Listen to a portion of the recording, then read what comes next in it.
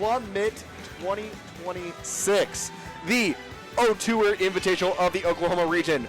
I am Cheese. With me is Drew the Law. How you doing, Drew? I'm doing great today, man. I'm lucky to be here, for sure. Yep. It's a great experience. I mean, obviously, we've both been in the Plum Series before. Yes, you were in the first Plummit. I was in Plum Mid. Yeah. So we have an idea of like what's kind of going on here. But this time we're going back to the O-Tours here. I really enjoy that. I really enjoy that, especially since we just had the Arcadian 2, which is the last upgrade from 2 Tour to anybody that's not a PR player. I think that's a really good thing to go back. Yeah, and I mean, one thing to also keep in mind, like we've seen a lot of good jumps between players that came from the Plummit and then already go into that upper and 2 Oh, range. 1,000%. Like, I saw J-Man, who was in the Plummit that I was in, coaching today, and I was like, is he actually coaching? I don't know, because I don't have the list of coaches. But yeah, he was with like helping coach someone. And yeah, I was like, so wow, that's crazy to see. Like, so I know they're a good example of that. Yeah. Morgan. Morgan's another good Morgan, example too. Morgan and J-Man. So Morgan got first at last year at 2024 Plummit. J-Man got fourth. Yeah. And then at the Plum Mid, you had I was like, I know Morgan got and fourth then at that. J-Man had a crazy losers run to get that third place. Did he get third? I couldn't remember if it was third or second, but I knew he got top 3, and I was like, I thought that was crazy. Yeah. To see people coming that far is insane to me. It's like, yeah, if you really put the time in, you can always keep improving. Yeah, it was crazy stories, and so we're hoping to see kind of some crazy stories happening here before. We got a new wave of people coming in. I believe there's only one player that is from 2024 that's going to be competing this time around, which is pretty cool. Who? I think it's E-Rock. I forget if he's in 2024 or not. Well, so are we talking like active since then, or what do you mean? I'm talking about like they were in the Plummit 2024, and then they're back in here. Really? Again. Was he? I don't remember. He wasn't in my pool, so. But I do know that he's been active since then. I mean, Lake or Red Dye 40 Jordy has been too. There's a couple of the people that have been active for a while that are in this, which I'm surprised about. But then also, when I was looking at it, I was like, I don't know like half of the people. Yeah. Where did he just go? So one of the things that is really exciting is that we're going to start with our traditional crew battle. We have our. I've always thought this was the best part. I know people like. I love crew battles. Is my problem. So like I always find it like to be really high. Yeah. So the crew battle this time around, like if you haven't seen the previous ones, crew battle here. We're going to be going, and the coaches are going to be playing their students' mains in this crew battle. They also have a 1-stock disadvantage as well. I didn't know that. Was that a different change? Because I don't remember that the last time when I was in Plummit. No, I don't think so. No, because I remember when I was in it, and I played, and from what I remember, I think this is the first time they implemented it. I'm pretty sure. I could be wrong, but I don't remember having that like I one could be stock wrong about that stock difference too. Okay, I hope that's just practice. Are they warming up or is it going? Okay. Interesting. But yeah, I could be wrong, but if so, I feel like that's a good thing to implement because I remember. Don't get me wrong, we started really strong when we did ours, back then. Yeah. But then, like towards the end, it started to be a wash. Like, yeah. So it's understandable that they have that like implemented this time around. Yeah. So one of the things that we could do some introductions as we're going through the fight, but as we do have a little bit of time, let's go through some of the players and the coaches that are going to be a little bit of notable stuff. So in Pool A, we have MLG Monboy, K-Rool Luigi player. He's going to be coached by Vapor, previous #1 player. Yeah. I thought that was crazy to see him get coaching again because every time I'm like, he's like, I probably won't show back up, and then he's like, oh, he's still here. Good to see him. He likes coaching, but in terms of like playing the game, he's like kind of done until Smash. I mean that's fair. That's fair. Yeah. In addition, we got Mystic Wizro being coached by Ben Catoni. Mystic Wizro, I believe, is a Mario player. If I'm not mistaken, I think it's Mario Ridley. I remember him having a Ridley. I think he's trying to focus on the Mario, but that's one who I think is going to be underrated for sure. I saw him play a few times. Yeah. We also have X Bash, a Terry player from OKC, being coached by Mexidan. That one's going to be fun. Terry Bogard, definitely one that's a little bit caught off guard, but is going to be an exciting one to see. Super underrated character. Yeah. I don't understand why people don't think they're good. Yeah. Or as high as they should be. Yeah. We also have Azul Star, or Azul Star. She's going to be coached by G-Bro. Oh, really? That's who their coach was? Okay, Yeah, she's a Byleth player. Yeah, I did know that for sure. Yep. In the Pool B, we got, you already mentioned, Lake being coached by London KW, who was the reigning coach, as you could say, since his previous student, Von Regan, won Plummit. Yeah. We also got Squeesh being coached by, he's a Roy player, going to be coached by Colorful Chaos. Oh, okay. I didn't know who he was coaching. Good to know that. Yeah. Hearing that is he's got the Croy experience. We also got And the Drew being coached by Bacon, both Rob players. Both Rob players. Yeah. T-Dog Huzz is a Cloud being coached by Flair. By Flair, okay.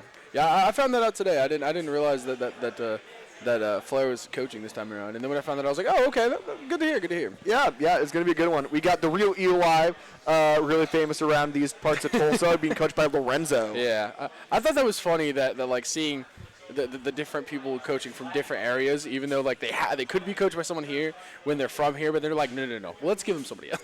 Like I kind of like that though, because then it gives like cross area, like it gives cross area stuff, gives it a little bit of interaction. Who was your coach when you did it?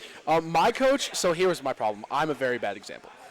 Oh, I had like 3 or 4 different coaches. Yeah. So when I was first, it was MB, who is Texas Automatic in my area, or closer to my area. So then he ended up not doing it. So then Demo tried to pick it up. He couldn't show up. So then I was given SPZ. He couldn't be there the second day. Yeah, he couldn't be there. So then I was given Arc the Great. Yeah. I forgot I'm about a very that. bad example.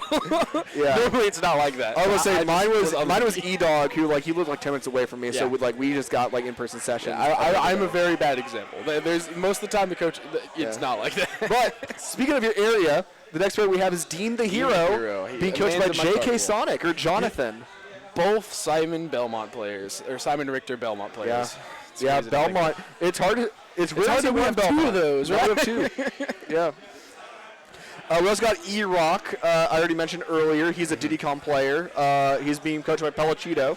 I've seen both of them a lot in the rival scene. They're both. Yes. They're both very active in that as well. Yeah, and so that's very exciting to see. He's trying to dabble into old again. I know Pello's been dabbling into old again as well. That's great to see.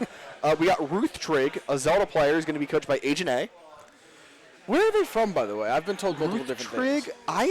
To be honest, I actually don't know. Okay. So the truth is, it's not just me. That's another player I didn't recognize. A lot of these people here are coming from the high school leagues. Oh, that makes sense. So there are a lot of players that we haven't seen a lot at the true, the weekly level. The weekly level, yeah, understandable. See, there's a few players and there were one of them that I was like, I have no idea who this is, and I like that. When we see new people coming out, to me it's like, the scene's not dead, there's people out there that still trying to get into it really. We start grabbing people from the OESL divisions, people, especially at their level, they're thinking of that as that is their league, and then the next stage up is going to the in-person, going into the locals here. Which I think is crazy because I feel like they can go hand in hand if you. Really they can. We have people that have done that before. Von Regan's an easy example. Yeah, you just said that he won Plummit. Von Regan, J-Man's a good one. Yeah, J-Man. But we've seen a lot of people that they can jump into it, into the other divisions, and they benefit a lot. Yeah, and it's also good growth. Is listen, if you're doing good at this, having that coach interaction as well allows more comfortability to go into the weekly level, which is great to see. And then last we have Pool D. We have Inferno, a Pokemon trainer, going to be coached by Arc the Great. Hearing that, I thought that was crazy. I'm like, another Pokemon trainer that I've never heard of. It's saying that we've had a lot of influx of those recently. PT's pretty popular. To be honest, they're hard to come by, but there is a demand for them. Which is good to hear. Yeah. Good to see. I love we got Sinnoh, a Link player, going to be coached by Cannon Red. By Cannon Red, yep. Good guy. OKC area. Yep. We got Felivore, a Metro Roy player, being coached by Dripnotic. Is he one of the people that came from the OSCL league? Or am I wrong? Because I've never really seen him active until recently. I think he's a college student. I'm pretty sure he's from Oklahoma. I remember seeing him around at the OCU. Is that what it is? Oklahoma Christian. I couldn't remember. I don't think it's OCU. I think it was Oklahoma Baptist. Okay, I knew it was because of college, but more recently. Yeah, but I remember seeing him a lot when I was going to the it was the Saturday brackets in Metro. I'm blanking on the name of it. This Saturday Smash Night, the one Yeah. that does not exist anymore, is the problem in that The one in scenario. Bethany. Yeah, the one in Bethany. Yep. And then lastly, we have Mainframe, a little Mac being coached by Kat the Hun, who you could argue is also still a reigning coach because he won the Plummit. He won the Plummit. Yep. With Morgan. Morgan. Yep. Hearing that's kind of funny. I didn't. Again, some of these characters that we have are kind of rare. It's like a little Mac. You get to see it. Get to see it. You know, I kind of like some of the characters that are very niche. Yeah, I think the last time we've seen like a proper Little Mac in Oklahoma would have been G-Bro when he was playing it before Pac-Man. Yeah, before he picked the Pac-Man. It's crazy to think of. Pause off. But yeah, there's a. I'm like, that's one thing I was really surprised about coming over today. I was like, holy crap, I actually don't know half these names, you know? So it's good to see it. You know, it's good to see it. I like it. Yeah, I mean, to be truthful, I say out of the loop, but like I haven't really been personally, I've been taking a break from Ultimate since Plummit, but I still love the scene. I still love doing stuff like this. I love commentating. I love the people. I've always said that. like I can never stop competing. I say that because I don't practice daily. I don't practice like people do. It's weird to say because I just show up to tournaments. I play, have fun. It's weird. Talk, it's weird to say. There's like a lot of people out there that would say like they're retired. Yeah. I'm definitely not. I wouldn't call myself retired in the sense because like I still have a drive, just not for Ultimate anymore. Yeah. Like whenever like a new Smash game comes out, like I'm back. Like I'll go to a tournament. I go to a tournament, you know, like once every 2 weeks, and every time they're like, "Why are you playing a new character?" I'm like, "Because I want to have fun." Yeah. Why stick to one character and do this and that? And like, it is what it is. I understand there's people out there that really still want to do that and really want to drive for it. But like, at this point, I'm here to have fun and be a part of the community. That's my thought process. All right. But it looks like we are starting to transition into the coaching for the players, and we do have the stock deficit, like I mentioned. Wow, that's a very big stock deficit. Yeah, it is one stock per coach, which is minus 16. So that's minus 16. Yeah, we might have had a deficit, but it wasn't like that. If there was a deficit, I don't remember there being a deficit, but if there was a deficit, I don't remember it being like this, like immediately, is why I say that. But first off, at the gate, we have Arc the Great and Ruth Drake. Now, like I mentioned, Arc the Great is playing Pokemon Trainer. So now we have the coach twist. Anyone that has a Ditto player is playing random. Has to play random. I'm just now learning about that. That's actually so funny. Hearing that is crazy because you could get any character, even your main. You could get your main. It could be bad. It could be good. We'll see. But so what happens? So wait. Just because now I'm just learning about this rule. If they get random and they get a character, they have to play that character and stay with that character. To be honest, I don't really know. But we'll find out if Arc the Great's Ken is good enough against Ruth Drake. This is pretty funny.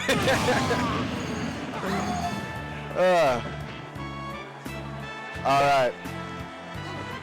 So we got the SD set in stone. Looks like we are ready to go. And we're off. Right off the bat. So Arc the Great and the Ken. These are one of these characters that if you get, you're like, you need to know to play this character. Yeah. All right. And Zelda's going to be one of those that's going to be pretty hard for Ken in general. Like, Zelda played a lot more of a zoning playstyle. Ken has to get in. And like all of a sudden, it's 0 to 80%. Like, yeah. Not even a single percentage is taken. Like, that's... Oh, Jesus. Yeah. Oh, he got hit. He got hit. Yeah. We'll see if the fundamentals are truly there for Arc the Great, but right now, the Phantom and the Dinspire is putting great work. We can assure you, got a little bit going. You say fundies, and all I can think of is like, this is one of the least fundies character in this game. It's so hard to say that with this character. Yeah. Already right at the bat, Ken's stock is taken away, and we already have one stock down to Arc the Great. Ruth is doing really well of just zoning him out currently most of the time, but he has a chance to take a stock for sure. There is an opportunity there. Oh my gosh, double fair being safe on shield is insane. Oh, up tilt in there. Overextend a little bit there with dash tag. Okay, we got the spike. We are on the board. Yeah. You know what? Taking one stock there, that's really all that matters. It's all about the little. The beauty about a crew battle is all about the little things. In the you just hear him in the back say, "Worth it!" Yeah, I mean, he's at the player game. He like pop it up. Woo!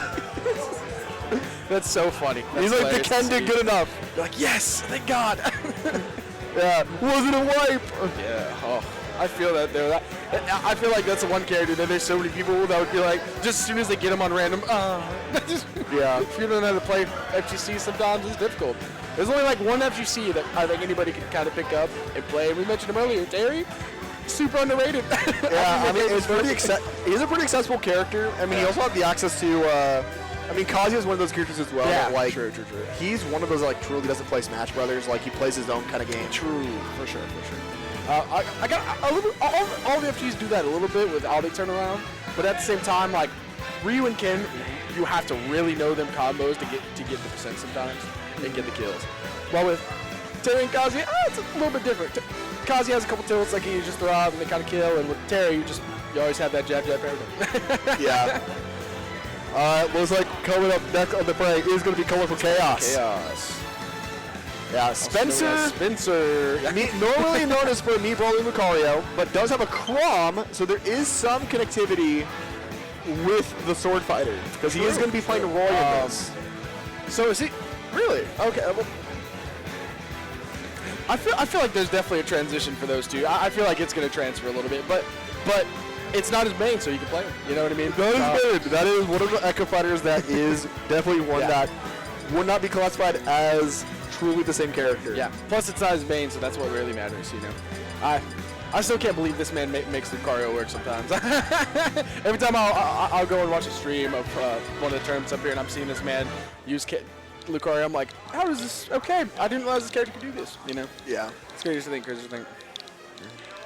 Yeah, it's going to be one of those that I'm very curious. I'll talk with Spencer a little bit earlier today, and I know he's been practicing the Roy, gave him kind of a new mindset, but he's also not opposed to like that up-close game, because like, yeah, he plays Crom, like he has the Crom, he knows how to play a Swordy, but he's most known for being Brawler. Yeah, so that character is rushdown combo, you know, and that character's in your face, you know, making sure you don't get to play the game a lot of times. So I think you can have that in between and be okay. Yeah. I think the only thing that might just be, I wouldn't say bad, it's just how Roy is sometimes.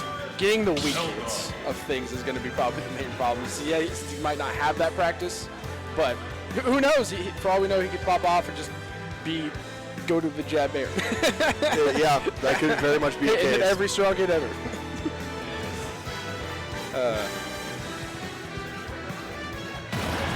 All right, looks like we are getting ready to go for that. We are going to have just the two SDs, one for the coach, one for the player, is going to occur here, and we are going to run back to PS2. I was about to say I was just about to say something about that here. It was like one thing that we didn't ask earlier. Is it all good PS2, or does whoever is coming in get the rule should be whenever whoever's coming in has free range on stage. Okay, cool. I didn't know that. See the run up side B there. I feel like with the Roy coming in though, he has a lot more speed to really go around those projectiles and not get camped out as much for sure here. Yeah.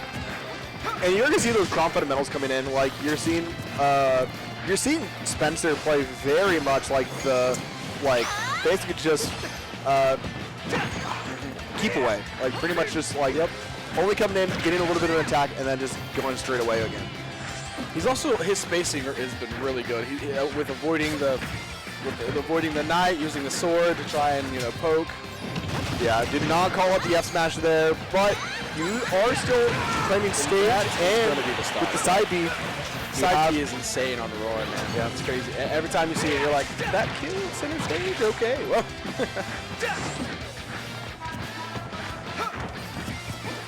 Yeah, Roy's doing really well, just trying to space and stay in the range to where they can burst him down if they pick a bad option, but at the same time, not overextending right now. Yeah, I mean, the beauty about a crew battle is that really all Truth really needs to get is just one stock kill. It doesn't take it though. Yeah. That counter though was a little crazy, to be honest. Yeah. And you go for it again? What? I think it's mostly just to make sure that he doesn't get hit by that knight for sure.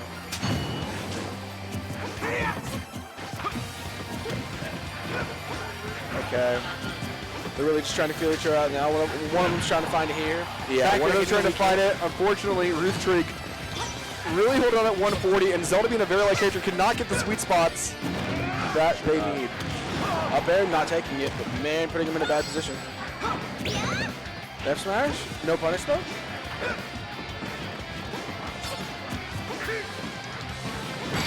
The bear does hit the strong hit, and that does take the stock. Yep, that is a... That's really good on Chaos to try and, you know, make it a little bit closer here. Not losing a stock there. Not losing stock there. Everything's pretty much like everyone's down. It's just 15 to 15 in terms of player-wise. Actually, I don't even know if it's 15 to 15 actually, because two of the coaches aren't here right now. G-Bro and Pellicito, they had a commitment in the morning, so they weren't able to make it for this group. So how is that going to happen if they get down to those last two? Do they have somebody set in the back, or are they just going to give like the last couple coaches 3 stocks instead of 2? Has that been discussed yet? Well, I'm trying to think about it right now. So they started with 28. That's what I'm saying. Yeah, 28 on the coaches. So just doing some math here. We have 14 times 2. They're down to 28 people. True. So they're not gonna have any. Yeah. They're not gonna have any fillers. It's just gonna be down. Well, that's what I'm saying. So say they get down to like the last like 5 or 6. Could they give them that extra stock to make up for those last 2? Or are they gonna really just try and replace them with one of the other players here that are, you know, on the higher I feel spectrum? like if you do that, you're kind of like baiting in a scenario where you're just letting in people that like, oh, save the best people. I mean, like somebody else who's been a coach before. Like I think I just heard Caden. He was a coach prior before. Could he, you know, fill in or like, you know what I mean? Caden's not here. So I was just saying, like. No, I think they're just gonna rock with just. They're gonna rock with just down 2 people. Yeah. Okay. I think if anything, there'd be a scenario where like they give like the final 2 people like all 3 stocks. That's what I was getting at. Yeah, like giving the last person or 2. No, but I think they're just gonna go down to. I think they're just down instead of having 30 stocks. They're gonna have 28, just being down. Okay. Well. So we'll see how it goes.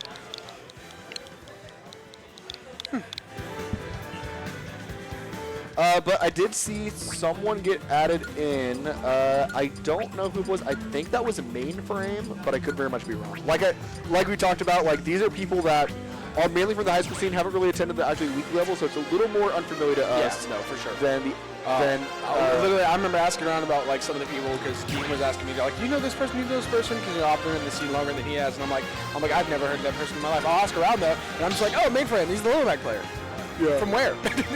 Like, where does he live? Where does he? You know, like. I know he's going to take Contender, so I'm gonna assume I was told Tulsa. Yep. Okay, so it is mainframe. I was about to say we heard the Little Mac. So.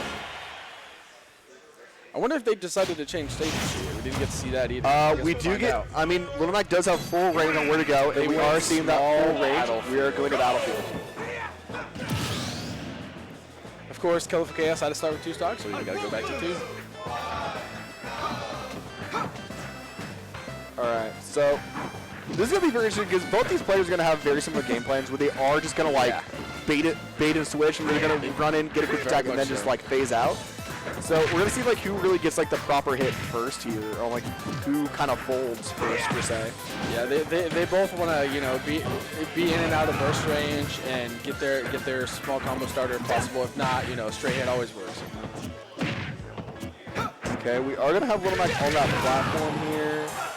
This is very even right now for sure. I say that and then 2 up airs. 2 up airs. You do have the KO punch.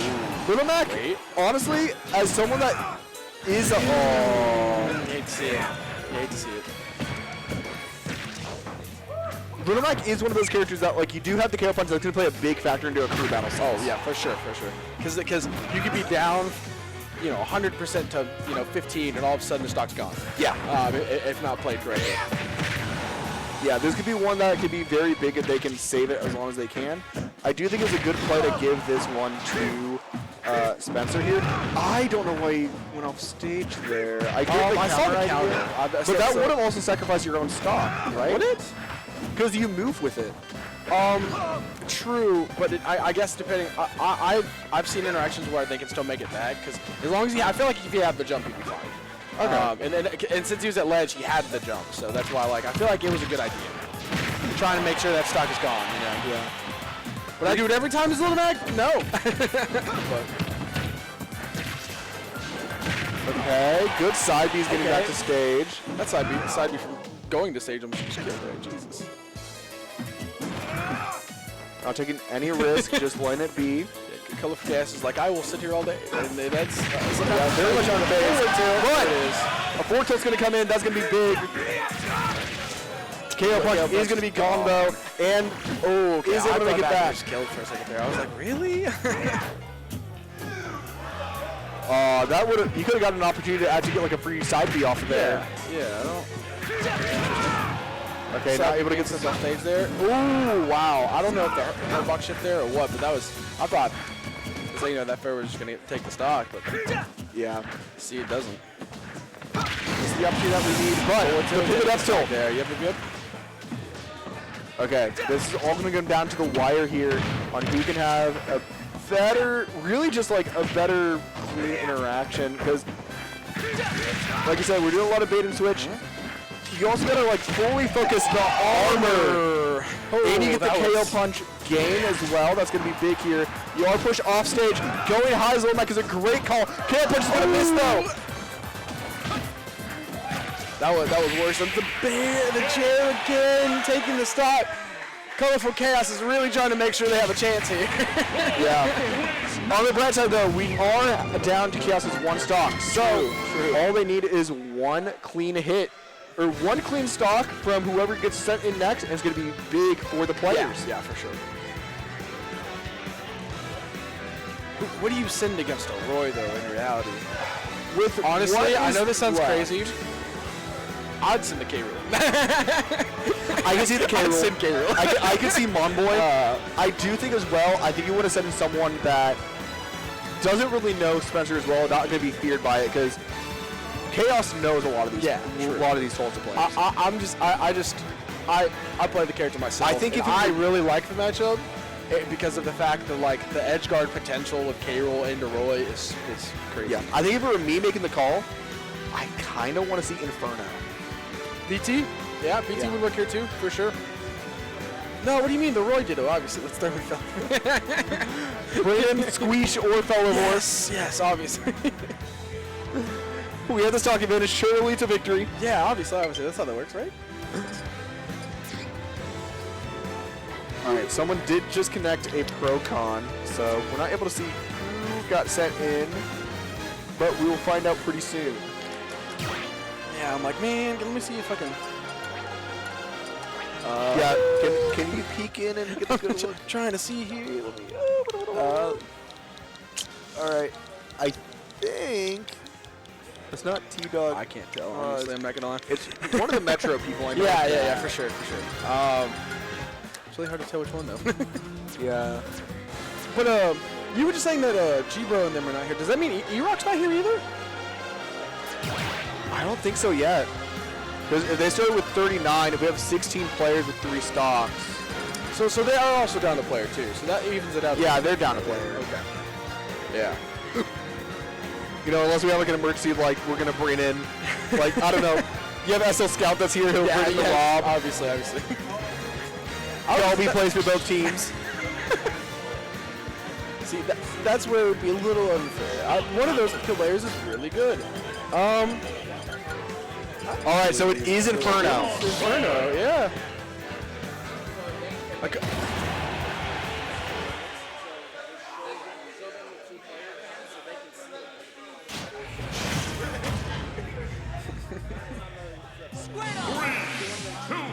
All right, so we're gonna trade in some stocks here. Get Chaos down to his final stock as Roy, and we are gonna see that Inferno's gonna start off with the Squirtle here, and I think that's probably the safest call at first. I don't know. I feel like I might just want to go straight into Ivysaur. That down air would be nasty on Roy. Down air would be nasty on Roy. You can zone out with Razor Leaf pretty well. I feel like Squirtle doesn't, it's hard to deal with those disjoints of Squirtle. Because you're so light, like you're the 4th lightest character. Yeah. I think you're tied for the 3rd lightest in the game with the game clock. Yeah. So I think we're both in agreement. It would be best to try and just switch, but man, they're really trying to get that combo starter. It seems. Yeah. We did get the switch, but the final is not going to get grabbed, and the V reverse. You already down a terrible. stock. That's terrible to see. Oh! You know what? We take those. Actually, I'm gonna stop saying anything. He did great, perfect gameplay. Did his job. He did what he needed. He did what he needed. Didn't realize he took the jump, but hey, that works. Yeah. It was all tactical. Yes, obviously. He needed to lose that stock so he would be off his guard. Yeah. All right, so now we have a player cam, so we'll be able to easier recognize who these guys are. We'll see if we can recognize the faces. I mean, for the coaches, we'll recognize. Oh, 1,000%. Yeah. But Inferno was the only person I hadn't met yet today, so knowing that, I feel like I know all the rest of the players from here as well. So it's good to see. Sure. I wonder who they're gonna send in here. I'm thinking of their own characters. Like, no, can't do him. But they're playing their students. You got to think about it as they're playing. They're playing their player's character. Honestly, I think this would be one that I would just go in and do the reverse main. Oh, so they're sending in JK, another person who has to play random. We got Jonathan. I'm really curious. So I still want to see a coach get sent in, play random, and then I want to see if they have to keep playing random once they take out the player, or do they have to play that character? Yeah, that's what I'm curious. I would like to see that as well. To be honest. JK Sonic going to random. Got any side bets on who do you think it's going to land on? There's 82.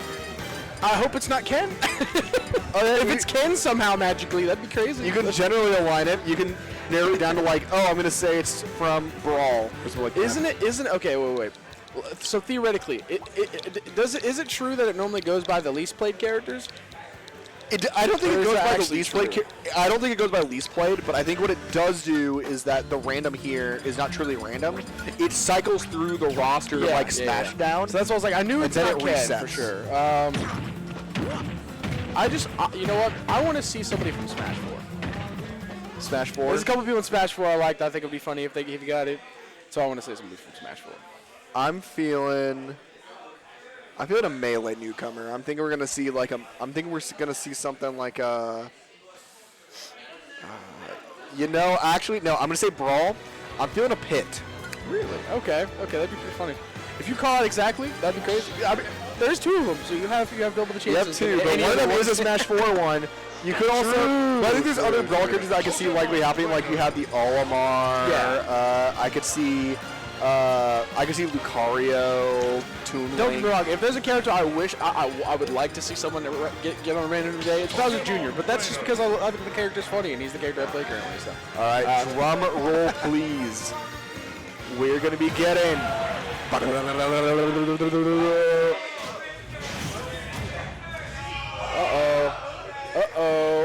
Inkling. There it is. All right, so we got Jonathan on the Inkling. Very different from what we were expecting with a Belmont. For sure, it's going to be a different story for sure. But luckily, this is a character that can kind of do a little bit of fundies. So if his fundies come in play, it's not like Ken where the fundies are a little bit different. We do have a crazy back air there, but this Ivysaur and Squirrel combo is doing some mean things to JK.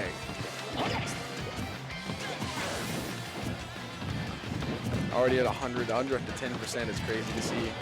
Yeah, and you're already on the Charizard. You're going to see those back airs hit really hard at this percent.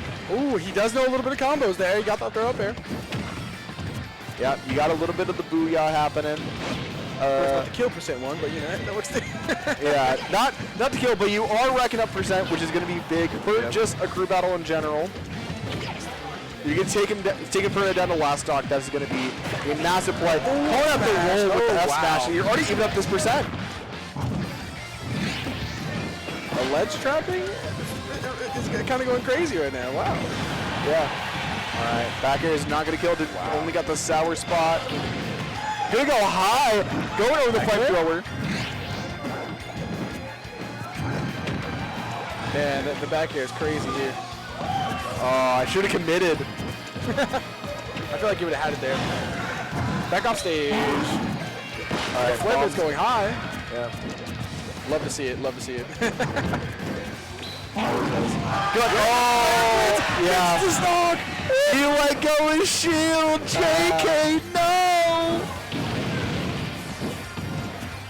All right, we'll see how much of an advantage. He did not pass the vibe check. Yeah. We'll see how much of an advantage percent that Inferno can have on here. The spot bomb is not going to trade here, as Chono's going to continue to push on and grab percent. Whoa. Yeah, this man is trying to end that stock. You got a back throw. Are we going to see another high upbeat? No, it's going to go for stage, and we have flamethrower connect. Forward throw, it's not going to kill, sadly. That's the one thing that they do not have is a kill throw. Not very well. Back throw can though. Ooh, Charizard is still limited to 200%. Charizard, a menace. The from left side, but he does get the stock. JK does get the stock there. Okay. Does get the stock. That's okay. Jab block? Jab block is going to take it. Yeah. Gosh.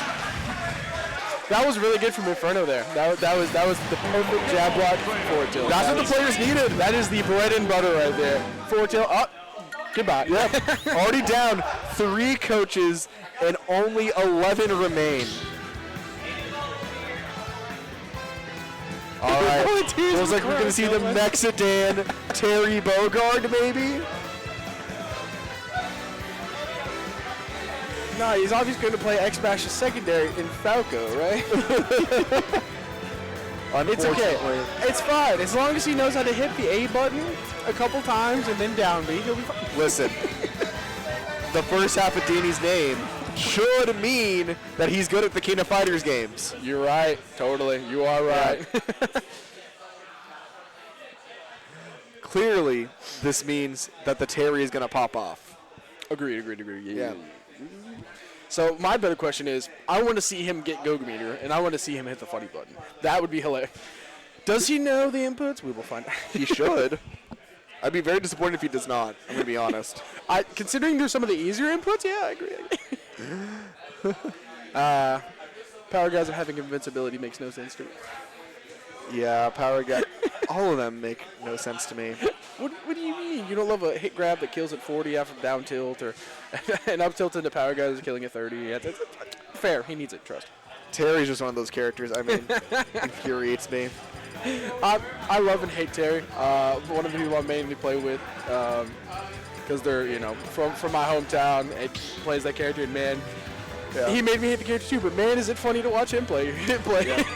Also, what I'm hearing is I think the coach is getting coached. Like, he needs to know more details on Terry Bogard. Of course, obviously. Notorious Terry hater Danny. Really?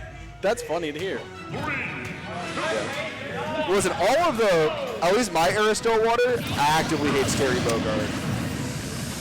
Y'all had a Terry player? We did. I know. Wasn't it Dopamine? Or was it you know what? Yeah, he has a point. It is Toon Link. Oh, true.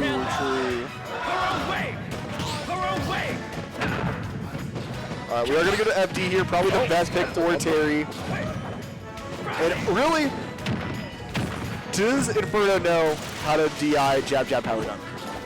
That's really all we need. Nobody does. What do you mean? Obviously. He needs to do more Nair, obviously. Nair's broken, trust me. He had a shield.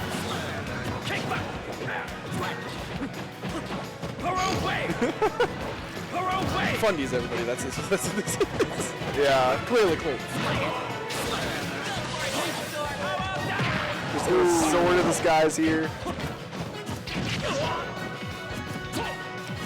I thought he was about to just die from out there. We do have the go meter. Never mind. We don't have the go meter anymore. Nice. Fair to upbeat, getting the kill there. That's crazy to see. Yeah.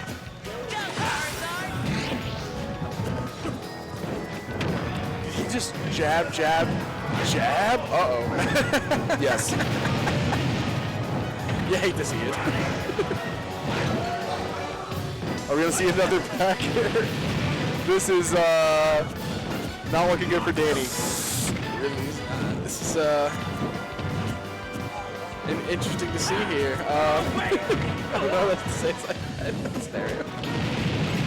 Ah, yes. All right, we're doing the go meter. He could still get the stock pretty easily here. Going high is not the play there. Red tackle's going to help out there. Does he get it? Power geyser? It does power geyser, but does not kill. Oh, did not get the input that he wanted. He wanted another power geyser. Does he live? He air dodges, but the forward tilt taking the stock. Inferno really trying to make Inferno holding on to try and get some stocks here for sure. It's gone through what? Colorful Chaos is 1. Colorful Chaos is 1. JK's 2. JK's 2. And now Danny's 2. Wow. Inferno is pulling some stocks right now. Representing the players well. You're glad to see it. You're glad to see it.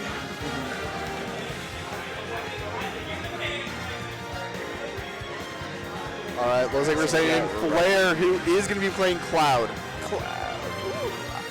I feel like he can take the stock with Cloud. Cloud should be able to do it. Cloud should be able to do it. Pretty good. Yep.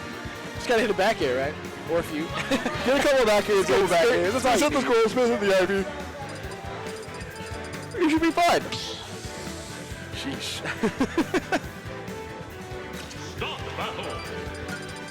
And I do know that Riley was playing the setup earlier, so it should be already set in stone to immediately go into the cruise fight. You hear the Cloud, you hear the start screen, and we should be going to the game. Yeah.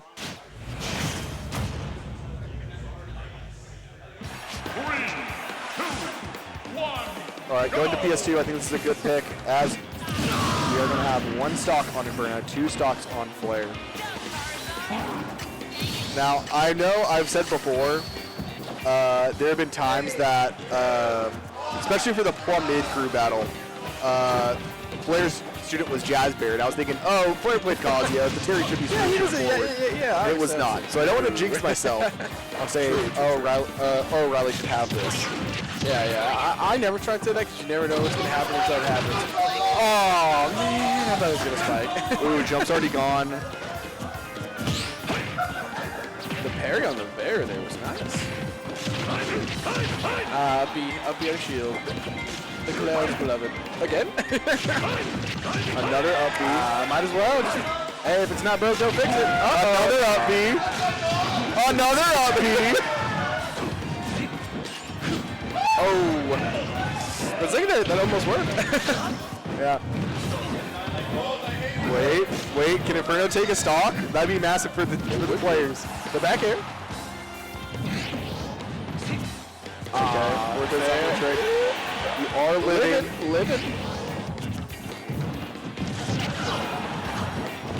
Charge right there. I always like to run. The up. Climber hazard. The in the air trying to recover climate hazard. Taking You take those. Yeah. Most certain that Morgan over there at production just watching being proud of his being proud of Riley, just being able to spam as many uppies as he could. Isn't that what all Cloud does? Is that right? No, he spams back air. You're right. My bad.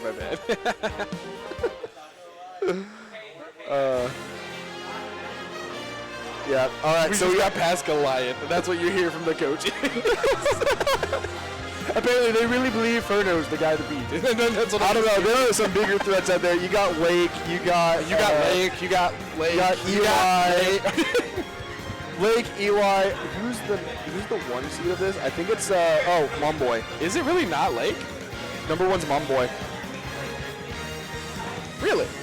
I thought it would be Lake, considering how long he's been in the scene. I mean, and when you look at recent wins, I think it's definitely more of a Lake's the number 2 seed, so it's not like that far. Okay.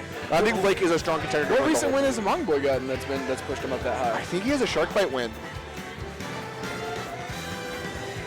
Really? Yeah. Interesting to hear. I just figured it was Lake because, like, this is Plummit and it's supposed to be, you know, the bottom of the barrel, but he's not a bad player. I was surprised for him to be here. I was really shocked. Yeah, so from what I recall, because I was in kind of the process of, like, going through, like, who's going to get in, who's going to not, Mumboy was kind of like that last pick, Like, there's like a lot of players up here that are kind of more of like, okay, when you have like, these are more of like on the edge of like being too good for the tournament round. Looks like we got and the Drew. And the Drew going Rob against this Cloud. Yeah, like I was surprised Lake was one of the ones too, because I don't know how long ago it was, but they had a PR for like Tahlequah, and he was like the second one on that, and I was like, what? Yeah. I was laughing about that, and I'm like, well, maybe it's because that's the only place he has success, and I understood that part because that's what I think. It really is, because when you look at like his brackets when he goes to like the time that he goes to Tulsa, like, is not the craziest. Yeah, and that's why I understood their thought process, but I still was a like, little it's the same surprised, idea. Like, we've had Stillwater PR players attend like Plummit. Yeah, true. That's why I was getting at. Like, that's why I understood it, but I was still a little surprised, I guess, just because I know he's been in the scene longer than I have, and I'm like, I don't know. Sometimes you gotta respect the youngs. True, I guess. But that's why to hear that he's not the one seed, I guess it's surprising. But then you're saying that he beat Shugby too, and I'm like, man, that's a tough. I think he has a good likelihood of winning the whole thing. Like, don't get me wrong. Oh no, there's a couple people I think have that chance for sure. Yeah. I mean, I don't think we've had.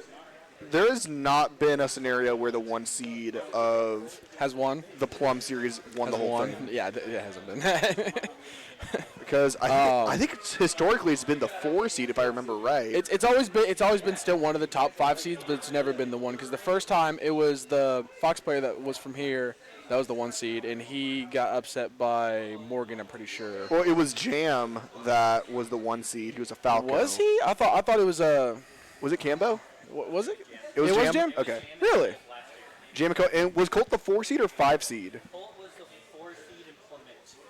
Yeah, okay, so historically the 4 seeds won the whole thing because Vaughn was also the 4 seed. Vaughn was 5? Yeah, Vaughn was Okay. the 5th seed. I didn't know that. But no, Miko was 3. J-Man was 4? Okay. I was surprised that Jam was one here in that because I remember he did really well the first day, but even still I was like, he was very unknown to hear that. So to hear that somebody that was known that was in it was the 1 seed. Again, another scenario where I was a little surprised about that. I thought it was Cambo, so I didn't know that. Cambo I also know was like a last second addition. Well, yeah, I remember because someone else dropped out last minute. But Yeah. at the same time, I still thought it was him because of that scenario. Mm-hmm. But of course, I could always be wrong. Yeah. Looks like we're having some audio issues right now on the game.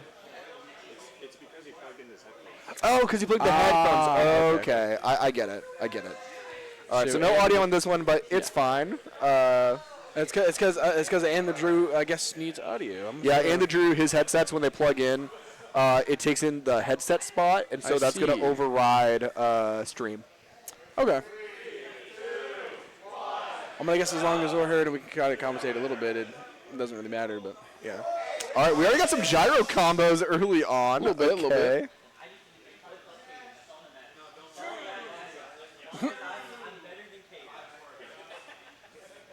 All I hear behind me is, I'm better than Kaden. Listen, I mean, it's Caden. Enough said. Has he really done that bad in the crew battles over the years? Is that Yes, I remember in the crew battle for the Plum Mid crew battle, the Mario got like reverse 3-stock, I think. I just remember the clip that Asuka has saved on his Twitter or something, to where he caught him with like up B in the top blast zone, and that's all I can remember from that. Was that also like a very low percent as well? It was very low percent. That's the only thing I can remember from that. That's why, but I didn't realize if that was like if he didn't do as well before either. But I don't know. Yeah. The point stands. They're both really high percent here, and he takes the first stock, and the Drew That's takes the big. first stock here. Lives the dash attack. And he is just not going to deal with that ledge trap. He's going to just go high, say forget it, and Still loses it, but you know what? You still have a full stock lead. It's nothing I'm a little too surprised he just detrimental. didn't down tilt again there. Or was he trying to like do the mix up? Let's go, Colt! Let's go. You gotta love them rooting for Colt, who's not even here today. It's plain. He's right across the funny. table. Yeah. But he's not one of the players down here. That is a pretty funny thing. Down tilt to dash tag to fair. Oh, misses the second one, but doesn't lose anything from it. I will say Riley's getting hit by a lot of these nairs from And the Drew. Yeah, but like it's Rob Nair. it covers a lot of space. It's true, but it's still very safe. scary, especially as a sortie. Oh, true, for sure. You do have Limit coming up, which is going to be big. The ledge trap right now from him is looking pretty good. Funnily enough. Whoa. Okay. right. The down air. Didn't anklet high. I liked the forward. I liked It didn't that work, process. but it was a good choice. Nair misses the up air, but Nair again. Okay. And covers. And the Drew with 2 stocks on the board. Wait. Gonna hold it for the players. That scooped. Taylor. Oh my gosh. It's Rob. I know, but like, that shouldn't have happened. I'm not gonna lie. I feel like that shouldn't have hit. But you are right. It is wrong. That's a. I just see that. I'm like, why does this character? No, I'm just kidding. I didn't think it was gonna scoop. Because maybe if he like got up for his neutral, but roll get up, getting caught by that when you're right here near the ledge. Yeah. All right, so we have Bacon. and the Drew's coach, Bacon, being represented here. And we're going to have another random. Place your bets on who it's Man, going to I'm be. looking All forward- right. I'm looking So forward to we it. had Inkling before. The first random was Ken. We're having an Ken. ultimate trend. I'm going to call it. I'm going to say Belmont. Belmont? Oh man, that'd be crazy. That'd be pretty crazy. If he gets Belmont of all characters against Rob, oh, that'd be tough. Yeah. It'll be bad. Ooh, especially if you don't know how to play that character. Man, that character has such a bad recovery sometimes. But you have JK back there. He can coach. True. Yeah.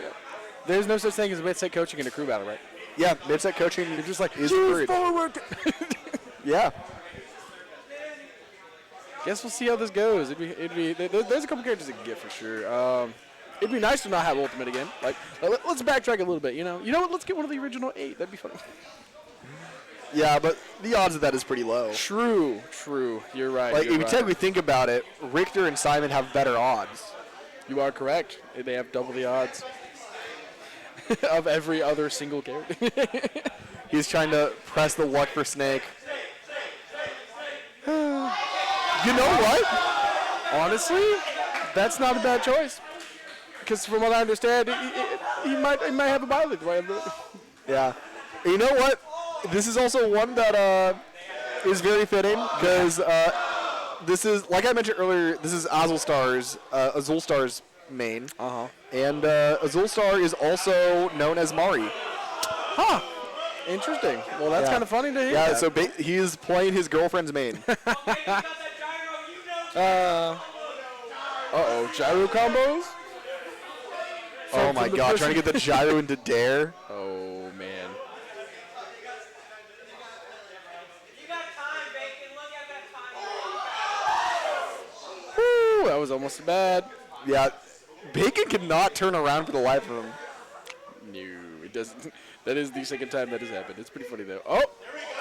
And they're safe. Come on. You should know that. Better than Yeah. anybody here. I'm actually trying to think, how many more randoms do they have? I think it's just, Lemon MKW. yeah, it's for Lemon. I think that's it. Probably. We might be missing one, but Maybe. who's Felliver's coach? Felliver's Drip. Okay. Yeah. And then that's it. I couldn't remember who his coach was off the top of my head. But well. Wait. Does Vapor's K roll count? He is being forced to play Luigi? I think the Luigi. Okay. That I was saying that because I know HML Homong Boy, or however you want to say it, that does also play K roll. So I didn't know if they were going to include that or they were going to have him play the Luigi. So Yeah. that would be the only other one I could think of off the top of my head right now. It's so weird not having any audio. Yeah, I know. It's different, but I understand the situation. Gyro kind of saved him there, I'm going to be honest. A little bit. The parry was really good there. All right, get up forward tilt. You're still in this.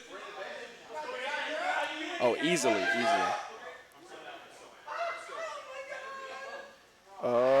You're good. Why does that hit ledge, man? Every time I see it, it's crazy to think of. Both can get a surprise kill no Jab, matter what. okay. That being said, Rob. Down tilt confirms could work from here. The up, that's it. Random up air. Okay, that works too. Okay, so we are gonna find out how it's gonna work out. How it works for random. Are we gonna go immediately into the Byleth, or are we gonna just keep picking random? I guess we'll find out from here. This is the first time we're getting to see it. This would be a good time I can ask the question. Here, I can go through the peephole.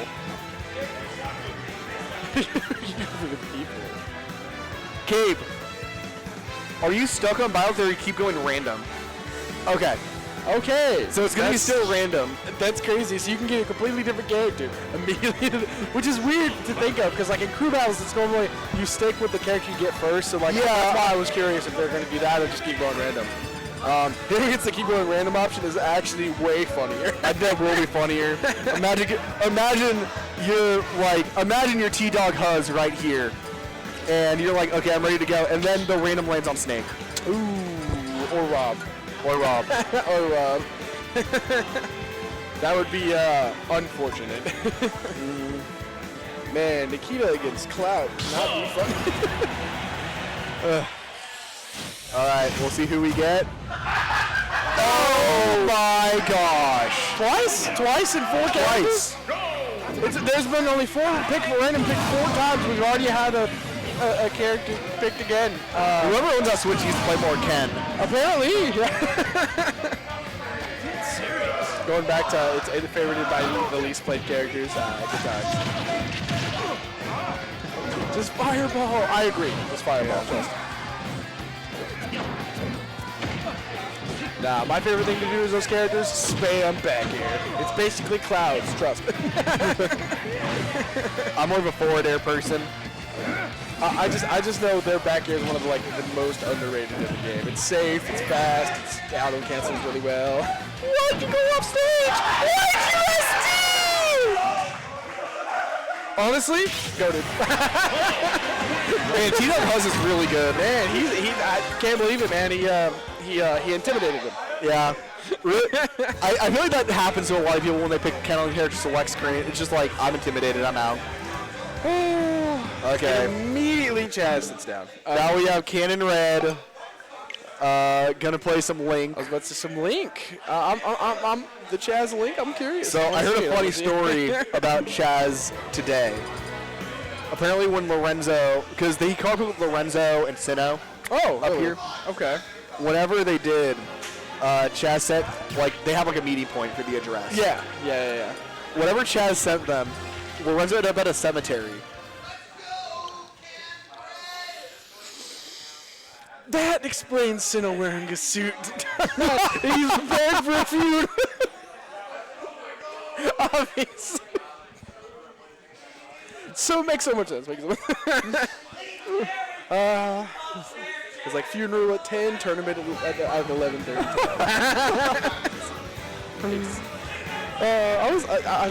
Hey man, his man was dressed to impress today. He's like, I'm here because I'm here to see the death of everyone else's chances. I'm not. Yeah, you'll see Chaz has a little bit of a cheat sheet over there.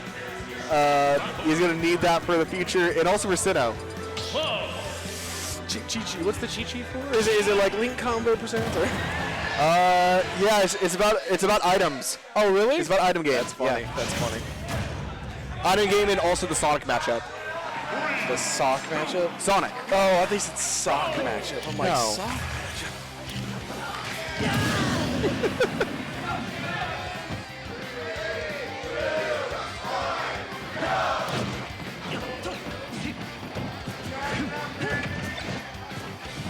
All right, can Chaz nair well? That's the real question. Can Chaz nair well? Well, he plays Jigglypuff, so I figured. He also played Sora, so I figured he get. Oh, I didn't see nair there. What do you do? Yeah, I'm not seeing as much nairs as you should. Maybe it's because he's afraid that all the sword attacks will fail. He tried to grab Link nair. What a shame. I think this is one of the players are doing really good right now. That's all I'm gonna say. I remember all the others have been pretty close. This is feeling like a wash. Yeah. Like I say that, and then we're gonna have Turns out Noah is able to play K. Rool. And then he takes like 30 stocks somehow. Yeah. Not literally, but you know what I mean. Like, that'd be crazy. Oh. Yeah, it's not his main. You didn't know? He mains Game Boy. He means Kirby. Whoa, down tilt up beat. Nice, nice. Oh, the nair coming out a little bit more. I thought he was about to SD there. I also thought so, I'm going to be honest. Link up, he didn't kill. Okay. No up, he on shield again? All you hear in the background, let's trap with Bob. Man is up being out of shield and tell it. Oh, is that dead? Did they have a drop? Oh, it is dead. Okay. He was trying to take his soul. That's what he was doing.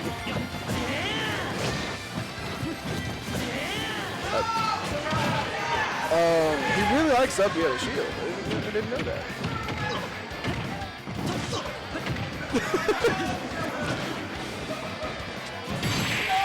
He got the jump in with the forward smash. Nice, nice. Hey, maybe T-Dog is the person to beat now. Whoa. 2 stocks already. 3 stocks already. Ooh, wow. Yeah, we're already at halfway through the coaches. Man, it's crazy to think of. Because who do we have left? We have Vapor, we have Drip, we have Lorenzo. Lemon. Right? What? Lemon, they can do. Okay. Yeah, Lemon. Agent A? Agent A. Arc was first. Oh, sorry. Yeah, sorry. I meant Agent A when I said Arc. And then we're missing 2 more. Benkatoni. Benkatoni. Yeah, I looked at Mythic and immediately it was like Benkatoni. Okay. I think, is that it? Raffi. Raffi.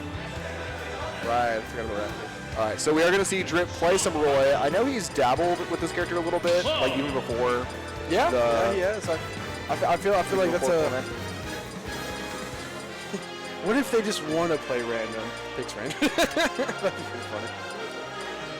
Someone else is like, no. I don't want to play this game. I would have played. All right, looks like Joey's not on here. Surprising to think of. Is he from here? Yeah. But I don't know when the last time he's sent like a casual portal is.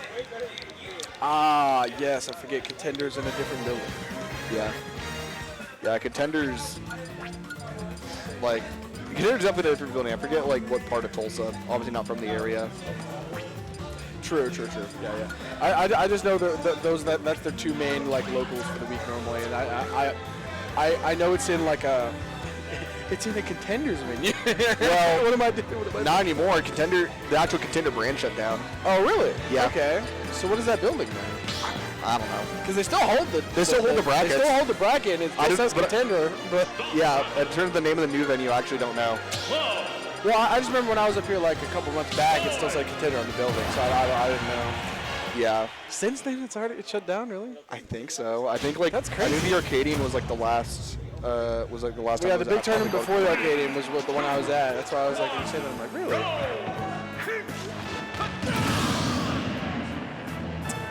So, which sortie's the better sortie? That's what we're finding out. I'm just kidding. We're about to find out. For sure. The answer is Aegis. That's just. Got it. What? He took the jump in that scenario? I saw the double fair, and I was like, oh, wow, that was a nice combo. Didn't realize he was dead. That's insane to see. Yeah, I didn't realize the jump was taken. Yeah.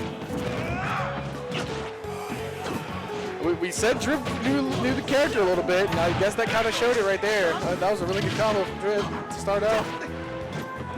Yeah, something like this, all you can really hope is that you can at least I feel take like he's a stock. pulling the uppies a little bit too much, but did it again as soon as I said that.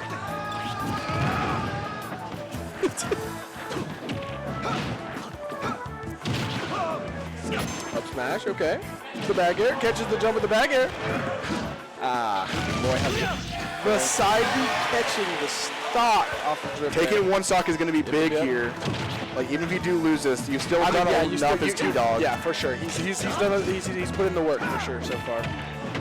So getting another stock is just, icing on the cake there. Yeah. But he still could get another one too. It's still, ooh, maybe not. That was tough. Uh-oh. He's in a bad spot. The prettiest, but you're still not fully out of it. Jared. And a strong hit. Well, you hate to see it, but You're still over halfway. he also took 4 stocks. Yeah. So that he is definitely putting in the work.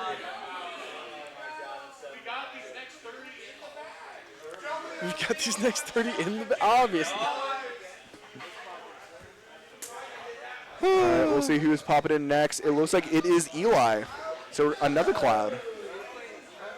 Ooh, Cloud into Roy again.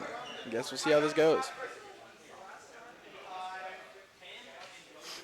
Out of curiosity, just because people have been hyping the man up a little bit, what seed is Eli going to be this weekend? Do we know? What seed is Eli? I think he's the third. He's the third. Crazy to hear that. Yeah. And I forget who's after. After those three, I kind of forget who goes down after that. Well, I know 1, 2, 3, and 4 is normally the first seeds in whatever pool it is, but I don't know who the first seed in each pool is either.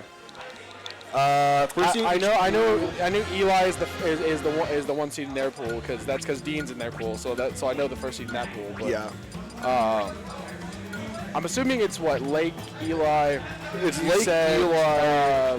I think Sinnoh's HML and then Sinnoh. Oh, hold up. I actually have the seed in. Inferno. Oh, okay. There's the other one.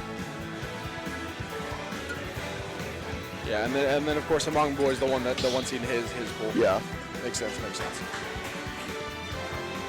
I feel like there's a lot of diamonds in the rough though that people don't realize. But hey, we'll see what all play out this weekend. Yeah, we'll be here today and tomorrow and. Today and tomorrow. We got pools for this entire Thursday. It's going to be a big one. Just determine who's going to be on winner's side, who's going to be on loser's side. For sure. And then we'll Is tomorrow just the bracket, or are they going to have that random doubles that they always do before that they did last time? So my knowledge is just the bracket. Just the bracket? Okay. I just remember when I was at Plummit, the first event for the second day was random doubles with the coach. So. Yeah.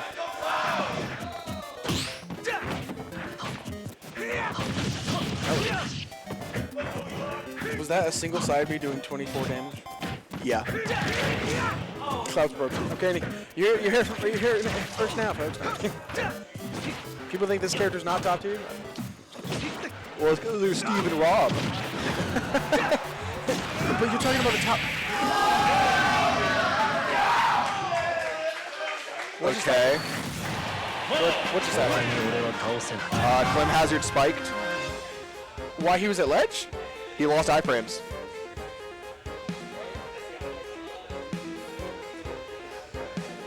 How is this character not top 15?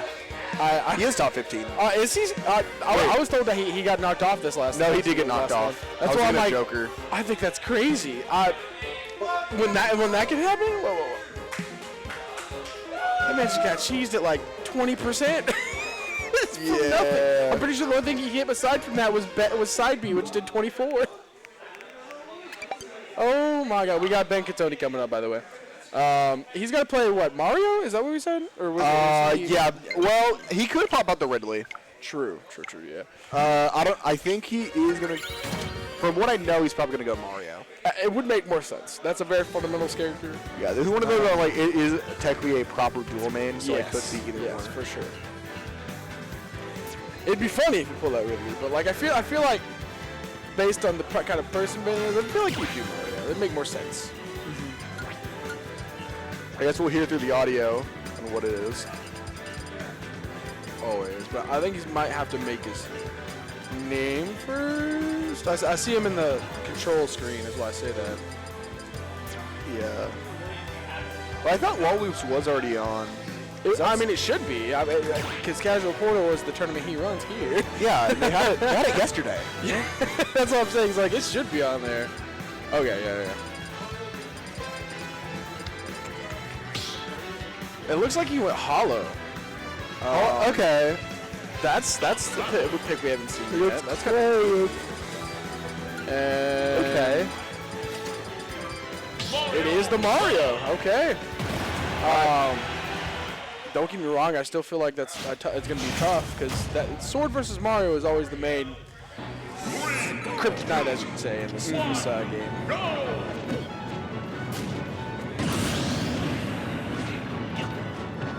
But the other thing that you got to consider that there is Flood that can just take away. Yeah. I was thinking Flood and Cape in my mind as soon as I said that. I was like, oh, he knows some combos.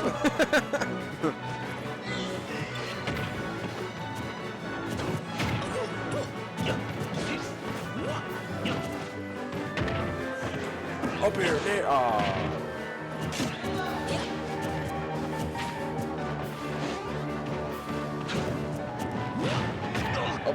there. Up here. Woo!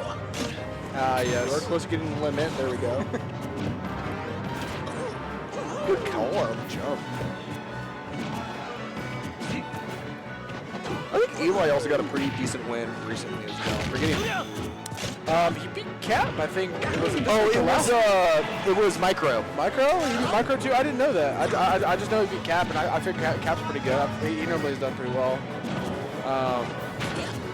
He's not, a PR player or something that's close to that. But I feel like he's right on the, brim of, normally does pretty well. To be fair, it's Plummit, so if there was someone on the brink of PR, they probably would not be. Well, I was getting at is like a person that he's beaten. Oh, yeah, I gotcha.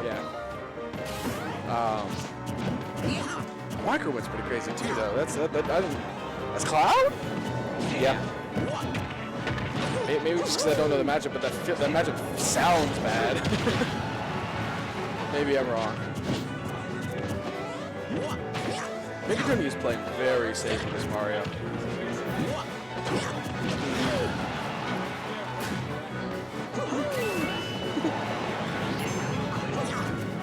It's back on the line. Is he going to use it or not be?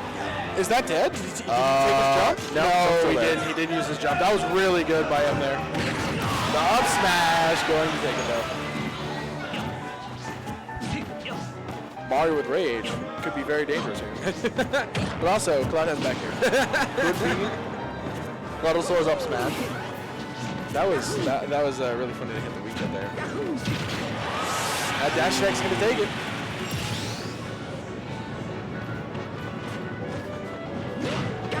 Speed jam through. No, fair trading down there. Crazy.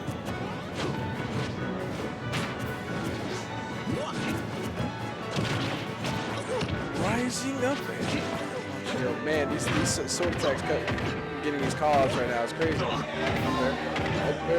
Oh, he's at 90 now.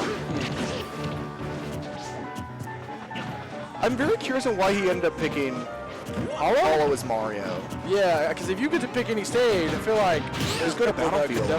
I was just thinking that Battlefield's right there. or even small. Is he dead? He's dead. That's dead. Even with limit. Now you just got to do that exact scenario again, obviously. Fair. Ooh, that getting reversal by the Cloud up here. That's crazy.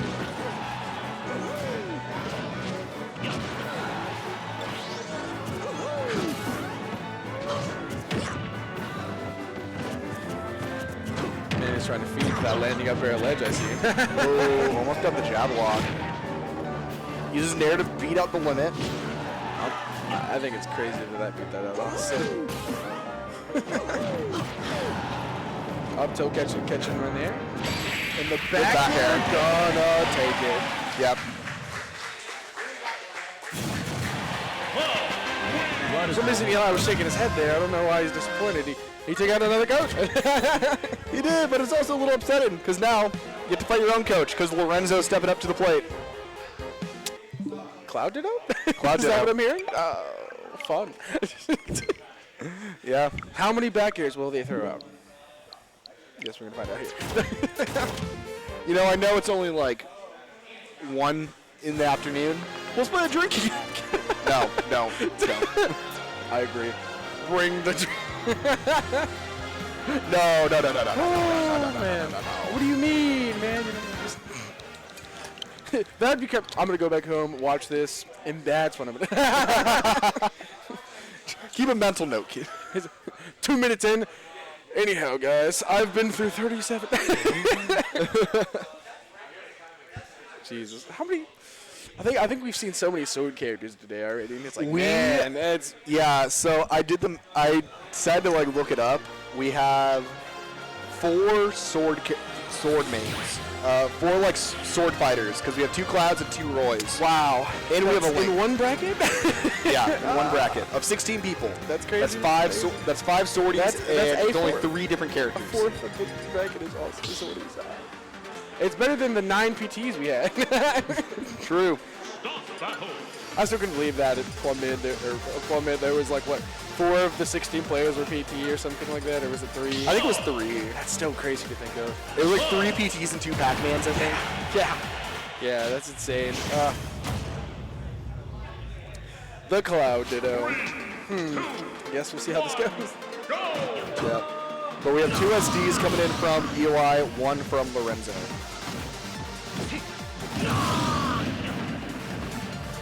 How do coaches have 9? Yeah, I don't know why the coaches have 9. I was when there was like, nothing. We should have an even number. Yeah. I don't know, I guess we'll find out. Maybe there's a secret hidden boss that gets 3 stocks. Maybe. Or the last time we get 3 stocks, I don't know. Who knows? I haven't been counting coaches, I'm not gonna lie. I've just been seeing the sides. Maybe they look at a deal where it's like, maybe Kelby made a deal where it's like, I can play my main, but I'm down for stock. It's only a single stock, actually. Whoa, that was crazy. 0% on that first stock there from Eli, though. Yeah, wait, hold on. Eli's cooking. Oh, that was very dangerous. Ah! You did not get the JV2. He did not get hit. Ooh, okay. Was that a thing in Smash 4? Is that Yeah. an air to side B? It was. Smash 4 Nair was like a war crime. I never played it. I think I lied. I had a, ooh, you hate to see it. I was about to say I never played it, then I was like, actually I did, on my 3DS. I played strictly Little Mac. Oh, the good old days. I was a Corrin player. And Eli is doing pretty well for himself so far. That's another coach down. Yeah, so we have, again, I don't know how there's an odd number, but I think I am hearing now that they have 8 stocks left. I could be 8 wrong. stocks. I think that's what he. I believe that is what. Yeah, hold on. What was it? We have Vapor left. We have Lemon, Kelby, Raffy, and H&A. Yeah, yeah, that's 8. Yep. And then we're gonna have the Little Mac coming in from Raffy. That's an interesting choice against Cloud. I don't know. Maybe Raffy's Little Mac is goated. We'll see. That's a. When I was talking about tough matchups when I was mentioning Mario and Cloud, and I'm like, whoa, this one's a little bit worse than that. Just a little bit, though. How many back airs does it take to kill Cloud off stage? Oh, it doesn't even take a back air. A single layer is all it takes.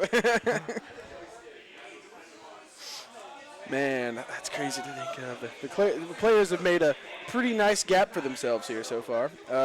Yeah, I mean, you're already down to 4 people. Four coaches, and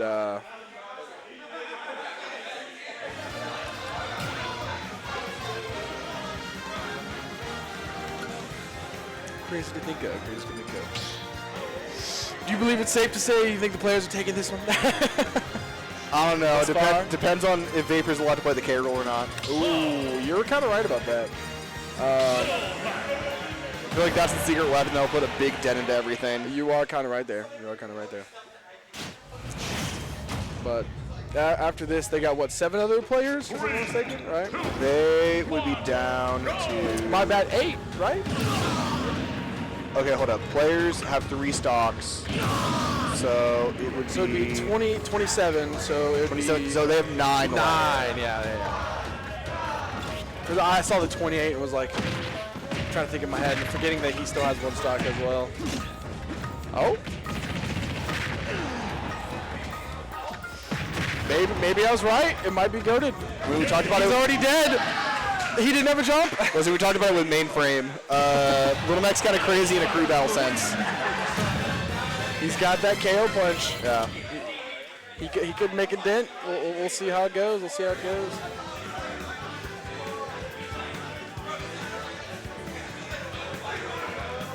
So it's 9 players to 4 coaches. Yeah. What players do they have left? Hold up. I'm like, Let me get it on the list. HML Hamongo, Dean, Sino. Man, this is gonna be. This is pretty crazy. Hold up. So we have Hamonboy, Mizik Wizrobe, X-Bash, Azulstar. So no one from Pool A went. Red Dot. We have Lake. We have Squeesh. We have Dean. They got some Sino heaters. and Felivore. Yeah, they got to get him out of heaters still in the back. I don't know. I don't want to say if Vapor is allowed to play the Carol, they'll bring it back because I myself play that character religiously against Dean. I feel like he could do well against him. I could be wrong though. Also, Belmont Carol is garbage sometimes. All right, so we are going to go Azulstar here. Yep. So Mari's going to pop in the Byleth to go against Raffi. Another sword character against smart idea. Mm-hmm. There was a couple people I feel like they could have thrown in for sure. You said Felliver, that would have been another one that would probably be pretty good. I feel like sword characters are people that can keep them away. You know, what really the key here. And well, that's what they picked. You know. Byleth and Air is going to be doing some work. Yeah. For sure.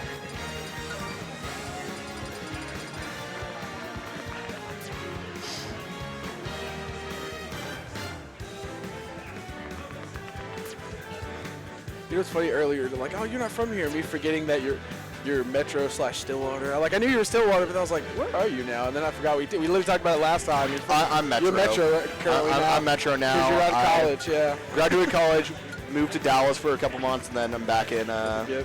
I've been in Metro for about 2 years now. Me, I've been London this entire time. Yeah. Been there my entire life. Why? I don't know. Yeah, I remember once I left Stillwater, my decision was like, I think I'm only going back to Oklahoma if I can work in either Metro or downtown Tulsa. Makes sense, yeah. So I got a job in OKC, and I'm like, all right.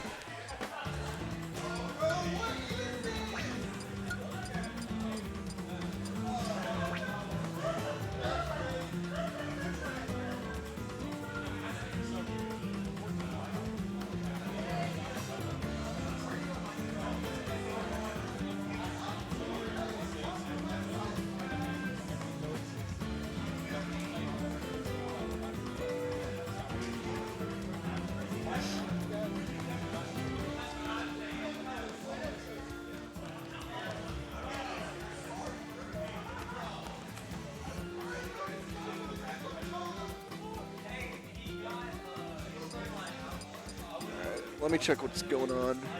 Get a little peek. Okay, yeah. I know trying to set controls are being made currently. Yeah. Yeah, I just wasn't sure what the hold was.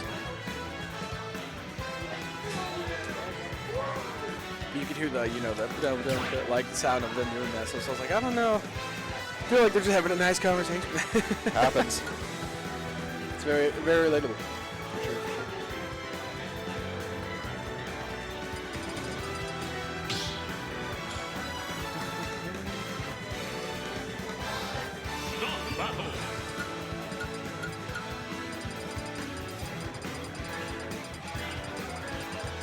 Didn't see what stage we picked this time around, so I guess that'll be a little bit of a surprise. I went on that too.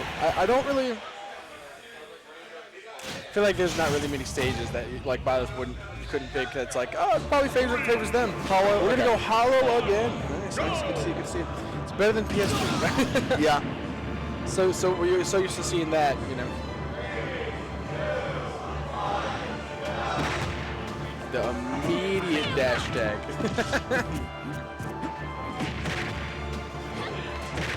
Forward tilt again. Woo! I love the forward tilt. Best forward tilt in the game. Don't look at anyone else. Do the thing! Up B. Oh, not. Wait. Whoa. Maybe I was right. Little Mac goaded. Wait a second. I don't even know if he needed to jump. I think the crouch on the dash was enough to get under. It's crazy. Oh my gosh. Oh, F4 tilt again. Uh-oh. That's fine. Up air tilt to down here. Okay. You got down here. Oh, wait.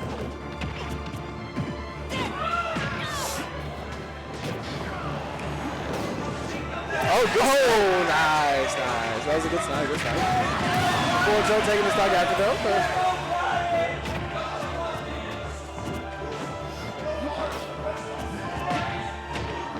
Why is everyone depending on me? Because Little Mac's a good character, that's why. The up B down there. This time is hitting.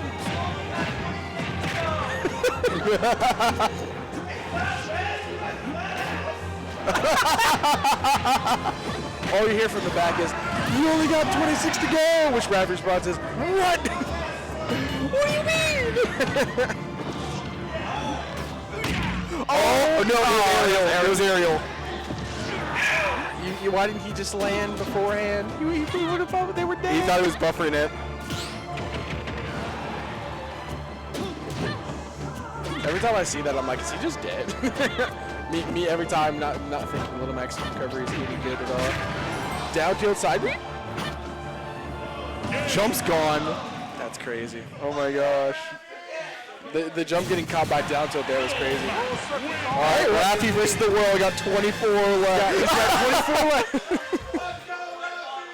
You didn't realize they had 9 more players to go? It's okay. You got it, buddy. I believe in you. 8 more people, buddy. You got it.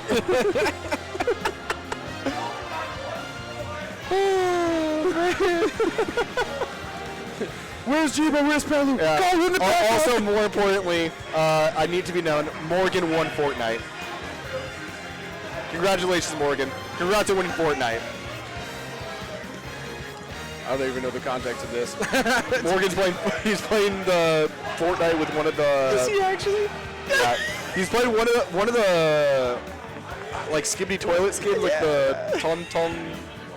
I don't know. I'm out of the loop on that. I don't really play it as much as I used to. My Dean the hero coming in. Dean the hero. Oh, buddy, we like Going to up see against the Little Mac on one stock. You know what's really sad? If he just jumps into you know, I saw this earlier because it happened to when he was playing friendlies. He threw arc fire, someone jumped into it, and then tried to air dodge, and the air dodged out, and they died. If that happens with Little Mac, the man stands no chance of winning. Yeah. Dean's just got to keep him away, though. He's got it, you know. But also, let's go over it. Him against the world, obviously, with all 8 more players behind him. He's got it. Oh man, this is tough. This is tough times. Oh, did they not make the? Oh, he's here. That's crazy to say because I don't know when the last time we were here was.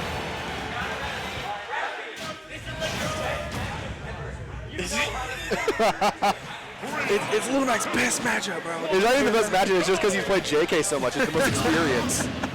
True. Raffy in the bag. I do not know this matchup. JK Muff.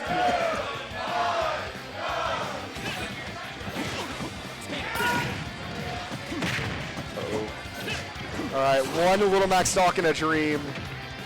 Forward throw. Uh-oh. Okay. Oh, Okay.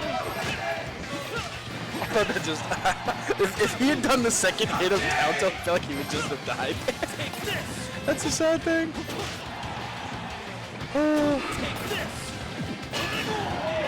Okay. Okay, Dean. Okay, but a KO punch though. He's dead. He's dead.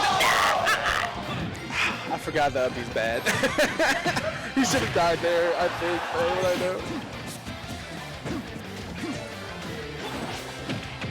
Back up. X? Mojo? Wait. Oh no, back throw does. No, it doesn't count, sadly. It's forward throw.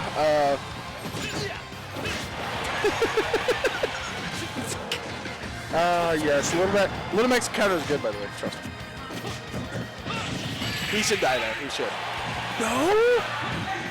Honestly, that has to be Immaculate DI. He's trying to spot dodge it. Yeah, unfortunately, he cannot. He's dead. All right, now they're down to 3. Who's it going to be? Going to be Vapor, Agent A, or I'm already blanking on the Who last does person. Agent have to play? Kelby. Who does Agent have to play? He's going to have to play Zelda. He's a Samus player normally. Probably the bet. Zelda is very anti-zoner, and I mean, if I would put in the Zelda against a Richter, Simon Richter, but like, who knows? They might pick someone else here. Yeah.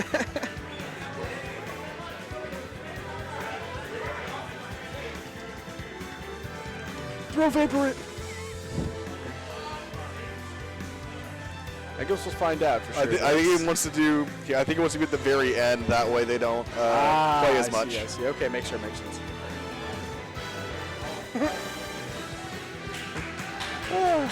He's like, I want to play the least amount. All right. Yeah, it looks like it's Agent A.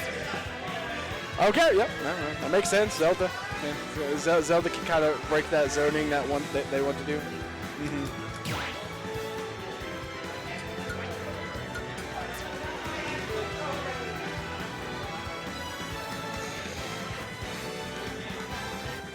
Plus, Agent A, you know, Samus, Zelda, they have the same game plan.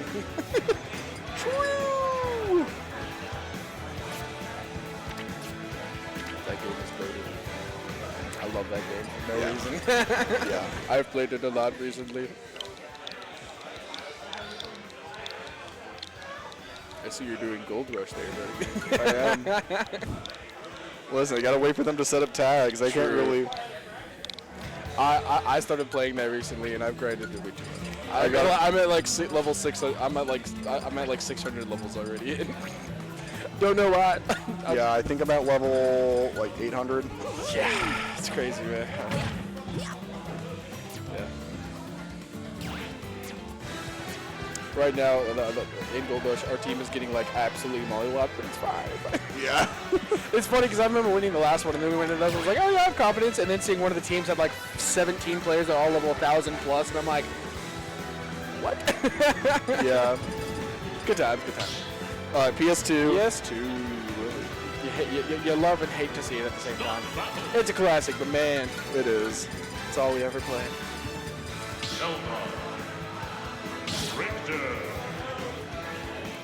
It's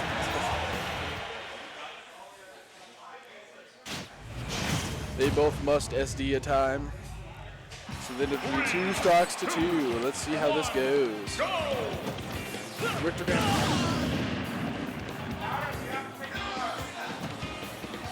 That. How are people forgetting?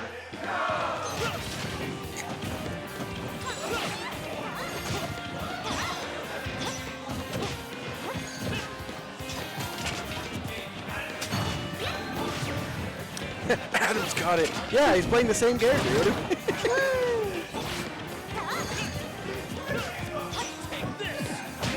Oh. For some reason, I was like, oh, that's going to break shield, right?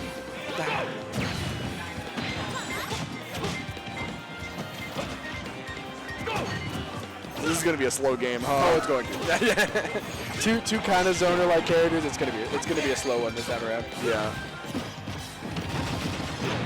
I'm a little surprised that I've seen that thing hit atrociously way farther. Ah, the beloved down tilt.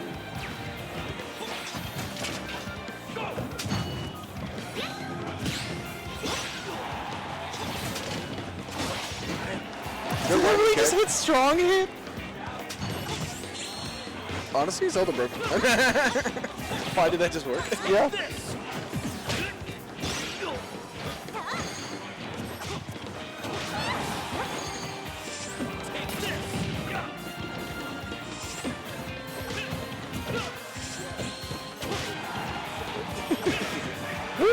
that bad. 69 minutes. Yeah, there's no timeouts. 69 minutes? Yeah, no. There could be a timeout. Is there? No. There shouldn't be. But I don't think they're going to play for an hour. You never know. If I ever in a crew battle see someone get timed out, I believe that person needs to never play the game. They don't deserve to play the game. Because they're not really playing the game.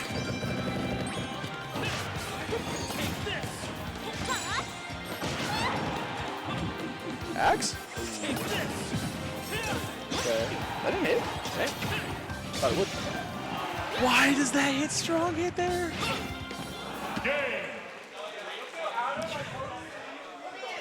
That's just an unfortunate fact that Richter doesn't have recovery. Yeah. All right. So we have 7 players left into it all. Immediately. X-Bash is the one that's immediately put in after that. Everyone cheering for Adam. You love to see it, you know. The underdogs, I get it. Yeah. Listen, we need to even up the stocks. You know? Like all that's left aside from the Zelda is a random from Kelby. Oh. And a Luigi and or K-Rool. Luigi and a K-Rool from Vapor. No, it's fine, it's fine. See, Agent A is just going to take the next 21 stocks. Trust, he's got it. True. If anyone can do it, it's 3 players, though, honestly. But Kelby's random, easy. Kelby's random's going to land him on Diddy Kong. I'm calling it. So a top tier. Well, he's not going to know how to play it, but it's fine. He actually played Diddy before DDD. I know, you know what's funny? Where was his result? How did he get better when he picked a worse character? I find it funny. I remember when he played Diddy before, and I still always was like, oh, cool, you know? Yeah. And then when he picked up DDD and his results got better, I was like, how does that work? It's pretty funny. Diddy's too hard. Like Jay, like everyone sees like Tweak and be like, oh yeah, that looks so sick. I want to do that, and then like they can't. Yeah, not everybody's Tweak, but I don't know, man. I think Diddy's a character that's kind of straightforward sometimes. X-Bash getting antsy there.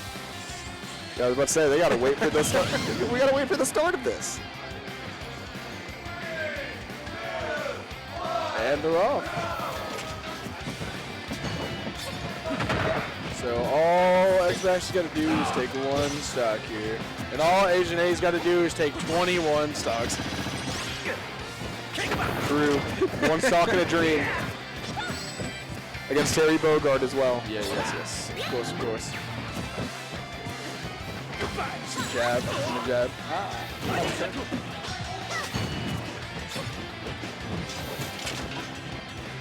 Okay.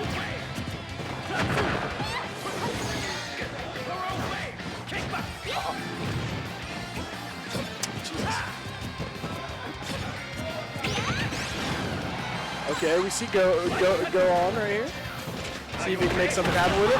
The immediate get out Buster Wolf. We love to see it. Jab Buster Wolf. Do we see a food? Do we see a food? And with 3 stocks on Terry, it's all between Kelby and Vapor.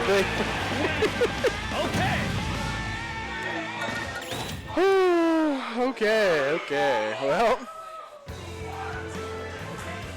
you'll love to see it. 3 Buster Wolves later, and all of a sudden, Yeah. he asked everybody if he was okay, and he wasn't. The Terry hat, is it going to come in clutch? We will find. Maybe. Stay tuned.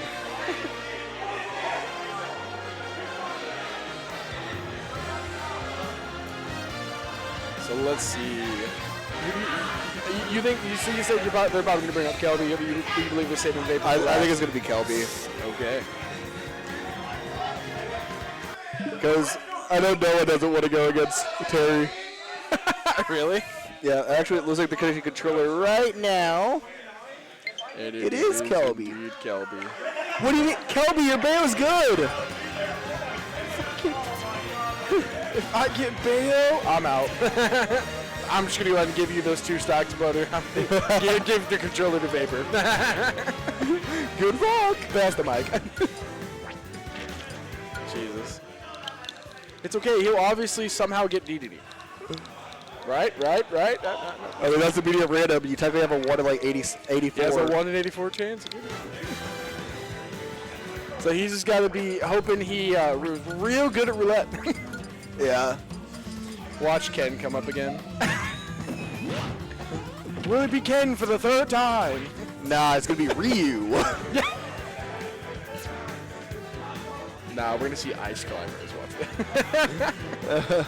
that. Go back to, you know, if the character isn't played a lot, it gives them a higher chance. Nobody plays Ice Climbers here, obviously. Yeah, we don't. One of the coolest characters ever. We can't have one of those. We have 19 Pac-Mans, 15 Diddies, 4 DDDs. Hey, it's just 21. Yeah, Kelly's got it. Obviously, he's gonna be taking 21 stocks here with you.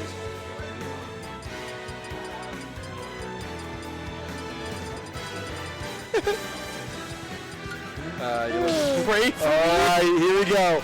I realized that's what he put his name as, was pray for me. Oh, he's got this. Trust. He just needs to learn how to do the Nair button.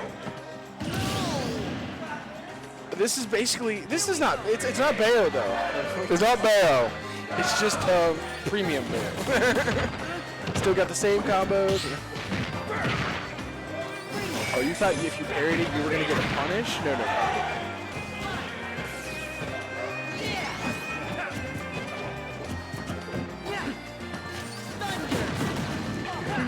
You love to see it. Definitely. Jab, power dunk. The beloved of every parry player. Will he do it again?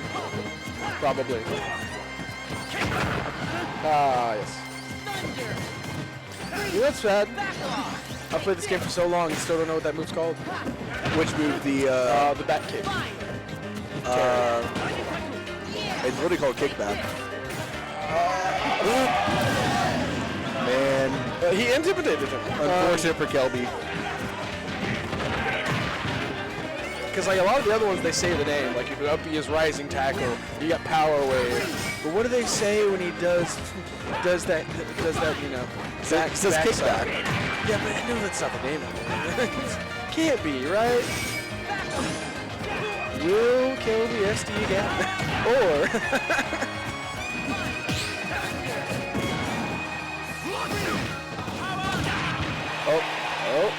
Girl spark.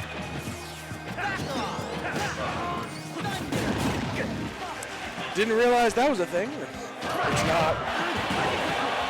It was just Uh-oh, He get one stock. Dead here? Oh. He needs to take a stock. Okay, the back Okay. there. There it is. That's yeah, just nair loop him off stage. Obviously. He doesn't have a good recovery, trust me. The dash attack is gonna take it. All right. Kelby definitely did pull his weight. He did great. No. Okay. Well, we have Vapor in a dream. We have one person left, and it's Vapor, the man who has not touched Smash Brothers since the last time he made PR, which I don't even know when that was. Oh, I was gonna say this since Plummit, because I know he coached someone in that too. Oh, that's true. I think that was the last time he probably played the game. Yeah. I forgot he coached me. I'm real curious of who he's gonna play, because I really do want to know if he has to play the Luigi. It'd be nice to see the K roll, just because then it would give him a little bit of a chance to take more than 2 stocks. We'll see though. It's gonna be tough. He's got it though. He'll just get through, these 2 stocks and then the next.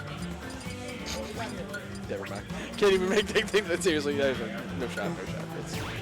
That's a pretty difficult climb. Yeah. Because I think there's 5 other players after X Bash 2 is the crazy thing, if I'm not mistaken. And again, there's some heavy hitters in those couple too. There's Wade. We got Lake. We got Fellowboard. I think's pretty good. But point says we're still a good hefty amount of people, and he does get to play the King K. I'm looking forward to this, but I know it's still very dim and very scary for the coaches here, for sure. 3, 2, 1, go!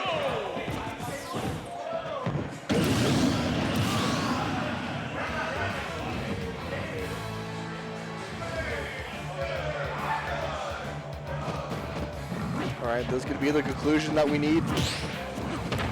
Or it could be a long, grueling session.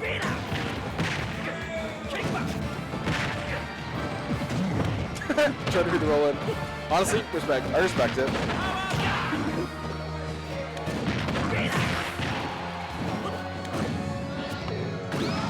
Oh, wait. Okay. I wish you would feel like Good that. tag. That'd be so great. What do you mean he didn't get caught under the stage? Come on.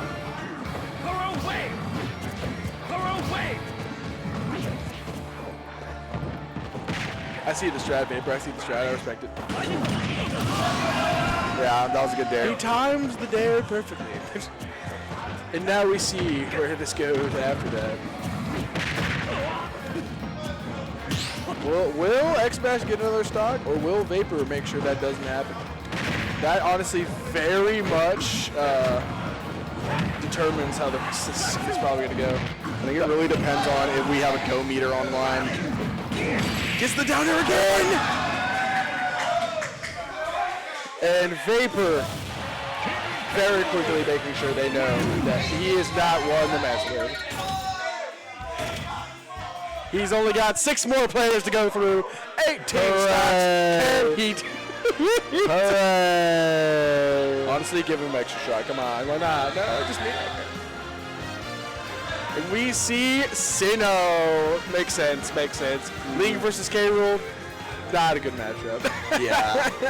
You will see Bomb. You will see Funny Nair, and it will destroy. It's not fun. I've played Sinnoh a few times. So not a bad player, but that matchup is really horrid. It's yeah. Dropping Bomb off stage as K-Rool is very free a lot of the time, especially if you can't get past it, because then it would just always send you outwards. Yeah, I think it's going to be one that I think we at least lose 1 stock here. I feel like you almost have to. With 3 stocks for Link, who is a heavy zoner, so he can't just throw projectiles like he was doing there. He's going to also get zoned out. He's going to take damage. Yeah. I wouldn't be surprised if he loses a stock. Or, honestly, Sinnoh could possibly take both. He could. It's very possible. Yeah. Link is, I think, a very underestimated character. Just not many people play him. And he's really good against a lot of zoners. That Nair really does some work. So we'll see here how this goes.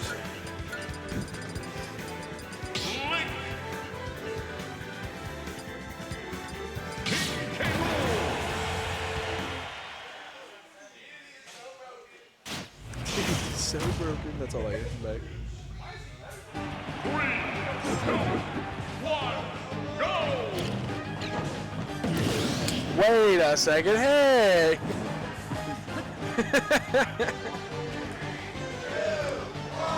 And we're off. It'll be fine whenever it's not a crew battle. True. I just find it funny. That is true.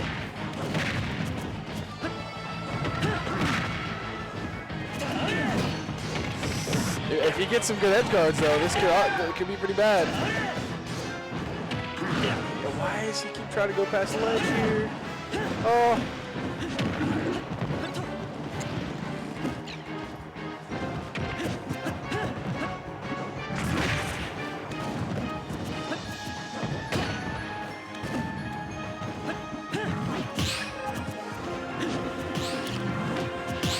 So that's having kind of a rough time actually trying to get into your second move yet. No, for sure. It really kind of comes down to how much stage control each character has.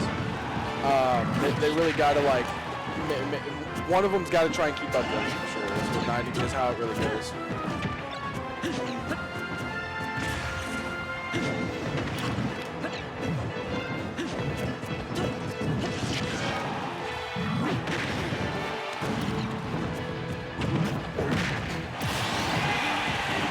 Interesting. Okay. That was. I didn't realize. I didn't think that was good hit because I thought you would just keep chipping. But man. You see the first stock taking in for sure. Back throw. And the ledge trap situation. Let's see how it goes. Dash dance in the crown always works. It's gonna be a back air. See him trying to get the bomb set there, and he immediately back throws him again.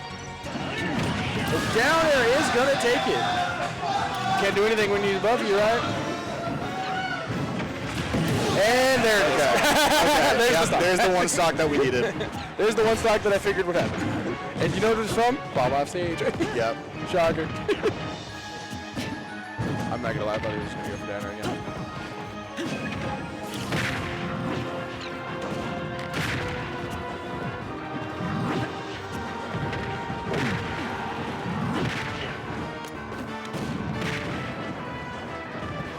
Clap. Oh. Tried for it. The Crown's done a good job just like blocking any sort of like bomb shenanigans that someone's trying to do. Yeah, it's kind of what you kind of have to do. You just got to try and use Crown as much as possible in the matchup. The thing is like, I really feel like the walk-up shield is really helps with what he's trying to like get in and get those hits. Yeah, nothing safe on that Link shield, sadly. That uppy is atrocious, way more atrocious than people realize. There's bomb off stage. There's the nair, and that's gonna kill. Wow. Hey, I said it. I said he could take two, and that did it. That nair is.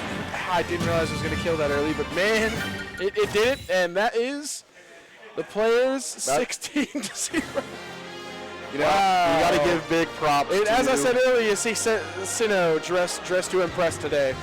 Yeah, you got to give props to stuff. Props to the players. I think that's the biggest domination we've seen from any of the crew battles. It's crazy. That deficit was already pretty big, and then hearing that they're down a coach or two, it's like, oh. Yeah. It was tough work, but I will say still the coaches tried to put up a fight. Sure. They put up a good fight. Like, Raffy's little Mac was pretty good. Yeah. Raffy's little Mac. I thought Drip's Roy was actually pretty good, too. That was pretty good. Yeah. There's a few people that really did put up a fight. Of course, Vapor. Yeah. Either way, we are going to go to an ad break first, and then we will start off with Wave B. So we will see y'all in a moment. Awesome.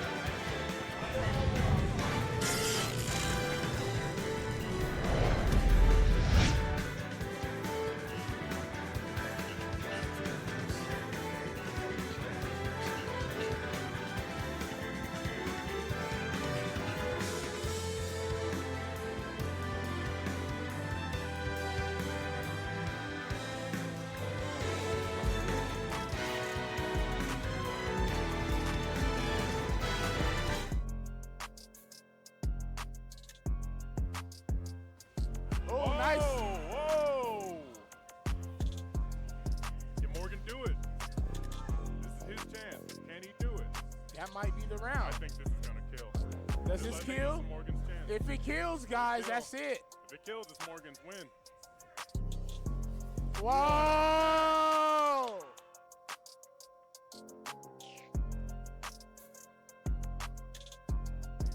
But inching forward and Oh. looking for that range and slides on through, uses all the resources to do it. Is it worth it? Oh, he is actually Yeah, no, dead. There's no question. Runs off with another one. Hey, we got some stiff competition, but Oklahoma's coming up. Definitely that. Morgan was very special that whole tournament. A little bit of trash talk from Snake Fang.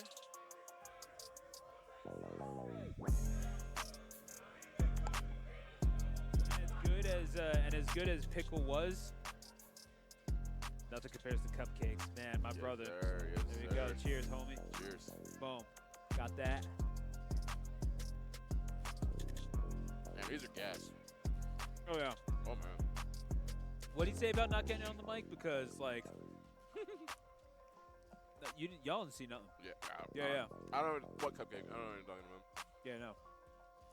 All I'm gonna say is, y'all didn't see shit, and we thank you for watching. In that order. Oh yeah.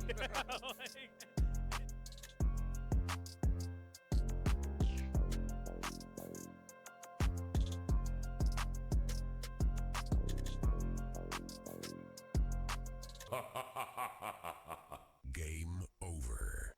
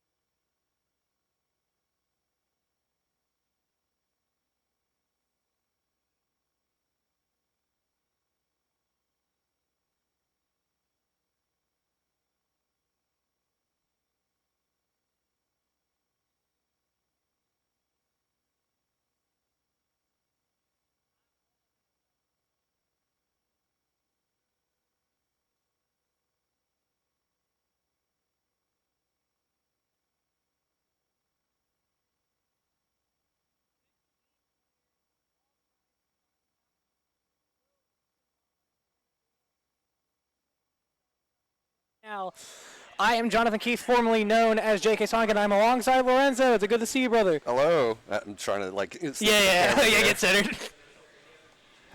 Dude, we can do this. We can. This is what we got. Okay. That's doable. All right. But yeah, no. We're trying to see who reached the summit of the Plummit. But for now, we're just doing good old pools. I'm going to start off with Pool B. We're a little bit out of order just because of scheduling conflicts with a couple of the players and coaches. So we'll be doing the order of... I'll even announce it right now. Pool B that's starting. It goes B, D, A, C. Yeah.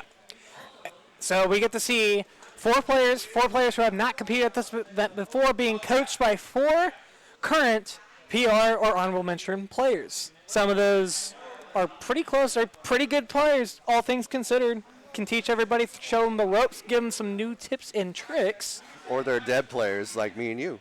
True. They actually resurrected us for this event. They resurrected us from the dead, yeah. Yeah, how you liking retired life? It's good. I get to exercise and do a bunch of other stuff with my time. Yeah.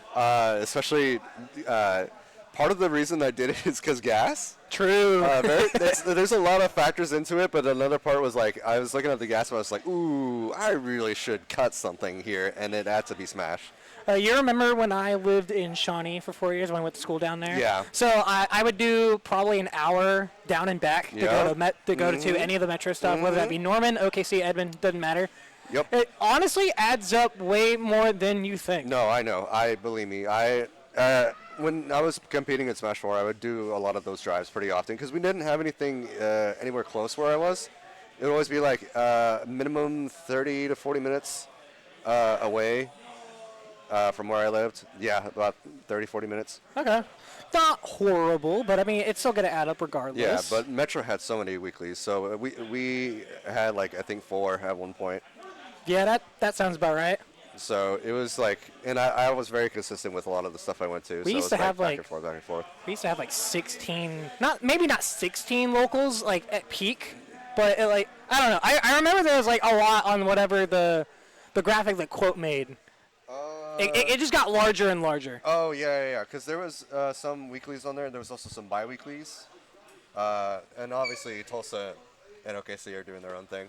Yeah. I mean, it's nice to have all of them here because as locals, they're not disappearing as often, but at the same time, we're not growing into more and more locals. There's some on the come up. Because we don't have the numbers to sustain it. But the point that I'm getting at is that Metro players, Tulsa players come together, always for a good time. Which is what we're doing here. Yeah, we got a good mix, honestly. I think this pool has a little bit more Metro Texoma than it does Tulsa. Yeah. We got Red Dive 40 Enjoyer, otherwise known as Lake. We got Squeesh, who is a Roy. We got And the Drew, who is a Rob. And T-Dog Huz, who is one of the 2 clouds that you will be seeing today. Yep. So, because you caught my curiosity, I was looking at the list. We have like a few Tulsa, actually quite a few Metro. Yeah, we got more Metro here than we do the rest. I think that part of it's because this might sound a little mean, but there's like a kind of a disparity between like the top level of Metro and the bottom level. Yeah. No, the top level of Metro is also kind of fizzling out. So there's an opportunity right now for a lot of the bottom quote to like kind of rise up and take their spot, or at least like when they move up, it pushes everyone up. So like as the 0-2ers get better, the 2-2ers get better, and they become like the more better players as well. Yeah, it's showing that cycle of progress that like no matter who you are, as long as you put in the work, as long as you keep learning about the game, and as long as you keep being as good as you can be within the terms of the community, friendships grow, bonds become created. Mostly rivalries are the more important thing, because it's even if it's not like a natural like rivalry, like I don't know, like personality-wise or whatever, it's rivalry as far as brackets are concerned. Yes. Having someone that creates a wall for you is important for growth, which is why I'm always like, people ask me for like advice on Mega Man stuff, and I will always give it. One of the most funny instances of this is. I think Micah was his tag. It was a Link player. Oh, yeah, no, I remember that Link player. We were about to play in bracket, and as a joke, he turned to me. He was like, "Hey, how do I beat you?" And I answered him because it's important for me to grow the player base and have them improve. If they don't improve, I don't improve.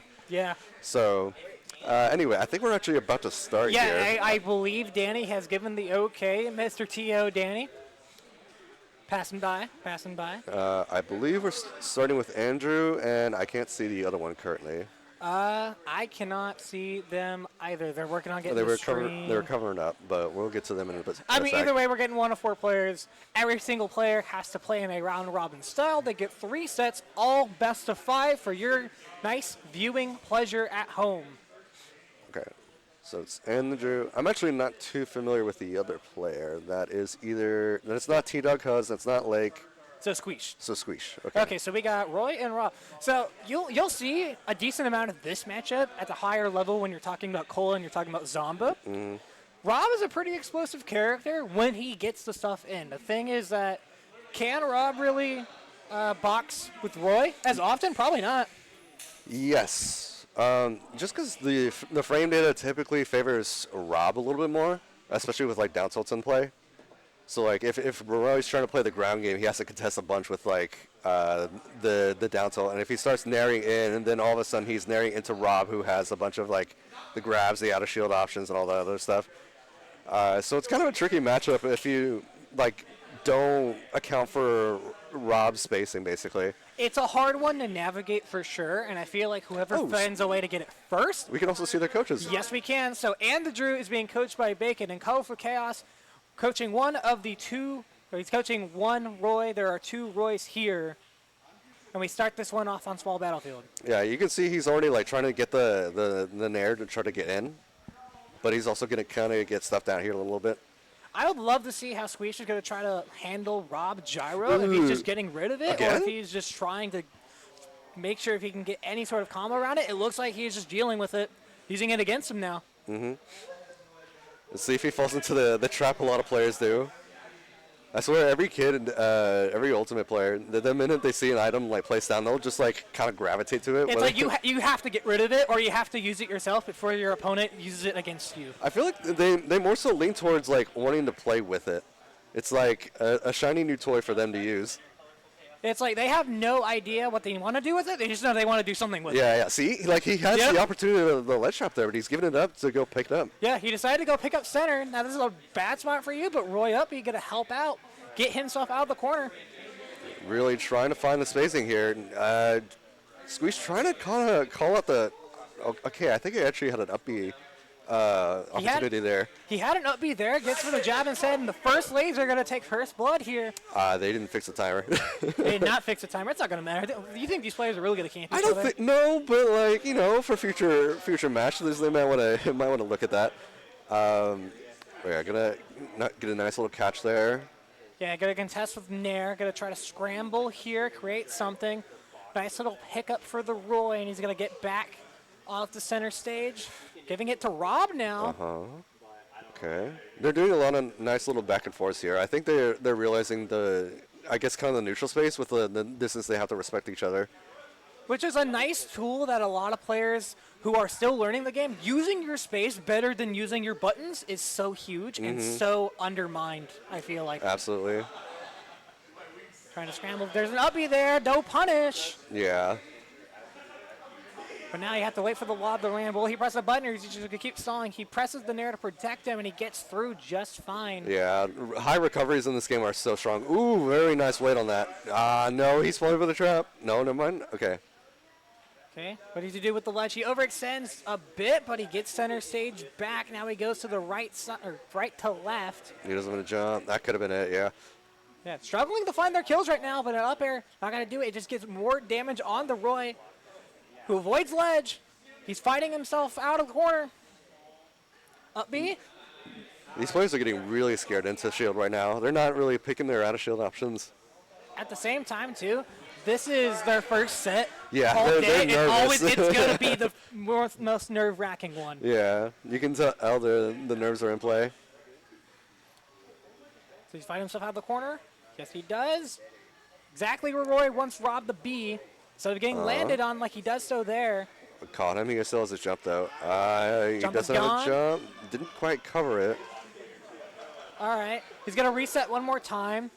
139 and counting, and he tries to that swing out might the do corner. it. Oh, just barely missing all those attempts, but that's a good catch with the up smash. All right, 50%, that is literally one interaction and change if you get the correct one if you're squeeze. And there it is. You called it exactly. Yeah, no, it's exactly what the Rob needs in that spot. He just needs to suppress the Roy, and the Roy needs to suppress the Rob. Either or, whoever can get it first. And right now, it's looking like it is Drew. He overextends, just tag. Yeah, we're trying to put him in the corner, but no one's really getting the consistent stage control here. We apologize for what's going on with our overlay. We'll get that fixed on moment's notice. We're still here with you following the action. We're struggling a little bit with the... Yeah, there he goes. Wait for the landing. He gets the jump. Is he going to go to the ledge? Yes, he will. What's the guess? He jumps over. There's... He gets out. I feel like Andrew Drew's so like strong when he has gyro on ledge, but when he doesn't, he's whiffing a little bit here. Yeah, he's trying to catch the Rob swinging without truly reacting to it. Yeah, exactly. Back air, and there's the up tilt Oh, at the gyro. what a good up tilt. And game number 1 of Plummit will go to Squeeze. All right. He does not use a timeout just yet, so the people who have joining us for the first time, and a reminder to those who have joined us in the past, each player will get 1 timeout called there by their coach. They get a minute to talk to their players. It is only for the pools portion of this bracket.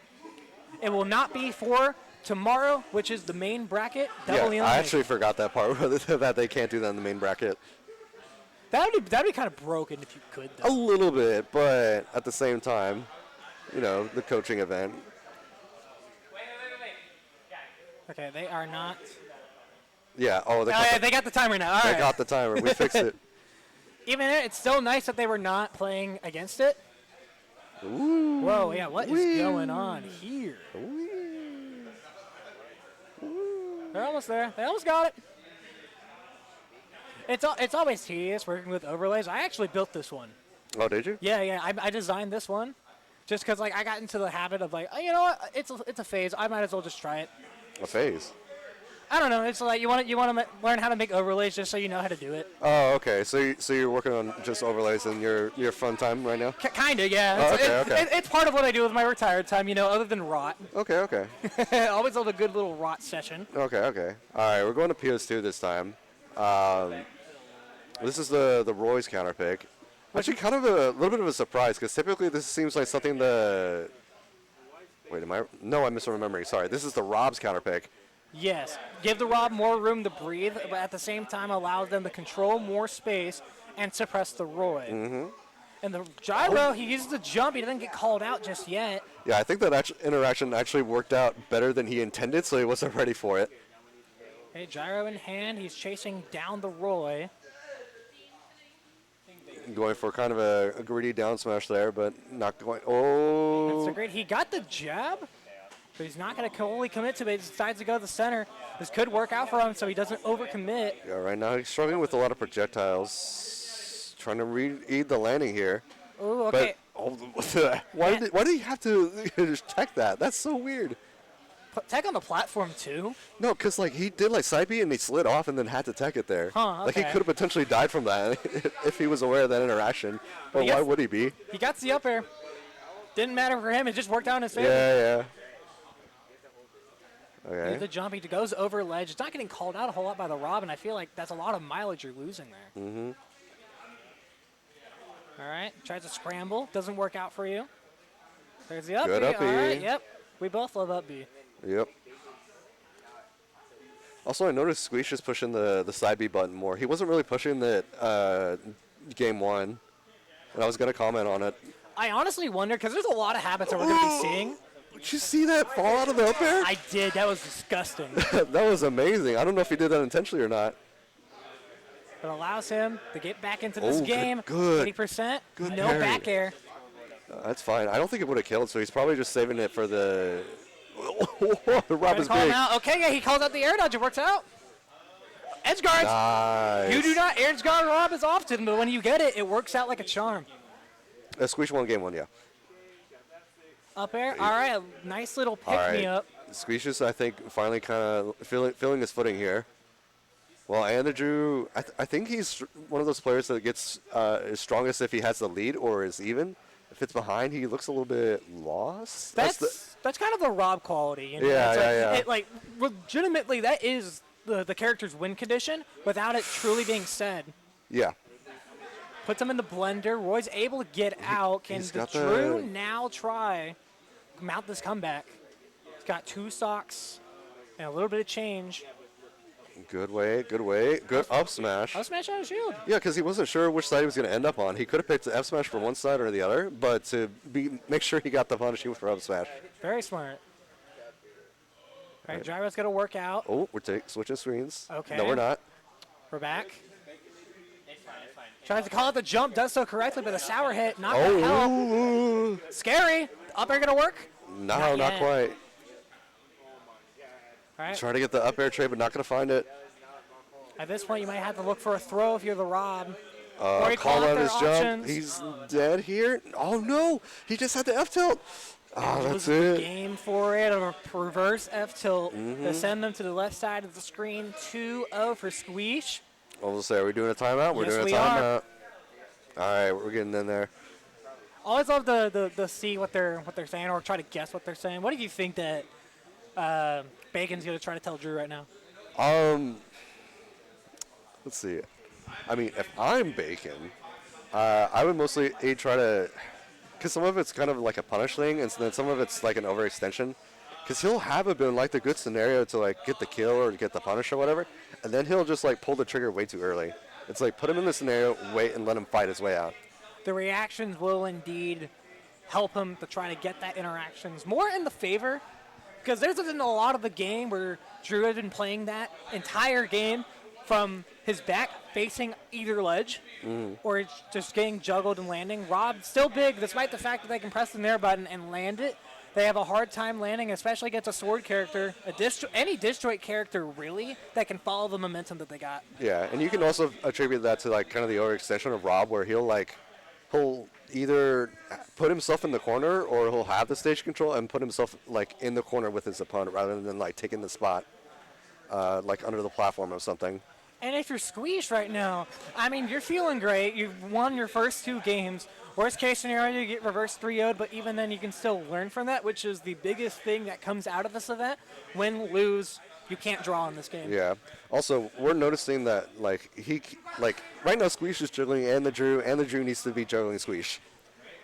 Yeah, that's pretty accurate. Because like we've seen like one up air come out from Rob, I feel like, and he's not positioning himself to like really catch Rob in a lot of good spots, and his landing is putting him in the Roy blast and the Roy hit zone. At the same time, with Roy, like he is jumping. He's just not jumping near a platform. Mm-hmm. So a lot of those opportunities, if they're missed, then they're either never capitalized on. Okay.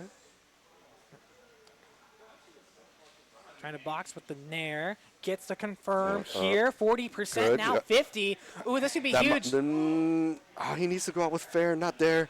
That's another thing. He keeps like defaulting to the dare against it. Sometimes you got to be okay with taking the trade against recoveries here.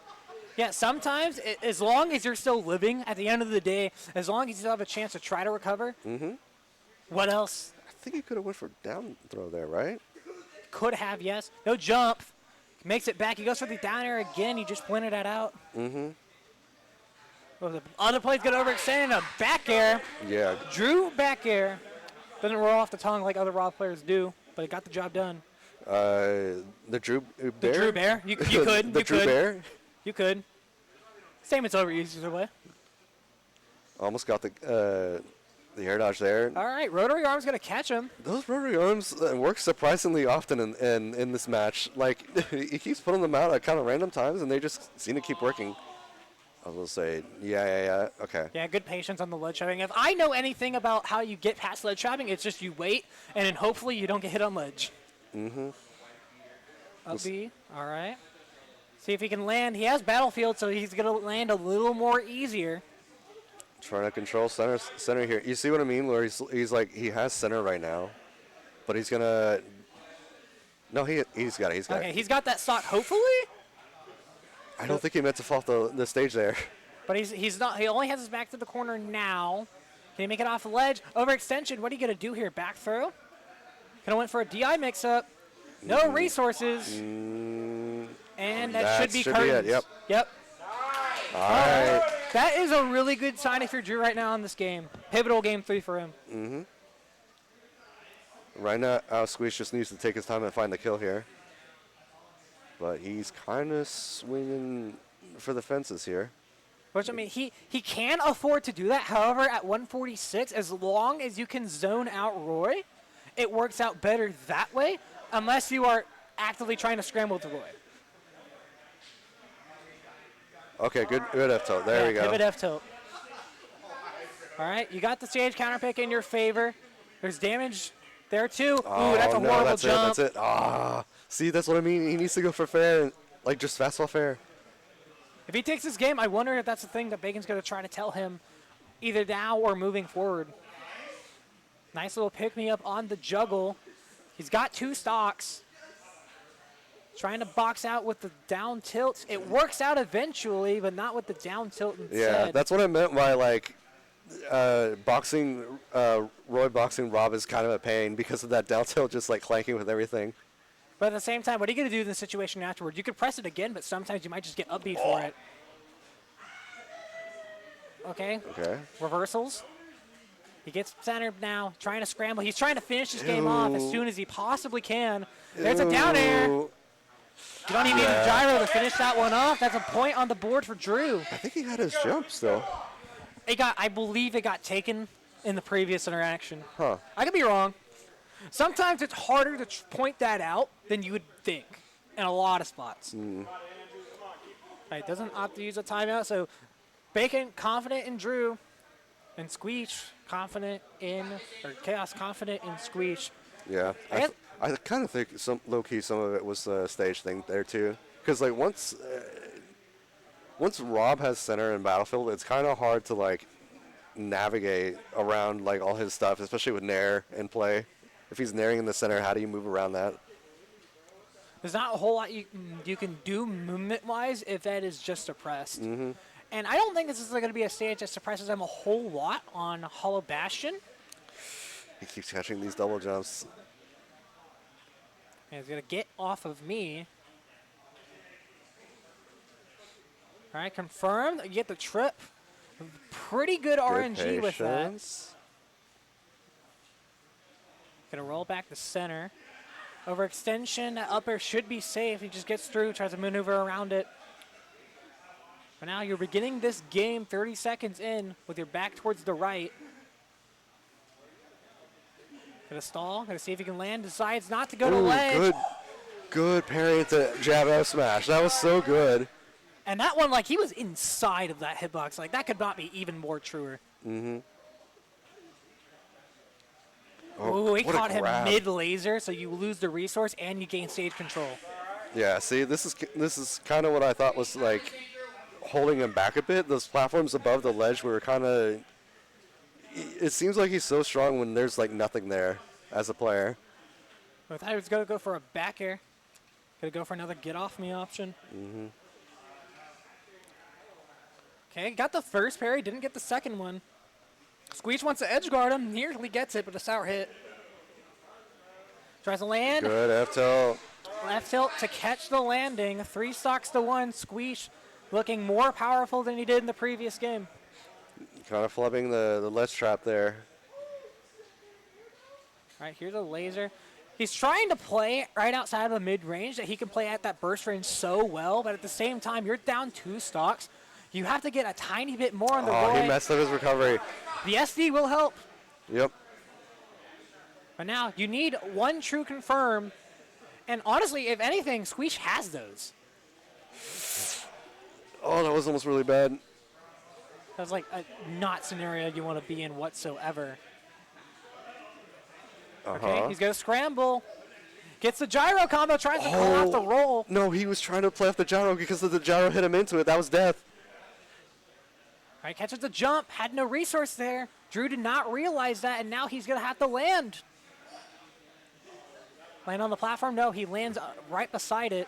Oh, jab. Yeah, that's it, yeah. And a bear is going to take the first set. Yeah, Squeech made some really good adjustments there. He just let him play into his hands. Oh, there's the game. Very cool. So that's a really good first hit of your squeeze. To get that one out of the way. Not a bad showing by Drew either, but I mean, you were pointing it out during the set. It's all about hitting things when you need to hit them and not putting yourself in a compromisable spot. That's the thing that's coachable. Yep. And that's the thing that you can adapt to today, and not only today, in your next set. But I think next we have T-Dog Huzz versus Red Die 40 Enjoyer, a.k.a. Lake. Yeah, you think I'm going to say that tag every single time? I might. you might. I might. You might. You'll do it for the bit. But I'll probably default to Hunter. Yeah. All right, so DDD Cloud. I feel like if you are DDD, it's like you're not necessarily shaking in your boots for this matchup, but any disjointed character is pretty hard for DDD. There's a different level of severity, right? I feel like it can be potentially volatile if you put Cloud off stage, like have him on the ledge and whatnot. But Cloud has so many means of like dealing with a lot of DDD tools, especially Gordo, because it loses the blade beam, it loses the nair, it loses like anything that Cloud is just push a button. But at the same time, he has a disjoint, yes, but you have to time the disjoint correctly.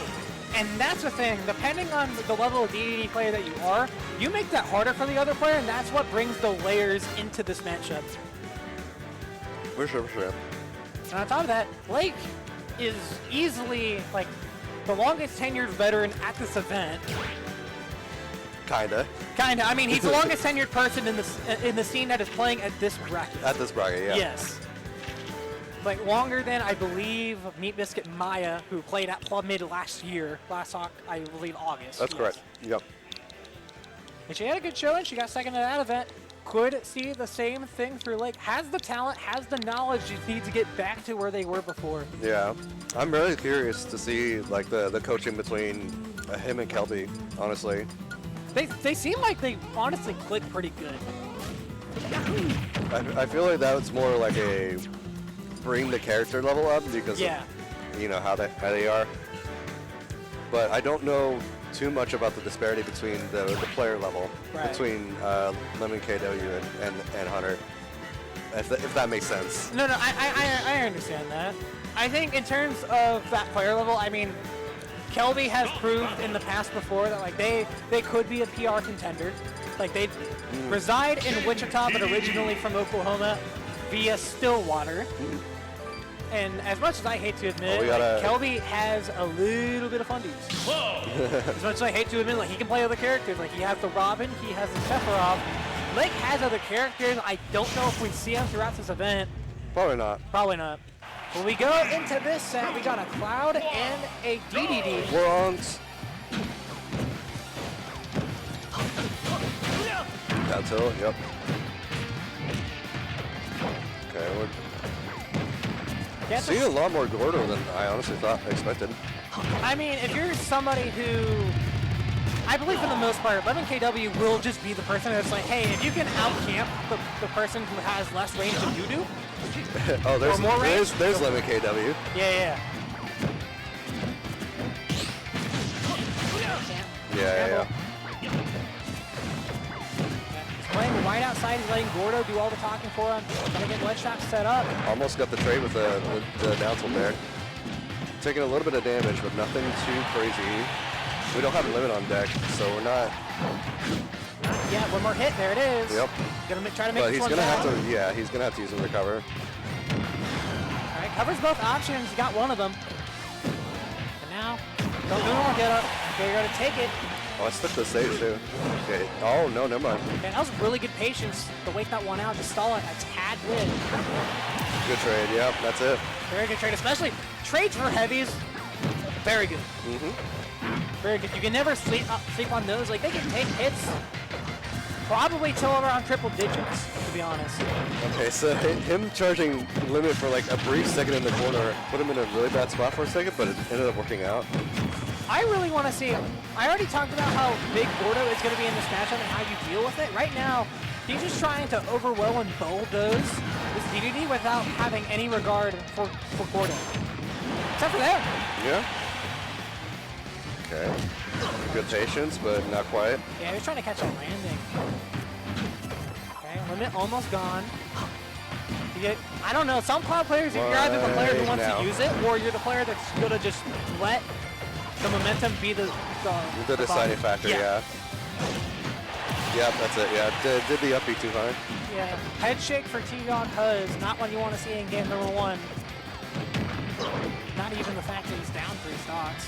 Yeah, I was going to say, this might be, what should we call it? You also have to watch out for mentality diff when it comes to events like this. Now, if you are T-Dog Huz, you have to find a way to kill this DDD without over-committing, which is so hard to do sometimes with Cloud at high percents. Like, you can go for a back here, but... That and, like, also not, like, uncommitting too, because, like, right now, I would be tempted to, like, charge limit. Like, on the other side, it's like, dude, I can't kill this guy with, like, raw, like, whatever. I need limit to, like, do that. There is limit right there. But then you also have to contend with, like, the borders that are coming at you. I got that match from here. Back to the wall. Oh, he almost died. Yeah, I know. Like, Hunter was like, why didn't he not absorb? I think it might have just missed the move a little bit. Not by much. Yeah, I don't know. But caught him going high. Behind shield, back throw. Back throw. You can go for an edge guard. You correctly called out the jump, just not there in the exact spacing. Yeah, even if you call out Cloud's double jump, it goes so high. There's a lot of characters in this game where you think your momentum is going to land exactly there, but then you are slightly out. I mean, the micro spacing in this game, it goes a long way. Yeah, for sure. Not a kill just yet. Good F tilt. But now he can get set up. Gonna hold on ledge, gonna repeat the situation one more time. Yep, there it is. There's the up tilt. Good old reliable. Good old reliable. He knows on ledge trap for sure. I feel like it's gotten a little cleaner since I last seen him play. Like has a lot more patience there to just let it play out. And before it felt like he was kind of like, not really forcing it, but he was like trying to do too much whenever he would ledge trap. There's a skill that I've been trying to adapt to my player about ledge trapping, where you have to know when you can commit and when you know where the spacing is, where you don't do anything. That is really the deciding factor on whether your ledge trapping is great. And obviously decision making and option select is something that can play into that fact later on. But first, getting that muscle memory down and learning your situations is better than anything else. Blake has a pretty good situational awareness for his character that I feel like a lot of players might not have going into this event. That's for sure. Right. I think this is typically one of the better DDD stages because of how Gordo interacts with that middle platform. If I remember correctly, because they cover like this or they cover like that. Yeah, they cover a lot of things, but at the same time, if you are Cloud, you can use that platform jump for it. This isn't a stage like Battlefield, but you can get mileage off of it. That's it, yeah. There's no jump. You're not gonna, yeah, you don't even choose the charge there. It doesn't matter. You can't make it. Okay, safe back here. He had the right idea with the up B, but I think it was slightly out of space there. Stuck him. Ugh. There's a really weird wind box there. It's an easy thing to forget about too. The wind box? Yeah, I feel like especially when you don't play these matchups as often, I think it's something that's just slipped the mind. Yeah. More often than not. You know, I never thought about it because like we had to deal with so many wind boxes, like silly shenanigans back in Smash 4 that I just like don't think about having to deal with it in this game. And I'm like, oh wait, Ultimate players don't. Yeah, they have a different experience with that than we do. They have such different experience. 3 stocks in one. That experience still going to carry over with Lake. Same exact spot that he was previously. Yeah, he's looking very strong right now. He's not really giving T-Dog Huz the opportunities to get the stock here. I honestly wouldn't be surprised if Flair calls a timeout here because you need everything that you can get right now. That wasn't the correct DI. You're not going to die there, but still, scary spot, that clank. Nice job to jump out. Yeah, you don't want to deal with that. Okay, all right, you go center stage. That doesn't want to deal with Gordo. He ran to the other side, still had to deal with it. That's insane. Okay. I'll be honest, I wouldn't have expected it to go that far either. Yeah. Gordo surprises you more often than not. No. Didn't catch the platform. Now, They want to go over ledge That's and it. Yeah. no jump, no resources. Yeah, timeout. There it is. I would personally use it in game 1, I think. Yeah. If you just see the game. Oh yeah, no. Yeah. I would have used it personally a lot sooner. I honestly think of like it depends on the context of like how you're losing. If you're the coach coaching whatever player it may be, but 3 stocks is one where it's like you don't have a lot going for you, and like you could pick out things that you're doing right. If you can pick out way more things that you could do better than you are doing right, that's probably when you pull the trigger, right? It also, you as the coach have to know what does your player know, or what are they able to learn. So like, for example, if I had my player out there and like they lost, I'm like, I could go call a timeout, but I also have a feeling that they caught on to what they messed up because it's something we discussed, or it's something that they've dealt with before, stuff like that. Yeah, a lot of situational and a lot of contextual things. Mm-hmm. For him, I honestly believe, like, stop jumping over ledge. That's getting you killed more than anything else. I understand that neutral is probably a lot harder than anything else. I think he needs to stop worrying about going in so much, because like he's struggling with like the Gordos, he's struggling with projectiles, because he's trying to like deal with it and also move in. But you can also like just deal with it in place or retreating. There's a saying that I've been using a whole lot, which is let the player play themselves and then try to win off of that, because there's a lot that you can do when you notice not even just habits but particular options that you know that you can beat out, some that you can brute force out. I don't know if you can really brute force a lot of options out of DDD without overcommitting for those. Kind of, because like right now, for example, he's doing like a lot of down tilts up close. He's like doing a bunch of like, he's doing a lot of stuff up close in general. So like if Cloud literally just did like that, like move in and out, yeah, that would go a long way. Just that by itself. Then honestly, yeah, you bring up a good point with more particularly with movement than anything else. He's getting caught a lot of the time by like through his own movement, rather than the buttons that he's throwing out. Yeah, he's throwing out buttons that are not safe and should be rightfully getting punished. Movement's such a huge piece of this game. Yeah, it's like a lot of just moving in, like even slowly, it's still going in. You know where he's going. So like mixing it up by moving in and out, staying in place, slightly moving then back.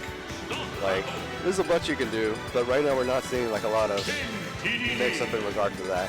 And on top of that, we're going a stage like Kalos, which I don't really know if that benefits Cloud more than DDD of anything else. I know the platform can be an annoyance for the DDD to let shop around. He's already struggling to kill him as is. Yeah, I guess that is true. I don't know if this is really the place to counter pick him with, but we'll see. Yeah, I feel like DDD is just going to get way more off of it than Cloud is. Unless you feel like you can play with the space a little bit better. However, that has not been the case with the tail of the tape in this set. Ooh, there's the side beam. You can tell right now he's staying pretty grounded up until that spot. Which that can help out a lot more as long as the spacing is there. He's not there in that spot, he's gonna get called out. He's on the platform, worst place to possibly be, but he fights through. If he hadn't gone so far away, he actually could have stayed by him and gone for a potential finishing touch. Still has time, but now you lose limit. Yep, he didn't DI it, that's it. Yeah, that was a bad DI. I saw his switch up in the last second, it's like, he's dead. It's one of those moves where like you know the right way to DI most up airs, and then DDDs is just the complete opposite.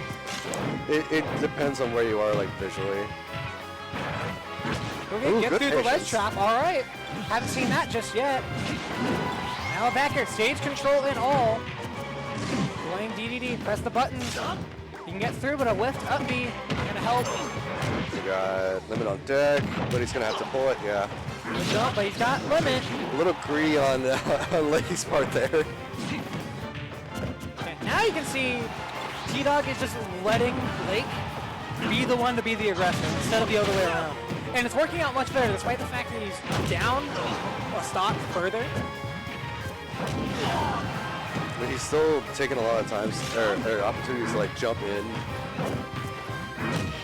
Yeah, sometimes you can try to fix an habit in the set, but ultimately the same thing can still show up.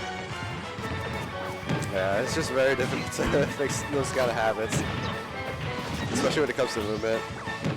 And that's the thing that you have to teach more than just today. That is something you have to like make them have a migraine.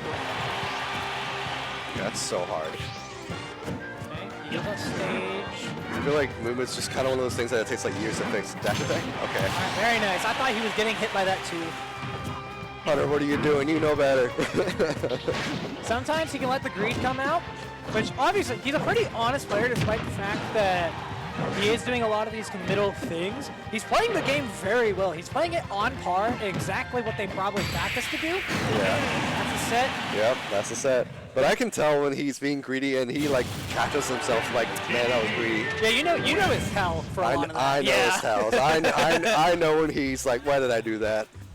All right, so a dub on the board for Lake, and he will move on. I believe one of these players will stay to play their next set. Don't know who will be coming on afterward, but Lake is staying there. all right, so the winner will stay on, and he'll play either Squeesh or And the Drew. Battle of the Heavies or Roy. I feel like if he's playing that well into Cloud, I feel like he'll be relatively more comfortable, I guess, versus the Roy. Rob is a little bit tricky. Yeah, especially when I already talked about with the Rob, but for DDD, if it's Roy, there is way less opportunities for you to try to scramble with Roy. Could you do it? Theoretically, yes, but most of the time, that's not something you should be doing because even for a character that is as heavy as DDD, you can still get lit up. Yeah, like that is one of the few characters that can light you up. And it looks like we are getting, I believe. So I should probably pull this up to see if we're getting. Is that Drew? Yeah, that's in the Drew. All right. I have a hard time. Like I'm better about putting tags and faces to names than anything else. Mm-hmm. Well, I just don't know a lot of the players here, just because either I haven't met them yet or they're from like the Tulsa area. That's pretty fair. I mean, sometimes it's meeting new players for the first time ever, and it's always a good thing. Mm-hmm.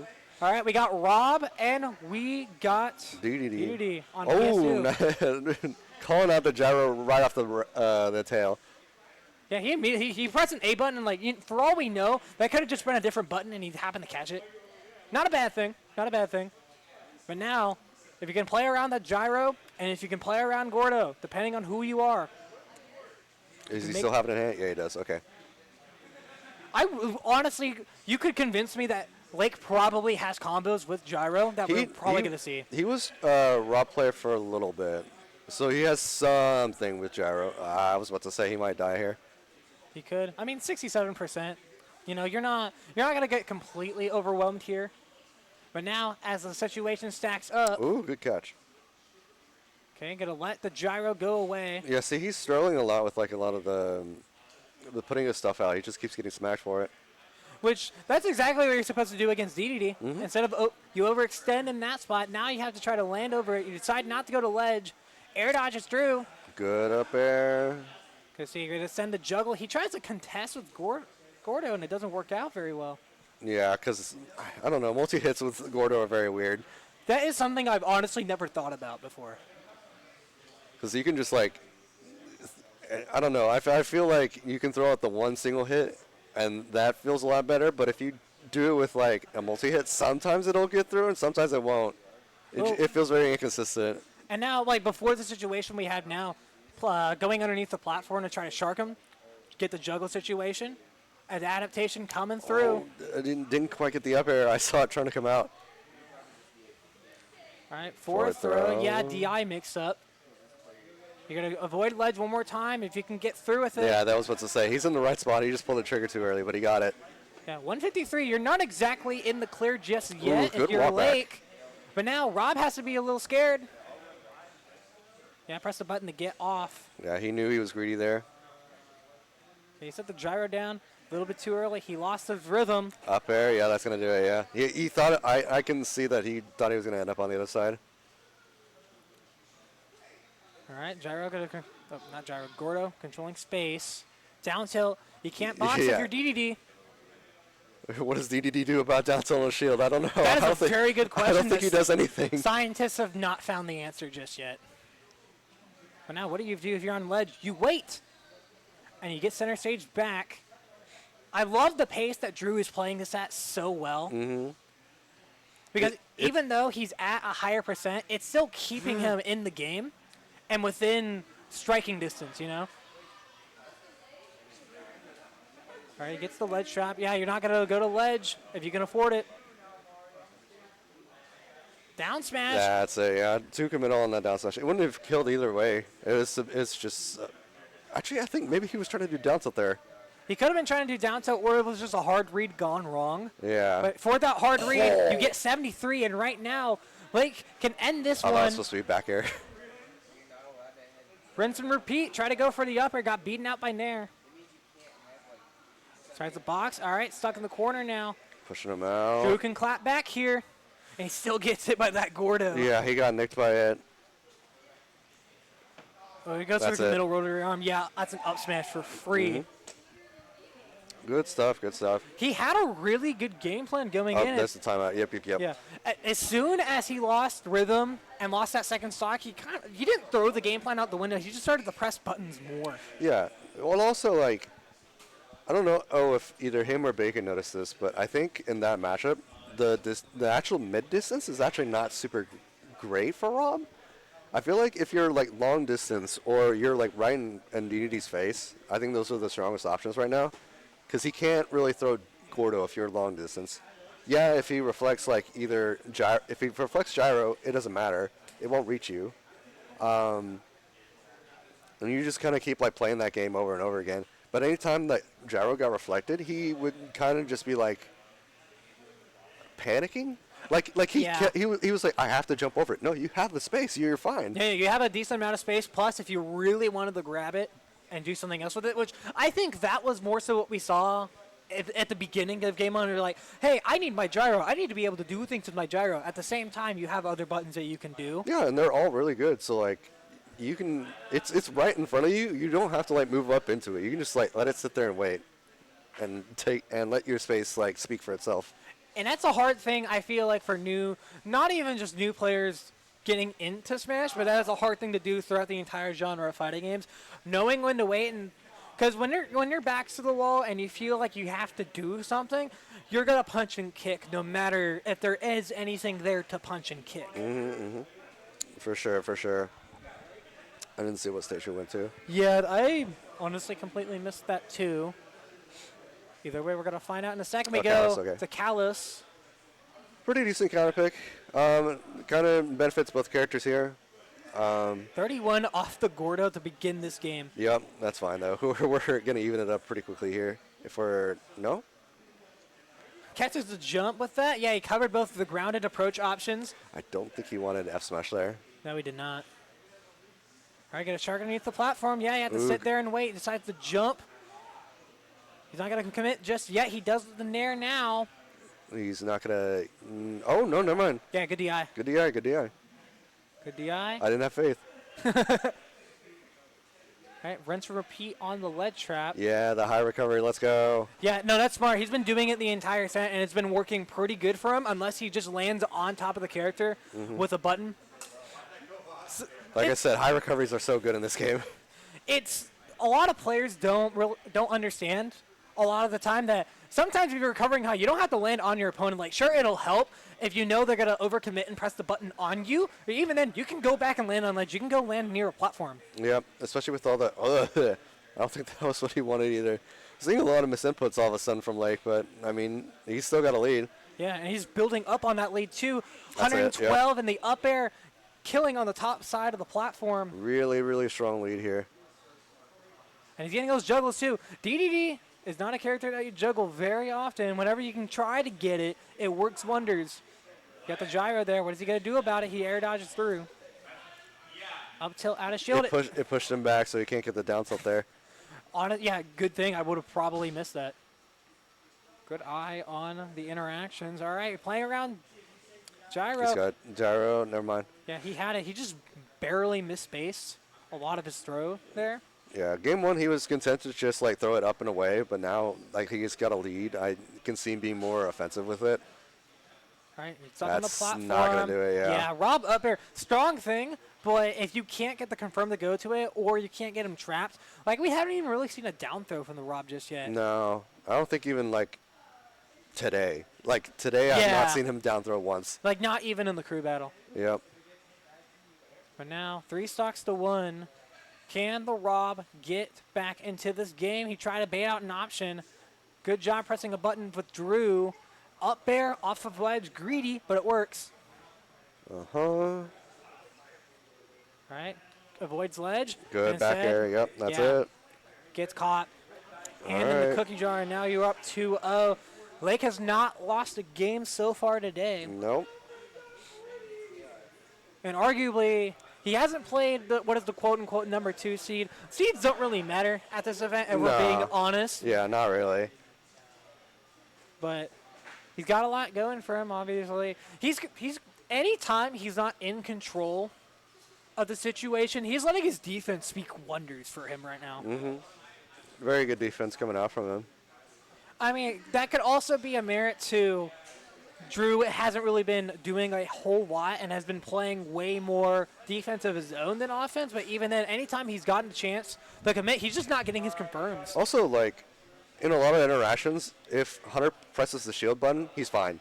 Like, there's nothing that's threatening him currently, like, outside of that. He's not, the shield pressure isn't there, the grabs aren't there to really get him to stop pressing those buttons. Like, see, the gyro gets reflected, he immediately, like, goes in. And note a change in scenery as we go from Callus to small battlefield, which I think can work for the Raw, but at the same time, you need to use your space more carefully, which he showed at the beginning of Game 2. However, Ooh, the result that is didn't not out in what he his wanted. favor. Okay. Ooh, Away for the hard read, I think. I didn't think Yeah. he expected him to stay on the platform up there. Yeah, I think he tried to call him out going underneath that platform in any sort of way. Funny interaction, just breaks up. Okay, he's going to try to land here. And yep, instead of landing on the character, you land on the platform. Yeah, see, he knows not to go for that. He knows not to go for the bait. All right, yep. Going to use all the gas that you can. Got him overextending a little bit. And it'll allow you to get back in the center. He needs to be able to do something with this. He's going to get caught with the up tilt. Yeah, he keeps swinging, like, towards the air and whatnot when he could be, like, doing that down throw. I mean, with where he was on the stage, it's not a bad thing to go if you're trying to rinse or repeat your ledge trap. You're not going to kill him with down throw, if we're being honest. At that percent, he might. I mean, it's a shot, but you still have to play the option select correctly. And even then, if worst case scenario, you're getting up aired, you're not going to die with an up air. He might be able to, if he delays the mash out. Yeah, there's F smash. If he delays the mash out, you might be able to get an F smash, I think. If I remember correctly. Ooh, wow, okay. It caught the gyro and the Gordo, keeping each other stuck in place for a moment of time. I'm trying to catch him. Good reflect on his part. Yeah, okay, nice dash back. I Ew, love. how did Gordo come out? He reflected his own projectile back at DDD, and it worked out in his favor. Yeah. Oh, no punish. I feel like that was a forward air and a half. Okay, DDD. Oh, good back air. That was nice. Okay, we got a lead finally. Let's go. Yeah, you can hear Bacon getting super hyped for that. Overextends. Okay, try to catch a down smash. He's trying to catch that landing, and when that landing is not there in the first place. Yeah, I mean, if he's going to catch a landing with that, he needs to up smash, not down smash. All right, go over ledge. Gonna land near that side. Okay, good air dodge, knowing that he's that gonna commit. that was definitely a misinput. Pushing him off. Wow, that rotary arm, it stalled not perfectly, but it did the job. Mm-hmm. And now you have a chance to play this game and get some extra credit. 51%. Trying to catch Lake, jumping over ledge. Doesn't want to play the same ledge trap he's been doing all set. We're slowly tacking on the percent. And that's it, yep. Yeah, even with the bad DI there, you're still probably not losing that. Yeah, that's okay, that's okay. Does he know? Ooh, okay, yeah, he stuck knows. in the corner versus Rob. That's okay. Scary. What are you going to do? You going to jump? You going to land? You get caught eventually. Yeah, you can't really do a whole lot in that spot. It's good to just wait that one out. That one's punish, yep. Okay, oh, okay, he got sucked instead of Uh-oh. himself. Uh-oh. All right, we're going back. Get caught by Gordo. All right. There's the Nair. He's boxing with him, but at the same time, not overcommitting. Ooh, he could have caught that. Yeah, he's being given a lot of opportunities from these fairness at ledge here. All right. Now would be an opportunity to go for a throw if he had it exactly what he needed in that spot. But Lake going to just dive out of the way. Him going for that gyro was actually not the best play. All right, back air. You have one more ledge trap in you. What are you going to do? A back air. Rolls out of the way. Back in the shelter. Oh, no. He's getting caught by his projectiles here. It's not looking good. Yeah, and the Gordo's catching both the high and the low recovery. Oh. Yeah, he had the gyro before him. Catches the Nair. All right, 184. You have to do something here. You go off stage. Too much. That's scary. You make it back. You can kill him with a throw here. Another stray aerial could do the job, however, is not fully guaranteed if that's the case. We're big living. And neither of that spike will work out. No. He's getting put in the blender, and he's lived how many times? Up That's there. not it, no. Okay, good I don't even know why I kill sparked.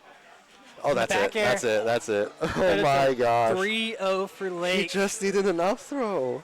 And you give one more credit to the defense. That completely carried him through the last 90 seconds of that game.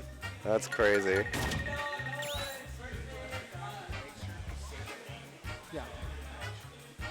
I got it, yeah. Okay. Yep, I got it. All right. And now that is 2-0 in set counts for Lake. So no matter what happens, he will be going to winner's side tomorrow. Yup. And now the battle between the rest of the three players is going to be don't lose twice, definitely don't lose thrice if you are in that spot. Yep. But either way, that next set is going to be very relaxed at this spot. No matter if you become the first seed or you become the second seed out of your pool coming out, either way, you have 2 lives instead of 1 tomorrow. Yep. Okay. I can't really see from back here. Yeah, I mean, we got one of the 2 players. We did not see, I believe Probably it was... Squeesh and T-Dog? Yeah, Squeesh and T-Dog. Okay, yeah, good guess. Yes, okay, so Cloud and Roy.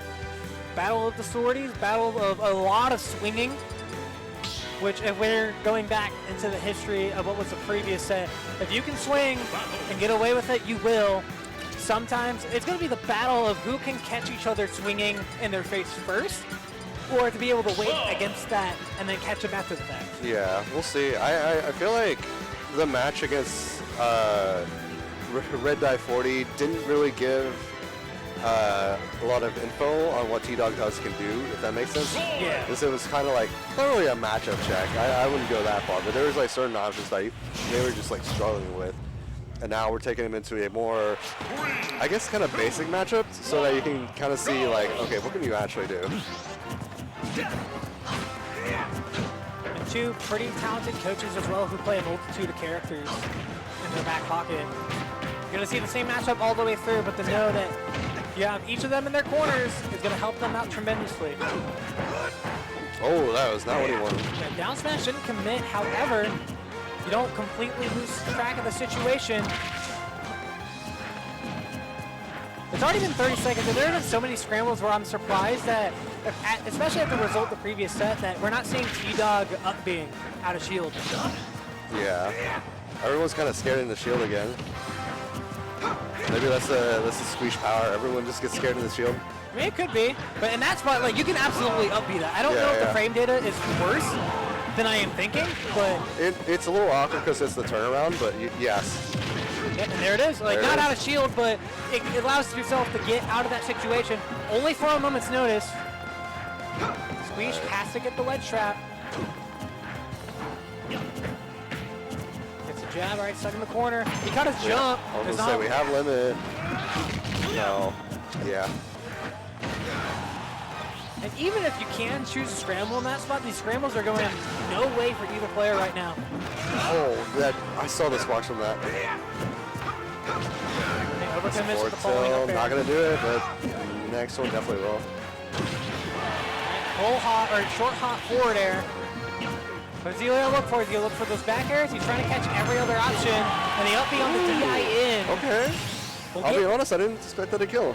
He gets the pace started in this game, number one. Okay, okay.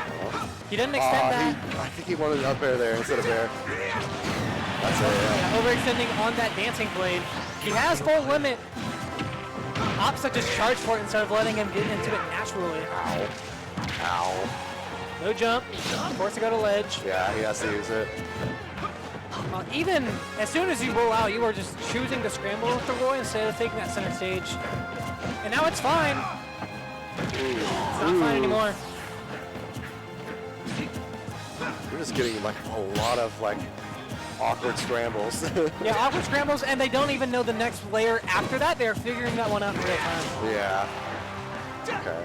The quad grab is not a good move. Now, I'm surprised he is using way more than he is a lot of other options. Yeah, for sure. Okay. A lot of resetting neutral that we're seeing against either player. When they commit, they'll commit, but they're still afraid to try to do anything. Yeah.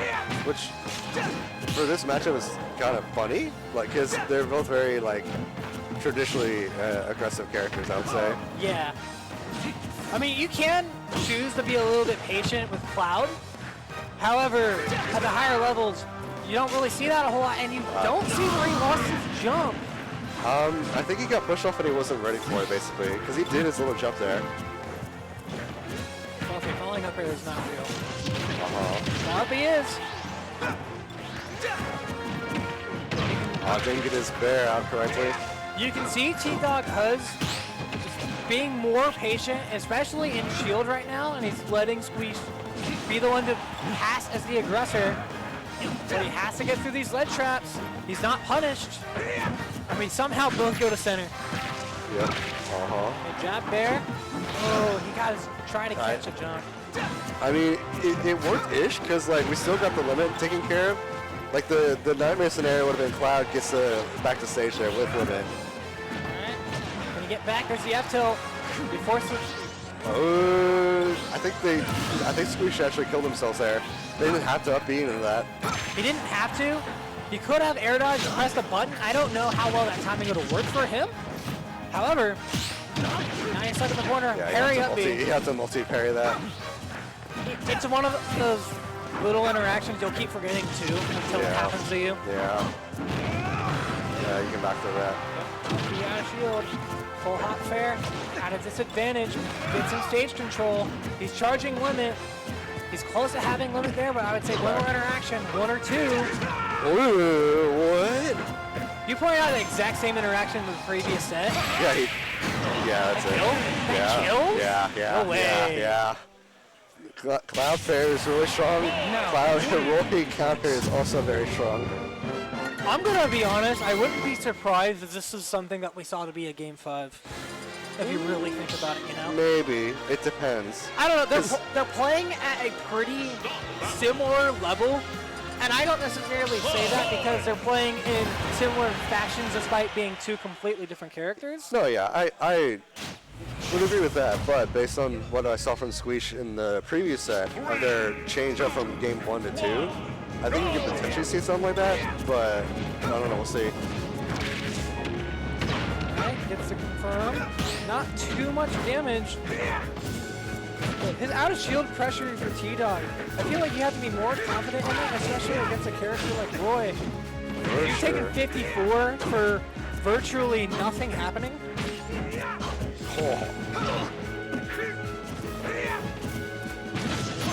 All right, we're seeing a couple of misinputs now. Yeah, try to get that nair, there's a short hop to a full hop, and that's somehow gonna go through ledge. All right. Yeah. Not yet. He didn't DI it correctly. Ooh, yeah, you're right. Okay, number one on the board. Trying to go for a roll read there. Not quite gonna find it. All right, nice little confirm. He messes up after the down throw. He tried to parry that. I saw that. That's one of the worst feelings in this game when you know an option's coming and you just misparry it. Yeah. I hate it. That's also one of the worst pains. Oh, no.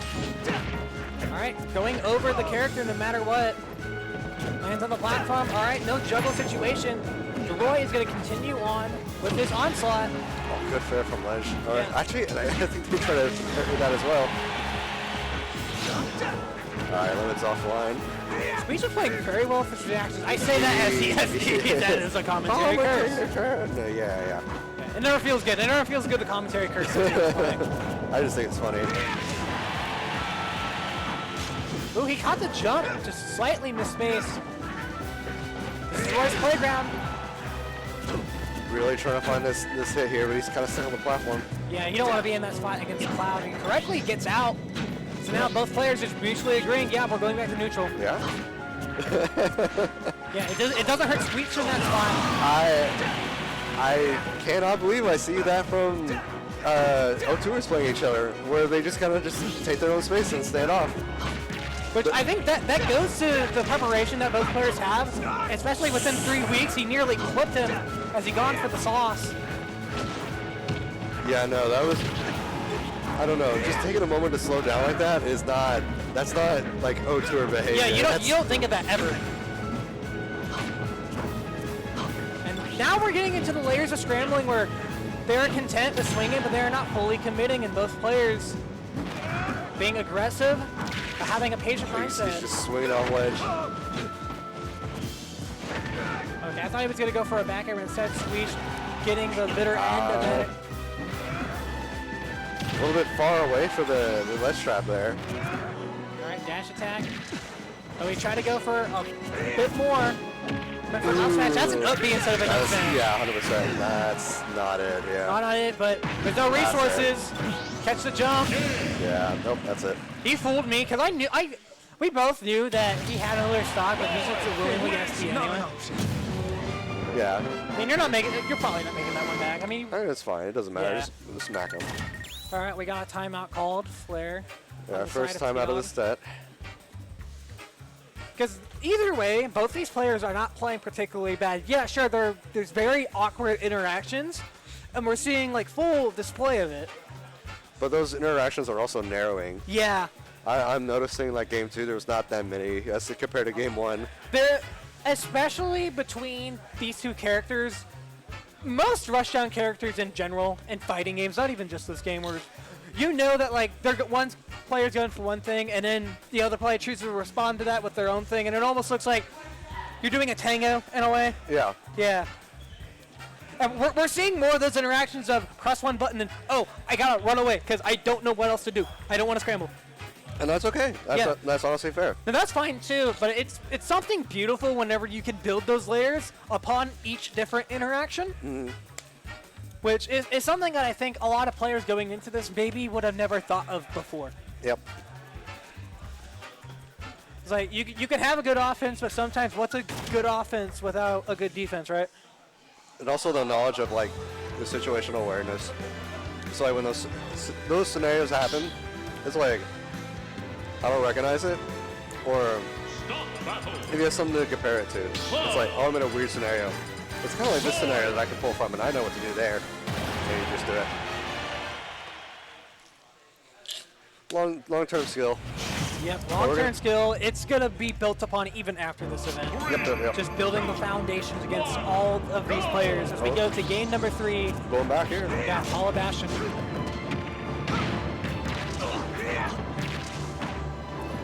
Didn't take his jump just yet, but if he waited just a tad bit longer, he had that one in the bag. Ooh. All right, he's cooking. All right, no jab bear, but you Google for the edge guard against a Limit Cloud. I was going to say, if he countered that. Has not taken a single bit of damage yet. I saw a world where T-Dog Huz went for the suicide up B there. Ooh, Clank.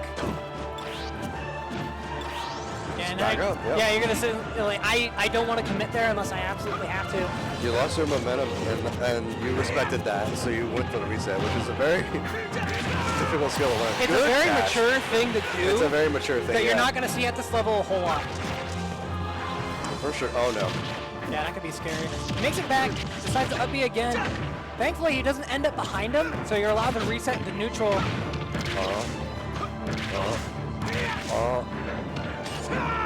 Do it again. You got time. If he doesn't move, I would have charged off to smash again. Okay, he had the right idea with the landing. He just hesitated in that spot, and now you're gonna eat a roll in F smash. 3 stocks to 1 with Squeeze, keeping all of the momentum up despite losing it previously. Yeah, it's not looking good for T-Dog House here. That's it. Oh, talk about the jam, Squeeze making a statement. Why is Squeeze like it wins like he's the one that got hit?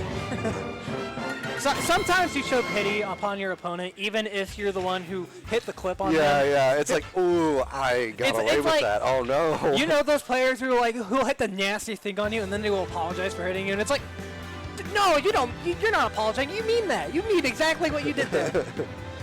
It's like knowing like a player like myself who doesn't have a whole lot of defensive options that I can relate to in a variety of different positions. People will clip me and say like, hey, I am so sorry. I didn't mean to do that. Yes, you did. You didn't mean to do that. Do not lie to me. I think the only time I've apologized for like a clip or whatever is if I was playing like Bayo and Smash 4. I think that's the only time. Just because like, I pressed the very good button that you can't beat. Oh, well, I die. Yeah, you win condemn and you skill check them. It taught me to like never pop off ever, basically, which was kind of a good and bad skill to learn. Good in the sense that it's like you're still showing. I mean, popping off doesn't mean you're showing disrespect to your opponent, but sometimes it can be seen in that sense. Well, and also like there's a momentum thing too. Yeah. So like if you're in, let's say like game 1 or something, and you pop off, sometimes you'll like exert yourself too much when you do that. Yep. And you'll like kind of take yourself out of the focus mode to like be like super excited, like yes, I did that.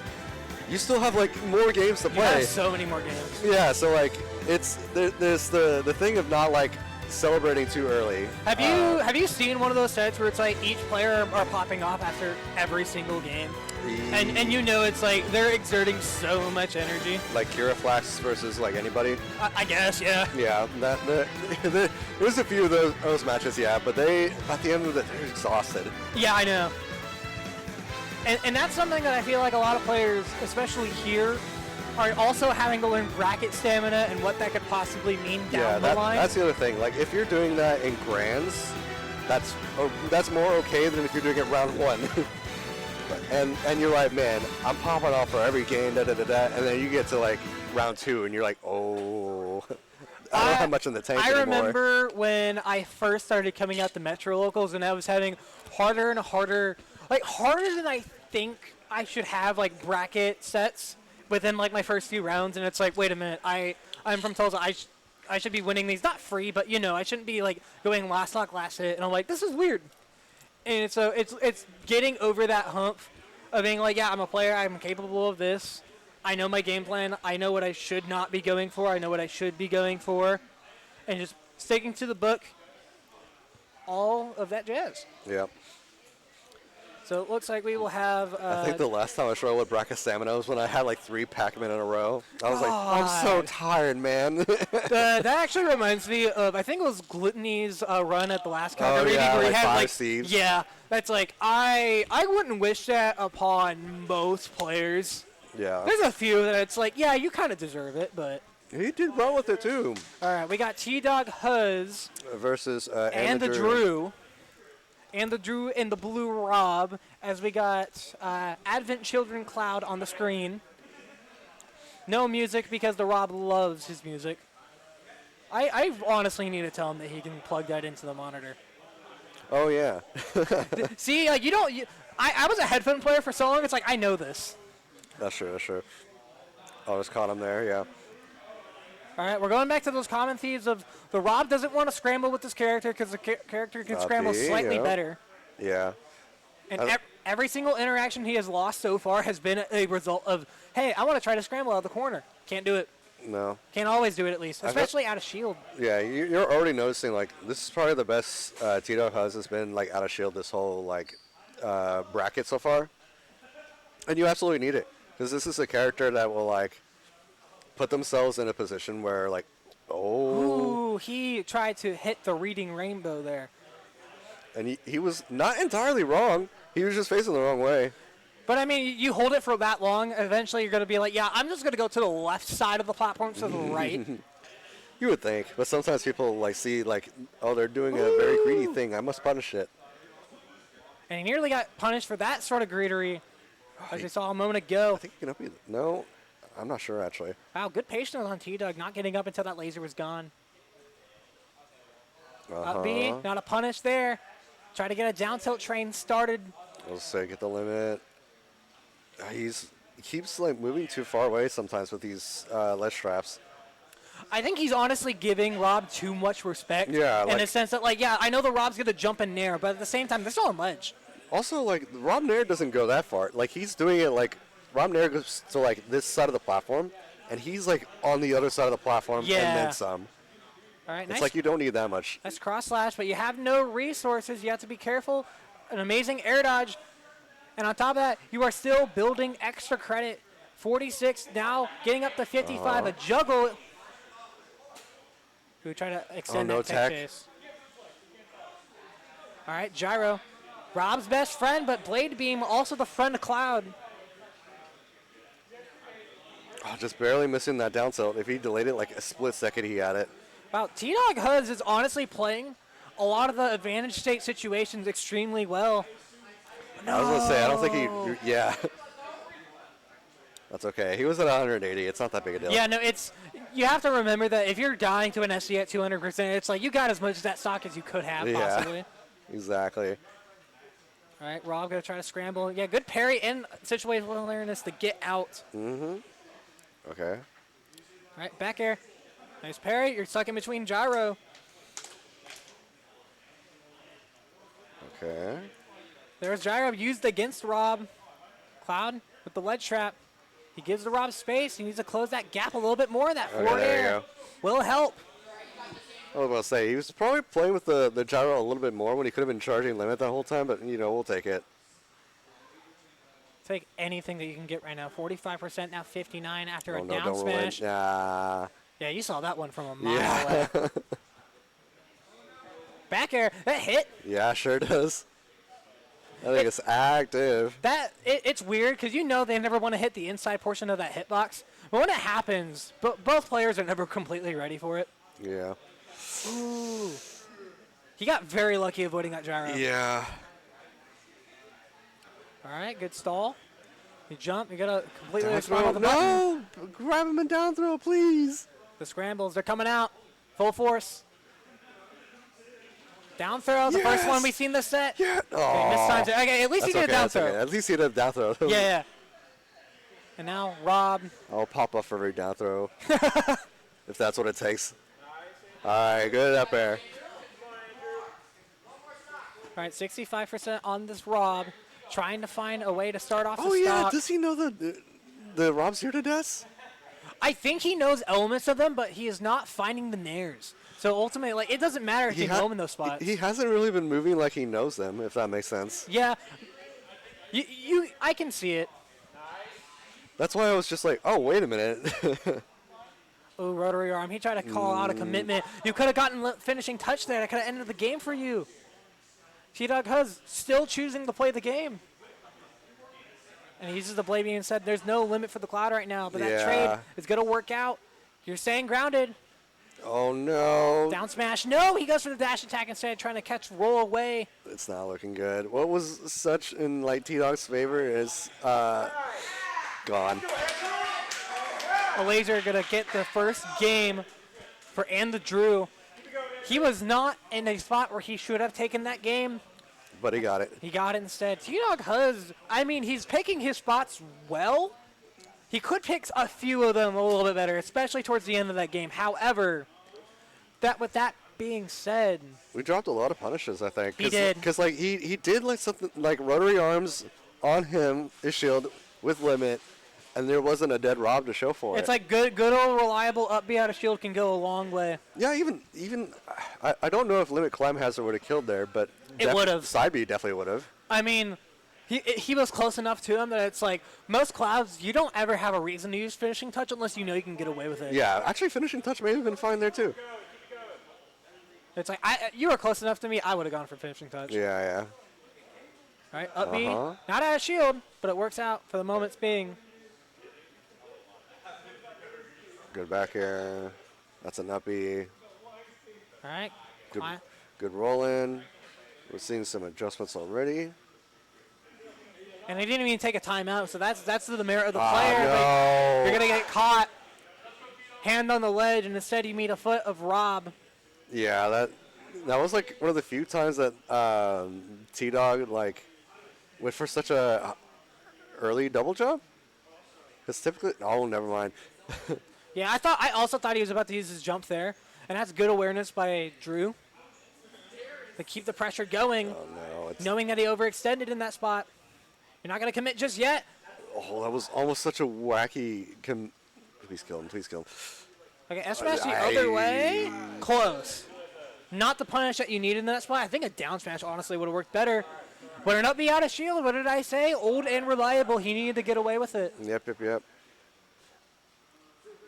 Okay, down tilt out of shield. It's still going to work out. Good land, good up air, but not quite going to find the connect. All right, yeah. Down throw, please. Okay, gyro going to keep him at Down bay. throw, or not, sorry, down toss. I will say, out of the one thing, if Drew has anything else down on lock, it's that he knows when he should be getting away with using gyro. Yeah. Because if you don't have that as Rob, it's like, why are you going to play the character in the first place? Yeah. He needed to get a ledge there. No, don't grab that. Okay. Okay, if he knows what to do with it, he only really has been doing Z drops. That hasn't really been gaining a whole lot. It's like he said in the previous set. He has a shiny new toy, you might as well try to use it. But sometimes... Oh, no! I saw the double jump out of disadvantage coming. Okay, back air catching the jump. There's limit.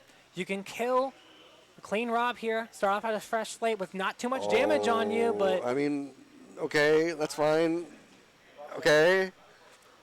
Really trying to get through. He is really trying to force any sort of smash attack an option to get himself out of the situation. Oh, he teched that. I think the Rob is still alive. He had enough gas in the tank No, please, to not put the him shiny. through. Yeah, he's struggling in every single sense. He wants to get the stock. He's not doing the right tools. He's also, like, taking a bunch of risks. Like unnecessary risks. Yeah, like with a lot of these positioning stuff, it's just getting like out of hand very quickly. Like even if T-Dog takes this stock, I don't know that like the momentum is like not shifting in their favor. All right, back throw. Yeah, that stage control works out for you too because you can get rid of the Cloud jump. You don't. Cloud back in there. That should be a punish. That should be the stock. You hear the mash, the down throw. Will tell the end. That was in the DI. Tells the end of the tail for game 2, and we do have a timeout called on the floor. Yeah, it's not looking good. Yeah, you could tell when Rob is winning most of the scrambles and he has no right doing so, that's when you can tell it hit the fan. Yeah. Okay. But there are so many different spots. Like in the last set, he figured out how to play the shield interactions in close quarters against Roy. But now you have to learn how to adapt that for a different character who's still choosing to scrap with you despite the fact they don't need to. Because they're winning every single other interaction outside of that. Yep. For sure. And I honestly don't think that you go back to a stage like that. I feel like... Yeah, I was about to say that too. Because there's a different sense of if you are a character that has projectiles, wants to play at a distance, you don't really want them on the long stages, but at the same time, you shorten that, almost like you did there with Hollow Bastion. Not that it's a short stage or anything, but you definitely have way less room than you would on a town and city. It's also like when I think of stages, I think how long does it take for me to carry to corner carry a character if we're gonna put it in fighting games terms. So like taking a character from one side of the stage to the other, I think easiest place would be like Small Battlefield and Smashville compared to not Town and City, Hollow Bastion. And sometimes FD can be included on that too, because there are so many players who love to play with the platforms more than anything else. And removing that can be a huge object of their focus just taken away. When we go to Kalos, So he decides to give the Rob a little bit more room to try to play with, to see that if he can try to use that against the Rob himself, and he will get the cross slash to start off the first 10 seconds of this game. Okay, huge start for him, 4 up airs. Ooh, wrong up B in that spot. Okay, yeah, he's playing these scrambles. He's playing them a little bit better. However, sometimes you don't need to play them in that spot. Okay. All right, navigates over gyro. Oh, that tripped. Oh. Yeah, he caught him trying to press something right after that. Ooh, good. No. That was a good idea. He just didn't execute it as correctly. Yeah, I was as going to he say, did. he needed to, like, dash up significantly more for that. All right, No tech chase. No tech. He had a jump there, Oh. and he goes for the Hail Mary up B. I was going to say, maybe throw out some up smashes here. I mean, it could work out. He was throwing them out in the previous game, so he knows that he has the ability to do them. However, you need the Rob to land on top of your shield. Ooh, he goes high. There's the up smash. There's the up smash, yeah. Yeah, very much needed in a spot like this. Or now you lose your limit. You try to mash with that. Oh, he's dead, yeah. No resources. Your stock's gone, and we go 2 apiece. He like jumped while he was getting hit or something, and then just lost the double jump and lost the stock for that. It's those unnecessary scrambles that I keep going back to, where you don't need to play the interaction. You just need to let the player play themselves. Yeah.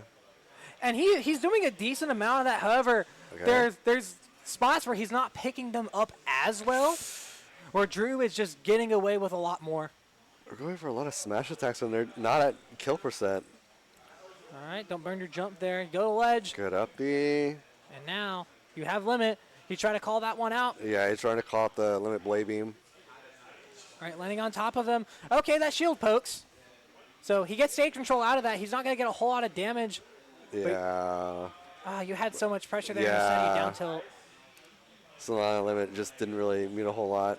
Ooh, okay. Going for the smash attack again. We haven't had a F smash work, but all these F smashes do. He's trying to call out a lot of these aerials that the Rob is landing with, but sometimes those aerials are so big, an option like that, it's not going to work, or he's just mistiming them. Yeah. Ooh, okay. You have an up B, and you make that one back. However, back to the wall. It's not going to be in your favor just yet. Can he make this one back? He doesn't want to jump. Ooh, that could have been a throw and a half. Throw, yeah. That's going to be it. Not yet. Oh, he almost had that bear. I saw it. Yeah, he forced himself out of the corner. It didn't work out. And he gets a down smash. It's not the stock just yet, but not the great DI if you are Drew in that spot. And now T-Dog has. He can bring himself back into this game with a fresh start. And he gets the nair. He doesn't have enough limit to stay there charging that. And on top of that, the Rob nair is honestly pretty stale at this point. That's the only thing he has hit in these last 5 or 6 interactions. Okay, there we go. We got limit now. We can play the video game. You're way too far back. Yeah, he's giving him so much space. Ooh, he tried to have the downer protect him, and now you're going to use a blade beam, and it's going to kill off the top with 213% to your name. Don't use your jump. All right, he goes to the ledge. He's getting away with that more often than he should not. However, he's going to jump into the rotary arm into the sweet loving care of Rob. What? And the Drew is still in this. Z-toss. Uh-oh. Okay, 38%. That is honestly not too bad of a drop right now for T-Dog. But you have to get out of here. You're getting caught by every single aerial. He's holding straight in. Yeah, he's panicking. He's holding straight in. Oh, and he goes over ledge. That could have been a horrible spot. Forced to use limit. Holding straight in. He's stuck in the blender. Okay, there's the up. He's going to shut that thing down, but now you have to take this game by the balls. Back air. Okay, he had the right idea. That gyro honestly worked out better for the Cloud than it did. Okay. Oh. Caught him on the top hitbox instead of the side. All right, spacing is great. There's the up smash you needed, however. Way too greedy. You got to, get the limit. Get out. No, Put the back air. That's it, yeah. From right to left, T-Dog goes. And the Drew will take this one in a 3-0 fashion. Yeah. There's just he had the lead, and then he just held in for 4 interactions, and then it was even percent. Actually, no, it was more than that. It was 6. He did that throughout the entirety of that stock until he finally got a way to land on stage and to get that up B to go. It still shows like at the end of the day, no matter how nervous you can get, nerves will still affect you, but you still got to follow the game plan. And I feel like that's going to be the tale that Flair is going to tell T-Dog as he goes into the later portion of the bracket. He has played all 3 sets, so as we look currently into the set counts, we have 2 players that are 2-0, and as both players you currently see, we have Squeesh and we have Red Die 40 Enjoyer, otherwise known as Lake. Yeah, I was going to say, they're up now. One camera is very different quality than the other one. Yeah, you got to see these players at their best, right? Yep. Okay. So either way, no matter what happens in this set, both players will make it into winner's side tomorrow. It just depends on who will be in the higher echelon of that winner's side versus who will be in the lower seeded portion of that. Yeah, because they both won like all their sets so far. Yeah, and they won it in pretty convincing fashions. However, Lake has not lost a single game so far in this pool. Squeeze just dropped 1 game. So still not something to exactly slouch at. No, not at all. All right, let's see. Oh, let me pull up the chat again. Oops. So one more time as we go into this is the last set of this pool. We will be going into Pool D right after this one, so stay tuned with us as we finish this pool. Oh, okay. That is funny how even of an interaction that ended up being for both players. Yeah, I know. I guess we're starting the game at 15. I don't understand like why stuff like hits twice with the Gordo. It's a weird interactions, like the niche ones in this game where you're not going to guess it until it happens. Where it's like, why did that happen? Oh, I don't know, it just did. Alright, up B. Actually went for the up tilt. And now, as we go back into having a DD on the screen one more time. Oh, a little bit of greedy on there, but that's okay. We didn't get punished for it. I feel for somebody who has a disjoint out of all the characters that do, it's harder for Roy and Crom to hit these Gordas, but Squeesh has not missed a single one so far in the set so far. Yeah. Yeah, he's just gonna let him play his own game.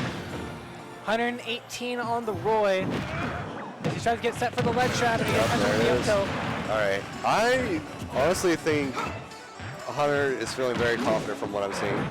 Because he's doing a couple... Oh, man, how about the call out there? I was going to say he's doing like walking and stuff, which is not normal for him at all. Yeah, see?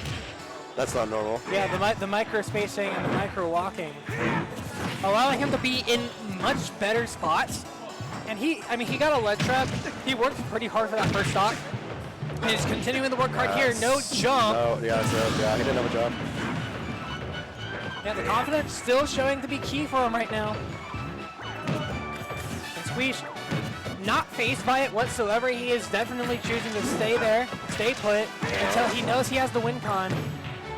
Not overcommitting, adding an extra fair for that. He knows he didn't need it. And he's correctly shielding a lot of these Gordos. If he can't use the Gordo against him, he decides not to go for it at all, which is a smart thing for the Roy to do in this spot. Might F smash again. No, he's not. Okay, we're just gonna back off. Yeah, reset the neutral. The maturity showing out of Squeesh and Lake in this spot. Both players not getting each other an edge right now despite the lead that Lake has. Okay, F-tilt.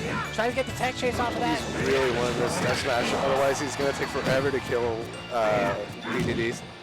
And at the same time, he's not letting the ledge trap really get set. One, because Gordo's there, and other, because Lake is deciding to choose good options against the Roy to make Squeesh almost second guess himself in a lot of these spots and not being able to react. Try to catch him with the F-tilt there. So he swung there. Yeah, that almost could have went really poorly. All right, trying to catch a jump instead. You're going to get reset into neutral. Dancing Blade, sour hit. And now Squeesh, a different side of him we're seeing right now. Gonna be a forward throw. Yeah, and you're not going to kill with an up throw there. No, because he grabbed him in the middle of his jumping, so he has less jumps to contend with. That's it, yeah. Trying to catch him swinging, a landing if anything, but he did not find it. He went too far in the corner. He like does so well like ledge trapping, but the minute he doesn't like succeed, he kind of overcommits. It's not necessarily second guessing in terms that as it is, he really wanted to stalk there. He knows that he should be going out there trying to chase him, but at the same time, DDD is not a character that you chase off stage. No, not really. It's kind of, he's low-key one of those characters you kind of just let them do at least something before. All right, so 1-0 for Red Die 40 Enjoyer. As we now go small battlefield, which Roy, I believe, will probably get a bit more off of this than the DDD will. Yeah.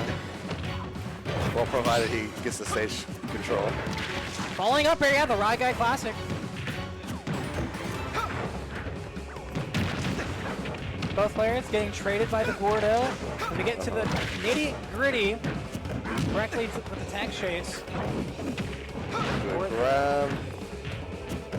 Yeah, I feel like if you're gonna be at a ledge like that, I think sitting there shield is a lot more beneficial than everything else you're doing as Roy. Especially too, if you're not being the one, not only if you're not overcommitting, but the fact that you can just get that whiff punish.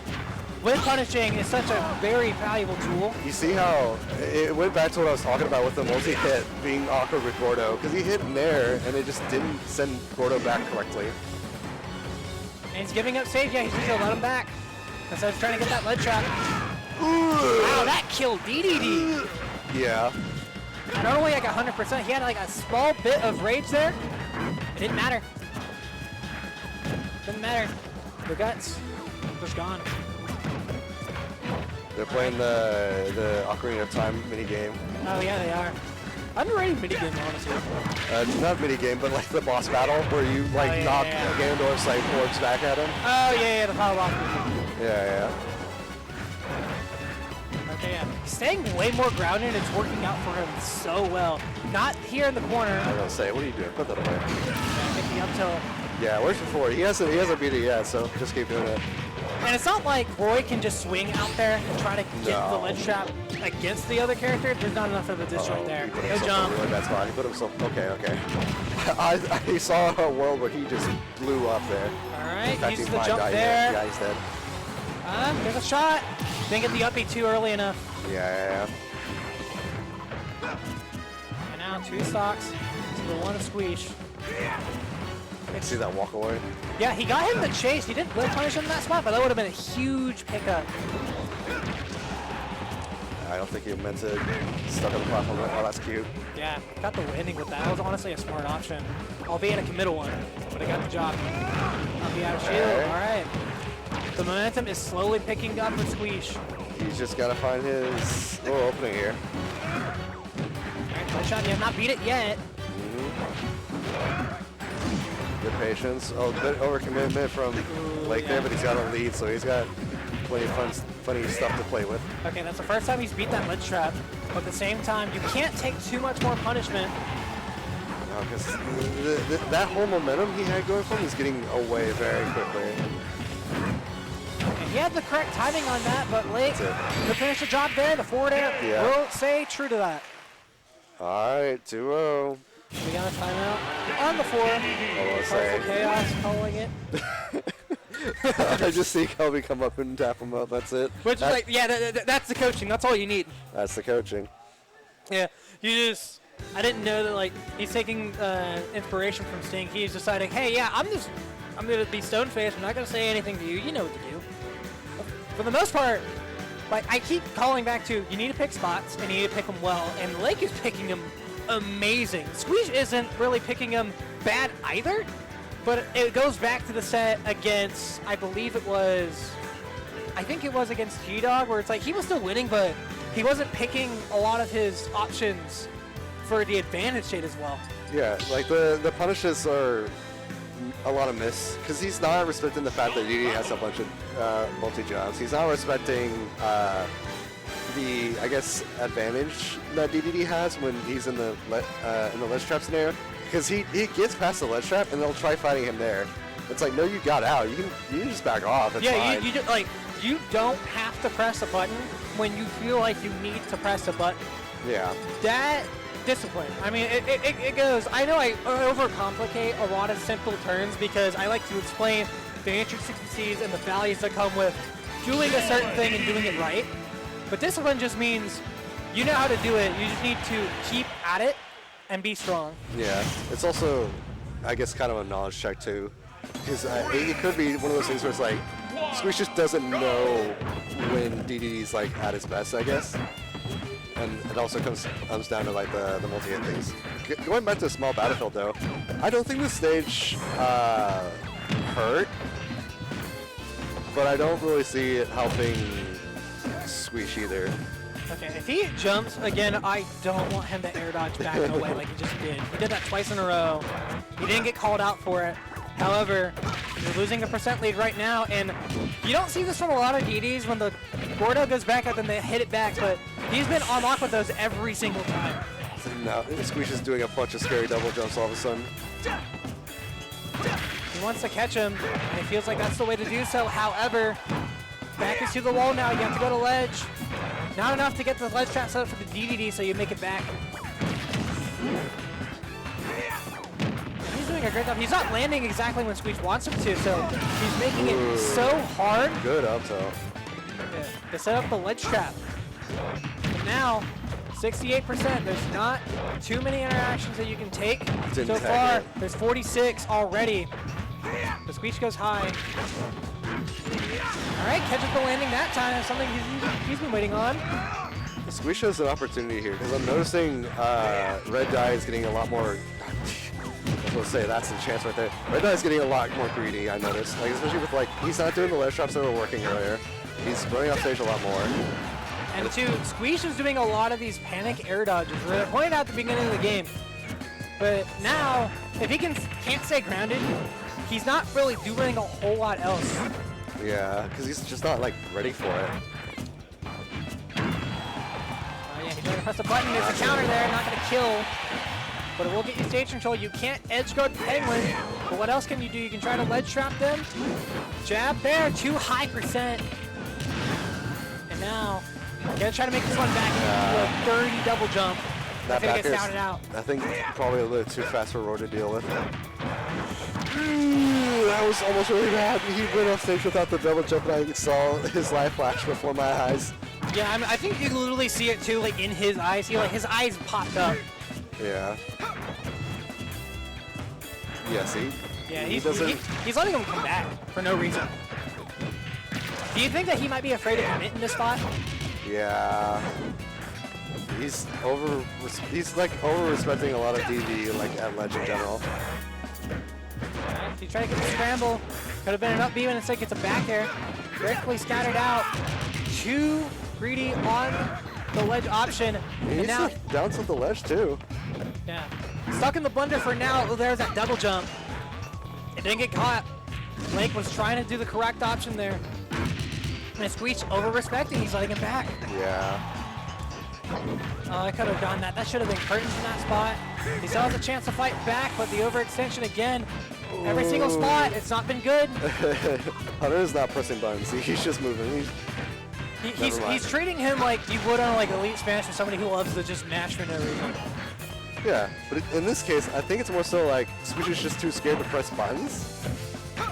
And I feel like that's what's kind of mixing him up, is the fact that Hunter's just like moving.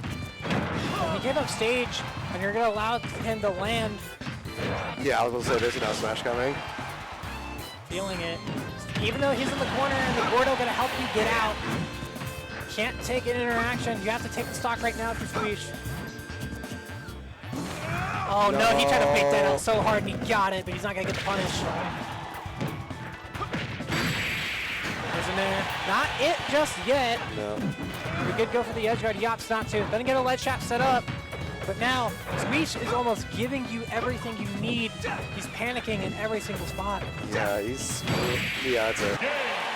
Gets that up tilt, caught him jumping. 3-0 and a handshake. Yeah, he has not lost a single game the entirety of pools. And he'll go in tomorrow with all the momentum in the world. Yeah, coming out looking very, very, very strong. I mean, you talk about the game plans, trying to exact them as well as you need to. And staying solid, even whenever the obstacles are showing you how hard it can be. I mean, he stayed stone. He stayed stone throughout all 3 of his sets. Yep. Because after a certain point, he didn't need to like let that facade fall or anything like that. Like, there's no reason to panic. Because everything was like relatively even. There wasn't really a time where he was playing at a loss. Not really. I mean, there were maybe a few interactions where like he was down in the percent lead, but being down in the percent lead as DDD doesn't matter. Yeah, it doesn't matter. As long as you don't die, who cares? That's what I think I had to teach that lesson to Kelby at one point, because he was like living to 200% or something like that, and then he would like panic option like in that. And I was like, dude, you're living a lot, like really high percents. You don't have to make something happen. You can just be like, your goal is to live, not necessarily for them to die. Yeah, your goal is to be okay with everything that is going on, and if you can fight it back against it, sure, you can. But if you can't, you have to be stuck in fortitude and make sure that you're solitaire without it. So you taught it to him, and it looks like he might have taught that to Lake, so you might be a reason he went 9-0. The lessons go down through the legacy. All right, so now we are going to an ad break, so this is my time ending with Lorenzo. It was a pleasure to commentate with you, brother. Likewise. We will go into Pool D. A full 4 new players are coming your way. Stay tuned here at the Plummit. And new commentators, so we'll see you soon. You did a really good job analyzing stuff, dude.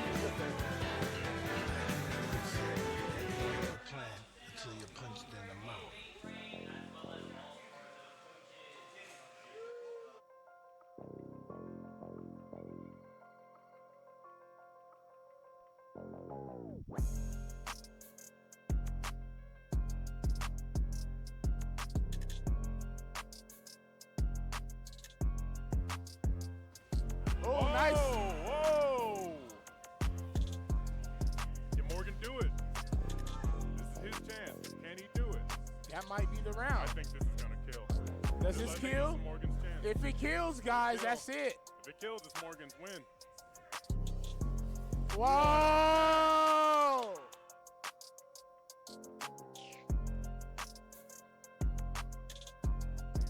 But inching forward and looking for that range and slides on through, uses all the resources to do it. Is it worth it? Oh, he is actually no, there's no question. Runs off with another one.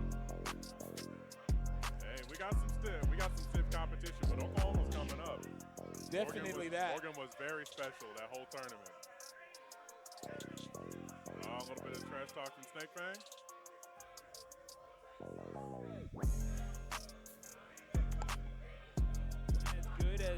As good as Pickle was, nothing compares to Cupcakes. Man, my brother. Sir, yes, there you go. Cheers, homie. Cheers.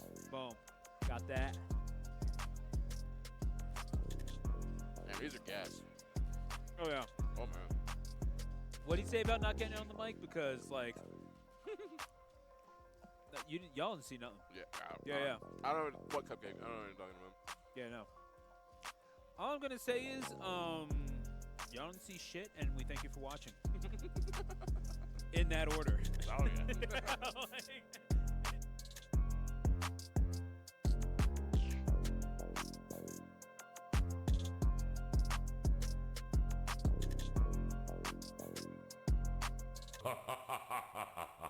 Game over.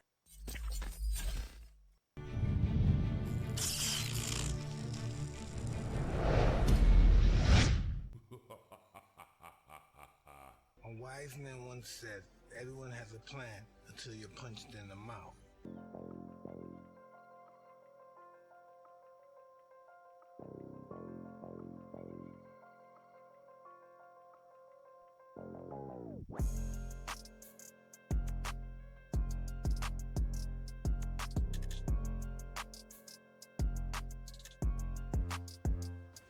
Oh, nice. Whoa. Can Morgan do it? This is his chance. Can he do it? That might be the I round. think this is going to kill. Does this I think kill? This is Morgan's chance. If it kills, guys, that's it. If it kills, it's Morgan's win.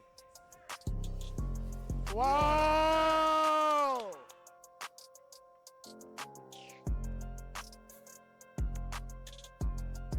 But inching forward and looking for that range and Slides on through, uses all the resources to do it. Is it worth it? Oh, he is actually no, there's no question. Runs off with another one. Hey, we got some stiff competition, but Oklahoma's coming up. Definitely that. Morgan was very special that whole tournament. A little bit of trash talk from Snake Fang.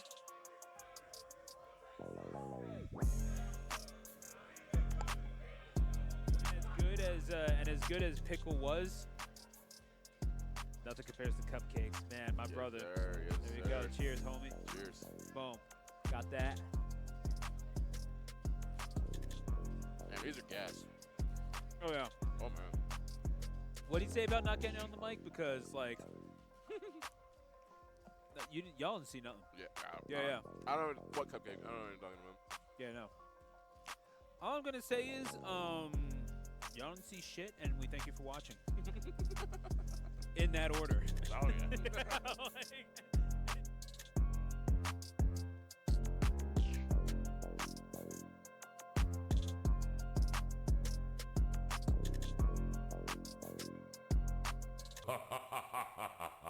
Game over.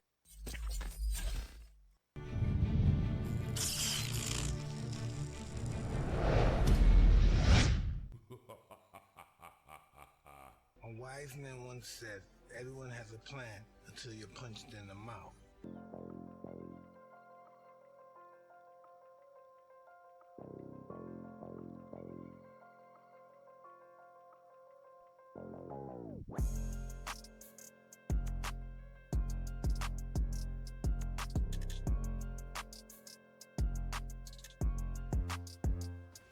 Oh, nice. Whoa! Can Morgan do it? This is his chance. Can he do it? That might be the I round. think this is gonna kill. Does I this think kill? This is Morgan's chance. If it kills, guys, that's it. If it kills, it's Morgan's win. Whoa!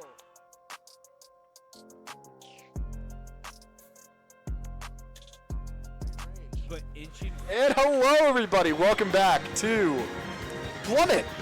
Plummit 2026, yeah. Right now we're having, I think it's Sinnoh against Felliver. Yeah. We're going to be starting Wave D here. Yes. It's going to be our pools. Going to see the Felliver, Sinnoh, Mainframe, and Inferno. That's it, yeah. Yeah. Mm-hmm. So those are going to be pretty exciting ones. We're going to start off with Sinnoh versus Felliver. So we have Link versus Roy. We saw a little bit of Roy earlier with Squeesh. Yeah. But I think down the line, obviously the sorties are pretty common. Here we have two Roys in this Invitational 16, two Clouds in the Invitational 16, and our Link for our 5 sorties. Yep. So it's gonna be cool to see how they've been practicing together. So I know Felliver has been being coached by Drip. Yep. And then Sinnoh, I believe, is Cannon Red is the coach for that. I believe that is correct. I'm really excited to see the differences that Squeesh and Felliver have and how exactly they were brought up, because Squeesh was very aggressive, just always mashing on you, which that's really Roy in general. And I want to see if Felliver is going to be any different. Yeah, I would like to see maybe a Roy that was because Squeesh was very much like a bait and switch. Like he'd come in, get a sour spot, and then just get out. Yeah. He wouldn't worry about, wasn't really focused on getting guaranteed strings. I think you can see how Felliver is going to be played out, because I don't believe we got to see him play. I haven't seen him play at all personally. Yeah. So I'm really excited to see this. I think that one is going to be pretty exhilarating. It looks like they are what steps is that going through, Sam? Oh, they're just waiting on the menu. Yeah. This isn't a very common matchup either, I don't feel like. Link and Roy, especially within Oklahoma, our Link player obviously isn't Tulsa. It's Q-Duck. Our Link player is Q-Duck. In terms of our Roy player, are the most. I guess the closest thing would be Squeesh. Squeesh probably played against Q-Duck before, but.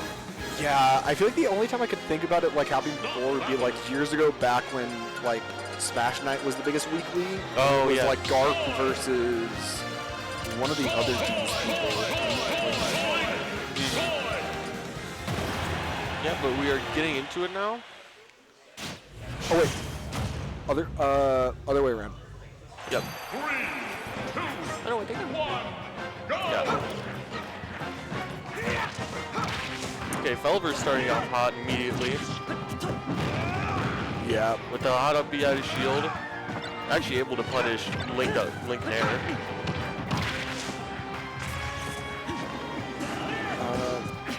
Chris, change the coaches too. Yeah.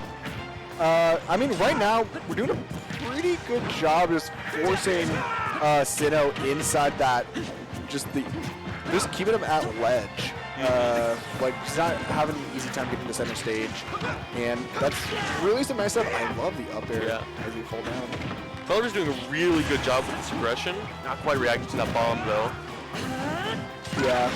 Alright, was not able to get the up smash, and that's just a free F smash for Felver, as we're going to be seeing. It just, Sinnoh had a hard time even landing. I mean, Link really only has one landing option. That's super good, and that's like Nair. But I feel like Roy is going to be very good at stuffing that out, generally. I mean, yeah, I do agree with on that end, but he's not even like getting the chance to like even just like sit down normally and just like hold shield as much as he could. Yeah.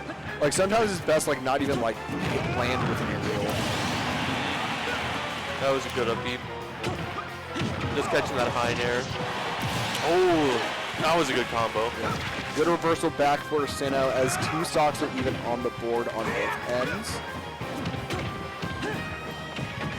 Yeah, Sinnoh getting his bearings a little bit more here as we go on.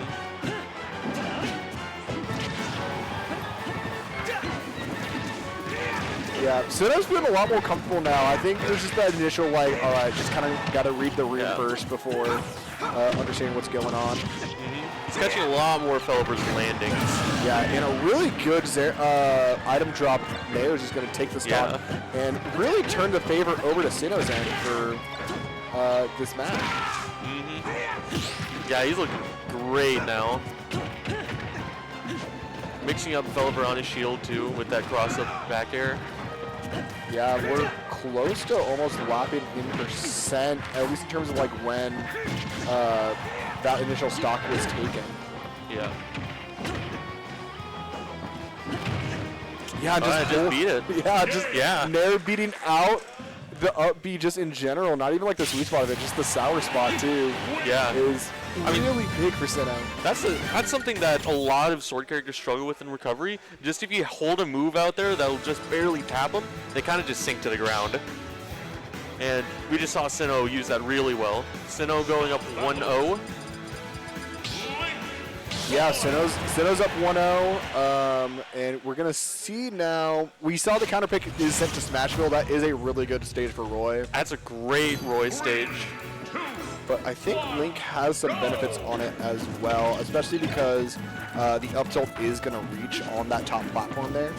So we could see some crazy stuff from Sinnoh to make sure that we are gonna have some confirmation there. Yeah.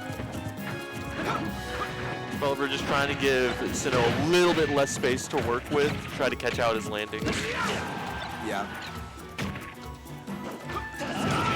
Very good. Yeah, that was a really nice dare from Felver. But we've seen Sinnoh make it back from these games before. So we just saw it last game. Yeah. Great parry. Yeah, but Felver's just not letting up right now. Good little get off me. Ooh. He saved his jump. Good. Good.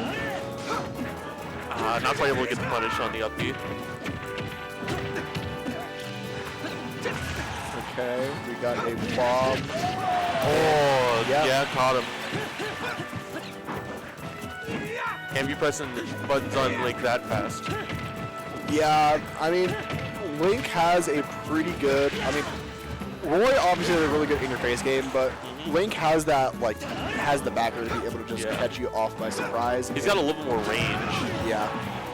It's interesting, Felver, like, feels very confident on stage, but he'll make a lot of plays that once he goes off stage, it's like, it's definitely sacrificing what all you get. Yeah, it feels like it's almost taking a gamble. Yeah. Every time he gets put off stage. And I feel like you just need to, like, play it safe on that end. instead. Yep. He's getting a lot more parries this game too. He is. I've seen him parry that Nair at least like 4 times. Gonna make it back just fine. Not time recovering high. Yep. Still able to make it back. Thankfully, able to keep the jump as well. I think the arrow was trying to bait it out. Just kind of an early call there. Yeah, Felder's catching out the landings too now.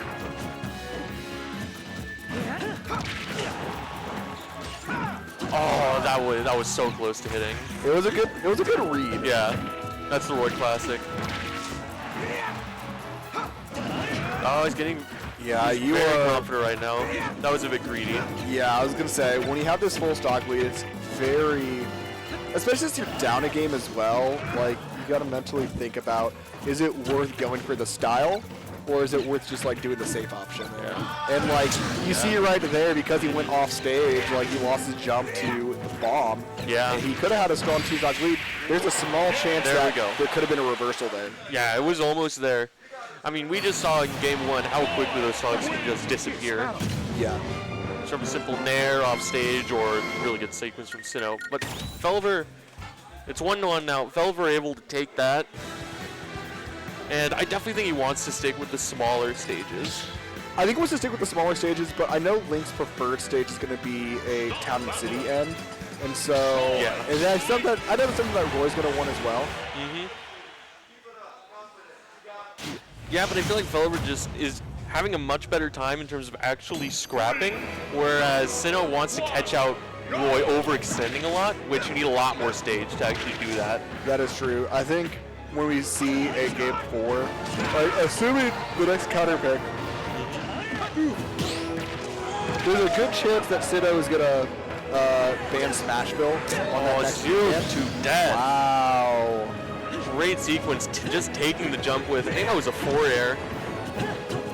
Yeah, I think it was as well. Yeah. Just catching the jump, and that's going to be huge for Felliver.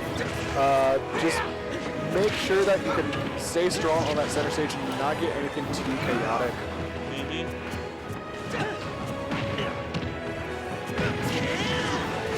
Okay. Bomb extend dash tag as well too.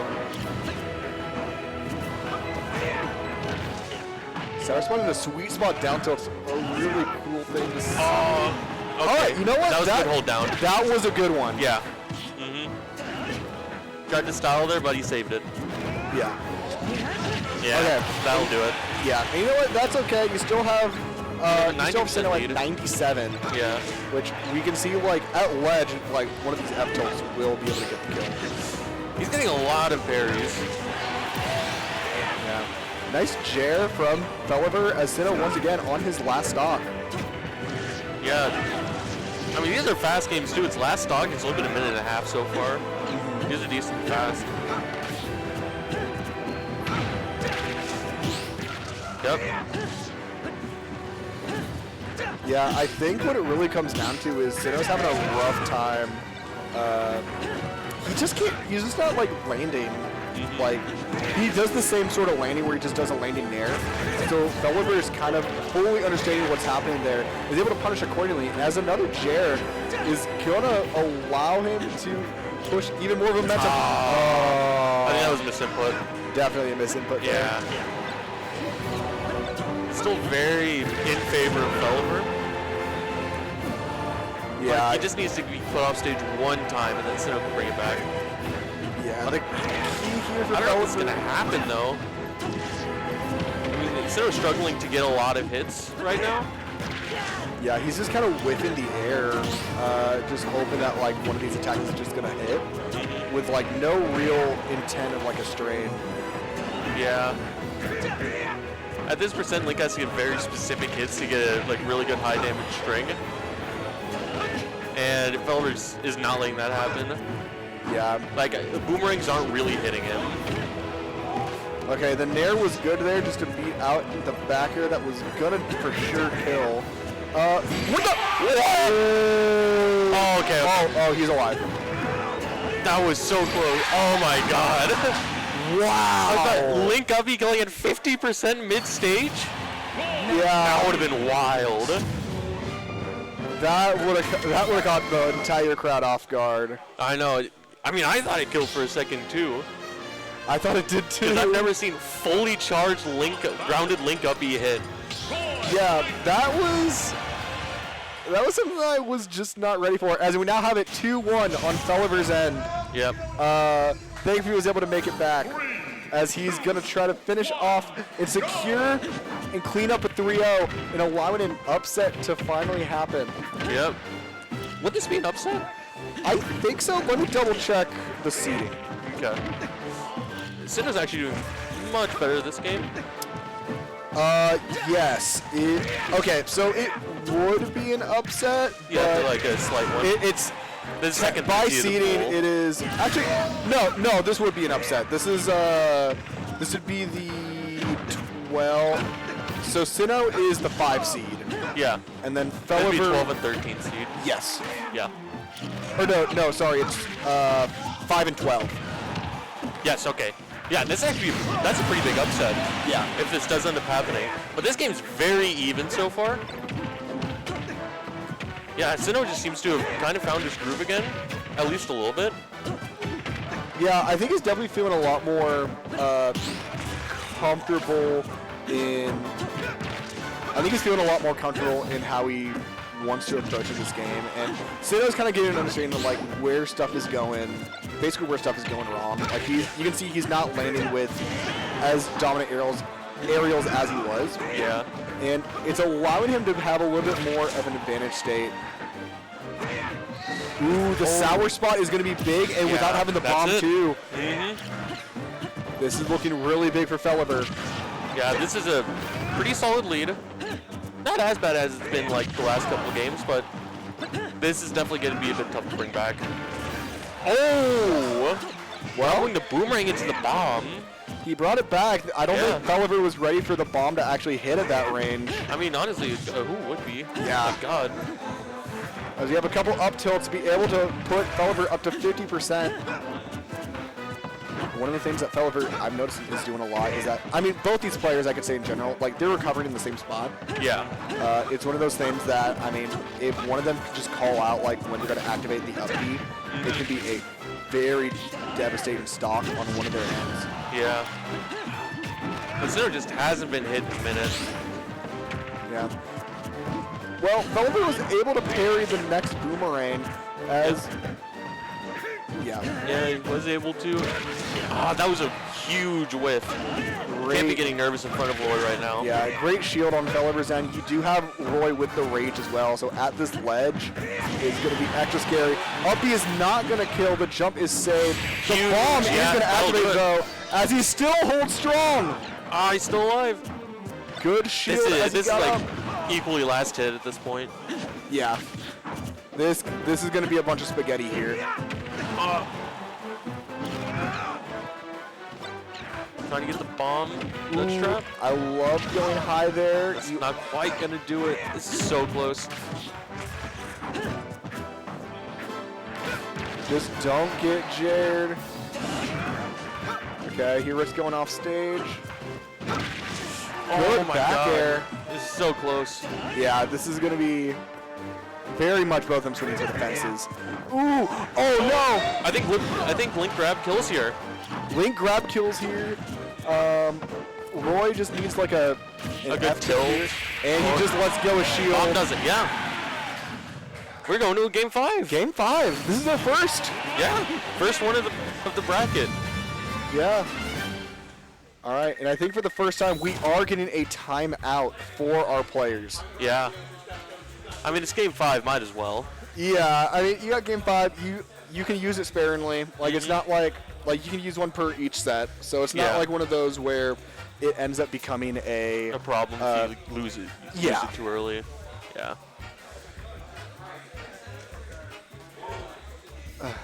No, but this has been it's been a very fast set actually. This one's been pretty quick. Yeah. Yeah, even though it's been going game 5, like there's been a lot of explosive stuff, which when you have Roy on the screen, it makes a lot of sense. Yeah. But it's one of those moments that you love to see the adaptation that Sinnoh's going through in his head and really realizing like, okay, this is what's kind of going wrong. if I mix it up, was going to work here, and you can see it's benefiting him. Yeah, it is. I wonder what stage they're going to go to next. Ooh, so it is going to be Felliver's pick. I can't imagine Sinnoh would want to go town and city. I don't think he's going to want to go to town. I'm feeling the run back to Smashville is probably what's most likely going to happen, or it's going to be the small battlefield. They might just run it back to small battlefield, but yeah, you're right. Smashville's the one. Yeah, because what really matters is that if you want to keep the bans that you did or not. Yeah. And assuming he banned like, I don't know, like Battlefield, Hollow, and maybe PS2. Yeah. Run up shield uppy. I don't think I've ever seen that started from Roy before. Well, we it saw it worked here out first. perfectly. Yeah, it benefited him. Ooh, very nice pivot grab. Yeah. All right, Sinnoh's going to be poking down onto the platforms here as a beautiful side B is barely just going to hold on. As I like the use of the neutral B, but unfortunately was not able to get him. He was able to snap the ledge okay. That one's a bit hard to time. See, this is why we love it. This is why we love mixing up those recoveries. He jumped. If he recovered low there, he was just dead. He was dead. Yeah. I mean, if you're going to bring out those adaptations, might as well be game 5. Exactly. Just make your opponent just not ready in the slightest.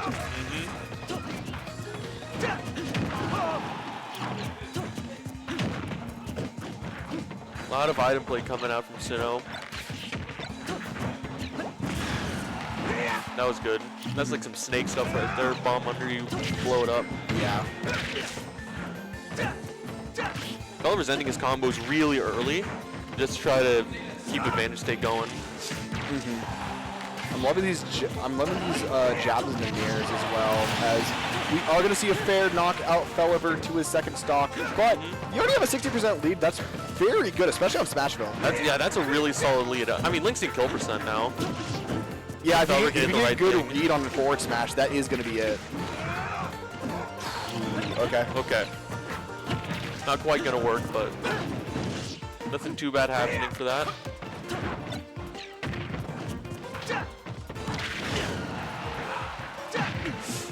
Okay. Bottom low. Not able to finish it out. That's But was able to get the side B read as that's a roll. Yep. Sinnoh's on his last stock. Yeah, this might be it.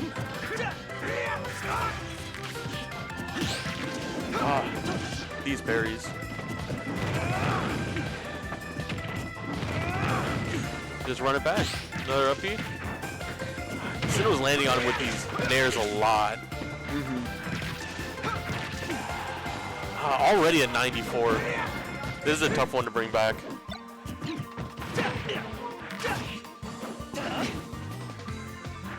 Yeah, you're already at 100%. Add ledge against Roy. Oh, you got him off stage. Might be able to close it out.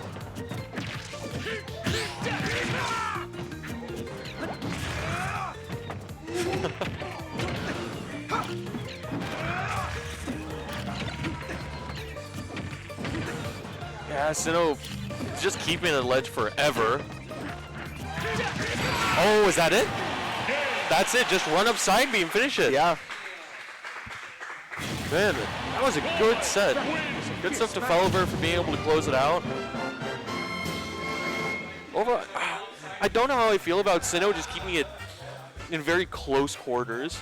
I feel like even if he would be dying earlier on, I don't know, Town or Hollow, I feel like Hollow would have actually been a good pick here because it's just bigger. I do think Hollow would have been a fantastic pick for this stage. Yeah, if it was still... I know it is a good Roy stage, but I think I'd be much more scared of Roy on Smashville than I would on Hollow. Like, you're like... Smashville is just, you know, smaller Hollow, and you don't want to be in Roy's face like that. Yeah. I think in the long run, I think that obviously what Felliver did, really good upset there. That's going to be big for whenever we get into the final bracket where we go to winners and losers. Yeah. Because you are upsetting someone that you were projected to be the losers. You now have a good shot. As long as you win one more, you're guaranteed in the winner's spot. That's really all that really matters at that point. And so... Yeah, I mean, first and second in the pool doesn't really matter too much. Yeah, it changes your positioning, but what really matters is if you can go at least 2 and 1. Yes. And so... That's where you want to be. Yeah, so even if he does lose to... even if he does end up losing to Inferno, as long as he can handle... Mainframe. Yeah, I mean, I'd be happy with that. Yeah, I'd be satisfied. I mean, that's how, when I was in Plummit, that was my strategy. Like, when I saw the people in my pool, I knew that, like, all that really mattered to me was making sure that all that I really cared about is if I ended up on the winner's side. Yeah. And so I put when it came to, like, learning matchups and putting, like, focus on that, I came in knowing that, like, okay, this one I'm not as confident about, but if I can lock in on the other two, then it really doesn't matter. Yeah. Yeah, just that buffer zone you have of starting in winners is so important. Yeah.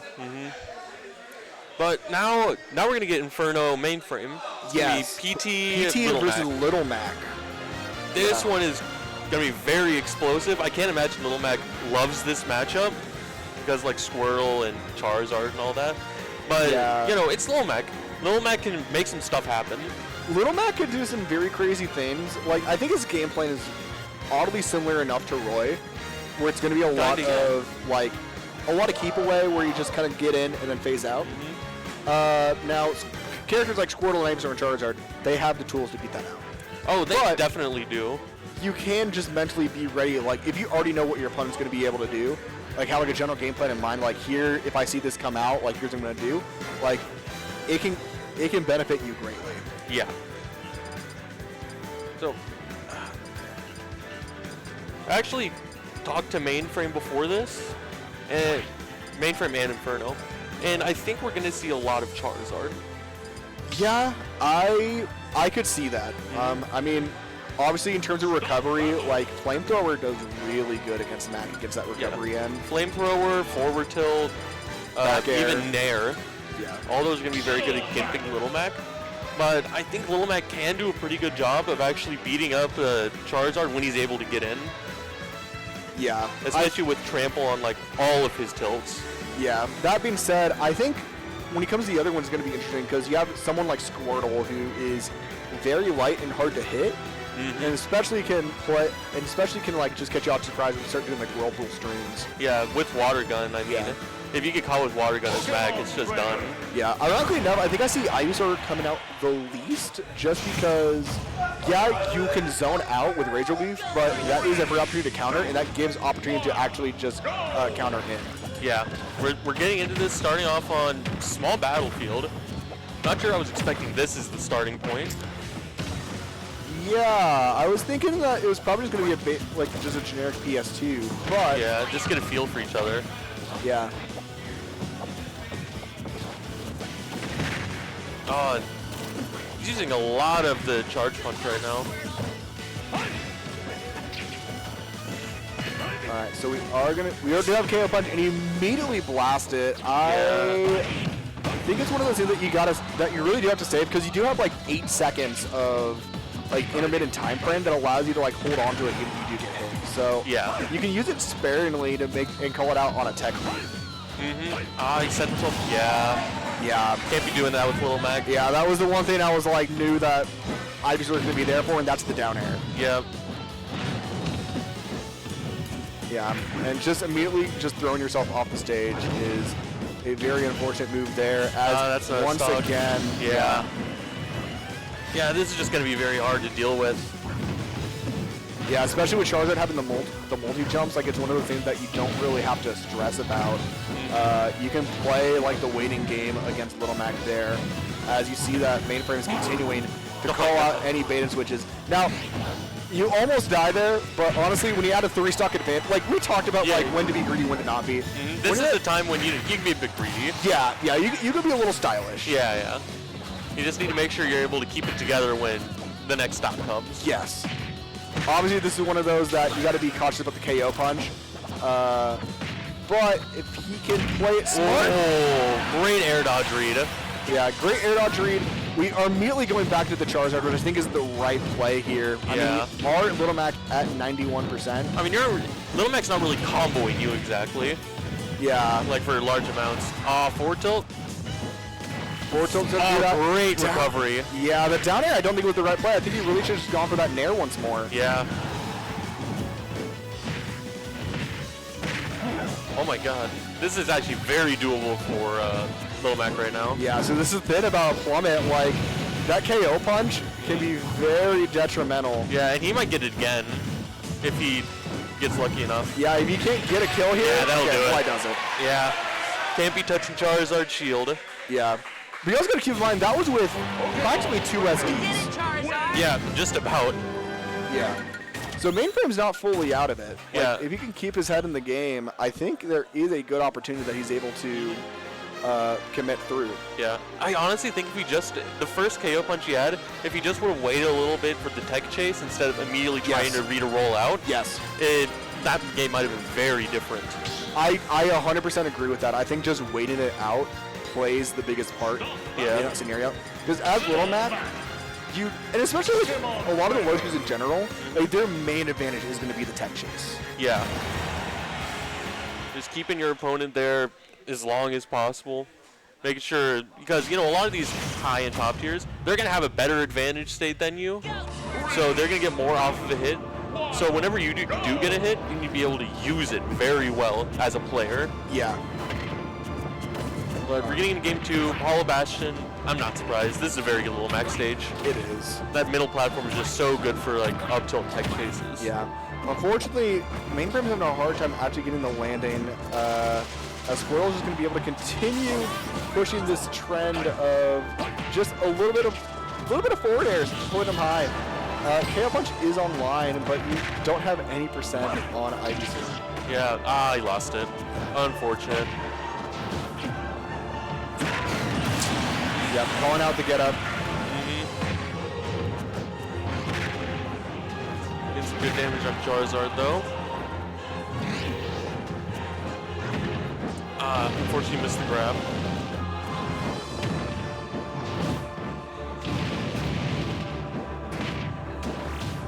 Ooh, that was a down air. Yeah. Him recovering to the ledge slightly off kind of saved him. Yeah. I loved that's dead. Okay, this off-stage stuff from, I don't know if it was fully dead yet, because you could use, I've seen a lot of Little Macs use the KO punch as a recovery tool. If he used it first instead of jump side B, he might have made it. Yeah, that's what I was thinking. Yeah. But I'm not sure if he reacted to having it on time. Let's see if Mainframe will be able to get this stock off, though. This is just, it seems really tough to be able to fight this Charizard. Yeah, this is looking, like, especially when you're like doing F smashes across like the entire stage. Like, it becomes one of those that it is very much, you could pray, but that's really it. And as you side B, you basically sacrifice any sort of advantage that you had. Like, you just turned around into the ledge, and then Charizard was in. Charizard had the most stage control. Yeah, these side Bs just in neutral are not it.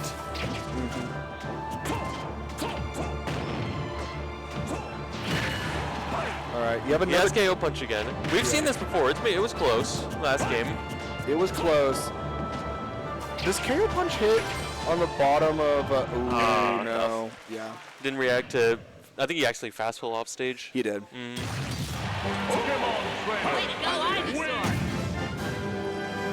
And you can see on the player cams here, like there's some coaching going on right now. Well, you can see them coaching, but you can also see a little bit of.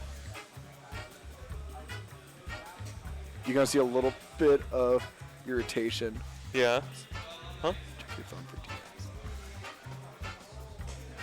That's what he's saying. Oh, okay.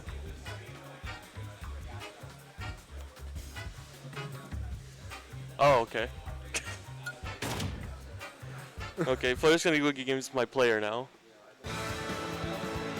Oh, Mystic was real. Ask Lake. Sorry, I asked Flair to get games with my player during this pool. No, that's fair. Yeah.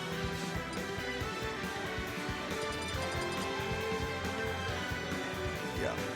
But I think as long as, like, I mean, we know this both. I mean, a strong part about Smash Brothers and just anything like this, a strong part of like Smash Brothers, like, is the concentration that you have and just keeping keeping a confident mental state. Yeah, you need to have a short-term memory for this kind of stuff. Like, if you get 3-stocked game 1 or 2, you got to be able to just, that didn't even happen.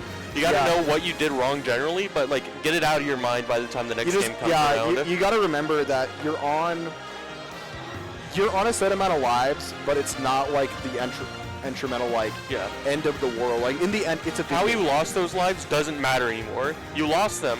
Now you got to keep going. Yeah, it doesn't matter how badly you lost. It's in the past. Like there's nothing you can do to fix that. But if you just keep on thinking about it, it's not gonna advance you. Yeah, because then you're not thinking about the next game anymore. You're thinking about what happened last game. Yeah. Which, I mean, there's plenty of time to think about that after the set's over. Yeah. You're still you gotta be basically full on in game mode. Yes. No matter what.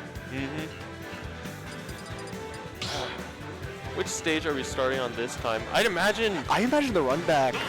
I feel like running it back would be good, but honestly, he did better on small battlefield.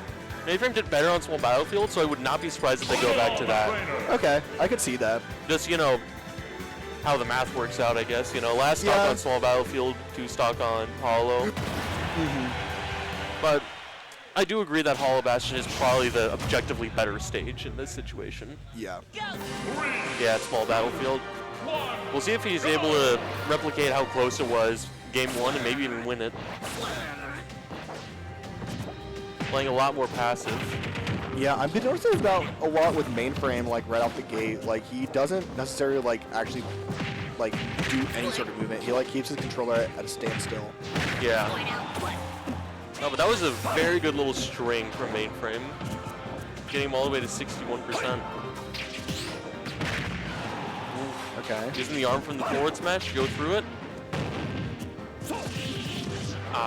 Unfortunately, caught the air dodge, or spot dodge.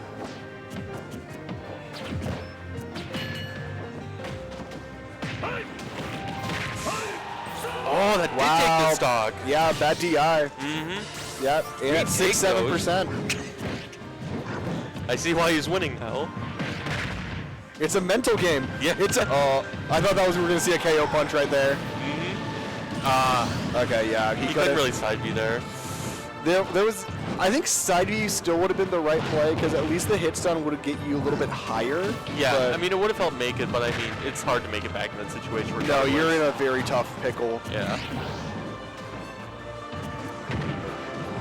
Little Mac grab sucks. Can't believe they didn't grab it. I mean, he's in boxing gloves. It makes sense. Yeah.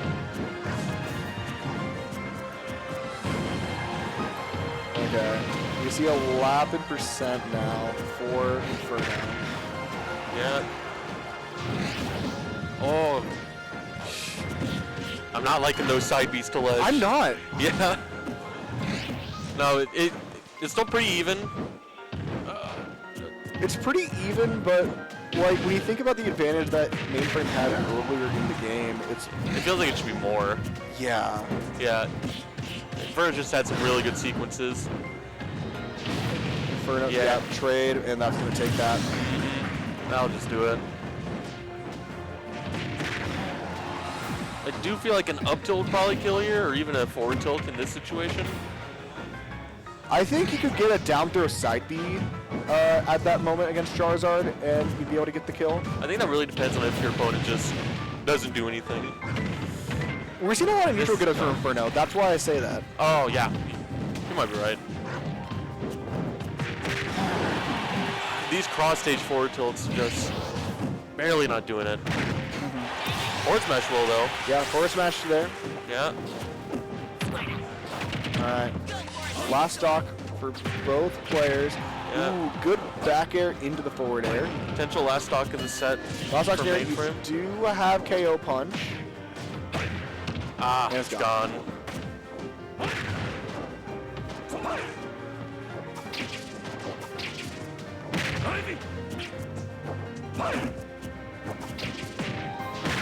That was a good weight on ledge.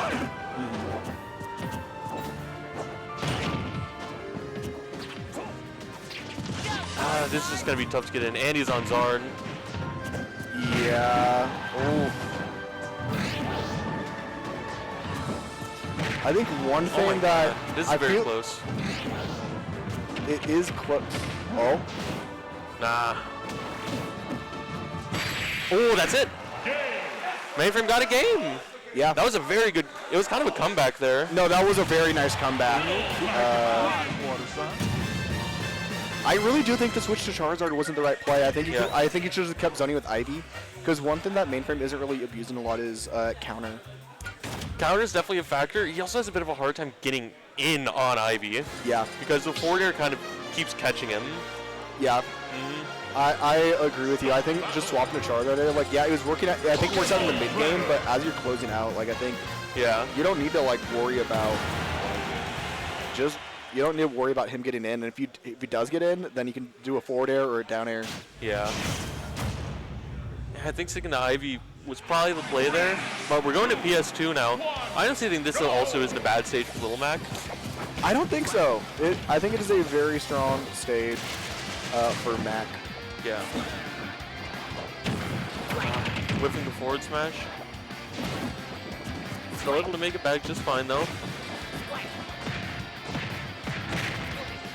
Pretty good little string.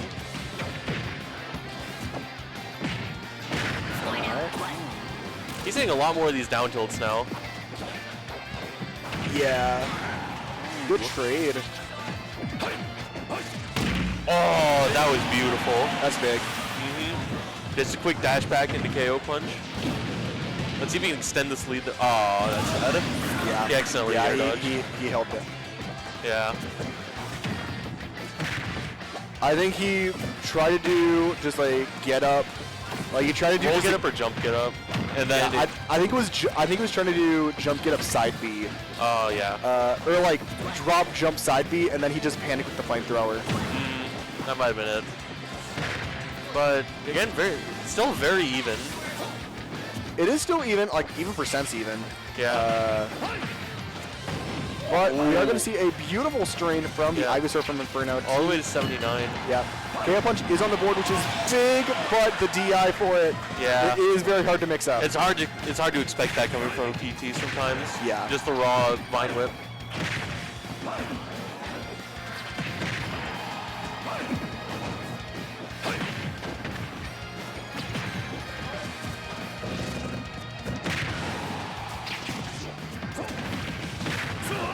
Okay, not gonna kill.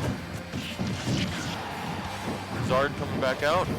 Zard coming back out. 93 on 2 stocks. He's looking pretty good. Nice B reverse flamethrower from Inferno, just to add some pressure. Just push him off stage, and there's the counter that I was looking for. I wasn't sure what happened there for a second. Yeah, no jump. Yeah. Yeah, just lost a little bit of track of the jump there, and I think he was doing really good at the beginning, but things just spiral out of control so much with Mac. Yeah, I mean, Mac is a mental game for both you as a player and you as an opponent. Yeah. Like, you just gotta, like, and I think that's kind of with a lot of low teams, you just gotta, like, lock and realize that, like, they aren't as scary as you think. Yeah. You can't treat Little Mac like he is a super good character. You kind of got to disrespect him a little bit. Yeah, you don't want to respect Little Mac. I remember it's like one of those characters that once you realize that, like, oh, this is why the flaw is really bad, and you know, like, what to do to abuse it. Yeah. Like, there's no way around it. Yeah, I feel like the solution to a lot of like low tiers is just you can't be the first one to swing. A lot of the time, you can't be the first one. You just gotta let them do whatever stuff they want, because a lot of low tiers are pretty aggressive, except DDD, I guess. Yeah. A lot of low tiers are pretty aggressive, so they are usually going to be going for the first hit, because that's what they're good at. Like Dr. Mario, Little Mac, Ganon, they want to get the first hit because they hit hard. Mm-hmm. But if you just let them play their own game out, and you punch them for whatever they're doing that's unsafe, they really can't do anything. Yeah. I agree with you there. There's a lot of it that it comes down to, like, coming from someone that, like, does play a lot of low tiers, it comes down to a trend of you have to play a reactionary game. Yeah. Like, you have to play essentially in a way that either your opponent is going to react first, or bait your opponent to react first by, like, maybe, like, force with punishing, like, knowing you're going to throw an attack but purposely in the intent of it's not hitting, it's just going to force a reaction out of them. Yes. But right now we have Felliver and Inferno coming up. Yep. I'm very excited to see this one because I know Squirtle does very well against Roy in particular. Yeah. And I want to know how Felliver intends to deal with that. Yeah, Squirtle is one of those characters that going against like any sort of sortie, like Squirtle is probably like a major fear factor. Like I would honestly argue, I have the personal argument that I think Squirtle is like one of the, like in terms of some matchups, Squirtle is on the level of like, if anything, the other Pokemon hold him back on the matchup chart. Because like a lot of PTs, like they usually have a preference on like, oh, I choose like this character, like I'm good at like these two Pokemon, but this one's a little weaker. Yeah. Or, like everyone has like the perfect Pokemon. Like Sword, for example, like he loves Ivy. Yeah, Sword's like the Ivy player with like a secondary Squirtle, and like the back burner is more of a Charizard. J-Man, more of a Charizard player, followed by Ivy than Squirtle. I think a lot of matchups really do rely on how, like, which of the three Pokemon is your primary, secondary, and tertiary. Yeah, which one are you trying to play in most matchups? Yeah. And then it doesn't really differentiate unless the matchup for one Pokemon is super good. But I think Inferno is mostly doing Zard, which, I mean, it's been working so far. It works really well. Like, I think Zard, even as a standalone character, is definitely one of the better heavies in this game. Yeah, I mean, I think he's borderline the best last hit character in the game, just because of how many ways he can kill you for messing up. I would agree with that. And I mean, he's living to 175 against Roy right now. He did just SD there. He did SD, but that was more like a delayed flare blitz more than anything. Yeah. I mean, he's overall just, he has a huge lead right now. Yeah. So one thing we didn't have discussed yet is that whoever wins this set is guaranteed a winner. Like, doesn't matter. Yes, both these players are up 1-0. Yeah. Yeah, so this one is a big one to watch out for. Yeah, it's like this one and kind of the next one. It depends who's definitely winners and who's definitely losers. Yeah. Like, sometimes there are mixed scenarios, like if there's like one person that is 3-0 and everyone else is 1-2. Yeah, if one person goes 0-3 and then there's like a triangle scenario, like then game counts will matter there. But I mean, but most of the time it is like 1-2, 2-1, 3-0.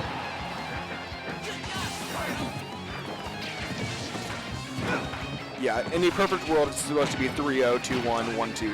And yeah. Felliver's trying to go for a lot of hard reads, but Ver's just not really committing to too much with Ivy.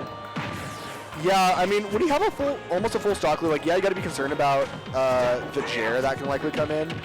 But Ivysaur has the range to handle it out, and unlike Little Mac, where you're gaining a little bit of like movement because of Razor Leaf, like Roy doesn't get that.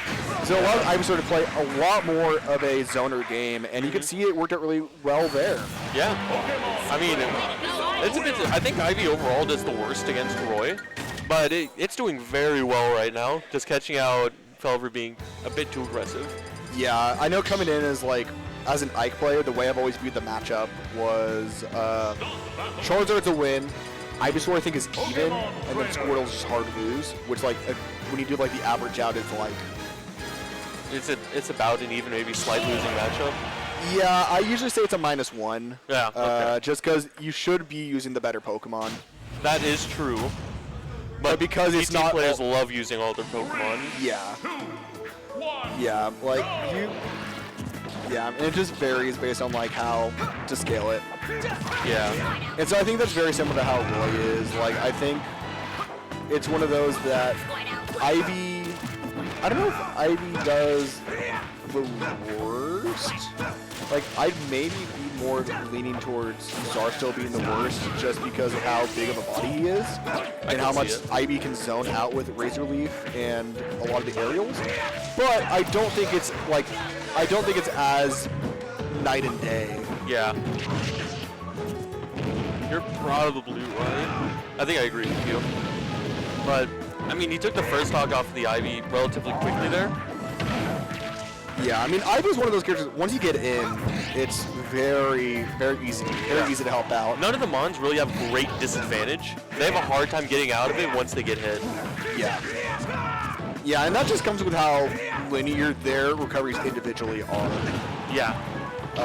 Like you have Ivy that really only gets to recover with like tether and like a little bit of linear dare. And has a hard time getting off of ledge if, you know, you're willing to hold shield a little bit. Yeah, and then the other two, they really can only recover using side beam up B. Yeah. Like the only real mix-up that you get is with Pokemon Switch, where you can like mix up the specials that are used. Yeah. And none of them, you can see in this game, none of them are really having a good time actually getting out of, like getting to the ground. Like,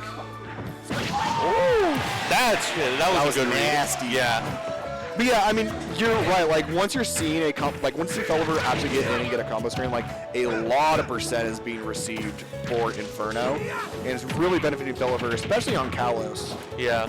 This is actually a surprising stage pick in my opinion. I don't usually see Roy's go Kalos. Yeah, this is one that, especially like with a Charizard, I'm surprised that you take. Yeah. But I also it's working out fine. Yeah. I guess you want to avoid a lot of the Squirtle combos and platform mix-ups that Charizard can sometimes have. Yeah. Okay, was not able to get the Jair as he wanted, but still has a pretty decent lead. Like, you are back thrown off stage, and you might not die to a dare. Not quite. Oh, is Zard dead? Zard's dead. Yeah. Complete reversal of the first game. Yeah, that is a very dominant two-stock. Yeah, well, it was a two-stock, but yeah. Yeah, 1-1 on the board, both of them. Felliver really showing that maybe he got a little underseeded. Yeah. Felliver has actually been doing very well recently. I'm very surprised. Yeah, where's Felliver's Metro, right? Felliver's Metro, yeah. Yeah, I'm not sure how. I don't know if he's been attending a lot recently. I don't know if he goes to. He probably goes to like DZ Comics and maybe Sooners. But I don't think I've ever really seen him travel like to Tulsa. Yeah, I don't think he's ever done that. Like, if it's been anything, I think he technically traveled to Shawnee for like Battle of the Big Screen. Yeah, I think he did go to Battle of the Big Screen. But I consider Shawnee like kind of the metro area, like how Tahlequah is kind of Tulsa. Yeah, that's a good equation for it. They're both like an hour away. Yeah. This game is actually much more even than the other ones were so far. Yeah, I mean, especially when you saw that Inferno won on this game. Ooh. Oh my gosh, Felliver. Can't be whiffing like that in front of Roy. He's been doing a really good job just knowing exactly where like his opponents want to land, just being ready for the F smash. Yeah, he's just in that zone where it looks like he might be able to hit him, but if you go for it, you're missing. Yeah.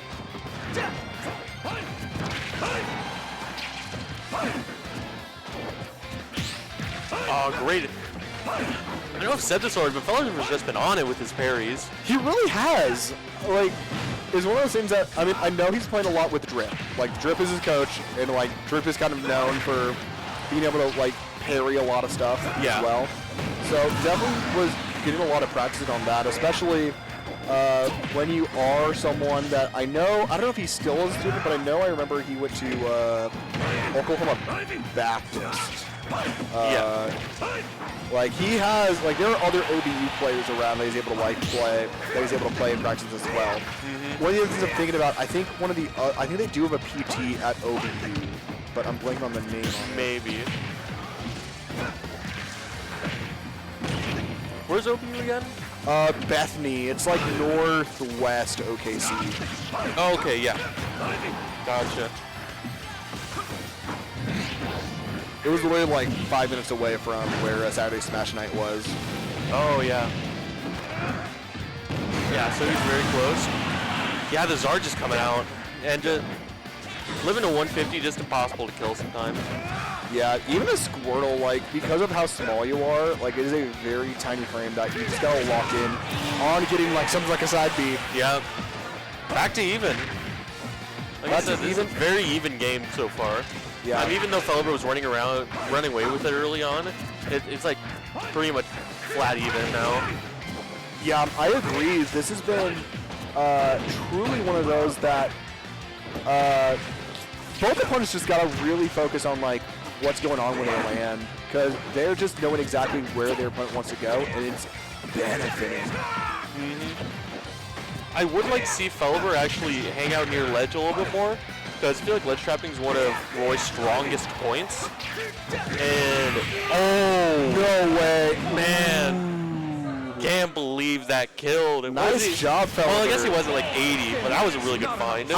Well, yeah, I think it's more impressive because he didn't even get the first 2 hits of the side B out. Yeah. He already had him played and already called out the projection on where Inferno was going to go. Jump, I think. Yeah, so it wasn't necessarily the kill that caught me off guard. It was really just it hitting. Yeah. I mean, if you're able to hit like even just the last hit or 2 of Roy's side B, it's really consistent. Yeah. Because most people will fall out of the first 2 hits when it gets to that high of a percent. So you're really just aiming for the last hit or 2. Yeah. It looks like we are in a timeout, though. Just understanding what's going on for the 2. I think we have a timeout from, I think it was from Arc, just making sure that, like, hey, listen. Yeah, Inferno's feeling good. You went down 2 games, but like, don't strut us. Yeah. They were pretty close, or the third one was pretty close. Yeah. And it definitely looked very doable for Inferno. He just needs to be a little bit more ready for some of Felber's call-outs. Yeah. Felber has a good job understanding where the landings are going to happen. And I think Inferno just has to have a good knowledge on, I know you're thinking I'm going to land there. Yeah, so you need to just pull back a little bit. Either hold back or go a little more forward, just like basically go for like a tomahawk situation. Yeah, call out that Roy's going to dash back almost. Yes. 3, 2, 1, go! Running back to PS2. This is a very good Roy stage. I don't know how I feel about going back here. I think it's generally not a good idea to run it back to a stage where you just lost on, unless the stage is like clearly your best one. Yeah, I'm usually not one to favor running back. Yeah, good job catching the jump with the water gun. Yeah. I'm not one to favor that as well. I think there's also other stages that Roy could. Yeah, PT. I think a lot of the fear factor comes from that PT benefits a lot from a lot of Roy's favorite stages. Yeah. So he wants to go somewhere more neutral in that sense. Like, I would say like Battlefield is probably a good choice here. Battlefield would be a solid choice. It would also be one that's a really good one for the Ivy Sword. Yeah. Inferno trying to teach us something new to down throw up smash with Ivy Sword. Really an innovator. Yeah, once more, just side B at ledge is going to really help out Felber. And, I mean, all right, we're at even percent. It's like the SD didn't matter. Yeah, I mean, things are just moving on. Oh, this is going to be... He was only able to get 1, unfortunately. But he has been in a ledge trap situation. Yeah. Gotta be ready for Ivy Sword to try to reverse you off ledge.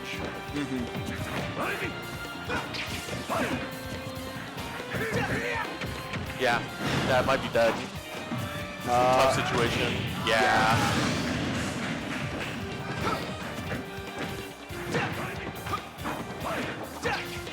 That being said, you are at 92, and we've been seeing a lot of chairs. The chairs coming out. Yeah. That's like the scariest percent to be in against Roy. Like the 80 to 90 range. Yeah, I think a lot of it also comes down to Felber's doing a good job mixing up. Like, if he's going to go focus on the jab bear, or he's going to go for the side B just to call out any rolls. Yeah. I think the safest thing you can really do there is just get up attack. Get up attack is fine. I like to, me personally, I like to just wait out Roy, wait for him to tire himself out, and eventually do something in an area where he's just not expecting at a different timing. I could see that. Ooh, good grab.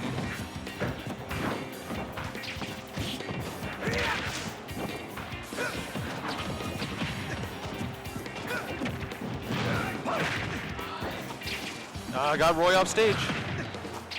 Oh, no jump. No jump, but able to make it back. Yep. Okay, I think the raids really start being a little too abused at this point. Like, you just Yeah, got a little too belligerent. I feel like there's a lot of times that like Vine Whip would benefit a lot more. Yeah. Because Roy is putting himself in a scenario that Vine Whip will hit. I honestly don't like Ivysaur at this percent. Nothing's really going to confirm, ever. Yeah.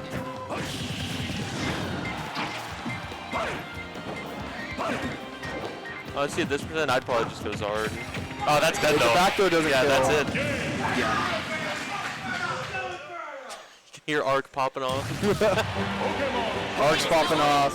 Yeah, we got another game 5. This pool's actually doing, it's pretty close. This is a pretty nice pool. Mm-hmm. Like, I know we talked about this before. It's like technically this should be close because you have the 4 and the 5 seed. And you the 12 and the 13. You have the 12 and the 13. This should be the closest pool in skill between all of them. Yes. We got game 5. Did you see where we're starting off on? I did miss it. I was expecting that there's going to be that the other coach is going to pull a timeout here. No, I guess not.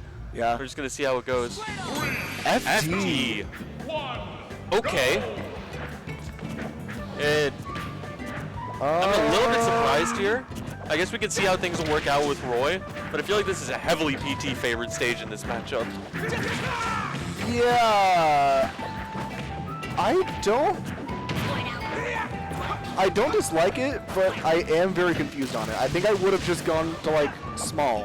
Yeah, I feel like small or even hollow would have been better. Yeah. Or even just go back to PS2. I think Felliver is going to be very confident in his grab game and doesn't want the platforms for PT to mix up his landings. I think that's what he's trying to go for.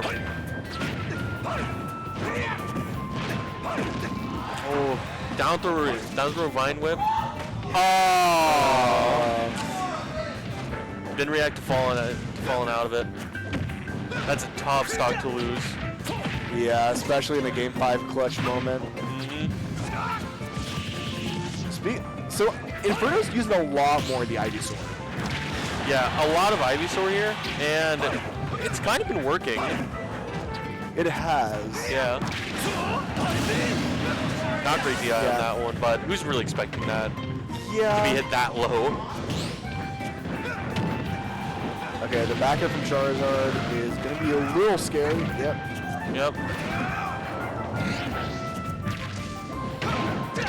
Jab grab. Fair enough. Caught the switch. Jab walk is gonna... No, not quite. That one's a little bit hard to time for Squirtle. Yeah.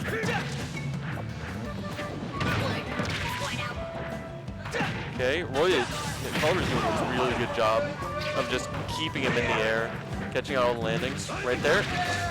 Yep. Not gonna kill. Risky place. Yeah. Made it out just fine though. Be cautious about going off stage. Oh my god. He's trying to sauce a little bit. Yeah, but in a Game 5 scenario, It's a little risky. Yeah, you don't want to sauce too much. Yeah.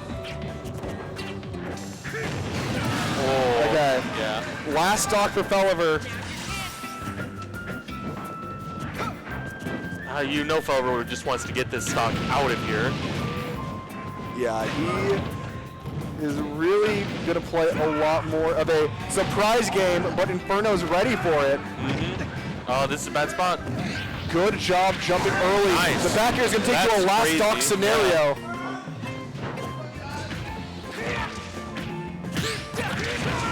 Okay. Good dancing blade.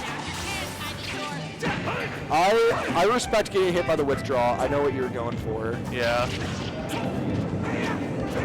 He needs to get in on this Ivysaur and actually start a good advantage state.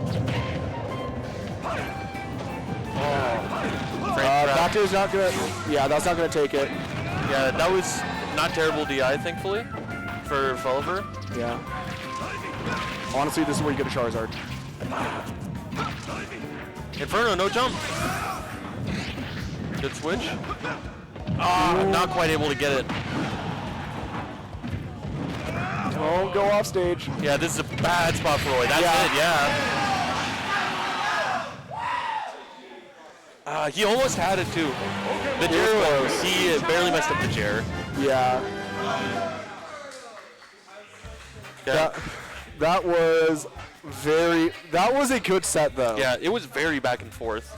I really feel like it honestly could have been also been a 3-0 for either players. Yeah. It's like that kind of volatile. Mm-hmm. So, who do we have next? Mainframe Sinnoh. Yeah, Mainframe Sinnoh's going to come up next. Link, Little Mac. I feel like Little Mac is going to really struggle to get in on Link. Like that Nair, it's hard to punish that. Boomerang and Arrow, it's just going to be hard to get in. Yeah, this is going to be a tough one, to be honest. Mm-hmm. I think this is probably just the toughest matchup in the pool for Mainframe. Mm-hmm. But, I mean, good stuff for Inferno, locking in on the Game 5 win. Yeah.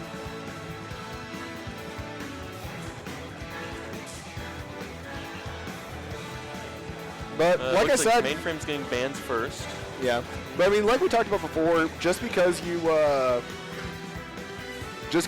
do have one loss doesn't mean that you're fully out of the winner's bracket. You still have the chance. I think the only scenario you got to be cautious about is going to be if Sinnoh gets the upset on... If Sinnoh gets the upset, things get wacky. If Sinnoh also beats Inferno, then stuff is going to get a little tricky. Yeah.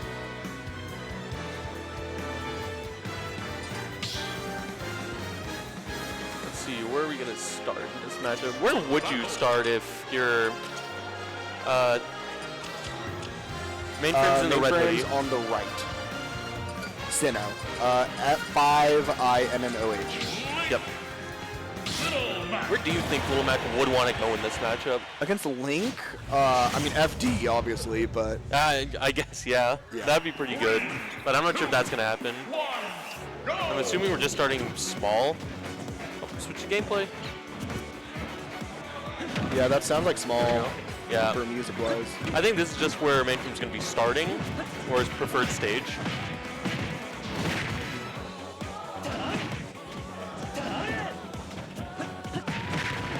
He's doing he's keeping Link in the corner right now. That's dead. Oh. I think that was pretty much a 0 to death.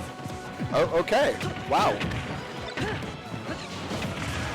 Oh, yeah, the bomb didn't go the way that he wanted. Yeah.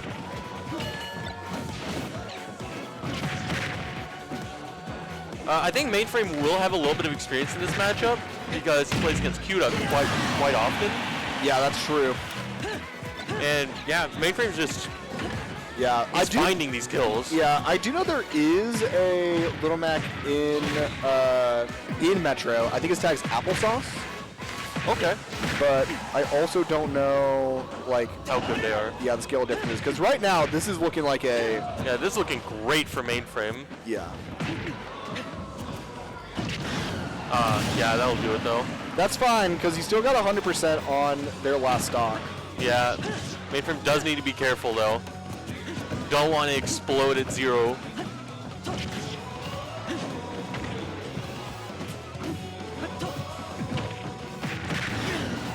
Good forward tilt, just catch out the Nair. Yeah, that's good. 2 stock for Mainframe game 1, and that was a 1.5-minute game. Yeah, that was a very fast one. Let's see if Mainframe will be able to keep that up. Are they calling out a timeout? Yeah, already going to timeout, and Chaz is putting in the advice that... He's putting in his order at Sonic right now. Yeah, he's got to order a Coney footlong, a cherry limeade, and some chili cheese tots. Yeah. That's exactly what Sinnoh needs to walk in. Yeah, don't forget a peanut butter shake. Oh, yeah. Yeah, Reese's shake. An Oreo chocolate shake. Yeah. You know, it's very funny. I know Chaz has has taught his opponent only how to deal with Rob Gyro. Yeah, at the first Plummit. This is the first Plum event that there actually is a Rob where it could be helpful. Yes. And he did not teach him that. No. The first, who would he was coaching FJR, right? First one was FJR. Yeah. Second one, I think it was Tiny T. I think that's right. Plummit. But for the first one, he was coaching FJR. The only thing he taught FJR was how to pick up Rob Gyro. There was not a character in the bracket that had an item. Yes. No one had an item. And then he taught it Then he taught how to pick up Rob Gyro to Tiny T, who's, as a banjo player, should know it. Yeah. Says he has to use it for grenade. Yes. And I mean, to be fair, that one did technically have a Rob. Hazel has a secondary Rob. Yeah, and they have item characters. They had two Pac-Mans. Yeah, so that was Diddy Kong closer. as well. But now that there is like a Rob player, yeah, he decided not to talk but about it. Even in Tiny T's pool, it wasn't an item character because it was Roy, Min Min, and Ness. Oh, that was a gross pool. I forgot. Yeah, that was Say What. Yeah, it was Say What, Shark Bite, and Femnix, and T. Yeah. We're switching over to Hollow Bastion. This is a very good Lilamak stage, but I also hate the stage against Link. So this is I think this is pretty neutral overall. Yeah, I think this is a good Link stage, but I think if he had other choices, like I would have. And obviously, we don't know what was banned, but like Town would have been a great one, Kalos would have been a great one. Yeah. But this game is a bit more even, but Mainframe has just been stealing these stocks so early with forward tilt and forward smash. Oh my god, the read? Yeah, he caught him up there. Yeah.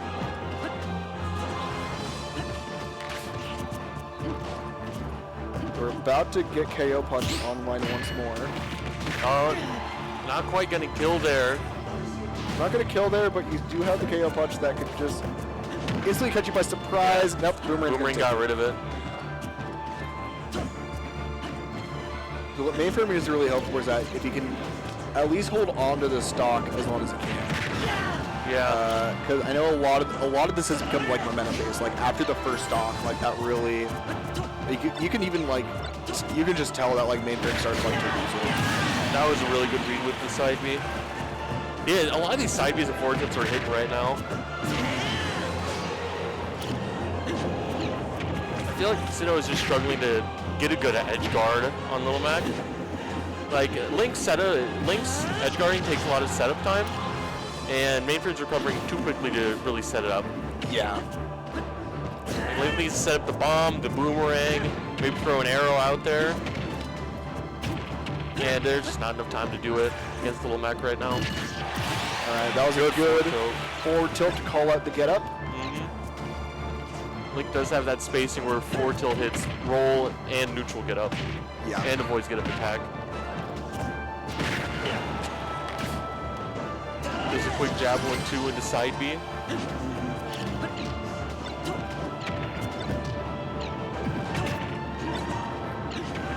Mainframe playing along with bomb a little bit too. Yeah.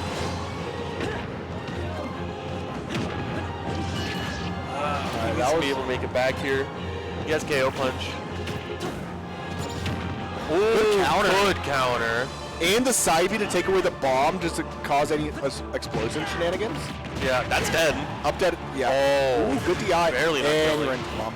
Link's always a little bit heavier than you think. He has no jump, I think. He's able to make it. Very even this game. Oh, that's a crazy combo to go for. Yeah. Arrow, boomerang, forward air.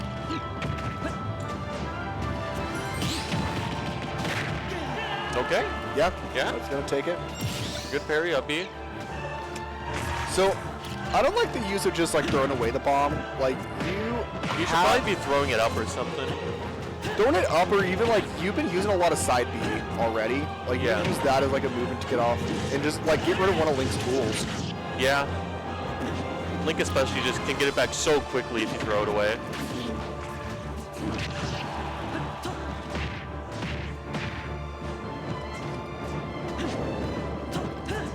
Mainframe choosing his fights, I think, a lot better. Not overextending too much in advantage. Yeah, ooh, okay. Barely. Now the KO punch can be very intense. You can see that Sinnoh is sticking ground on that top platform, hoping to get any sort of good spot not dodge. able to punish that.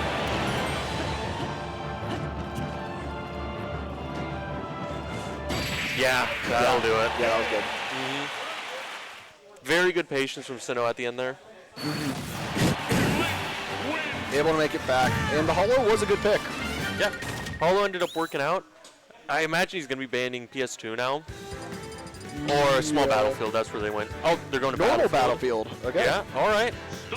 I think Mainframe is going to try to platform camp a little bit more here. Because I know he likes doing that in particular. Yeah. Mainframe likes platform camping. See, I can get that as a player, just like with the character of Little Mac. That's where I'm like, that's where I shake my head. I think I can agree with that, but that's just what I think he's going to be doing since we did go to Battlefield. Yeah.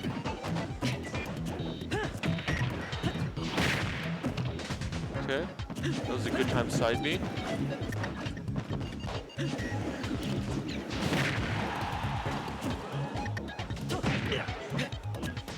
Not quite able to get the tech chase.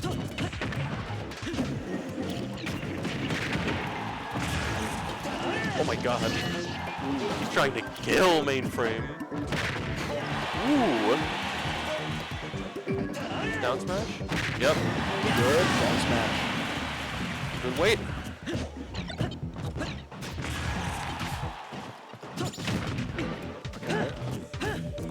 Yeah, this is the kind of the counter stuff that I really like seeing, where it's just using a lot more just for recovery purposes rather than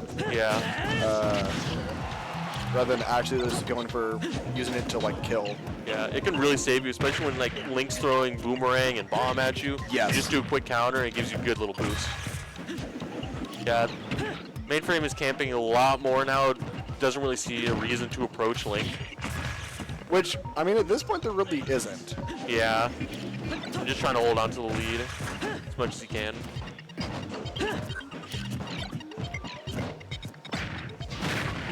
I mean, it's working pretty well so far. It really is. I mean, you're at 134. You have the bomb. Great use. Oh, okay. I thought he had it for a second too, but not quite.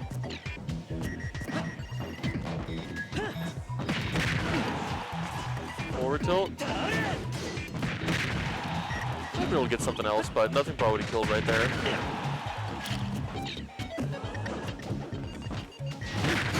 Ooh. Yeah. He's almost using it like Terry crack shoot. Yeah, that's a good way. That's a good way to describe it. Yeah. He's just throwing it out to, you know, catch him off guard, I guess. It's a little bit more risky, but the ways he's using it, I'm not totally hating it since. I guess he did die, dude. Yeah, the jump is caught, by the way. Yeah. Back to not even, but you know, not a full stock lead. Yeah, you had a very dominant lead. Oh, that doesn't kill. You had a very strong lead just early in the game, and just yeah, you need to keep it together for Mainframe. Yeah. And I think that's what he's trying to do, is just hanging out on the flat. But even then, you had that link up tilt that just helps cover that platform. Yeah. That's where I was kind of nervous about, oh, plat camping's a good idea, because it's like... I don't know. Yeah, it's just... Sometimes it's good to try something else in a matchup if what you're doing before wasn't working. That is true. Oh, that barely didn't hit. Boomerang trading is big there. Ooh. Yeah, I think right... Oh my god. That almost killed him. Okay, still doing good. You still have your jump.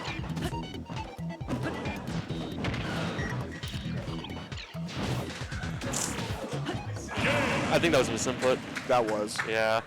You see, he threw his hands up there in the camp right as that happened. Yeah. Unfortunate place to misinput. But, you know, this is really close so far. Every game's been last stock except game one. Yeah, I think there's definitely some understanding. Like, you can see slowly more that, like, Sinnoh's kind of realizing, like, where the flaws of Little Mac are, rather than, like, because at first, like, you're probably, I think, like, it comes down to a trend where it's like, oh, it's Little Mac, there's nothing scary about him, and then, like, you kind of forget about how to actually fight Little Mac. Yeah. And you're like, oh. You can't really respect these low tiers, but you got to know what they can do, so you can actually, you know where you can punish them. Yeah, you don't want to respect them, but you don't want to treat them like they can't do anything. Yeah.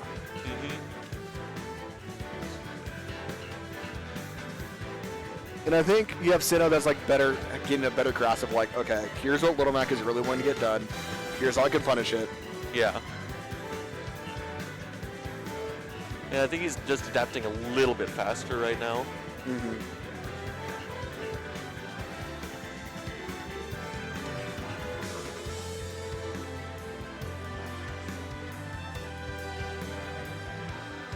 I think one thing I'm very curious to see is like the different takes from like the player cam during this timeout.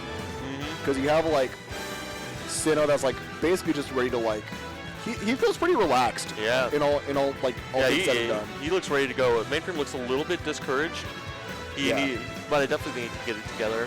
Yeah, I think you can just kind of tell like something's in his head. Like you just need to like we talked about, you just need to like shake it off. Like, okay, that was last game. I already have a game. All I need is 2 more. Yeah, it's not that bad to make a comeback here.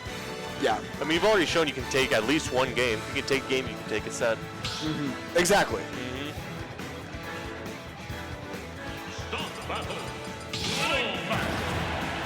Going right back into it. Where are we going? Back to Battlefield. Okay.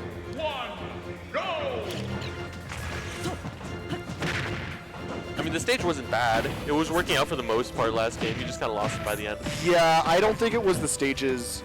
I don't think it was truly the stage's fault. I still think it's a weird stage pick, but he can win this. Yeah, he was making it work.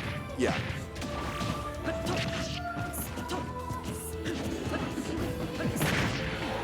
Good forward smash. Just catching it.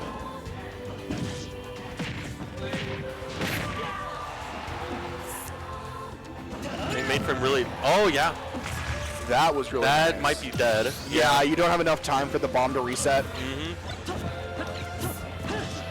That's a good thing to catch if you're just hanging out on the ledge a little bit longer.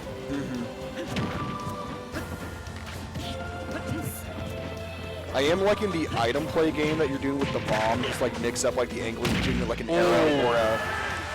Yeah, I think that's a big difference maker. He's all the games he's winning, he's hitting these KO punches, just reading the rolls. Yeah. I mean, that's all Little Mac needs, just like one good read. Yeah, and that's stock gone at like 30. Yeah.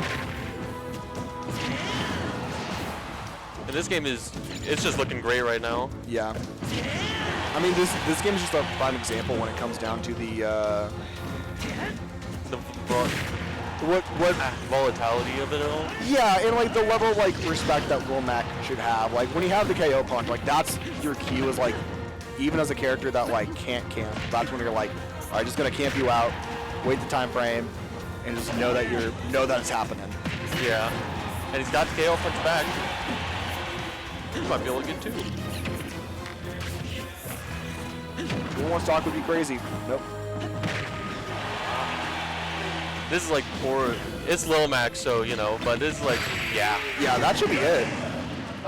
Borderline impossible to come back on that one. Like it's just so tough. Yeah. But yeah, we made it all the way to game 5 now. Let's see if Mainframe will be able to replicate what just happened. Yeah, I mean, if you look at the player cams again, like you have a little bit like you start seeing like the feelings like inverse now that the games happen. Like yeah, that's Mainframe looking like maybe he figured something out a little bit more.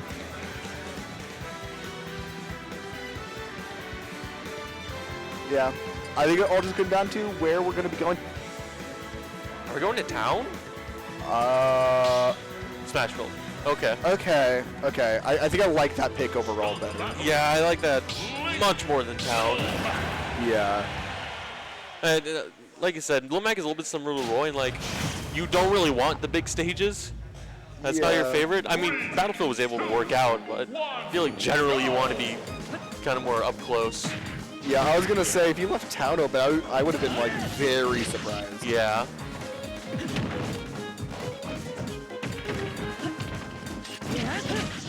Okay, good. Huge read to start out with.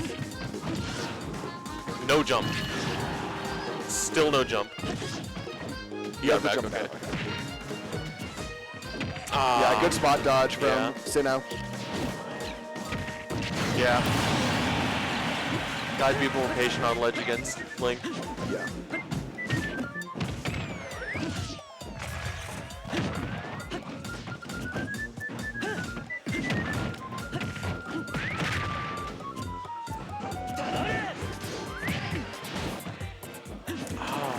He got a weird hitbox for it ended behind him. Yeah.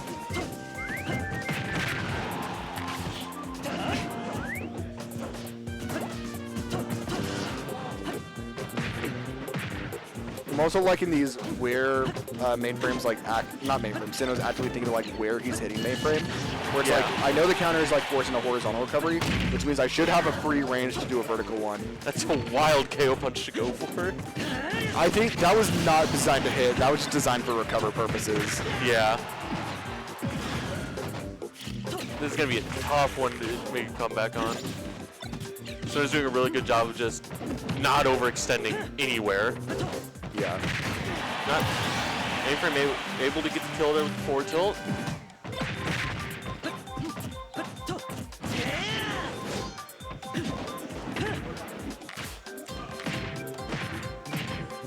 And a lot of these nairs that Sinnoh's doing are in places that Little Mac really struggles to punish without a parry. Good job saving the jump. That was a good recovery. Yeah, these up-Bs out of shield are really hurting mainframe right now. Yeah, a few too many up tilts there. I think he's going to try to save this KO punch.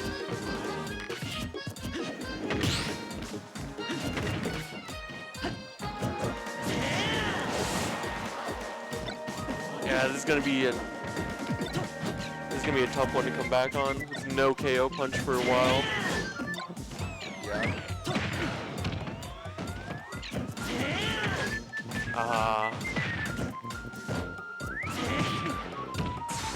What's that? The up-B flank with it. Yeah, I mean he called it out, I guess. Yeah, I guess the weaker hit of up-B flank.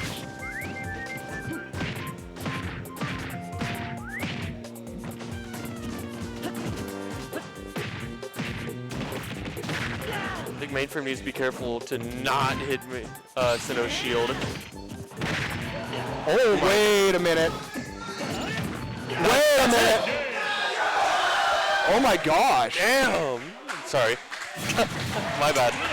Dang. Oh my gosh. That was crazy. Wow, that is... What a con. That's reverse 3-stock. Yeah. Yeah. Man, that was really good by the end. Wow. He just got a couple hits, and that was just it. Yeah, that's huge. That means Sinnoh's guaranteed in losers. Sinnoh's guaranteed in losers, and he's supposed to go against Felliver. Or not Felliver.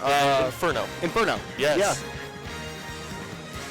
That's going to be a crazy loser's path, whoever has to go against that. Now it's between Squeesh and Mainframe who gets to be in winners.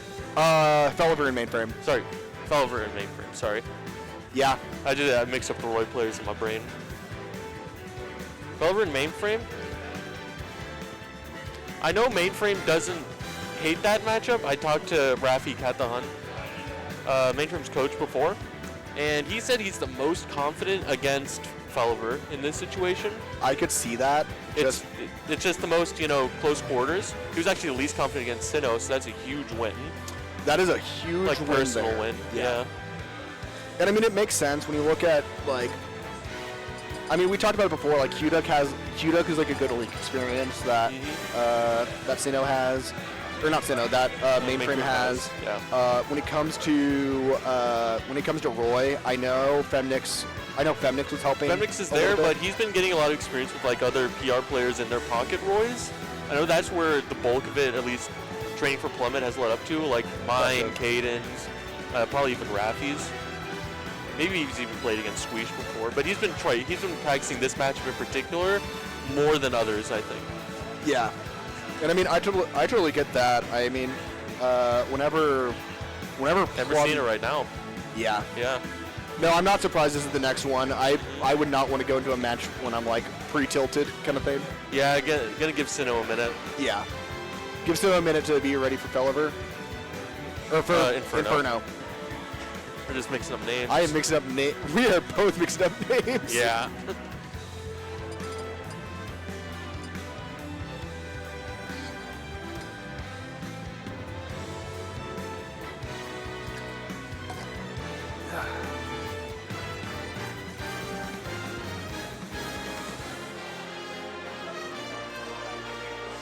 I think this is going to be, just matchup-wise, this is probably going to be my favorite set of the pool.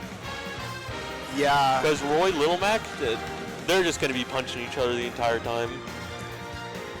I think for this pool, I think the one I was most excited for already happened. I think it was Inferno fell over? Or... yeah, Inferno fell over. Yes. I also love that one, but, you know, we'll have to see how this plays out before, you know, I decide it's my favorite or not. But this one I'm definitely excited for. Yeah. They both also took games off of Inferno. Like, even though it was game 5 with Felliver, like, Mainframe still took a game. Did Mainframe take a game off? I don't think Mainframe took a game off of Inferno. I thought he did take a game. I could be wrong. I'm not sure if he did. Anyways. Yeah, I think Mainframe just likes starting small battlefield. I mean, I think that's really honestly, I think that's the better starter. I just do it because I know my character uses it more, or abuses PS2 more. Yeah. Good edge guard from Felliver.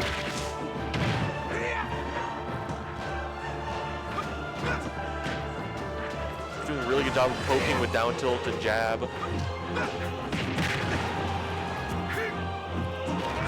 Tough. Yeah. I don't think that side B was intentional. Nah. I just mentioned 30%. Yeah. Oh my god. Listen, Little Mac's supposed to be really good on the ground, really bad in the air. Yeah, reverse Jigglypuff. Exactly.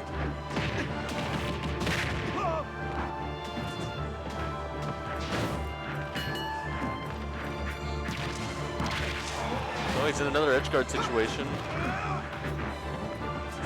Good going high there. Yeah. Felliver kind of committed to going low. Ooh, good catch on the dash back there.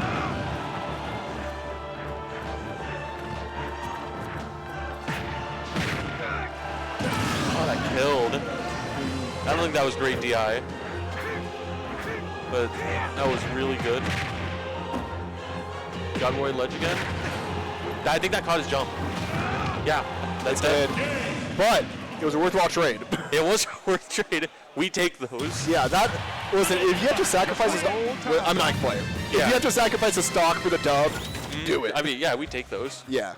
He didn't even die first. Yeah.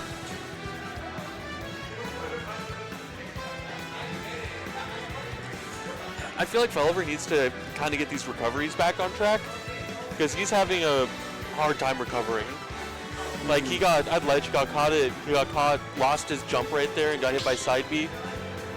He might have been able to recover, but you know, Mainframe was right there, ready to counter or do something to prevent that.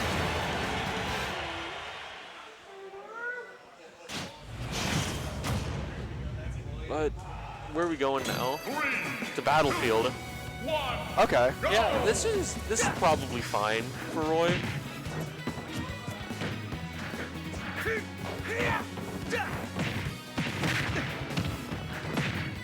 Ooh, great roll read. Good forward smash. Up to 84. Not quite hitting the 2 frame. Oh, great roll read. And that's not quite dead. Oh, I guess it is. Oh, okay, yeah. I thought Lil Mac might be able to make that. Not quite. I think if he held all the way in on that up B, but at the same time, a Roy F tilt would have just swatted that immediately back. Yeah. Just bad position.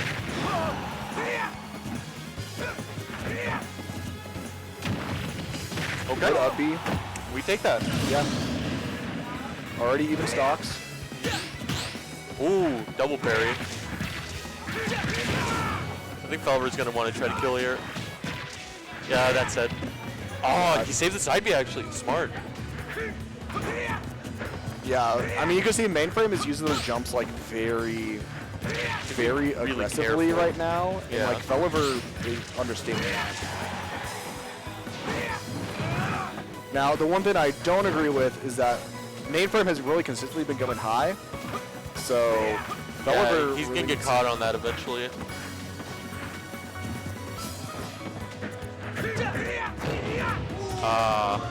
That was a great delay. Actual last second to the last hit.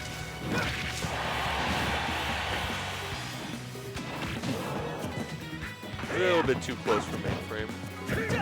Or Fulver.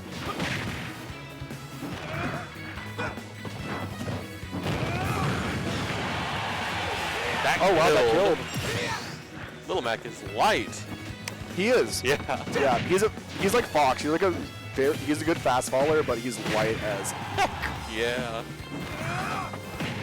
A little too early on the down smash. Yeah, I didn't quite get the counter, but be able to make it back. Probably gonna try to get an F tilt on this get up. Wrong way. Yeah. Yeah. Yep, there we go. Again, even. Very much even. And another forward smash. All the way to 63 already.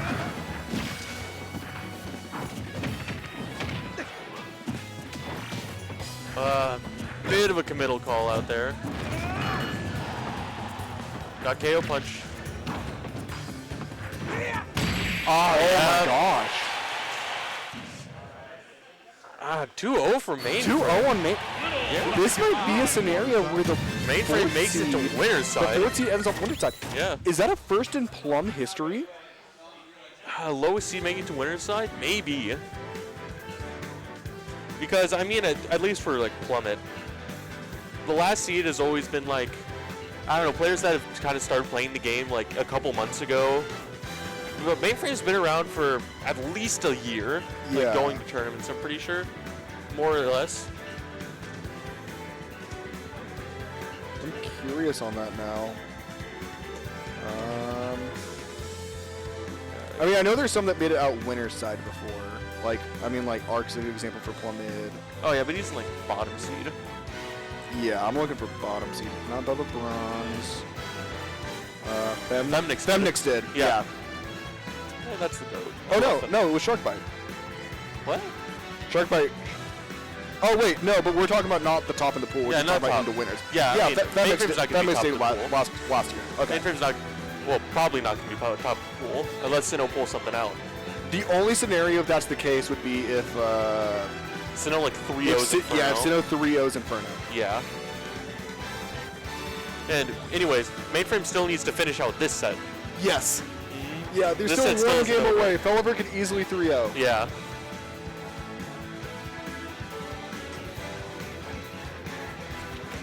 And I think they're done talking to their coaches now.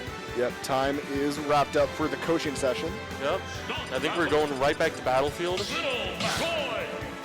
Yeah, which I don't know if I agree with. I think I would have gone back to, well, I would have switched here personally because that, you know, it just did, that wasn't it. Yeah, I think I would have gone to Smashville. Yeah, I feel like Smashville would have been a good pick. Chain grabs? Yeah, this is more, oh. I was about to say, this is more of what I expect from Roy, just trying to keep Little Mac on the platforms the entire time. I think Game 2 is a good example. I think what we're seeing right now is a good example. Felliver is respecting mainframe too much. Yeah.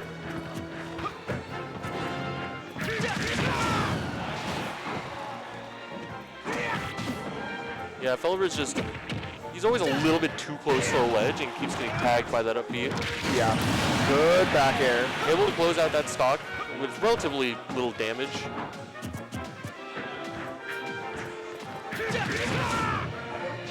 He's using a lot more side B than I was seeing before.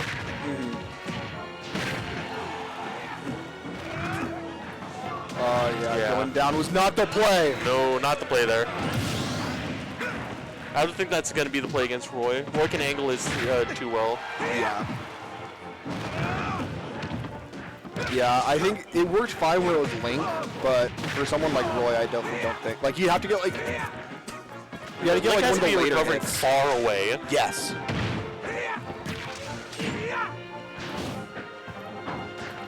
Because we're close to getting a 3-stock here for Felliver. Yeah. I don't know what Hypnotic told Felliver, but I mean, it looks like it's working right now. Yeah. I mean, if I had to take a guess, it's probably just the same idea as, like, is Little Mac. I think you're starting to respect him a little too much. Just, like, realize that he's just a bad character, and that's really all you need.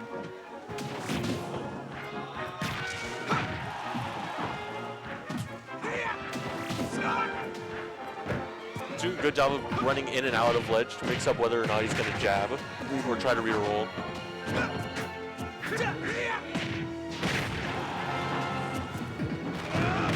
Oh, that's it. Wow. Oh my. This is actually very doable now. Yeah. He's got to play very smart. Yeah. But if you can get the KO That's punch, it. okay. Yeah, that's fine. That's fine. Just read the neutral tech. I can't imagine their coaches are going to take another break here. I think it is going to be out of Game 5. Yeah, if Game 5 happens, that's when the next break is going to be. Yeah. And I imagine Mainframe's probably just going to... Oh, is he going to switch up to the small? Fair enough. Doesn't want that extra platform on top for... It was a more the dominant protection. victory on that game 1, so I think that's where his mind's going. Yeah. I mean, that's fair. If they're going to leave the stage you won on it first, just why not run it back? Uh-huh. 3, 2, 1, go! See if Mainframe will be able to get it back together. Mainframe already playing a bit more passive.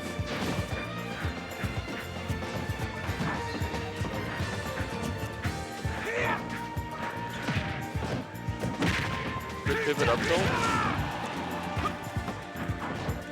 Don't like to see those side Bs hidden too much with your Mainframe.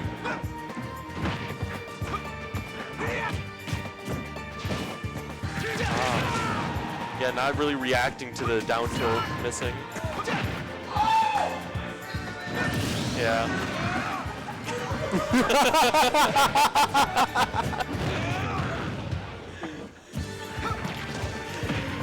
Yeah, Fellow just immediately running off stage after getting. Where are you going? Oh my god, it's the giveaway. Oh my gosh. Okay. These two are blowing each other up. Yeah, Mainframe's able to get back up. These 2 frames. Yeah. That's where you're going to be making a lot of money as Little Mac. Yeah. Good reaction. Good. Late on that. Good air dodge.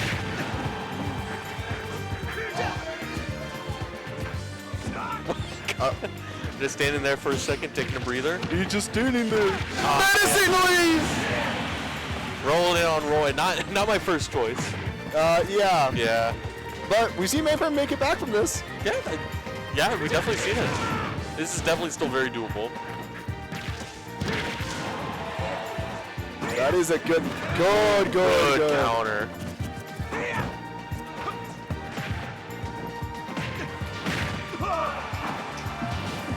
He's gonna try to counter. Yeah, it doesn't work on Roy. Not on Roy. Yeah, Roy goes a little too fast.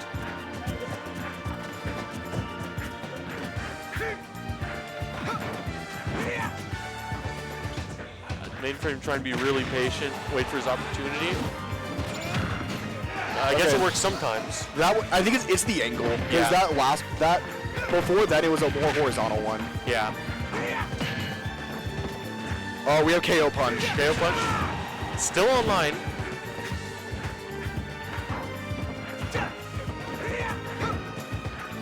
He just wants to get off the platform. Just a little too late for Mainframe. Gonna have to win this game somewhat honestly now.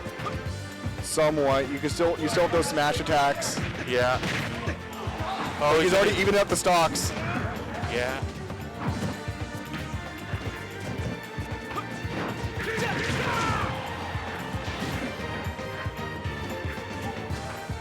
This is so close. Oh, my heart's pounding. Yeah, any straight hit can really kill here. Yeah, like that. Ooh. See Mainframe with a little pop off in the corner. Yeah. He made it have winner's side now. I'm pretty sure that's confirmed winner's side. Yeah, that's confirmed winners. Yeah.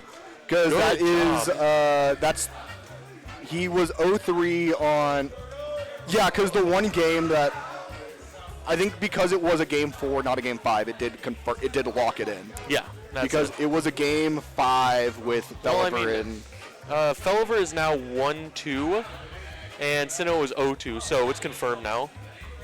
Yes. That is on winner's side, no matter what. Yeah. I mean, technically the only thing that would... Oh, yeah. Yeah. It can't change. He might be the I think he's pretty much locked in his second seed unless Sinnoh way like 3-0 Inferno. Yeah, if Sinnoh upsets Inferno, then I think that then Mainframe becomes the top of that pool. Yeah, that might be it. But yeah, in terms of winner's side, he is locked. Let me take a look at the bracket again. Let me pull it up.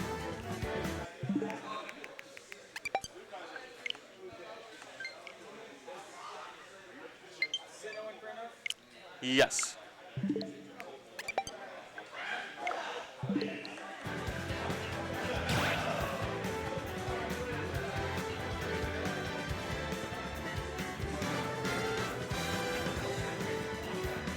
Who made it out in winners in pool 1?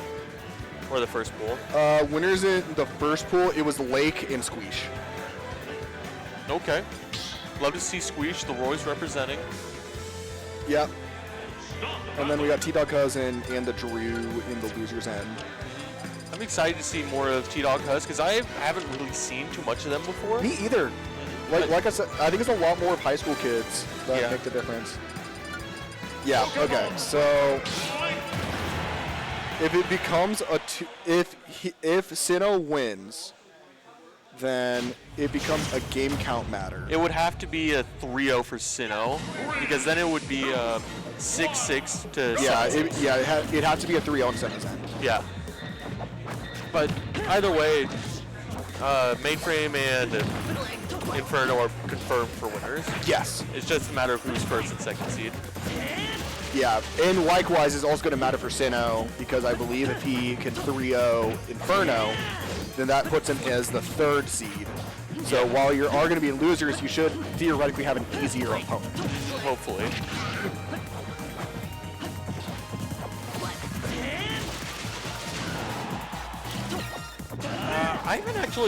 I've actually seen this matchup a lot because Kudok and Arc play.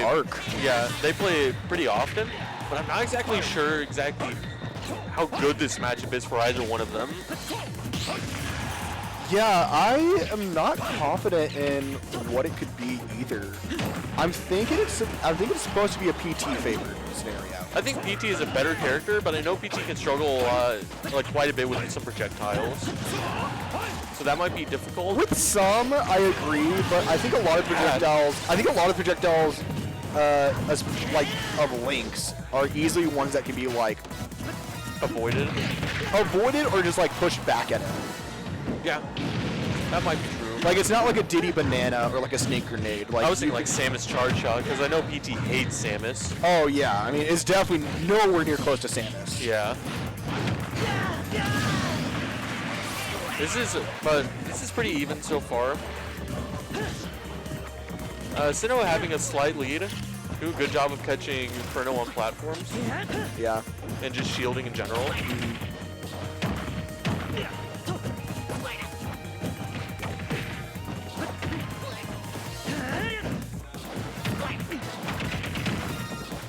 Good combos to even it up. Alright, is going to catch the waterfall thanks to that up smash. Yeah. Waterfall not exactly the best status shield option. But it is pretty big.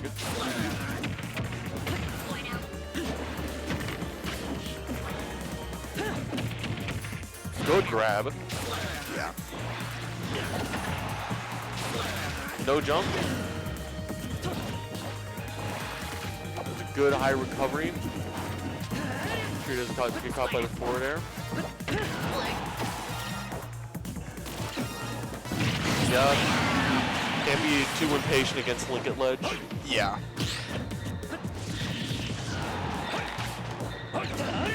But it is at a pretty high stock. I mean, you can easily make it back. Nair's not going to be the play on that end. I'd borderline consider this still like pretty much even until he gets more percentage on Inferno. Yes. Very good fastball. That guy's the best fastball in the game. Yeah, that's true. Yeah. It's got to be those the iron boots from Ocarina. Yeah. Just strap those on. You're on the ground. Yeah. In the blast zone.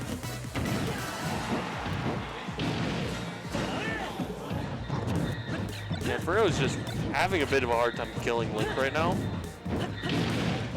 Ooh, yeah, the V-reverse is not the play there. Yeah.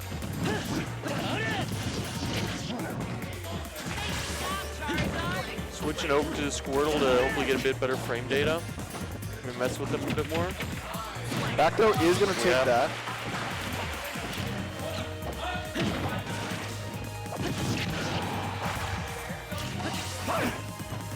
Try and set up another ledge trap. Good spot dodge read. Ooh,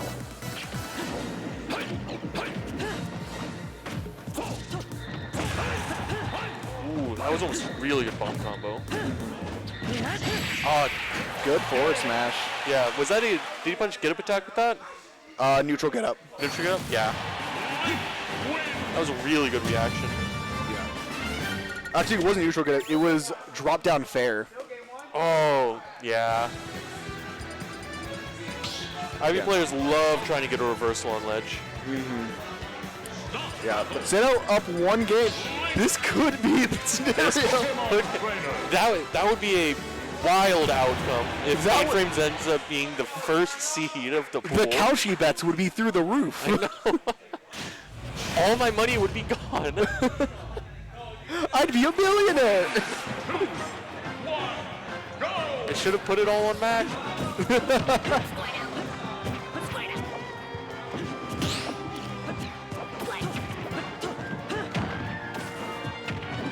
Starting out on PS2 this time though, I really like this stage for PT in general. This is a good PT stage. Yeah. I would prefer not to take PT on this. Especially, yeah, actually any of them I would not want to take here, but I think especially the one that I fear the most is Ivy for obvious reasons. Oh yeah. If the Ivy's on it, he can kill you at like 40%. Yeah, Squirrel has the Mario up air strains with the waterfall at the top. That's another Unfortunate bit of an SD there. Yeah, and then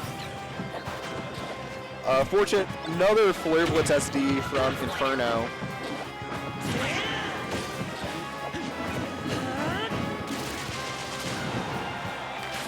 I mean, it seems like Inferno's able to get a decent amount of damage onto him. But he's just having trouble trying to figure out what... Jeez, that killed like 70 off the top. Yeah. He's just having a hard time figuring out what on Link is punishable.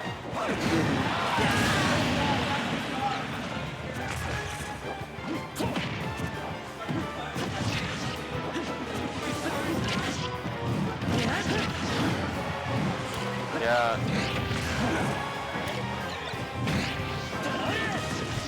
This is just... Inferno just can't really get anything going right now.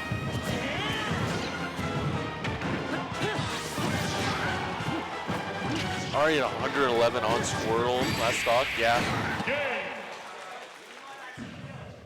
I think the coaches are going to be called here. Yeah, that's good. That's going to be a pretty fast timeout. Yeah, I know that. It just seems like Inferno doesn't know what to do in this matchup. Yeah, that's what I'm feeling as well. I think it's one of those that he doesn't know how to handle. I think Boomerang's been the one that's been the problem. Boomerang's been a big problem. Also, Link back air.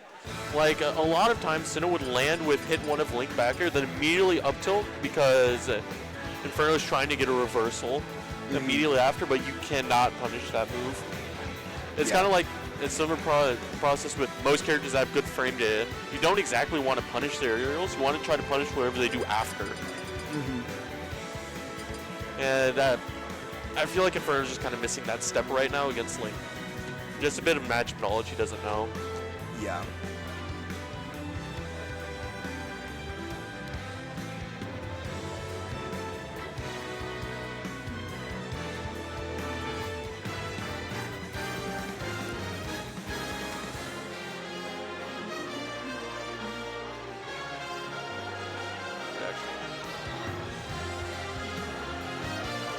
Did Inferno take a game off of, or did Mainframe take a game off of Inferno? I'm checking right now. Yeah, because I just yes, there was one. There was one. Okay. Interesting. I completely forgot that. Yeah. So theoretically speaking, if it is a 3-0, then Mainframe does get to the top. That would be. If it goes very high. If that did happen. if it's a 3-1, then they'd be tied on. Then technically they would be tied on game loss versus game wins, and I think at that point it goes to the head-to-head. Yeah. It goes to the head-to-head between them. Yeah, I think that's it. But we're getting to game 3 now. Let's see if we're going to switch up the stage. Smashville. Okay. I know it's Smashville. I actually like this pick for Inferno. I like this. Yeah.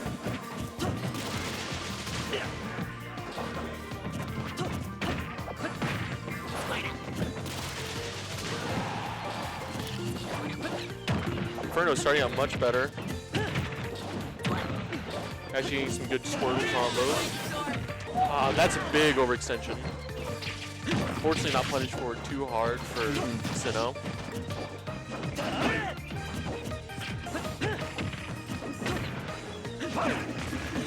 Grab.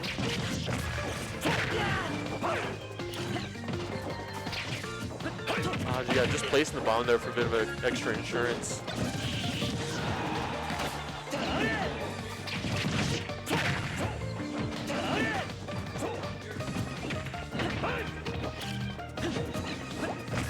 Yeah, when Link's not really able to get a bunch of good combos or really strong straight hits, he's only at like 43. Yeah. It's hard to rack up the damage. That's not good, right? Yeah. Barely living the up throw.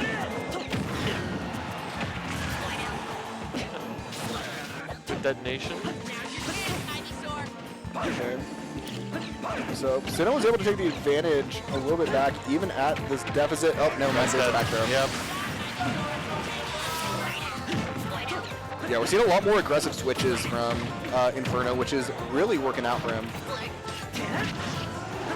Ooh. I don't think that was great DI, but still able to. Good attack. Okay. Yep. This is a tough place to be at ledge. It really is.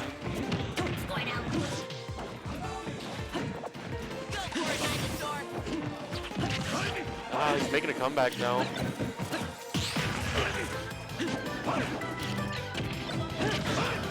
The dash attack. No jump.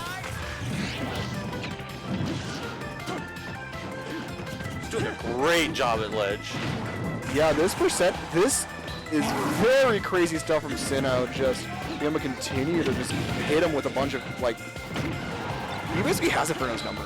That's really what it comes down to. Yeah. And that's dead, yeah. That's dead. That was just a great stock from Sinnoh. Just never really lost the momentum. Yeah.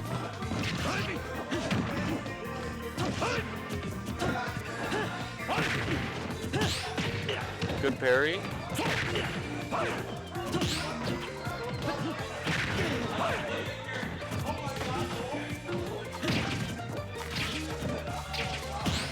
Yeah, he's just slowly inching this bomb towards him.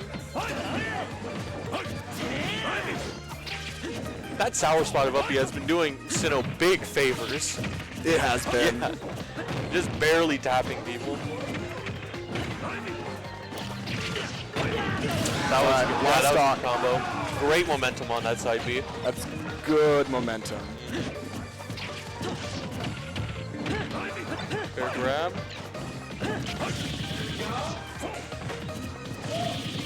Okay, he tried to go for it again. Good air dodge. Kill.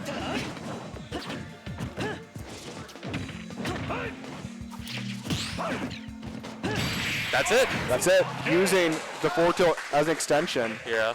And I do believe after that, that means Mainframe is the first seed. I think so. Little I think Mac. he won the entire out of the bracket. Yeah. That is... That is a huge... Congrats to the one person that bet on that. Yeah. All right. Congrats to Mainframe's best friend for betting on him. I know. Yeah. All right, well, we're going to take a bit of a break because this is the conclusion of the D wave. Yeah. Wave A, I believe, is going to come up next, but we are going to go to a quick ad break, so we will see y'all back then. Yep, see you then. Bye.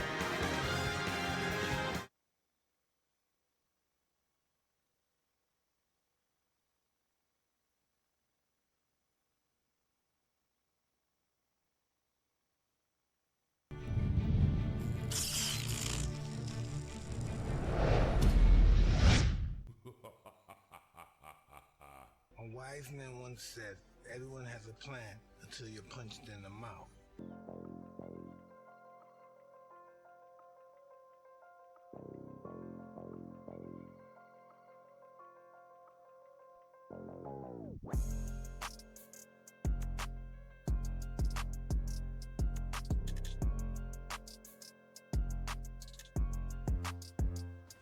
Oh, nice. Whoa! Can Morgan do it? This is his chance. Can he do it? That might be the I round. think this is gonna kill. Does I this think kill? This is Morgan's chance. If it kills, guys, that's it. If it kills, it's Morgan's win. Whoa!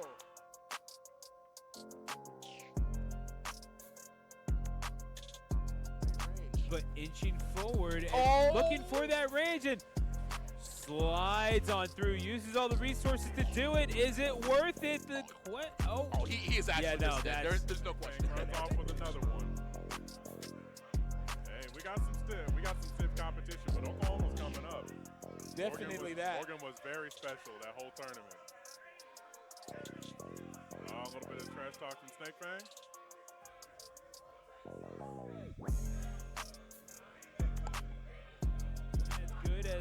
As good as Pickle was, nothing compares to Cupcakes. Man, my brother. Sir, yes, there you sir. go. Cheers, homie. Cheers. Boom. Got that. Man, these are gas. Oh, yeah. Oh, man. What did he say about not getting on the mic? Because, like, y'all didn't see nothing. Yeah. I don't know what cupcake. I don't know what you're talking about. Yeah, no. All I'm going to say is, y'all didn't see shit, and we thank you for watching. In that order. Oh, yeah.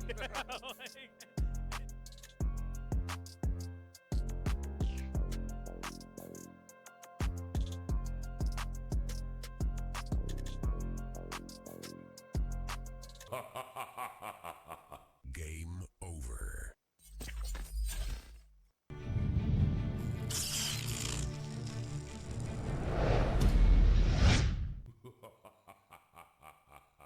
A wise man once said, everyone has a plan until you're punched in the mouth.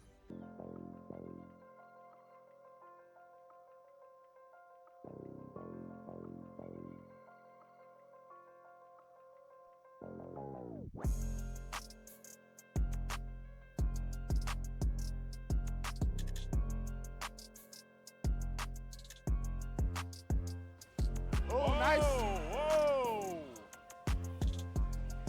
Can Morgan do it? This is his chance. Can he do it? That might be the I round. think this is gonna kill.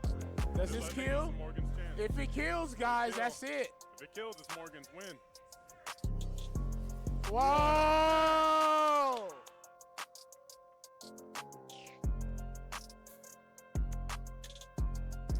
But inching forward and Oh! looking for that range and slides on through, uses all the resources to do it. Is it worth it?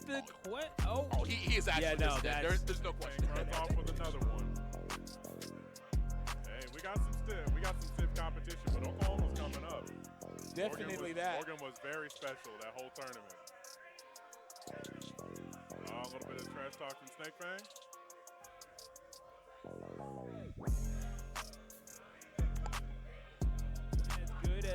As good as Pickle was, nothing compares to Cupcakes. Man, my brother. Sir, yes, there you sir. go. Cheers, homie. Cheers. Boom. Got that. Man, these are gas. Oh, yeah. Oh, man. What did he say about not getting on the mic? Because, like, y'all didn't see nothing. Yeah. I don't know what cupcake. I don't know what you're talking about. Yeah, no.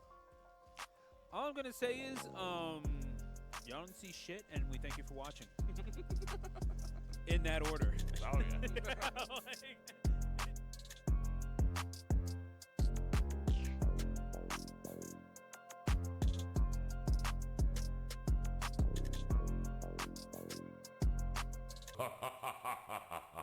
Game over.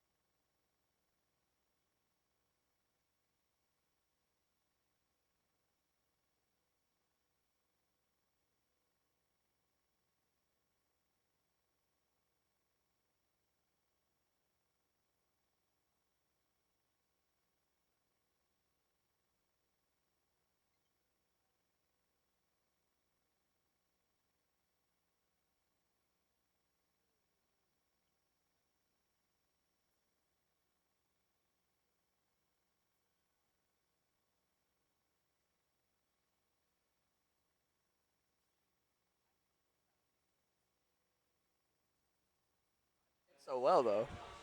All right, we are back. Pool A of Plummit with a T, not a D, a T. Even though these guys are playing phenomenally today, I am ArcTG. I'm here with T-Dog Huzz. Hello, I am T-Dog Huzz. And we are going to commentate some awesome sets we have here tonight for the third pool of Plummit. I think this match is going to be X-Bash versus Mystic Wizrow.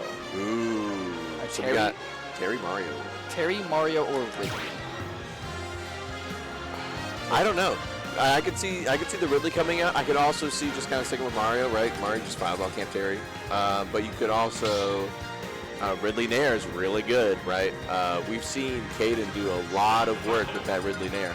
Yeah. Coaches for the players, Mystic Wizard, we have Ben Catoni, Fox Jordan there from Tulsa, and X-Bash we have There's the Ridley. #1 fan.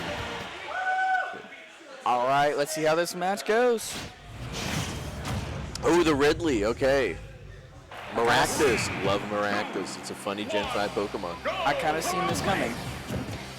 All right, so kind of see some carry zoning.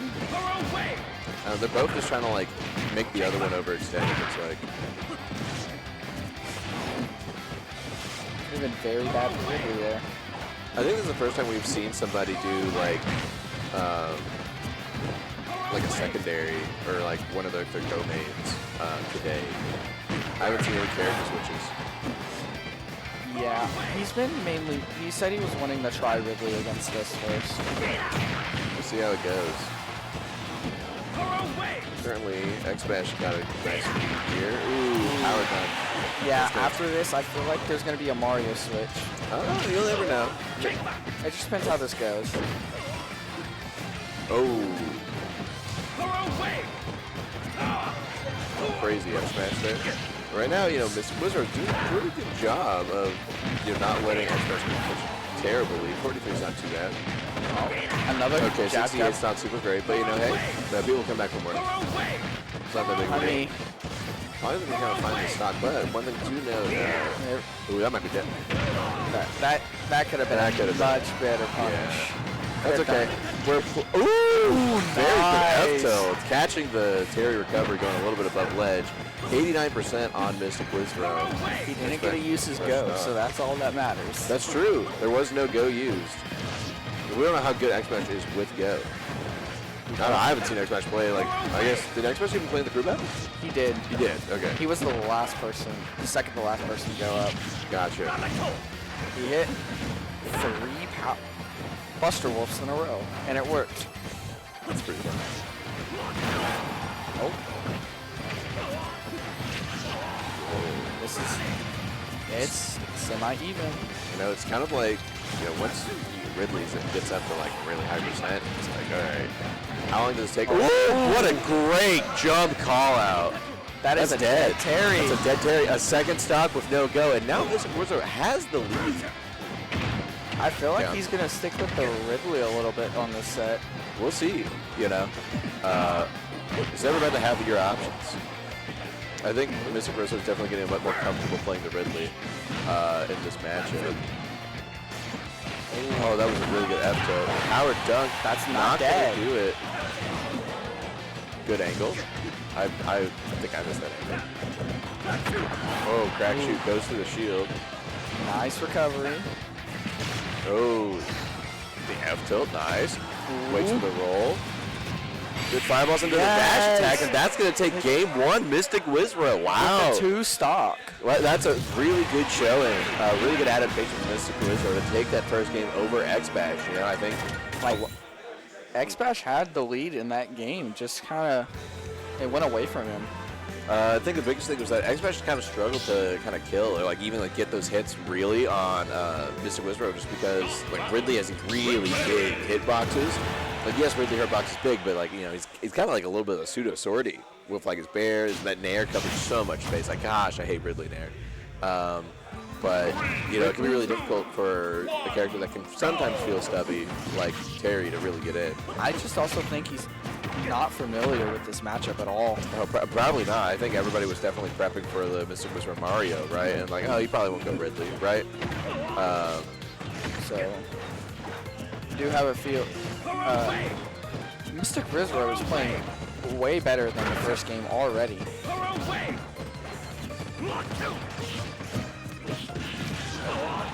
Nice jab. All right, we now have a go meter, but does he get it? Does he make it back? Makes it back. 133. Go meter. We got one go move. Hey, you only need 2 to get it stopped, realistically. Yeah. That back, rising backer hits Terry. Terry must be really tall. That's crazy. Or really backer must be really good. Caden's carried. That's what I'm learning from this. Okay. I mean, Ridley can be a wonky character if you're not familiar with the character at all. Absolutely, because like on paper, he's like this big body who's like not even a heavyweight. You should be able to like, exploit. But then like, in practice, he's got really big hitboxes.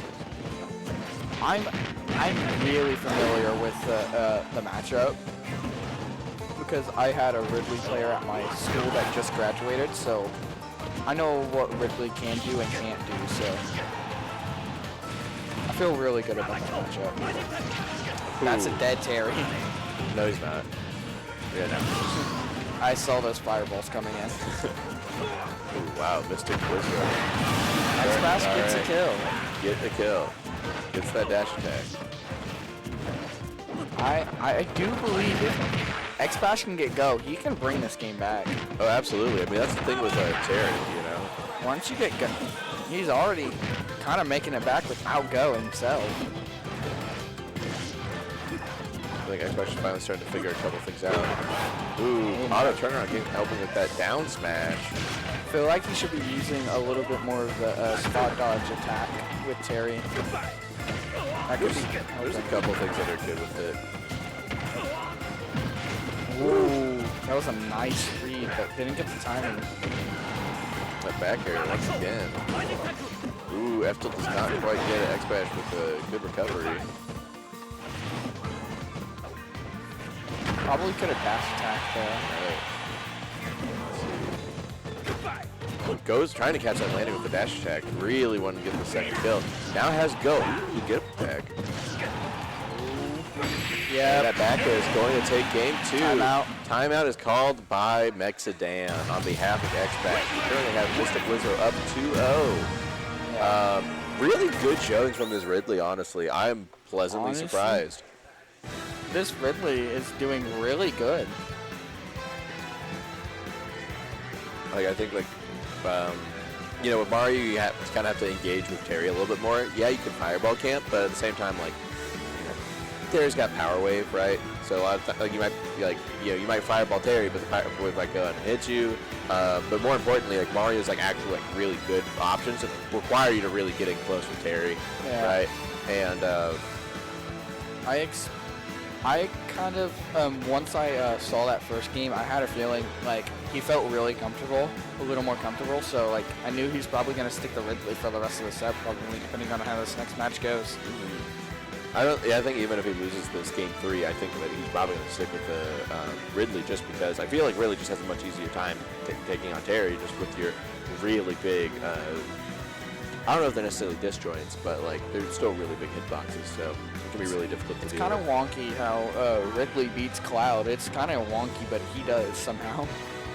Dude, what does Cloud do whenever Ridley goes off stage and nairs, right? Like Ridley's got multiple jumps. He's Ridley nair, which is like even better than like a Charizard nair. Like Ridley nair might be in contention for like a top 5 nair, and just like how devastating that move is.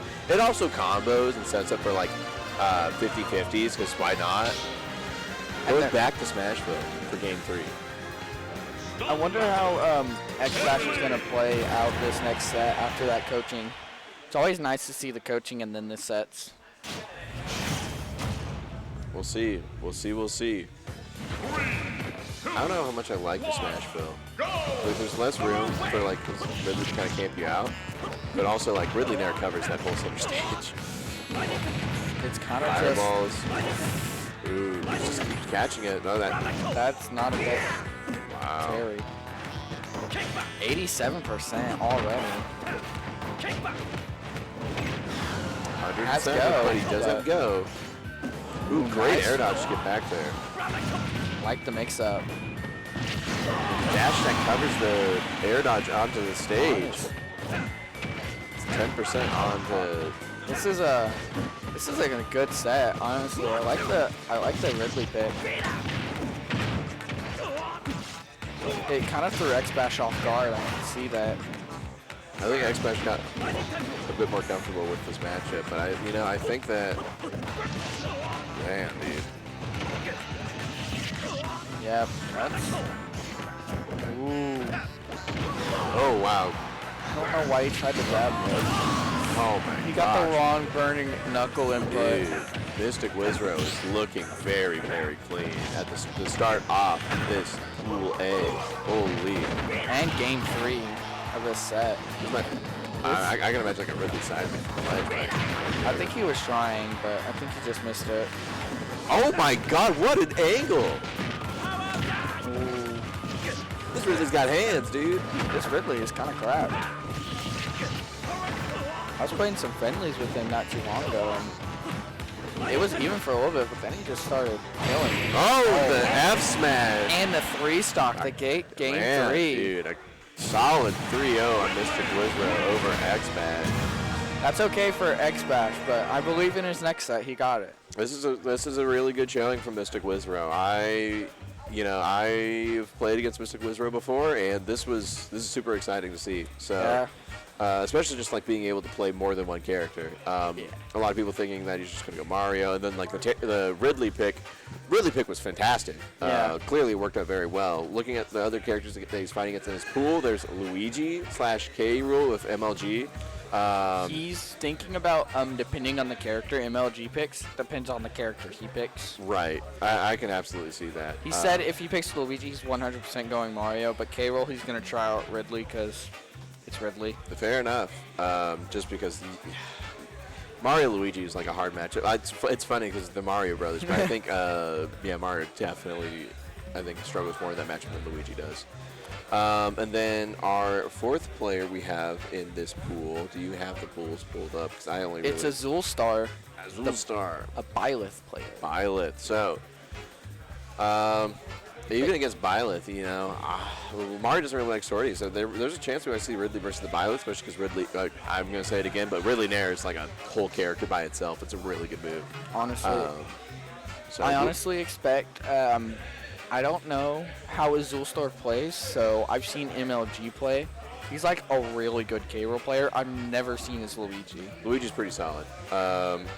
Since I'm in the same region as MLG, he's been working a lot more on the Luigi for the past like month and a half, 2 months really, compared to the K. Rool.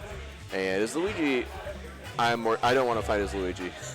I've never seen it, so I want to see a Luigi because I want to see how it turns out. Oh man. Well, if we have Byleth versus, shoot. The hard thing about playing a character that's not super great like K. Rool is that when do you play K. Rool? I don't know, but you can't really go wrong with Luigi in a lot of matchups, right? Maybe against some of the more hardcore zoner characters you might consider K. Rool, but even then, Luigi, you just win advantage once, right? And then you get your KO, which MLG does hit those. MLG's also gotten really good at hitting a lot of the more not niche kill confirms, but the more advanced Luigi, so up tilt up B or down throw back air, down throw up B, right? Or down tilt into up B, right? So. Oh, okay. I see. I have now put a tag to a face. Okay, cool. All right. I was like, I don't know who Azul Star is. I've seen the tag in Discord before. This makes more sense. Okay, I know who this person is. It's Bacon's girlfriend. If I'm correct. I tried to convince my wife that she should try it, get good at the game and play at Plummit, but she said no. He's like, I don't want to play this game, bro. Well, no, she was actually learning. It's just, it's a time commitment. This is a difficult game. It is. It takes a lot of time to get there. Oh boy. But I do honestly think every player today that I've seen actually has been playing really good in my opinion. Everybody part of sometimes the bigger benefit of the whole Plummit / Plummit or the Plum series is that practice, is that coaching, is kind of the weeks leading up to the event, right? Because obviously, whenever the event's over, But you want your student, if you're a coach or if you're a player, you want to carry what you've learned into your play in the future, and kind of like teach you what it's like to kind of grind. So over here we see that MLG is coach is Vapor, and then for Azul Star we've got G-Bro. So Vapor, K-Rool, Game & Watch, or Game & Watch main, but K-Rool, Kirby, some other characters. Very good coaches. Yes, and then G-Brother was Pac-Man. Mostly Pac-Man, but also like G-Bro's actually got those very familiar with sorties, especially given that Brother was main Byleth at some point. I think there's Byleth still, but there's also like there's Luigi. There is the Luigi. I wanted to see it. Okay, Luigi Byleth. This matchup probably, I want to say it's probably Byleth favored, but like you're also Luigi. So let's see how this goes. Start on Battlefield. Interesting place to kind of start. Dude, he's got that timing. Oh no. Wow. That's a grab. No, please. That's dead. Hit it, please. There it is. Yes. That's a stock taken by MLG. Holy. We love the 0 to death. So fun fact, that doing that forwarder sets up, if you can do the fast fall Zaire, sets it perfectly to like have that go down and have Luigi be like super actionable. Oh. I would have. What is this song? Oh, nice. It sounds like back a cursed like Animal Crossing song. It does. We're seeing Azul Star after getting hit by that 0 to death really kind of bring this game back. Honestly, she did not like that 0 to death. No, definitely. She's avoiding those grabs now. I think big other thing is just kind of like really trying to stay away from MLG, right? Because especially at this percent, right, still very susceptible to getting hit by like a Luigi 0 to death with like a string into it, right? Because even if you don't get hit by the 0 to death, Luigi's capable of just outputting damage. Like the Luigi combo here might put you at 70%. Like it might even kill you. This is oh no. Oh my gosh. 40%. Like that's just what Luigi does. Was trying to overcommit a little bit. Good dash attack. The plungers. The plunger, Kim. Oh no way. I've never seen that before. Oh, great up smash from Azul Star to take that stock, but we're both at even percents, which means that it's super Luigi advantage. It was a scary place Luigi's to ahead be. on a stock. Honestly, if you get grabbed once, you might as well just sometimes say goodbye to your stock. Oh my. Not the down. That would. What kind of disgusting thing was I looking at there? Holy. This Luigi is cracked. There it is, up to up B. Oh my god. I do not want to play this guy. MLG has leveled up since the last time I have seen the Luigi play. Holy crap. I will say, I do feel like Azul Star's doing actually a good job of like trying to play the matchup, right? This is a very stressful match, very annoying matchup to play against, right? And nobody likes fighting Luigi. Except for me. But I'm mad, man. Why do you like fighting Luigi? You're crazy for that one. I don't like fighting Min Min though. Well, okay, that's understandable. Nobody likes fighting Min Min. That character's insane. But going into game 2, did they call a timeout? I don't think they did. They may call a timeout after this game. They probably will. Ooh, Town and City, a lot more space. It's good for camping. I'm not. MLG probably ended up banning like FD. I don't know. 'Cause Luigi likes FD. I don't know. I don't know what the bans were, but we're going to town. I think this is a good pick for Byleth. I agree. But I do think I also like having those platforms for Azul Star to really like, kind of escape from Luigi. Because really, you just kind of have to camp and space your aerials, right? Right. Like, getting in, I think the most important part about any play. Oh no. She definitely could have lived that. No. You have to SDI. You have to SDI really hard, and Luigi can follow your SDI. So, very clearly, MLG is been in the lab. God dang. I feel like she's. Oh, what are we doing?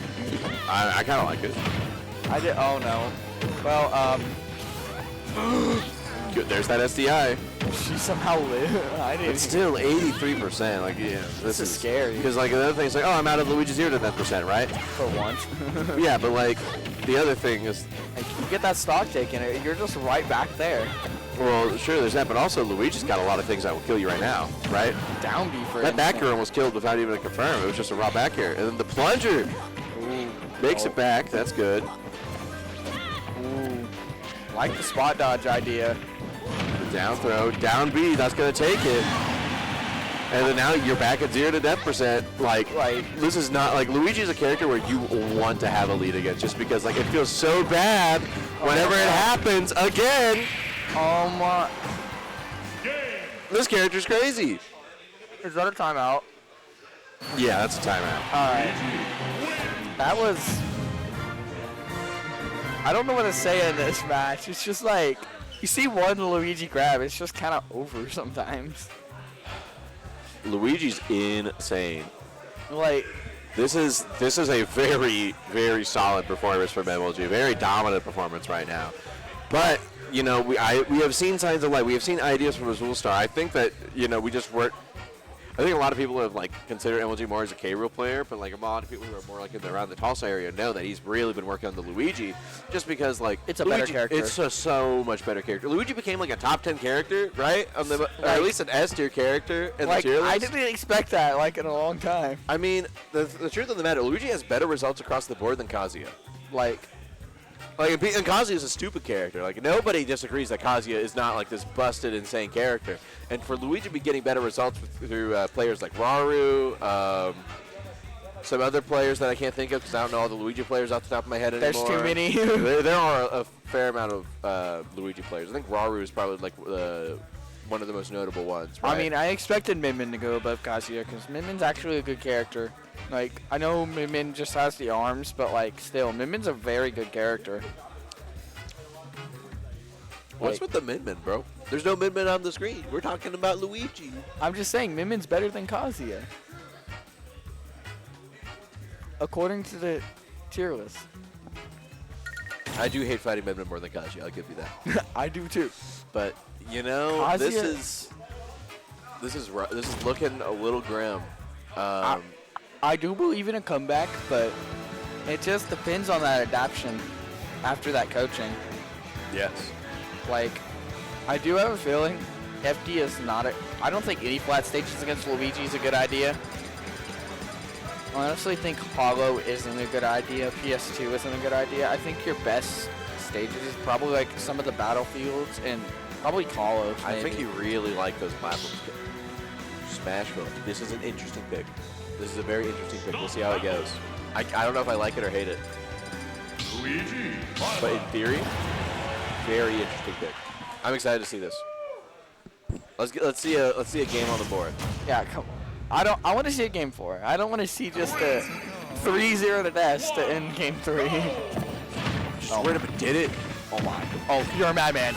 You're not dead. Ooh, good SDI. Let's go. We got a game now. 66%. We got a game. You are in 74. So like you're still you're still in like Luigi can kill you with some random stuff. But right we got a game now. Ooh, baited on an up B. Hold up. Oh, almost took it. DI almost got the stock for Azul Star. Getting final. That takes it. Follows the DI, gets the down throw up B, but this was we are seeing lots of signs of life here. I do see the adaptation. It's not over yet. The adaptation has came into play a little bit now. Good arrow. Surprised she didn't go for an aerial there. Oh no. Come on. You're going to live that because there was no plunger before that. So you take your 80, but you still have your stock. At least we got this. I'm liking how she's now surviving the 0-ness. Well, I think the big thing is that extra like 5 or 6% that MLG was getting from like that plunger really mattered. That might be dead. Follows the DI. Gets another down throw.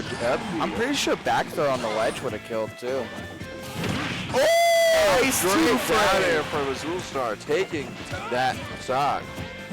This is a very good game now. Like, I could see the way Azul Star's now playing. Oh no. Oh no. SDI. That's going to take it. That 6% from that fireball did it. Wow. All right, game 3. That's a 3-0 for MLG over Azulstar. That was still very well played besides not knowing much about Luigi. I mean, I think that, like, here's the thing, right? Even if you know that a matchup's really bad or what a character can do to you, right? It doesn't change the fact that even if you know about it, that it can still happen, right? Right.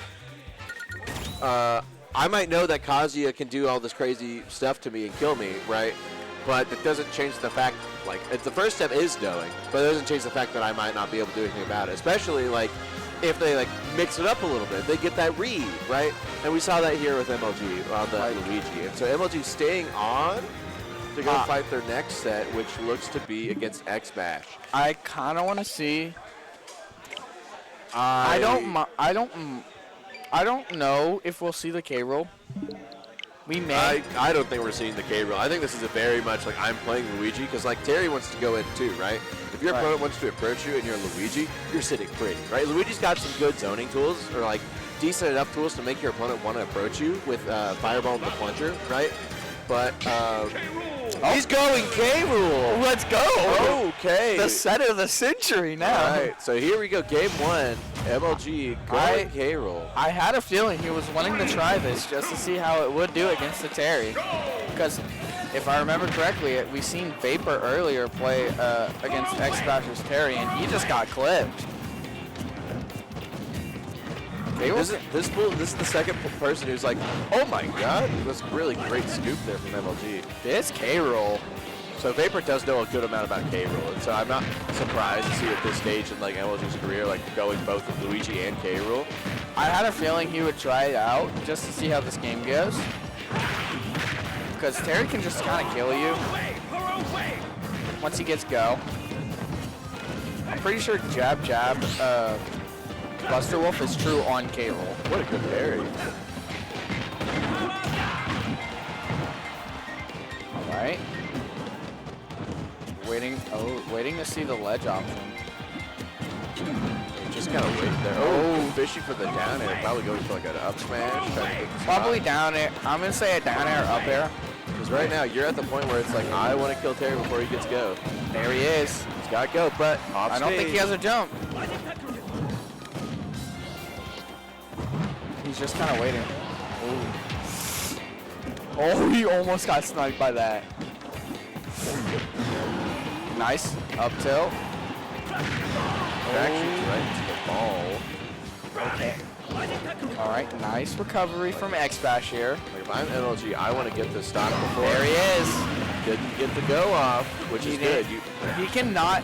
X-Bash is not. That's his stock. All right, this is a game. This has been pretty even all game so far.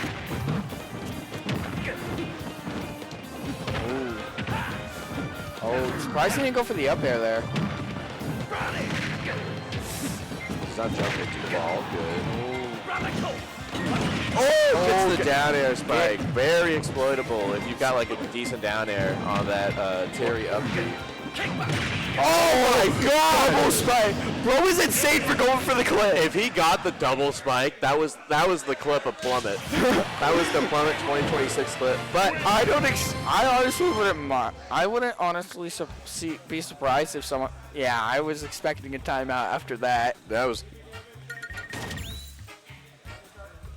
Like, bro got clipped. Hey, it's okay. Like, you know, you're at least trying to find a Luigi, honestly. Like, I would be glad about this if I was X-Bash. I mean, same. I think this was a good showing from MLG, kind of showing off what he can do on, you know, K Rule, right? This is the second time we've seen a player in this pool, very pool, play multiple characters. Or like that, like we know that they play another character, and they're playing two characters. So I think it was really, really cool to see that from Mystic Whisperer with the Ridley. And now we're seeing that with MLG with the K Rule after playing Luigi. So, like, I expected this just to try it out because it is Terry. Because Terry has a very exploitable recovery, as we saw against the Ridley game. That's true. I mean, we saw, like, that's kind of, like, he got two stocks off of spikes. One spike was a down air, one spike was a back air. X-Bash expected the Luigi. He was training against Luigi, and then the same thing happened again. I don't know if he necessarily was training against Luigi. He probably went against both, if I had to guess. I know he was playing more against Luigi more than anything, though. I see. Because he's seen MLG play more Luigi today, so he was assuming Luigi. I don't blame it either. I feel like K-Rool is like one of those matchups where like once you have a good idea of how to do it, you just have to execute on it. Luigi, much harder, much harder. So we will see. I feel like X-Pac might be able to actually get some good work out here.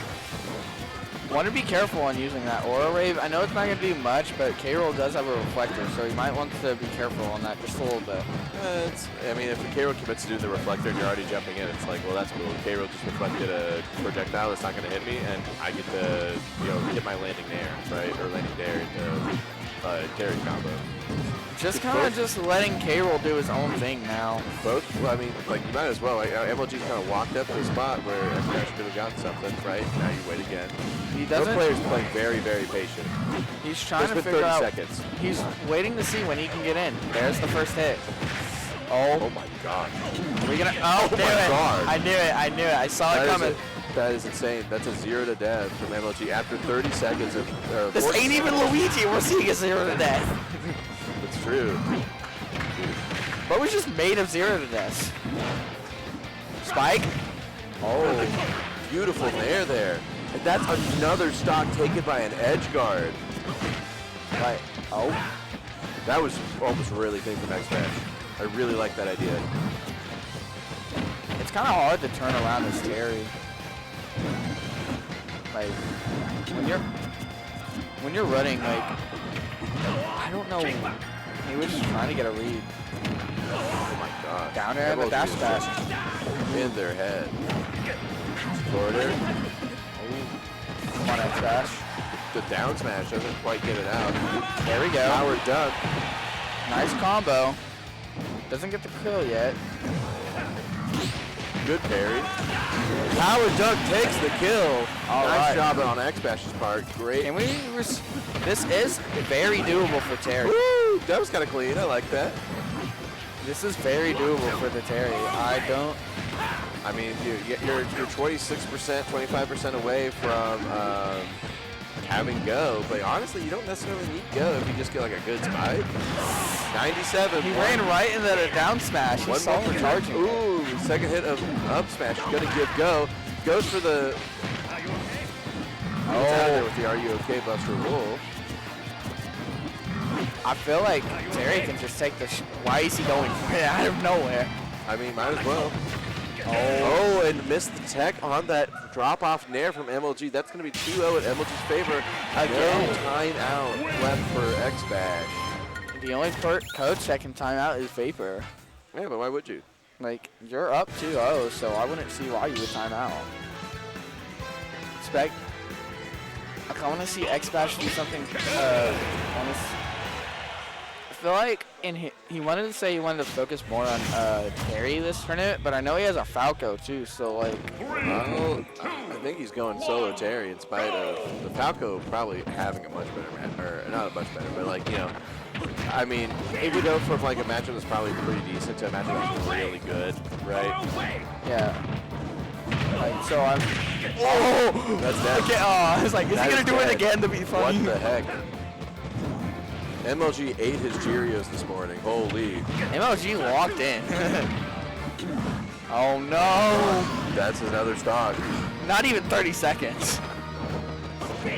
Is this game going to be less than a minute? Don't say that.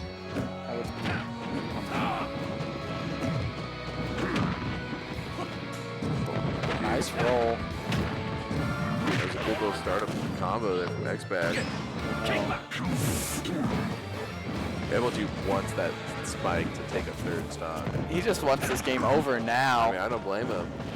But, it looks like we're not gonna, we have passed the 1 minute game mark, so. At least it's not, it's longer than a minute. X-Bad's doing a really good job of ledge trapping MLG here. Oh.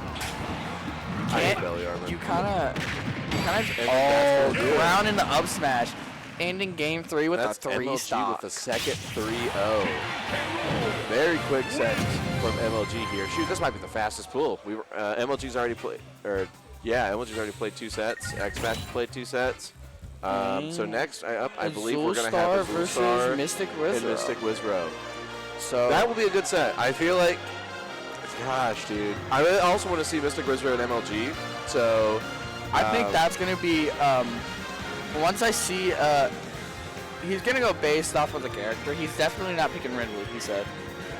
That's fair. So we might see the Mario come out, and then if there's 2 interesting things that can happen here. The most interesting thing is, or like kind of like the not as interesting thing, but still interesting, is that if Mystic Wizard takes us 3-0, or takes the not even 3-0, but just takes a set over Azul Star, then we will know who's going to be out in winners, who's going to be out in losers, because we'll have 2 people who are 2-0 and 2 people who are 0-2 in this pool. And if the more interesting situation happens if Mystic Wizard does not win this set and Azul Star wins this set, because then we have X-Bash, who hasn't won any.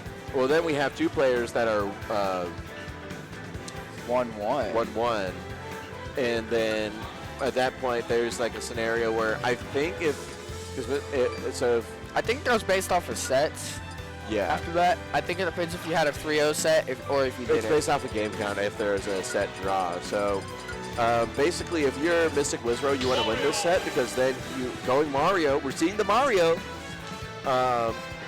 We will see, we will know who's going to be out in winners and losers side. It's just based off the seeding at that point. And of course, it feels good to actually win a set. Nobody wants to go through pools. Are they changing stage? They may be changing stage. So, I know I fight one of the. As of right now, I either fight Azul Star or X-Bash. It just depends on who gets started in this pool. I see. Interesting. So would you rather fight? I mean, you're playing Cloud, so honestly, I don't mind either. But there's also a chance to fight Mr. Wizrow. That is true. But I would much rather fight. Azul Star could win this set, and then Azul Star's 1-1, and then Azul Star X-Bash, and then Azul Star wins that. I feel like Mystic Wizrow. It's probably going to go into MLG between on who can win against MLG or who's going to win, Mystic or MLG. There's another interesting situation where Mystic Wizrow loses this set, but he wins the next one. Beats MLG, and then Azul Star would beat X-Bash, right? So there's a lot of interesting scenarios that can still happen, which is what's really cool about pools. You never know what can happen. Interesting place to start on. I kind of like it. We don't see it a whole lot. Is he going to stay the Mario? We're seeing the Mario, and we're seeing the Violin, so... I don't think Azul Star has another character that I know of. I thought she may have had her Joker, but I want to see this Mario. I didn't get to see it very much last time I played it, so. I think now that we're not in the I'm worried about getting 0 to death match, we're gonna see it. This is gonna be a good set. I do have a feeling this is gonna be a good set. But oh my God. Oh, we live those. Okay. At least we don't die to random up air chains. Yeah, that's not a random up air chain. I know. I mean, Azul Star gonna good use of resources to get back in spite of all the floods.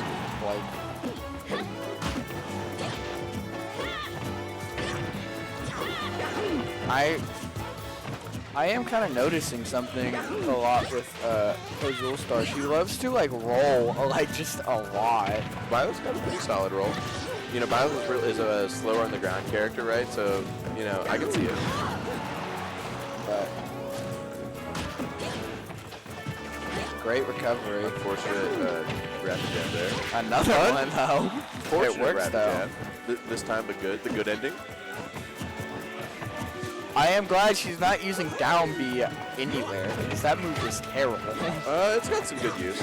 It's mainly good if you get a shield break. Well, you can also use it to get a shield break. That too. If you read the shield too, I think it's just like... I'm just going to take the first stock of this set. I think what's really interesting about this is that we're seeing both players playing they go between whenever they both want to scrap, and then there's modes where they both just want to camp. And it's never it's not really, it doesn't feel like there's one of them wants to scrap, one of them wants to camp. It's just like when they want to scrap, they scrap. When they want to camp, they want to camp. Nice parry. That was a really good parry. Oh my! Another good parry. Probably could have got a down smash after that first one, though. Oh, he wanted the up B, got a side B instead, but that's okay.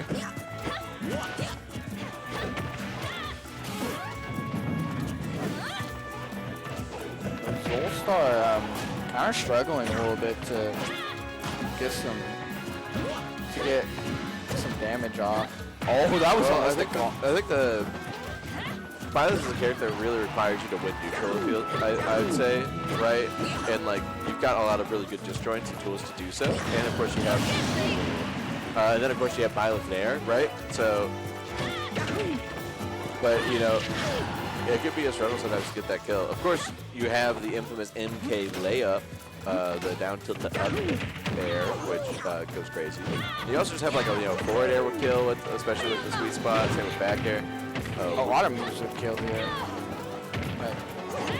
I know Byleth has a good recovery, so against Mario, I think sometimes you can like try to go like out and get an edge guard, but it would just be like a hard lead. Really good forward air actually that hit that fireball away. Nice Ooh, back good air. back air. Actually, nice snipe. Why are we taunting? Yeah, you gotta feel it. You gotta feel it. You know. It's like, all right, Honestly? I did something good. I'm gonna pop up for that. I feel like that kind of gets in the runner's head a little bit too when they see the taunt. Sometimes they either walk in or they get discouraged. Mental damage is not against the rules. You know, if your opponent starts crashing out, they started crashing out. Oh, nice combo. Nice cancel for the bow and arrow. Okay. This is going way much better for Azul. Ooh, and that up smash is taking game one. To read that jump. So this is a much slower pace set. You know, you kind of have to be. Yeah, well, either the MLG one or even the Mr. Blizzard set. But you kind of have to be, right? Because you're playing, you're playing Mario into Byleth. You know, Byleth wants to kind of wall you out with, really strong aerials, and Mario wants to camp you out because Mario's kind of got his Swordy-esque moves, but he also, Fireball obviously is really, really good. Yeah. Hollow Bastion.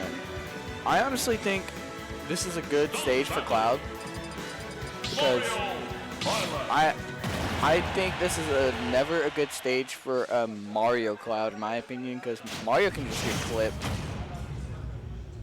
Well, we'll see if Mario takes their sword.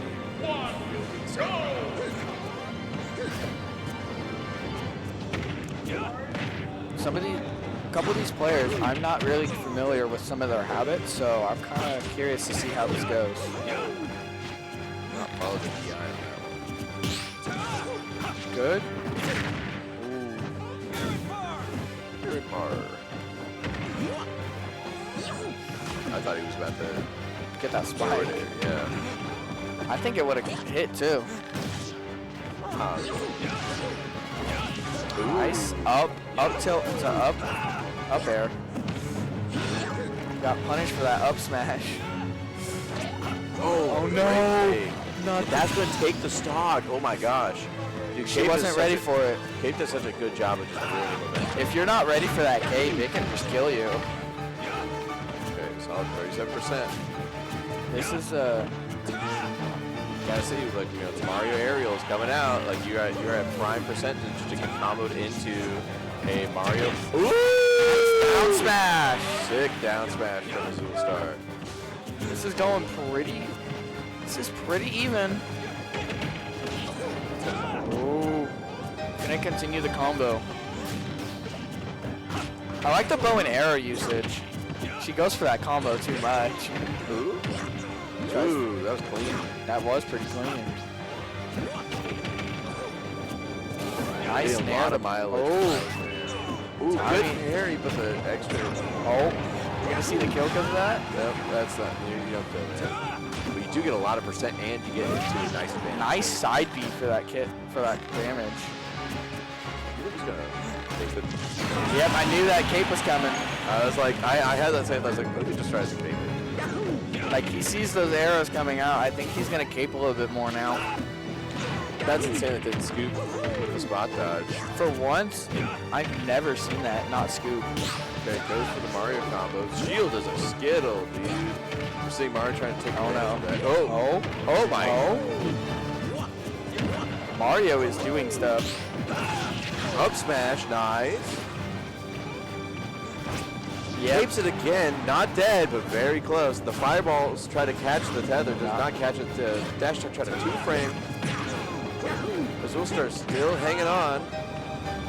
I mean, sometimes tether recoveries are a little more exploitable. Oh yeah, for sure. I mean, some characters, like one of their big weaknesses that they have, that like their tethers. Oh. I feel like you could have got a bigger punish off of that. You don't need to. Oh, look at that. Play safe. You just gotta win.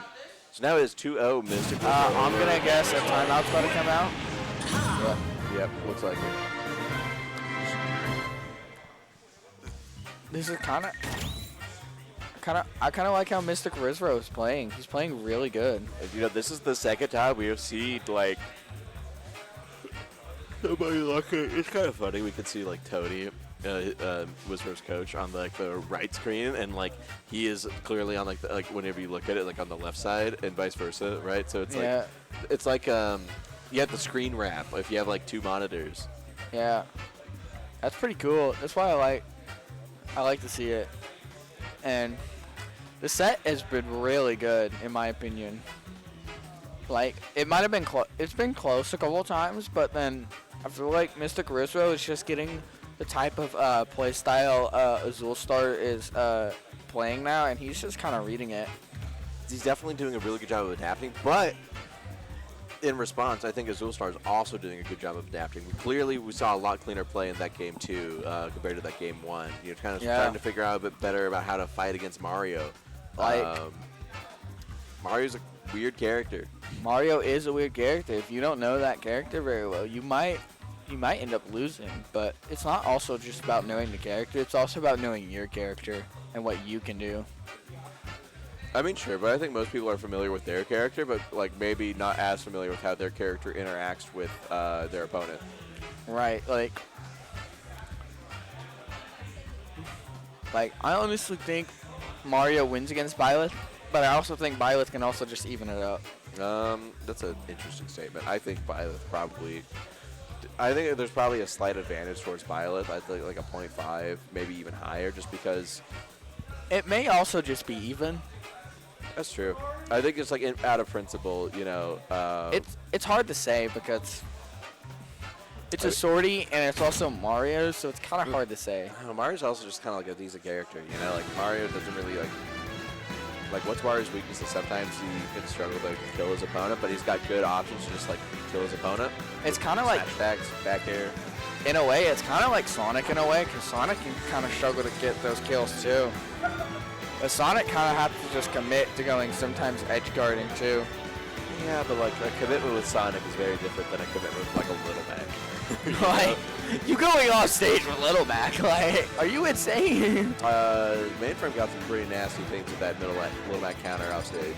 Yeah, but like, I think that was mainly also just kind of recover a little bit. No, he went off stage, countered Roy up B. Roy exploded and he went back away.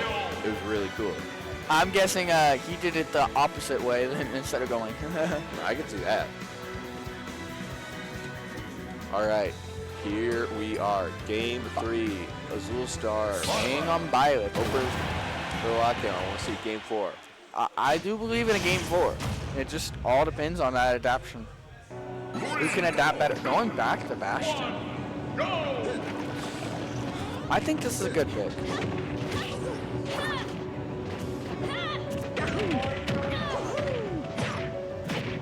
No, what an extension. Oh my gosh, 62. Like, this is like, it's not Luigi, but. Well, you know, I think a lot of characters in this game are capable of getting like at least that's dead. It's not dead. Hollow Bastion. Nice TI too. Like, that was. Oh. Yeah, that's good patience on the Azul Star. Ooh, I feel like could probably go for a nair there. I mean, we just keep seeing, S-Smash. I mean, we just keep seeing, like, the combos are missing, you know? And, like, that's unfortunate. Maybe it's nerves, you know, your tournament day, like, oh, this was doing fine yesterday. We had some training room or, like, friendlies, but, you know, tournament day nerves are real. Honestly, I know earlier I wasn't even playing very. I think I could have played so much better in my sets. Earlier, I was like, I feel like it was just kind of nerves earlier.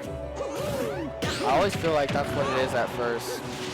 Like, I think sometimes first day is always nerves, but then I think but after a little bit, you kind of just shake those off after a little bit.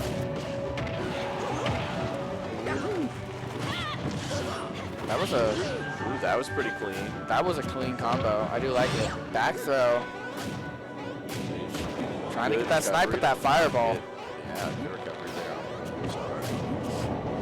I feel like she should be a little more careful on using those bow and arrows. Ooh, that might be it. Yeah. I feel like if that Flood would have catched it, I think it would have saved her. No, Flood would have just pushed her back more.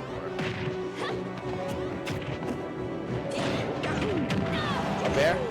Yep. Makes sense. Like, you're not really getting kills on the top of this map, unfortunately, with Mario, unless they do something weird, and then you Oh! Another one? Good patience, not letting it rip. This is a very tough position for Byleth.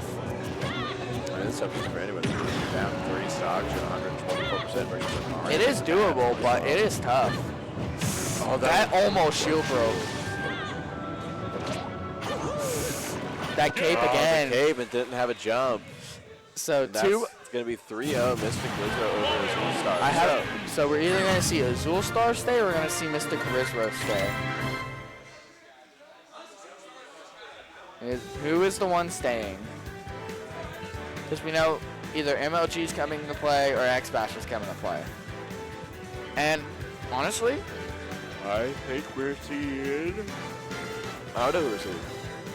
But now we do know who our two sides, who's going to be on the winner's side of this pool. We do have MLG and we have Mystic Wizro going to be on our winner's side. So either way, good stuff to both of them making out winners for day 2. I do want to see how the Azul Star X-Bash game will go.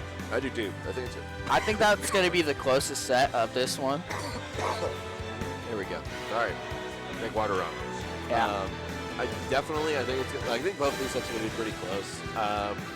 I'm hopeful for a good showing from MLG and Mystic Rizro, but MLG has just been playing phenomenal.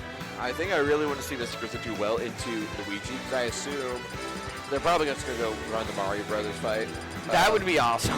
I'm listening. Character selection stream. We're going to see. Who's it going to be? It is X-Bash. Star. Okay. So let's see. I have a feeling this is going to be the closest set of this pool. We will see. I feel like Violet probably lies a good reason time versus Terry, right? We saw how exploitable Terry's recovery was whenever we saw Mr. Wizard and X-Bash play. But you know, I think we can also tell that, and even but in the MLG set versus X-Bash, you know, Terry can sometimes just explode. I think Violet has some really good tools to just kill Terry while they're recovering. You have your down-angled F-Smash, right? You got your Nair. Back air. You could do Nair off stage, right? I think send it further back out, take the jump.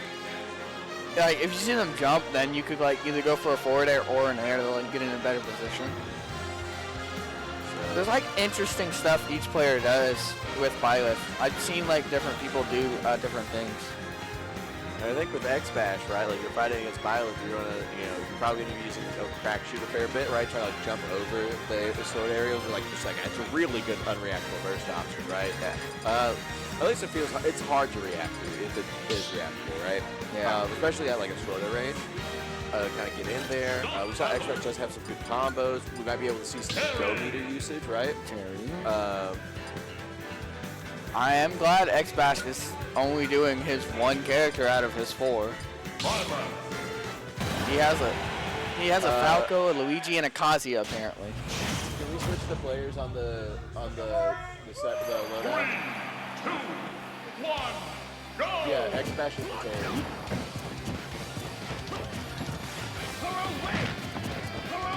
I see. Okay, so cool. All right. So players aren't matching, but you know, I think at this point, if you're watching, you know X-Bash plays Terry, and you know Azul Star plays Violet. And of course, you can also just look at the tag. X-Bash repping the tag. Oh, this is a very close set. Just started. I know. Oh.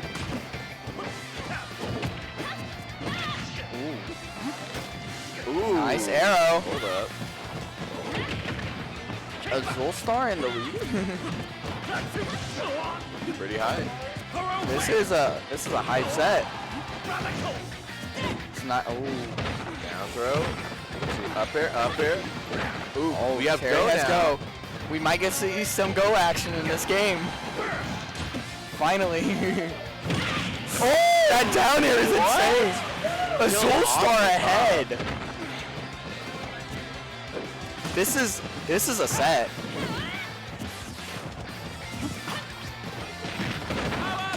Good power dunk. Falls out. Good SDI from Azul Star there. I feel like sometimes playing against Terry is very interesting. He does not get the SDI that time. If you're X-Bash, you're like, okay, that's good. You know. Nice. And the power Oh, dunk, not a good again. SDI gets out of there. Remember to do it this time. Oh, try to get that up tilt. Ooh, nice little Oh, Still not almost had that. Power dunk. Still lives. Kill. Good DI from Azul Star.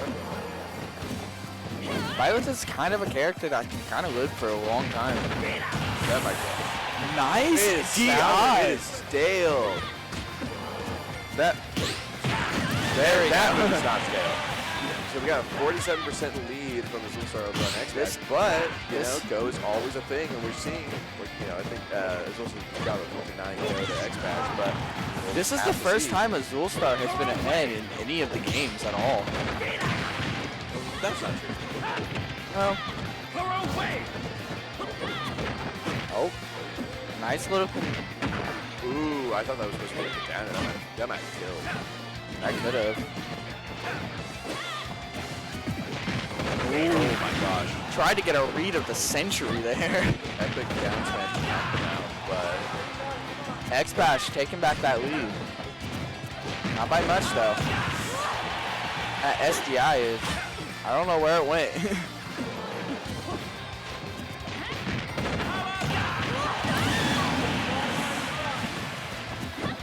never seen X-Bash taking the lead. This is this is very good for both of these players. 39% on to.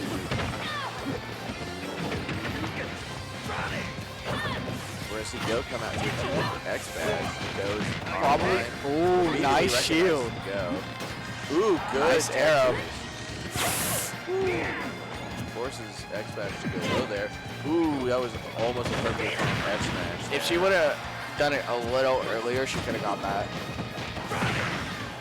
I do believe this Terry is scary. Terry is scary when they have go. That's going to take game one.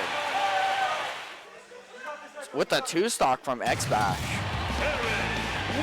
Go meter, it's hard to deal with, right? Like we saw as soon as X-Bash got go, you know, Azul Star wasn't able to kind of close out the stocks like they did on the first one. And so we're kind of seeing a little bit of, you know, it's a little rough. But it is doable. Very winnable match. This is a very winnable set. I honestly think this can go either way. I honestly do think we can see a game 5. Is that timeout? It is a timeout. I'm going to guess from G-Bro. I think we're going to get some things kind of locked in. I could definitely see Azul Star doing some really good adaptations here and taking this next game. Hopefully this coaching will do really well. We're getting a really good shot of Danny's left shoulder. Is he sitting on the table? I think so. Answer is yes. Yes, he is. I don't know, we'll see what happens and where we go for game 2. Because we're supposed to start on PS2. Are they going to stick it out on like those dual plats? Are they Yeah, I I honestly actually own up an Anthe stage, which I'll counterpick to, we might see some other stuff. I want to say, I don't think Terry does well with some platforms. I think Terry likes, it depends on the Terry player, right? Because some of them actually really like their platform stages they get, right? You can see all the time, the down throw into up air, right? And if they can... Riddles. Yeah, and especially if, they can do, down throw, put somebody onto their platform. They can use that platform, right, to go ahead and extend their combo a fair bit more if they're starting up or under a platform, if they can move the combo over to on top of it, right? Right. So really just kind of depends. And we're going to see here in this game, too, how things are going to go. I honestly do. I can see either one of these players taking this game. I feel like they're both very even. So this is going to be a very interesting set. I want to see... I don't know if X-Bash banned FD or not. That might be a good choice. I don't know. Big Battlefield. Really considering big blast zones on there. We're going back to PS2. I had a feeling maybe PS2, but... Yeah, this feels like a PS2 kind of set. So X-Bash going back to Terry. Violet. Start going back to that Violet. I do want to see a game. I do want to see at least a game 4 for at least one set in this series. 3, 2, 1, go! We're seeing instantly. Ooh, Power Whip takes out the arrow. That's unfortunate. Power Whip does that with one attack actually because it's just so tall. Oh my. And of course you have 2 good versions of Power Whip. I don't know if you do that. Still no percent for either player so far. I mean, we've seen this before, right? Yeah, that's just how. Okay. The one good thing about the Power Wave, right, is that It's blocking that arrow. Yeah. I feel like he knows that a little bit now. I feel like there's a smaller one and a bigger one, and there's a Power Wave, which is like, don't use it. Ooh, nice crack shoe.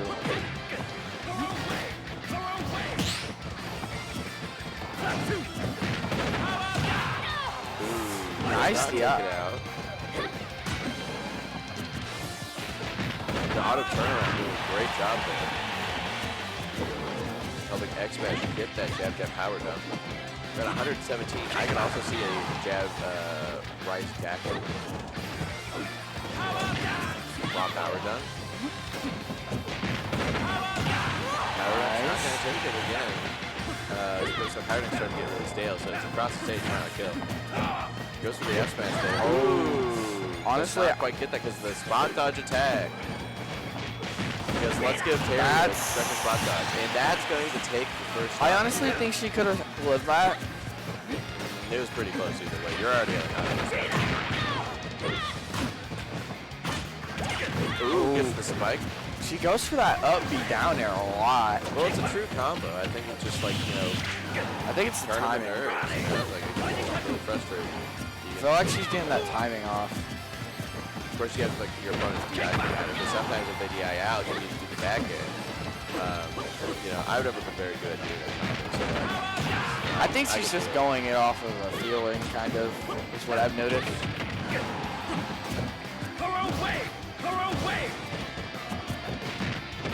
Unfortunately. Terry has go.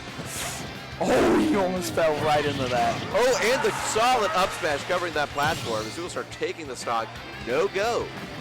No go again from X-Bash. We've hardly seen any go gameplay from X-Bash. Oh, there's nice the nair. That was good option. Is she gonna die for that down air? No. Still living. Nice. All right. 40% on X-Bash here. That's okay. I do. Yeah, I feel like for the rules, you really just want to have like Terry in the corner, right? And unfortunately, we're seeing that she's getting put in the corner a lot, not vice versa. If Terry gets in the corner, it can. And Terry's recovery is very exploitable too. Here we are, Terry in the corner, right? It puts you in a position where things go right. You start having a really good advantage state. Ooh, nice weight on that ledge. Oh, nice arrow. That's crazy. I guess the power wave wore out. Reads the roll with the Buster Wolf. You just let it rip. Oh, nice. Really fishing for the Buster Wolf stuff. You can also see Power Geyser come out. There's a lot of moves that combo to that. 132 with that go. I hardly ever see X-Bash use Power Geyser. And that's going to take game 2 in X-Bash's favor. X-Bash up 2-0.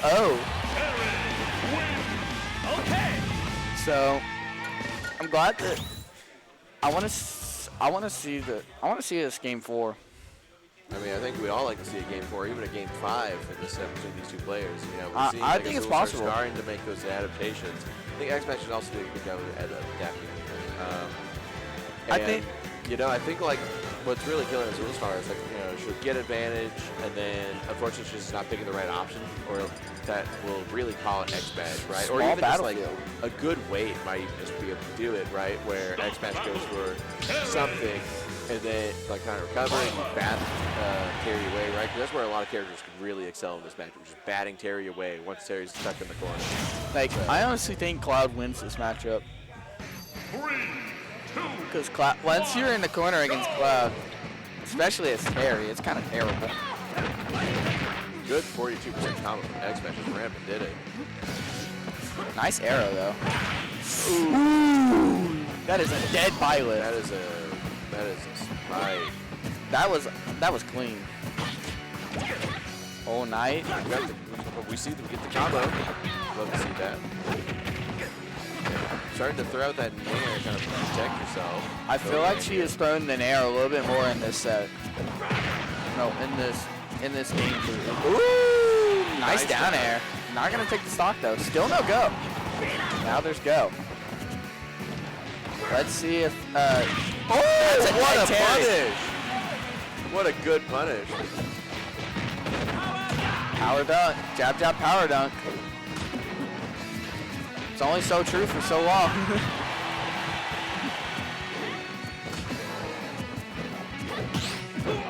Nice parry on that last hit of the nair. I feel like she really needs to use more of that nair. That was a good side B usage. Nice roll. Does not get the. That is. Dang. Nice. Now, this could be Mari's pool stock. The pool start getting really close. Ooh! Just clearly couldn't read that air dodge. X-Bash. I feel like X-Bash is reading Azul Star pretty well now. I mean, a lot of the time, all you have to do is wait. You know, like you hit your opponent and then you wait. Like, what are they gonna do? Push a button? Okay, I can react. And I think we're seeing a lot of that coming in from X-Bash here. Especially in a damage state, right? It's like, X-Bash is the one who just kind of gets to watch through the start guys. That might kill. No. Oh, the greed. And that biblical greed. Hold on. That's the good Hold part of on. the Bible. It's not corporate greed. Corporate greed goes unpunished. Here we go. We might see a game 4. This could be this. Oh, dude. I just hope there's. X-Bash really wanted to end that style. Oh. Oh. Oh. Tried. Oh my. That. Oh my. Alive. Very winnable. This is very winnable. I think Violent F-Smash. That's well. Darius takes it too. It's okay. That is a 3-0 X-Bash over If Azul X-Bash Star. didn't get that greed, he probably could have closed that stock out sooner. That is a good set between both of our players here. Didn't expect that to go 3-0 though. That was a really good set between both the players. Great stuff to X-Bash and Azul Star. Good luck in losers tomorrow outside of pools. We are now going to I know who I'm fighting going to be going out in winner's side. We have Mystic Wizro and we have MLG. We're going to see which one is going to be the one to take everything. And then we're going to do the second seed. And we're going to see the last pool.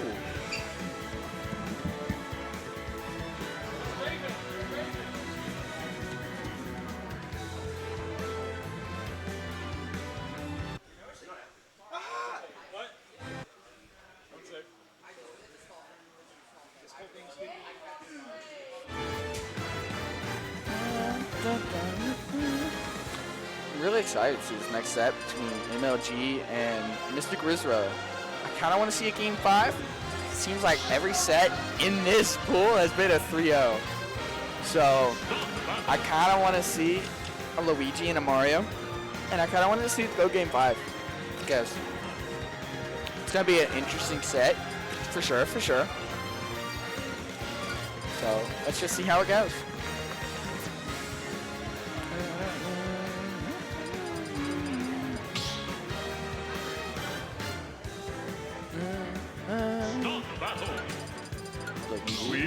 Luigi, Mario, Luigi, Mario. All right.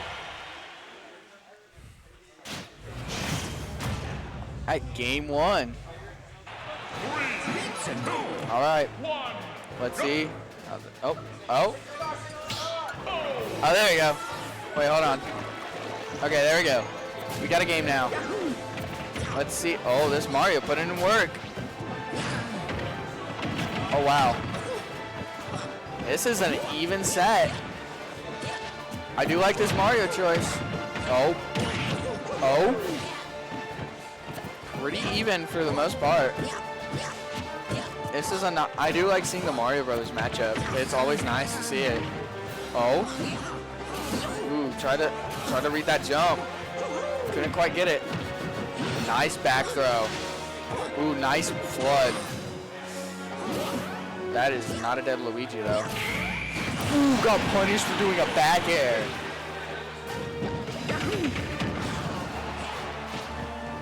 That was a very good punish from MLG, but Mr. Grisro just kind of answering back.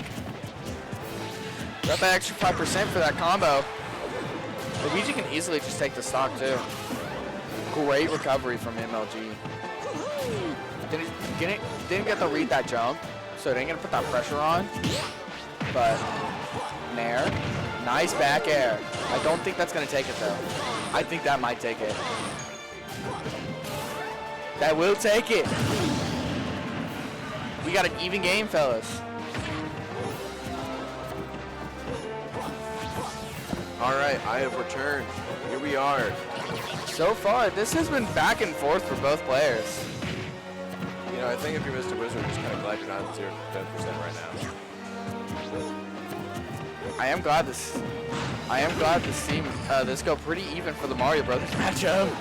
Well, I think the main issue is, I don't know, how well do Mario and Luigi outbox each other? They both have a lot of similar moves. But, like, you know, Luigi's got forward air, which is really nice. Mario kind of relies more back. Ooh, that was a nice jab setup. I think Luigi doesn't struggle to kill nearly as much as Mario does. But, like, I know just a second ago, like, there was a stock roll. Are we going to see the stock? That's going to take it. Oh, my gosh. MLG taking game 1. That was looking even for the most part until that combo. Wow. Well, that's the thing about fighting Luigi. All of a sudden, you get Luigi combo and then you're dead. This is the craziest duel so far, I feel like. And every set has ended at a 3-0. That is true. Every set's been a 3-0. I'm hoping something changes. Okay, so we're seeing Wizro going Mario. I think that's the better option here. I do agree with the choice. 3, 2, 1, go! Good F tilt. Can't put time out. You got 7 minutes. Oh. Oh no. That's not. Yeah. Ooh, MLG dropped the combo for the first time. I have not seen that at all from MLG. If you're Mr. Wizard, you're counting your lucky stars. Oh, tried to up B, but got eaten out by the Mario down tilt. I think Mario's kind of low profile. So, I do think I know who. So. Ooh, nice read. That's not deadly. Yeah. Couldn't read that roll. Good jab. Oh, tried to get that 2-frame with that dash attack. Ooh, could get a big punish here. Just outside of like a lot of moves killing him. That's a nice back air. Not gonna take the stock though. I'm so glad that didn't get misfire. That would have been a dead Mario if that was a misfire. Dead Mario. Body block with that fireball. I might be dead. Ooh, the back air. See, there it is. This is a 141 on MLG. I don't know how much rage effect is really do the combo. We're going to find out. Oh my. Ooh! I feel like you could have killed him there. Oh, yeah. But, you know, you didn't die to the combo. You're only at 51. That's going to kill him. All right. 51%. This is even stocks. This is probably one of the closest sets I've seen. At least in this pool, that is for sure. Very back and forth between the two players. This is gonna go. This could go either way. I could see either one of these winning this. This is a really good job from Mr. Wizard trying to like maneuver around MLG's just kind of and after this, ball, you know? we got one more pool. Oh, down throw. Gets nice the back air. Doesn't kill. Does not kill. Great DI for Mystic Wizard on that back air. And good saving on the jump. Kind of got a little greedy for that kill right there. Ooh, wasn't ready to DI for that. He was not the back prepared. air, the up smash iframes really just kind of did it.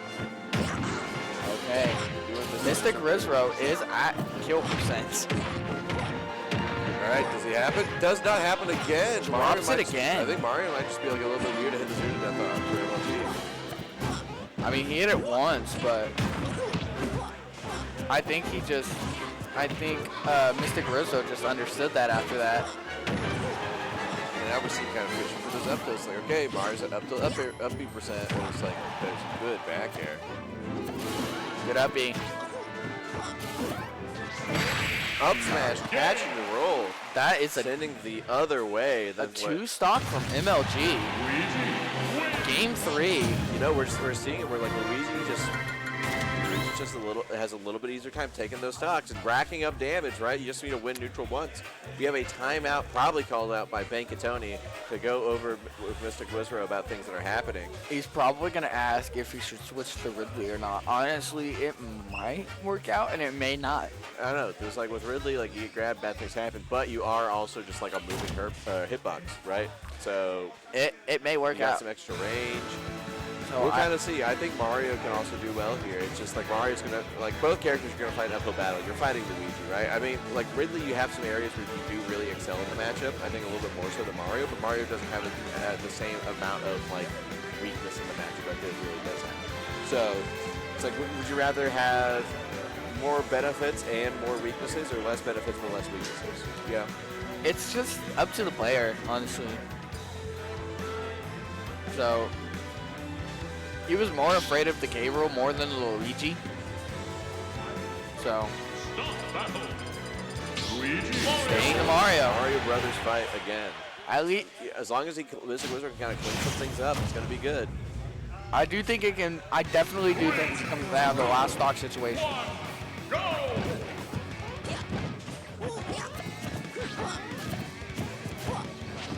Mario Brothers camping, both of them do it. No matter if they're combo characters, they are very campy. I want to see where is the fight. MLG gets the first percent. I mean, really, the more important thing to kind of watch out is like, does Mystic Wizro get? I feel like he's doing a better job on avoiding those grabs. Well, they might be dead. No, he misses. Oh, good. Wait, going back to the ledge.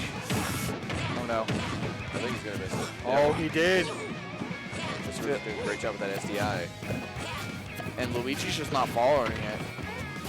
MLG has a tough time following Mario's SDI. That. Oh, tried to get that K. If he could have got that K, that would have been a dead. Ooh, doesn't have a jump, but it's okay. Both back airing.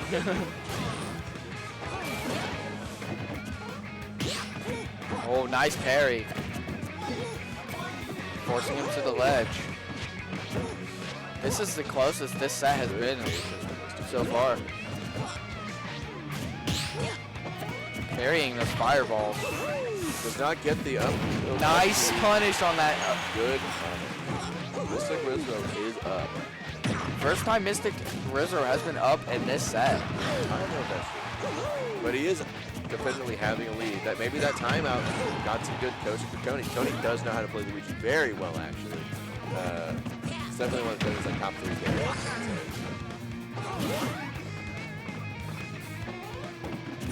Really good patience here.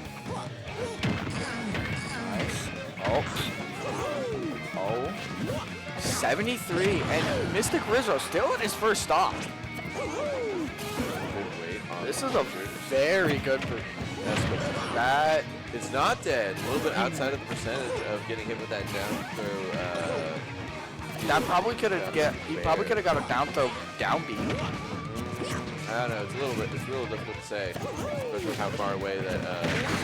Oh, that's a nice up smash though. Gonna take it. It may not look even, but all Luigi needs is a combo. One grab. One grab, you take like 90%.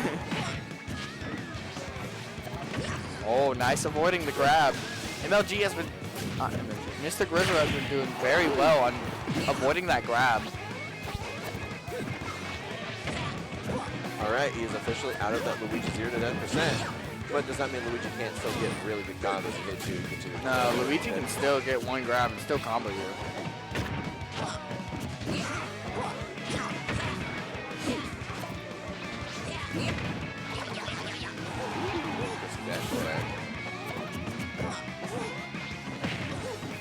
I feel like MLG may stick to Luigi or he may switch. I don't know.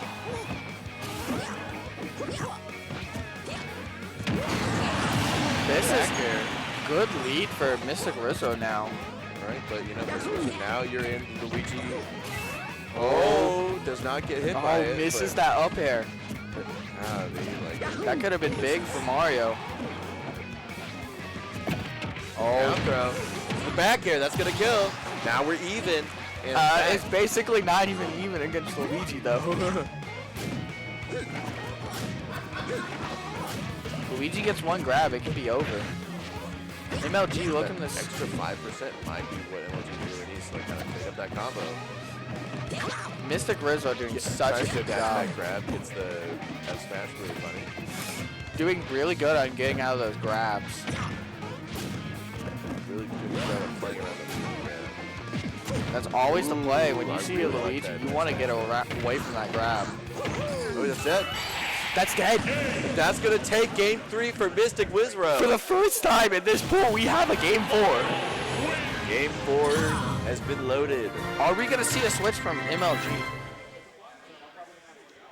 I don't think so. I think that we might see a difference in how they're playing, but I don't foresee K-Rool just because like Mario really beats up K-Rool. You can see Mystic Wizard is actually having to fight for this. This is not seen. He is He's going K-Rool. I had a feeling. He is up, so he could switch back if it doesn't work out again. I mean, that's true. We're gonna see. We may have a potential game 5. Mystic Rizzo cannot lose. It might be easier to hit those combos on K-Rool, so. But MLG's K-Rool is also really good too.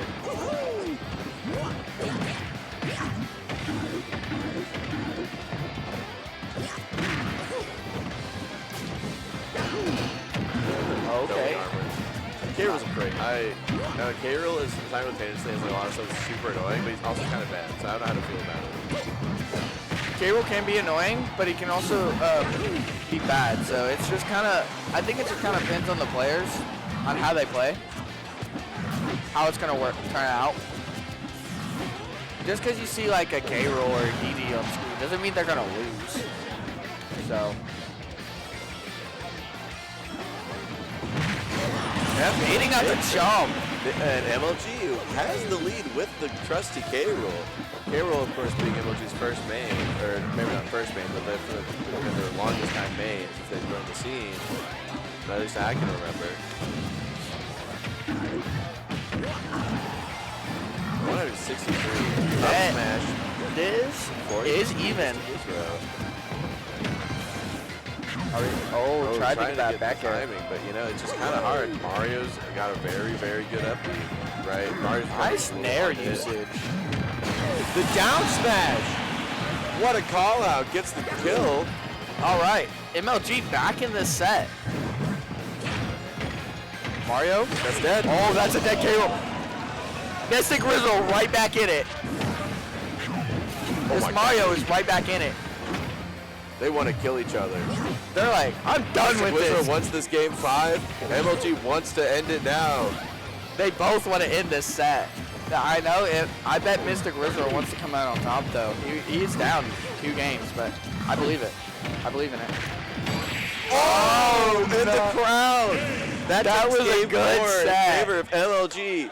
I counterpicked the K-Roll, sealing MLG as the first seed coming out of this pool. Mystic Wizard taking a very respectable second seed coming out of this pool. That was a very good set. I saw, like, he saw the Luigi wasn't working anymore. He's like, he might not expect the K-Roll, so that's what happened. He did not expect it. Definitely big level up from MLG on the K-Roll. Saw a lot of very clean, kind of disgusting K-Roll play, honestly. But that's going to be it for Pool A. And last one, but not least, we have Pool C. Coming up here soon. I believe that's it for us. I think we have 2 other people coming up to be casting. So thank you all for being on the mic. Thank you for listening. Hope you guys continue to enjoy the Plummit. And we're going to the ad break. So see y'all later. All right.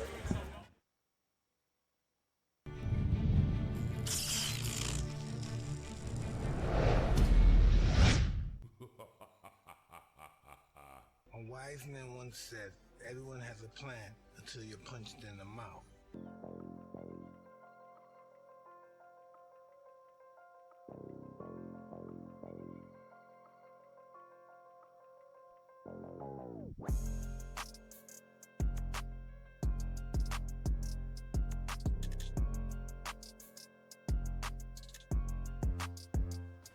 Oh, nice. Whoa! Can Morgan do it? This is his chance. Can he do it? That might be the I round. think this is gonna kill. Does I this think kill? This is Morgan's chance. If it kills, guys, that's it. If it kills, it's Morgan's win. Whoa!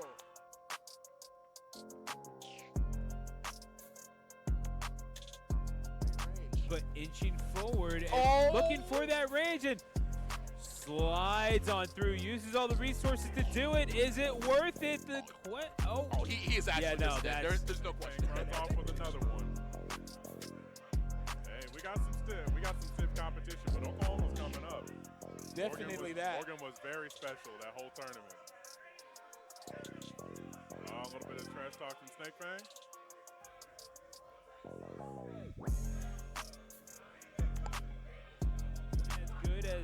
As good as Pickle was, nothing compares to Cupcakes, man. My brother. Sir, yes, there we go. Cheers, homie. Cheers. Boom. Got that. Damn, these are gas. Oh yeah. Oh man. What did he say about not getting on the mic? Because like, y'all didn't see nothing. Yeah. I don't know what cupcake. I don't know what you're talking about. Yeah, no. All I'm gonna say is, y'all didn't see shit, and we thank you for watching. In that order. Oh yeah.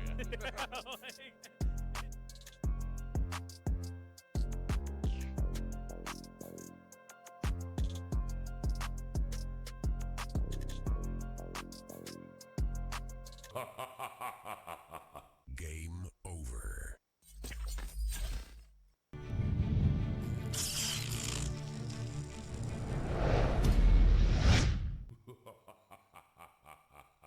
A wise man once said, everyone has a plan until you're punched in the mouth.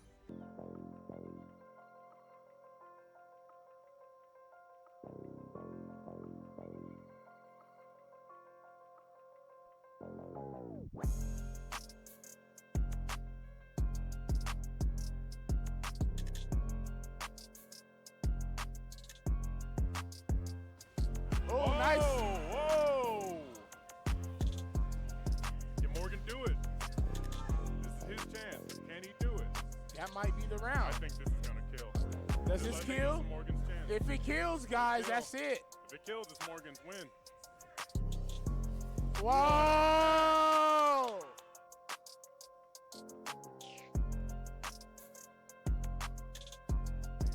but inching forward and looking for that range and slides on through, uses all the resources to do it. Is it worth it?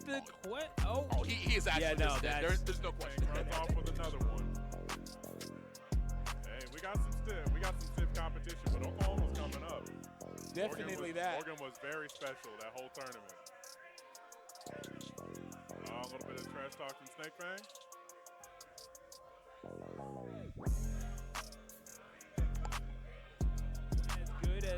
As good as Pickle was, nothing compares to Cupcakes. Man, my brother. Sir, yes, there we go. Cheers, homie. Cheers. Boom. Got that. Man, these are gas. Oh, yeah. Oh, man. What did he say about not getting on the mic? Because, like, y'all didn't see nothing. Yeah. I don't know what cupcake. I don't know what you're talking about. Yeah, no. All I'm going to say is, y'all didn't see shit, and we thank you for watching. In that order. Oh, yeah.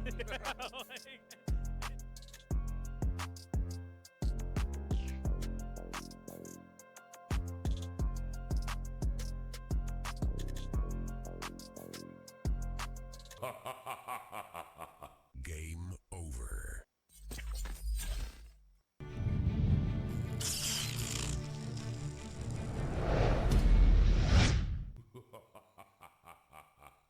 A wise man once said, everyone has a plan until you're punched in the mouth.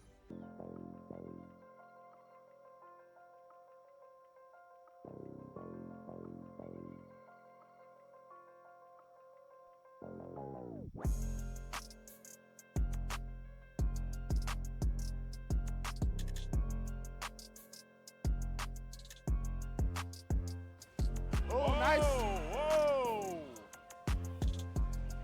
Can Morgan do it? This is his chance. Can he do it? That might be the I round. think this is going to kill. Does I this think kill? This is Morgan's chance. If it kills, guys, that's it. If it kills, it's Morgan's win. Whoa!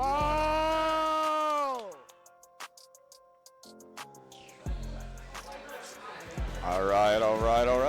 What is up, ladies and gentlemen? We're over here. Day one of Plummit with the last pool left to decide the seeding for day two. We have Dean the Hero, the real Eli, E-Rock, and Ruth Trigg. I believe I'm saying that right. There we Danny go. helping us with production. Yeah, he's got to do a lot of stuff. He's got his production. He's got the player that he's coaching and everything. I think his player did pretty well, if I remember correctly. I only saw the one set that he won with, or the set that he won against Zulstar. Yes, unfortunately, X-Bash did have a very rough bracket path, but I mean, that's the other coaches are really good. Yeah. Because I had a really rough bracket path when I played. Right. I was really impressed with your run last year. It was like super fun to watch you. I enjoyed killing Caden at 12%. Dude, that was awesome. I'm sad Caden was not here to get clipped. That's all I needed. Yes, I wanted that grudge match. Yes, but sir. the first opening match, we have Dean the Hero, whose coach is JK Sonic, a.k.a. Jonathan. And then we have E-Rock, whose coach is none other than the Pellichito, the Arcadian winner. Yes, sir. So Dean the Hero is my best friend. I'm kind of rooting on him, but E-Rock is such a good player. I played him yesterday at Sooners, and he is on a roll. He is on a mission. You've been seeing that improvement in him? I have. I played him before he got coached. Yes, the improvement is huge. So Dean the Hero, though, is going off on a very aggressive path, just playing out of his mind. I'm excited to see it continue. Playing in friendlies. Let's see, this will be the first pool. First game of the pool. I know this matchup, generally speaking, is pretty Belmont favored. I know from talking with JK Sonic and Elwash and some of my other friends that play Diddy Kong that it can be really rough for Diddy Kong to sometimes get in on these kind of like really heavy zoner-like characters, like Duck Hunt, like Richter Belmont himself. It looks like. Oh, okay. It looks I thought like it was gonna be a harder Dean's position. able to take this opening. I thought he was just going straight for 0 to death off the rip. Oh yeah, it looked, he had momentum for it, but it's a little bit harder to get the finishing, like to get the last hit on stock. That is correct. You can build up percent really, really well, but sometimes finding that last hit requires them to kind of run into your holy water or run into your spaced back air, and that can be tough to do. Dean running into a lot of these bananas here. E-Rock's just throwing them out and letting them sit. Like in all Diddy Kong matchups, that banana and monkey flip kick are going to be two of the biggest tools that E-Rock is going to have to find usage for in order to get around this Belmont. That banana is such a game changer because it turns a bad situation into an alright situation, and then an alright situation into a good situation. Right. That transcendent property of it being really, really helpful. Hero really losing his footing here. E-Rock has seemed to found his momentum, and he is playing it well. That side B kind of really risky, and that will be punished. Taking the first stock with the F tilt. I've always been told the first stock is the most important. Let's see how E-Rock will respond to this. It sets a tone for sure. It does. I think each game, the first stock gets more important as the set goes on and on. Dean is just looking powerful at the beginning percents. Calling out the roll with the holy water as well. Ooh, almost tries to go for the 2-frame, doesn't quite get it. E-Rock just needs to find the kill here. Amazing axe. And he takes it with the F air. Holy moly. I believe that one was back air. Oh, it might have been back air. But either way, finding the stock. Not going to find the stock on that trip, unfortunately. He's just going to have to find dash tag and find his kill another way, which this might be it. Doesn't get the up smash out of shield. Just grab. He is on a roll. Let's see if Dean Hero can really pull this off. So this is a very frustrating character to be behind against as well. Belmont very, very infuriating. Responding very strongly, taking his first stock of the set. Down to grab, really smart stuff there. Not going to find the up air follow-up, but it's just going to reset to neutral, and then maybe trying to find a new opening. Very patient here.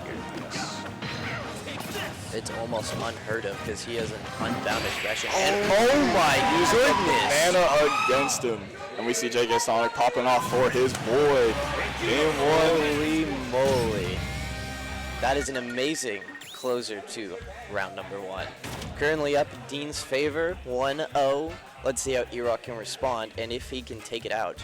Immediately, are they calling? No, okay, they are not calling a timeout. It doesn't look like it. I thought they would be calling a timeout. Now, I did get to play against Dean in the crew battle, and I can tell you, I'm not sure, I've never played him before this, obviously. I've never seen either of these two players play, so this is kind of my first time just watching both of them. But I can already see that JK Sonic influence on him. I know Richter is a very straightforward character a lot of the times, but there are certain fundamentals that I know JK really tries to force their player to learn and adapt to, and I can already see it in Dean as well. He might not have it all there yet, but he's getting there, and he's looking great in that first game. I do see. I've been with Dean since he started playing, and just watching his journey as a player. He never really could find a solid character to start with. Right. And so for Dean, I think he finally found his footing, and JK Sonic just pushing him as hard as he can. Those two have been hard at work, and Dean balancing a long work schedule, everything else. It is no less than a miracle.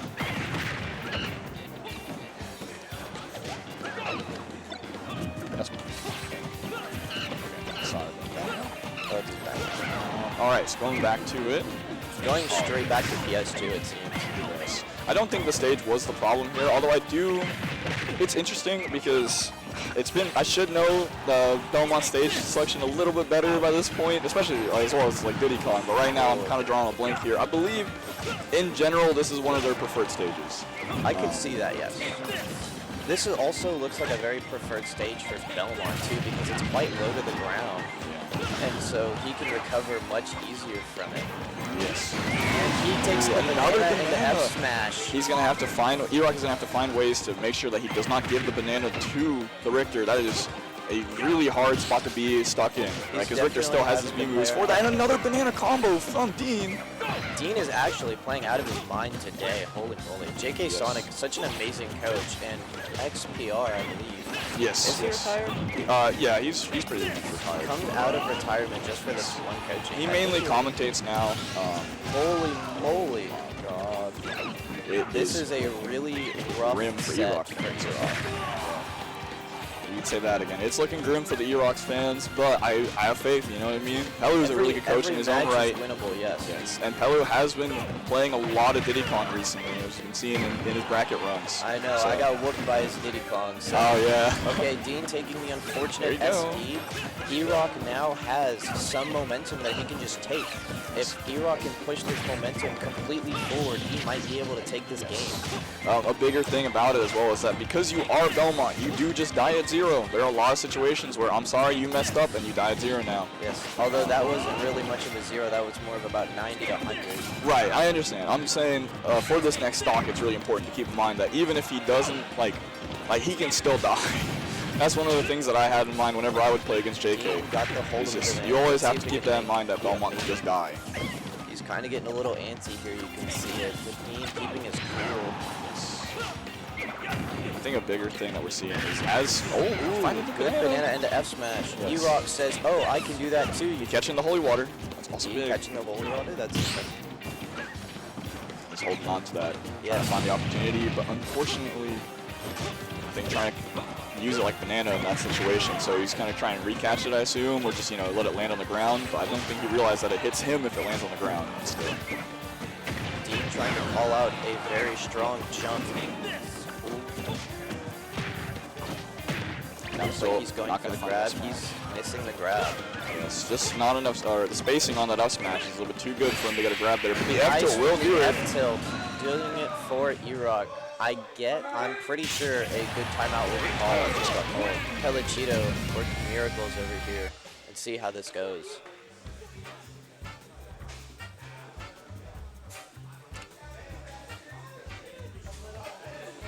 Alright, so we got some time on our hands here. We do. For it. Sure, Jonathan's got a couple things in mind. Even though his player was winning, there's probably a few interactions that he probably saw that he thinks Dean can probably, and he knows Dean can do better in. And I'm sure for Pelu's side of things, it's all about keeping calm. It's like you might be down 2-0, but the set's not over. We already had one, I think, reverse 3-0 already. We did. So it's not impossible to make. It's not over till the last stock has been drawn. I have never been one for comebacks.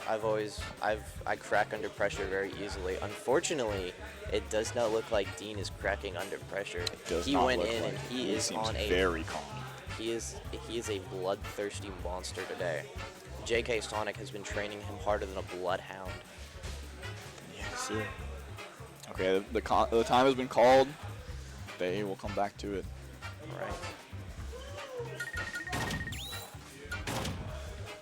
All right, we are going into game 3. Dean the Hero versus E-Rock. For those who aren't watching at home, I wish we could have bets on who's taking it. I was betting on my player the whole time. Who's your player? Mainframe. Ooh, Mainframe. Is that the little man? Oh, the little man. He did make a very impressive set earlier against Felivor? Sinnoh, he had the Game 5 win against, and then Felivor, he had a pretty strong 3-1, I believe is what it was. I think he is in winner's side. Yes, he finished first in his pool. He did, wow. Dean looking straight for callouts.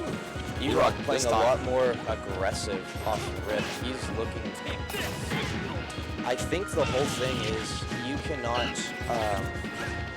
let Belmonts just space you out. You have to be up in their face at all times. Yes, and I think E-Rock is starting to realize that. He's going less for banana pulls, and that's really unfortunate to see. Unfortunate, yes. That was still a good start from him overall, so he needs to shake that off and just keep realizing that he's still playing well. Yes, he is playing so good. And I was complimenting him yesterday. We were talking, and he's like, dude, last time you just whooped my butt. And I was like, yeah, this time we're actually going back and forth. And I was like, seeing the improvement on these two players is just insane. Makes that grab again. I want to see if that grab becomes a repeating thing if E-Rock gets this game. Oh my god, E-Rock just taking going the F for it. smash. He just lets it rip. Dean is now, it's about as even can get here.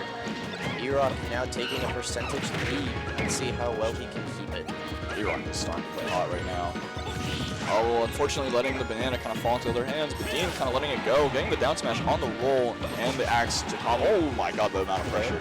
Now Dean just has to keep his percentage lead. And he takes it with the F smash, the 2-frame. It's not really a 2-frame, but it's a ledge catch F smash. Catching the ledge weight. I think ledge weight is really good into Belmonts, but if you are caught sleeping on the wheel, that can happen to you for sure. Yes.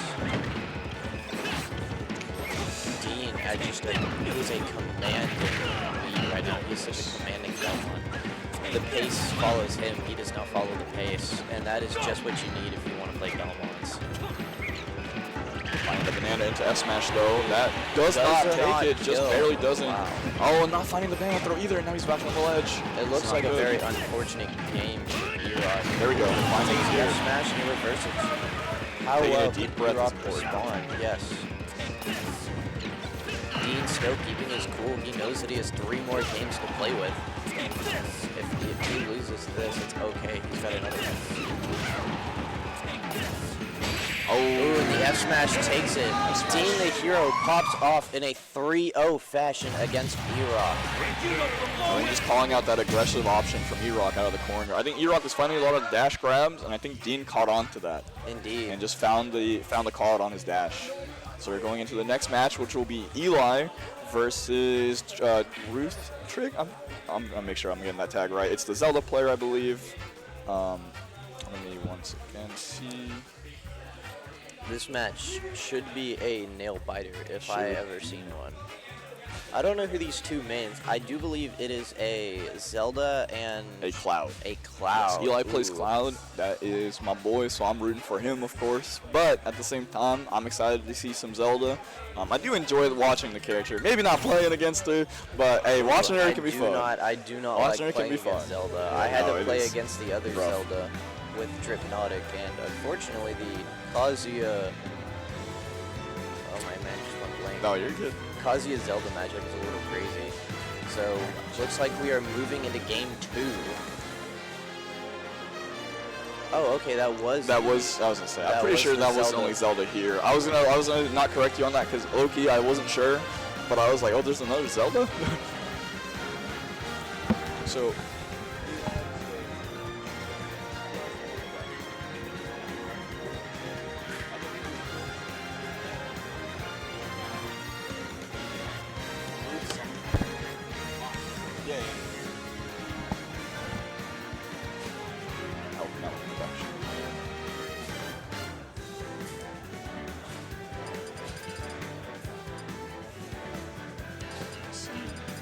Eli has Lorenzo as a coach, and Lorenzo is a very good coach. He's coached many players in the scene and helps a lot, myself included. And he's probably one of the best coaches you can get in an event like this. I believe Ruth Trick has. I think Agent A is who Ruth Trick has. Ooh, Agent A. And Agent A is also a slow one. I think they switch. Okay, they realize. I was dumb. All right, there we go. There we go. I'm excited to see how this set plays out. I've never seen either of these play, although I did watch Ruth Trigg play. Right. How did your friendlies against them go? It was pretty back and forth. My Kazuya was hitting good combos. Unfortunately, I laser like a bot, and Reflector just kind of does wonders. I helped Eli a little bit with this matchup outside of learning a little bit beforehand, so I'm hoping to see some of that. Go on. I'm sure Lorenzo also talked more in length about it. Finding that down throw. Hypnotic also helping a lot in the Cloud matchup. That's something we talked about, is down throw, because DI in and DI away, neither are like guaranteed for the Zelda not get a punish inherently, but it does depend on what the Zelda is looking for. So we talked about watching out for that. Nice grab on the neutral get up. Maybe he can find his side B. Going for an interesting up B call out. Doesn't really work out, unfortunately. Now he's on the ledge against Knight, which is a bit of a rough spot to be in. That is a very rough spot to be in. Unfortunately, the forward air takes it. That is such a powerful forward air. Yes, I think it was a little bit of rough DI as well. Well, his limit. Interesting. That jump up, I think, because he jumped it, I think it's why it didn't trade. I think he would have actually gotten hit if he didn't jump there. I might be wrong. I'm not too sure. He's charging the limit there on the Phantom. This is really strong for Cloud here. If he ever has a lead against Zelda, he no longer has to approach the Phantom. No longer has to kind of approach the Zelda neutral game. And he'll just kind of ignore it and charge his limit. So it forces Zelda to kind of approach.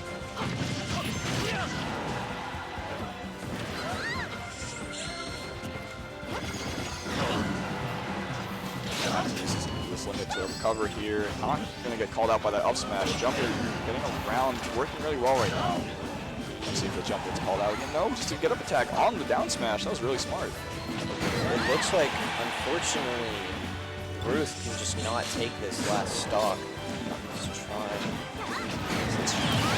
The only downside is that Zelda doesn't really have many kill confirms. It's more so just straight hits that kill, like up it.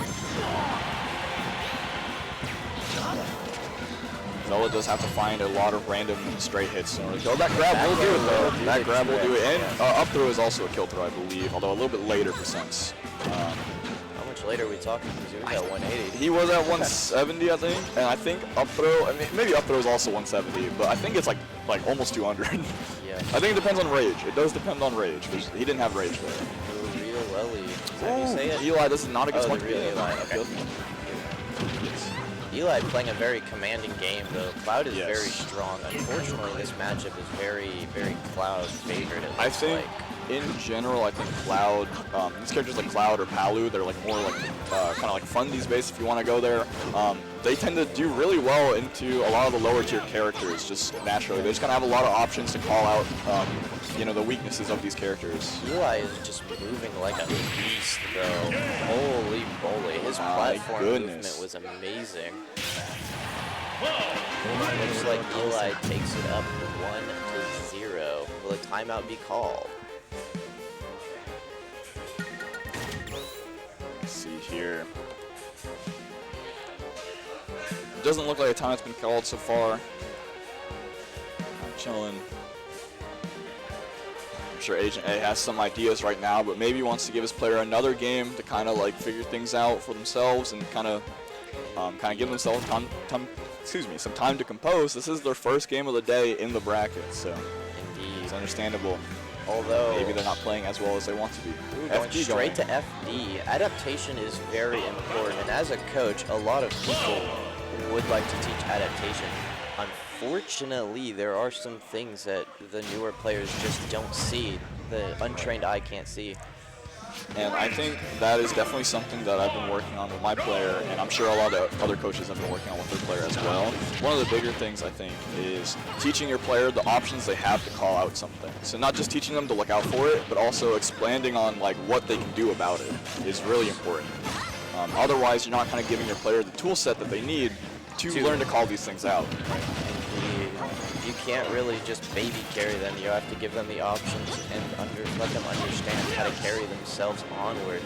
And the real Eli is just doing so well. That uppy, though, has done wonders.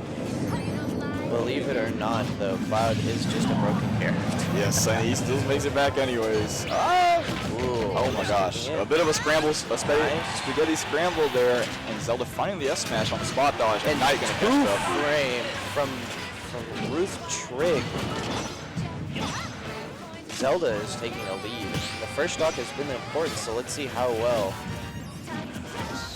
Go for the grab. Neither player finding the grab that they wanted, and now Eli has got an advantage state. Doesn't find the down air, doesn't find the roll punish. I think he read both of them, but he just didn't time it correctly. Ruth's going to find the up B to get out of disadvantage. Yes, now Trigg just has to watch out for Limit. Limit is such a powerful tool, and he just goes off in back air. Although there is a percentage lead, so let's see how well Eli... Nice spot dodge on the grab attempt. He's going to see how well Eli can just come off with this lead. These grabs are very impressive to find. Yes. Ruth has now fallen behind. Let's see if they can keep their cool. Ooh, smash.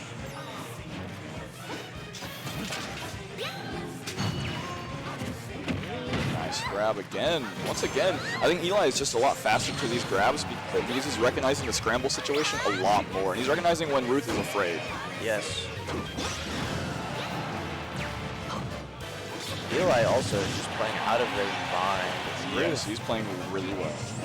Ruth is such a good player too, realizing that what will and will not work. So that was that roll from earlier that Eli messed up the punish on, and I think because he messed up the punish, Ruth kind of more likely to do it again. You can see Ruth having a lot of panic rolls, is really scared. I think they are respecting Cloud way too much in my opinion. So it can be scary. He's got a big sword. Yes. But you do have to kind of take charge sometimes and kind of stand your ground a little bit to get him to stop hitting you. Yes.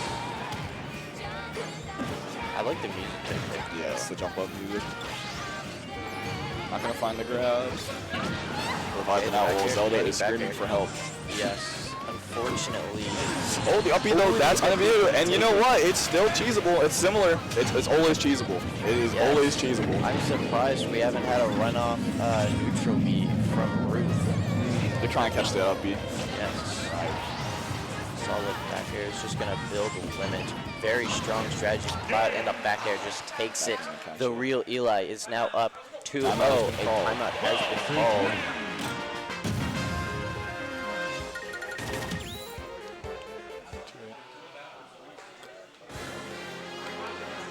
Have you realized that Agent A has switched characters? I noticed that they have stopped playing Samus. I'm not sure if Adam is fully switching to Rosa. I think they just really like Rosa.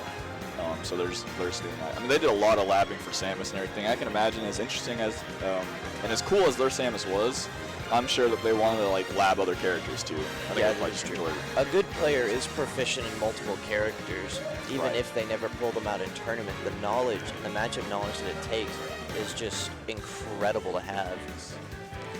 I think as you get better at the game, I think it's beneficial for you to play other characters in friendlies and learn. Yes. Playing as the character, I think, teaches you a lot about how those characters function and the mindset a player might have. Eli shaking it off. Him and Lorenzo probably having a good talk. Probably a few interactions that I think Lorenzo's probably not happy about.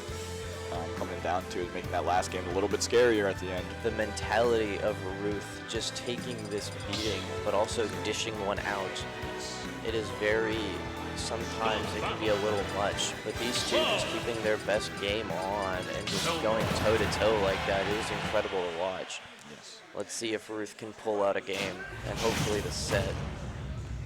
So it's definitely that push and pull between the both of them. Yes, it is a top-tier menace versus the low-tier god. And momentum matters a lot when it comes to players at this level. Kind of at any level, to be honest, but especially at this level, I feel. Side B. And falling up air, and that's going to lead into a combo. Getting Ruth to the ledge now. Going to find the same grab once again on the neutral get-up. That is a common habit, I think, that Eli has started to catch on on. Yes, Ruth has also developed a few habits of just up being two center. Yeah, to center, not just to ledge. Believe me, as a Pikachu player, I feel that. I can relate to the Zelda player there. Sometimes it's just scary to go to the ledge. You want to get past it. Trying to go for the ledge trump, does not get it, but does get it with the back air. Ruth now down a stock, and Eli is just kind of commanding lead. Has just holy moly, he has been in a lead this whole game. He's not finding the forward air there. Instead of going to get punished for an F smash, does manage to get away from the ledge trap scenario. I think Ruth's trying to call out a jump. Touch the roll. Looks like Eli's just trying to call out the game plan as a whole. Unfortunately, Eli has gotten her head way that was dirty. much. This poor Zelda. That was dirty. Yes. It's almost as dirty as what Morgan did to me. That was a rough set. Finding another falling up air there. Going for the finishing touch just because a little bit of greed there. He might get punished for it here. Yes, he does. That's kind of deserved. As much as Eli's my boy, that is deserved. See Eli smiling, laughing to himself. He's like, everyone gets one, everyone gets one. But we gotta maintain focus, right? This is still, the last game on FD was, I think, a little bit more of a stomp initially, and it became closer. So we'll see. It's anyone's game. Ruth. Now it is starting to look less and less likely for Ruth, unfortunately, as he does not get, or they do not get hit by that pop off from the coach, hitting the up smash but not hitting it. Good roll dodge on the grab. Side B, I can Going see. out there and chasing. Oh my goodness. And Eli getting really hard punished for it once again. See him laughing. Him smirking again, but you gotta not give those away. All right, those cannot be a charity, right? Yes. All Ruth needs is one more stock to claim at least a game, and that alone can change the momentum of everything.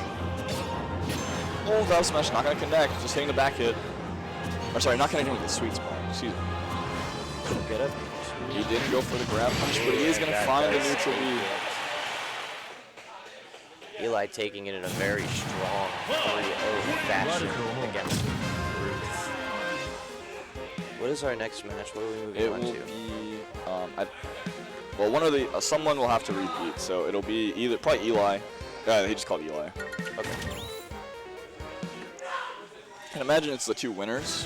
So I don't. Well, it could Dean be the Hero versus Eli. Yeah, Eli versus Dean is what would be my guess. That would be a good match to watch. I am so excited for that. I made a mistake. I forgot. Since I'm commentating, I can't go over there and bet on Eli. I wanted to. Agent A would have absolutely taken the bet. I would have absolutely taken a bet on Dean. I have so much confidence in that guy. It's crazy. He's just that hot set. When they play, I am down to do a $5 bet if you want to. That's up to you. If only I had $5. Understandable. So much confidence in each other. Holy moly. You gotta have confidence in your boy. I mean, that's what I did for Mainframe. Mainframe initially, he was like, "Oh, don't bet on me. Don't do it," or whatever else. And it's that mentality that's gonna be hard to find. Yes. And then he won his pool, so I was like, I made money. I made money. I made money. We're okay. Monkey brain go. Ooh, money. And it's like, if I lose it, that's on me. It ain't your fault. Yep. It's okay. It's okay. We move on. It don't matter. Yes. The amazing part of this is it is such a huge learning experience for all players. Even the spectators getting these amazing friendlies with such good players. Yes. Ooh, E-Rock versus Eli. Okay, it's E-Rock this time, not Dean. Okay. This could be a hot set. I have a good feeling about this one. So which does mean that the next one will be Ruth versus Dean, and then the last one will probably be Eli E-Rock. I'm sorry, E-Rock and Ruth also have to play. But it'll probably be Dean versus Eli after that, and then Ruth and E-Rock to end it. I believe it might be Dean versus Ruth. Ruth next, yes. And then they'll end it with Dean versus Eli, because that might be the most. Dean versus Eli will happen after that. Yes, I think that could be the most hype set of all of the whole pool. And of course, very prized commentators. Okay, I will say, as much as I am rooting for my boy Eli, I am a huge Diddy Kong fan, and I am a massive Cloud hater. So I'm a massive Cloud hater and a Diddy Kong hater. So you know, this is the worst of both worlds here. But in conclusion, I have to pick the latter. I'm picking E-Rock. Such an amazing Diddy Kong player, having an amazing coach. The good part is E-Rock having so much knowledge about this matchup because Pellicito, if not the best Cloud in the state here. Yes, I think definitely. We do have quite a lot of Cloud stuff. It does look like Eli has been labbing stuff out though, because that was pretty crazy. This is very scary actually, seeing those each out combos. Maybe they are just scare tactics though. I think it's pretty rare to see from a non-item player at this level, right? Because like obviously the item players, they have to kind of learn that when they're starting out. But people that don't normally pull with items, you know, that's a little bit rarer to see in a skill at their level. E-Rock just keeping his composure, keeping strong. He is on a... Oh no! But the Gimp, can he make it back? He cannot. Unfortunately, Eli is just feeling himself a little too much over here. Yes, I think E-Rock is struggling a little bit because his banana keeps getting taken away from him. And I think he doesn't know how to play against his own banana right now. That is true. I think that's the biggest issue that he's facing at the moment. I think Dean found a lot of stocks on him, and Eli just found two, I think. Or sorry, one. Well, technically it was two because he threw the banana to stop his up B. Oh, right. On the first. So those two just, they're brawling it out too. This is really hard to watch. Oh, okay. Oh, he didn't get the momentum up B. I think his up B straight down. E-Rock taking his victories where he can. He got the stock. That is a huge momentum breaker right there. but Eli might be able to just, wipe it off and say, okay, you got that one, but let's keep going. I think Eli is probably going to look at that game and be pretty chilling. He'll probably feel himself fine. It looks like a timeout was called. Coach is coming up to the coach their players. Irok going to Pelu, Lorenzo going to Eli. Yes. Pellicito was the winner of the most recent Arcadian. Yes, that is correct. He's also a former PR member. I'm honestly a little surprised they let him into that one. But hey, you know what? It's fine, I guess. He's a demon. And he's been my bracket demon for forever. I only have one game because he played Game & Watch. I mean, we take our victories where we can. When we get them, yeah. So you showed him to never go Game & Watch into you again. That's what matters. Yeah, and then we fought in losers and he 3-0'd me. We take those. Yeah, we happens. I believe me and Christian are 1-1, I think, or it's 1-0 my favor or something. I don't remember. We have not played in years, so that's not really saying much. Yes. But Pelu is such a good player, and he definitely would farm me now. That's for sure. Oh, yes. For sure, that is. I don't know if I got that one anymore. I don't know. I'm scared because after this is over, Dean's just going to be farming me. Because I don't know how to play the Richter Terry, matchup. right? Yes, Terry, Richter, or Kazi as well, yeah. Kazuya being a better matchup. You can probably ask Drip for some help with that. Drip playing Kaz into Belmont for a long time. Yeah, me and Drip are going to just butt heads after this. Oh, right on. I think that's one of the nice things about this. Like you were saying earlier, it's like all the spectators or whoever else are getting games in, like yourself, with the players here, the coaches here, even the other players. So some coaches are helping out, the other players because it's just a nice thing to do. You know what I mean? We want to be a welcoming scene for everyone. Like I said, I helped Eli for one of the other sets, and then J-Man came and helped Mainframe for the PT. I helped, me and Drip helped out Ruth a lot in the Cloud matchup. Unfortunately, Eli is just a different beast. Oh, holy! Okay. Not gonna get the kill for it. Taking the first stock in such a big combo. Yes.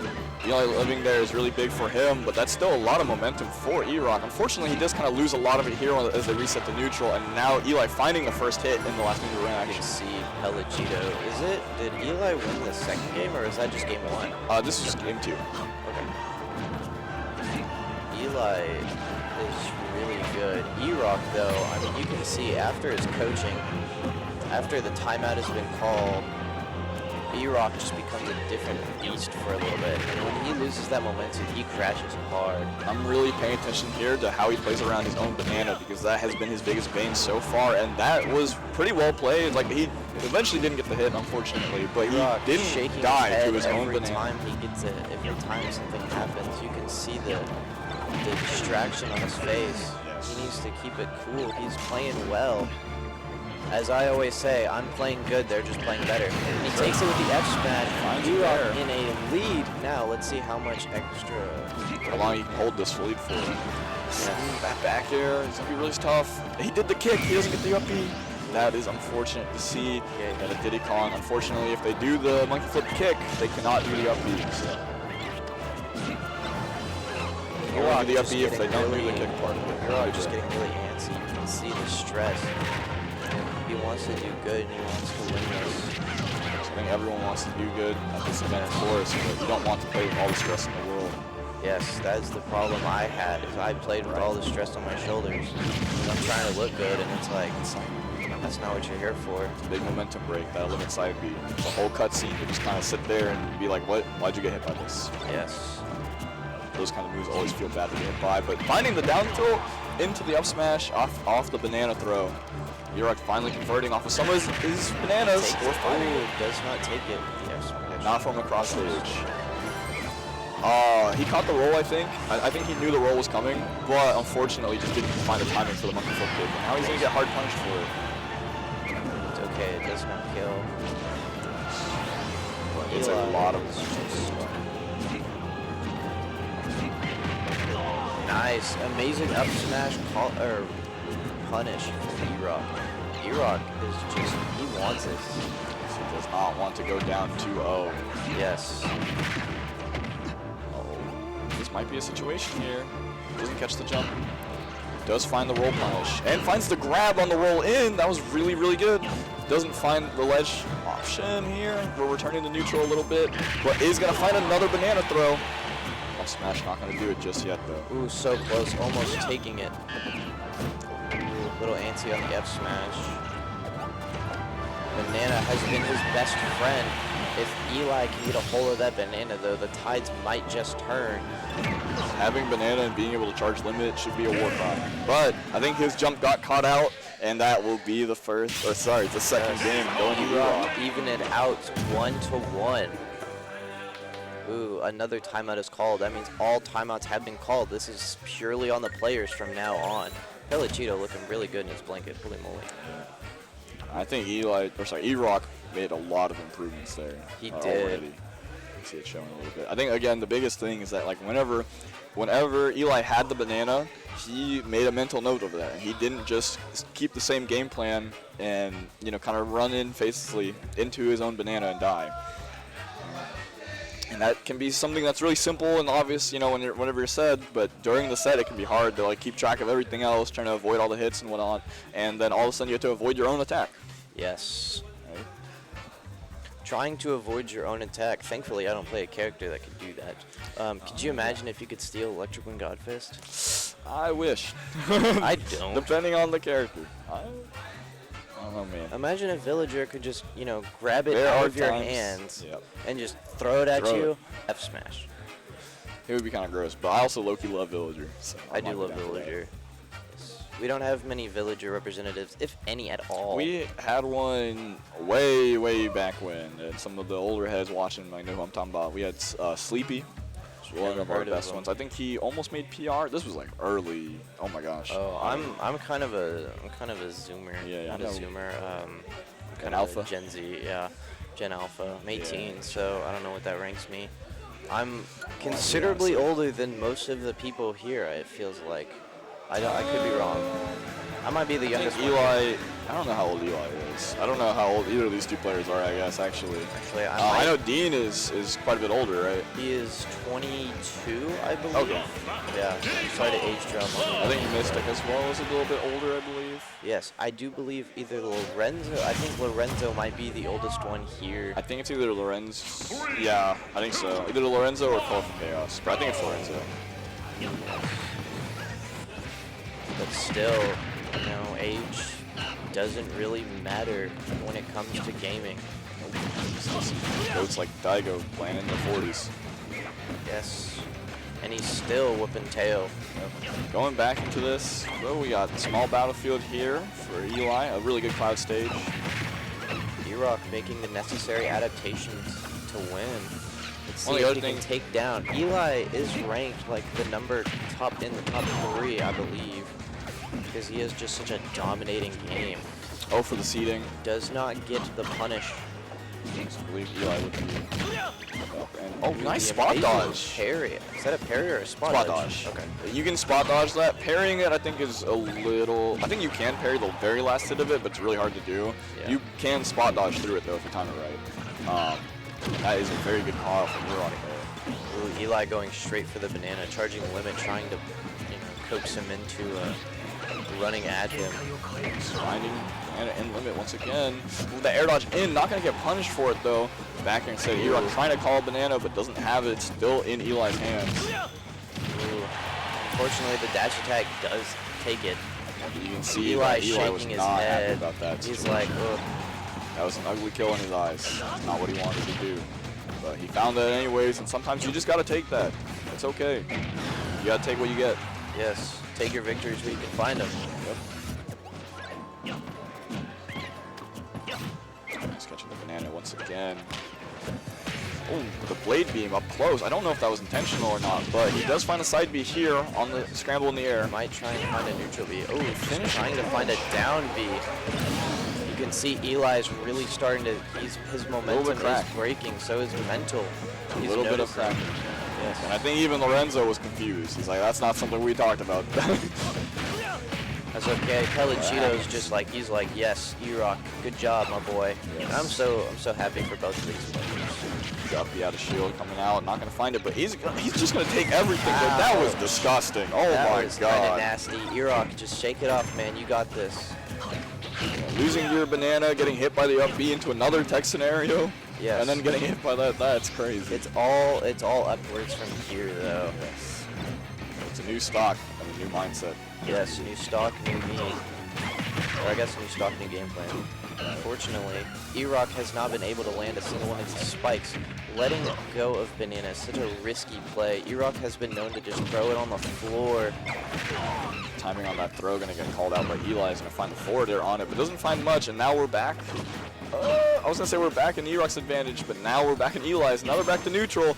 It's going really fast right now. Both players, I don't think, are too confident in their advantage just yet, and the other player is just kind of getting away. You see that right there, the roll with the... Eli is just Both players kind of just swinging. Yes. A lot of swinging. E-Rock, though, he's just calm and collected. He's about as good as he can play. Playing out of his mind today. Eli is always playing out of his mind. The up smash does not take it. That's about his third. I believe it is pretty stalled. Up. Yeah, not going to do it. E-Rock does need to get the stock, though, if he wants to find a way back to his game. Any extra percent is really bad for him. Unfortunately, the reverse side B does take the stock. E-Rock getting a little cheese there, but it's okay. Unfortunately, we cannot call another timeout. Both timeouts have been called. Both timeouts have been used. So it is just a player-on-player basis now. Right. This is where true skill really comes out. Has Eli been adapted correctly, or can E-Rock still overcome this limiting destruction? I mean, in that last game, it was very close. I think E-Rock could not find that last stock, that second stock, unfortunately. But, you know, one or two more interactions in his favor, and he probably finds it there, and we have another very close banger of a set. Yes. So we'll see if this gets to go to game 5, or if Eli's like, nope, all right, I gotta lock in. We're not letting this go to another game. You can see the fire in E-Rock's eyes. He's like, I can't. I think in both players. Eli was smiling a little bit more, and now he's like, he looks a lot more locked in and a lot more focused. Yes, he's. Everyone gets one. That's what he says. Everyone gets one. Everyone gets one. So let's see if E-Rock may get 2, hopefully 3. Let's see, game 5 would be hype. Game 5 would be hype, Might be especially for Eli, these but two players. I would like to see game 5. I love watching Diddy Kong. Oh, finding the same situation Side again. E-Rock just not really knowing how to recover from that. It's really hard. Yes, repeats from last game is going to make her way be the opening of this game. Oh my gosh. Is he able to crawl out of that? Oh, nice monkey flip though. Okay, very good. Not going to find the F tilt on the neutral get up, but is going to find the monkey flip kick to get himself out of the corner. Does go for another one, and unfortunately puts him in the corner, and the third one finally to get him out. A lot of monkey flip kicks. Yes, Diddy Kong limiting classic. uses limit. Cloud no longer has limit. Amazing parry. Does not hit the up smash, unfortunately. I believe that was down to fair percent. E-Rock just needs to take this stock as soon as possible. Yes, we do not want to see a repeat of last game for the E-Rock fans. He's taking his time. He's taking his time. It feels like it's very limiting, though, just what Diddy Kong can do, and he doesn't have banana.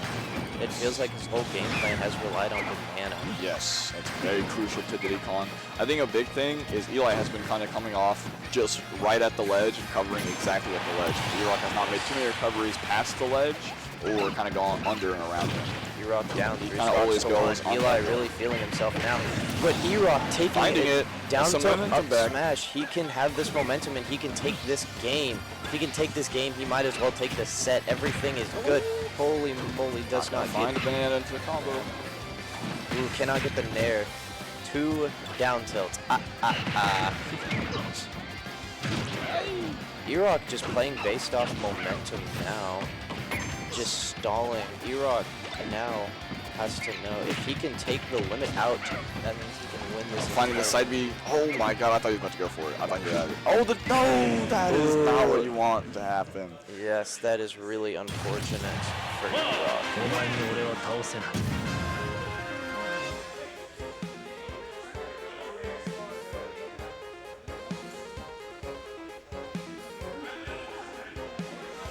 My bad. I'm sorry. I got caught sleeping on the wheel. I did too. It's okay. So today, it's just been a very crazy day. Yeah. It's been a lot. I've been here for a long time. My voice is gone. My voice is starting to shred up a little bit, so from just screaming. I think next up we have Dean the Hero against an unnamed assailant. Dean the Hero. I believe, it should be Dean versus Ruth. I do believe so. That should be what it, that should be what it is. Yes, it is Dean versus Ruth. And so we'll either have, it'll either be Dean versus Eli here or Ruth versus E-Rock after this. I could see Ruth versus E-Rock. Yeah. It's very good. It's going to come very close because the winner of this is basically the one getting into winners. Right. So if Dean can win this, he's basically guaranteed a spot in winners. If Ruth can win this, they have a very strong chance at getting into winners.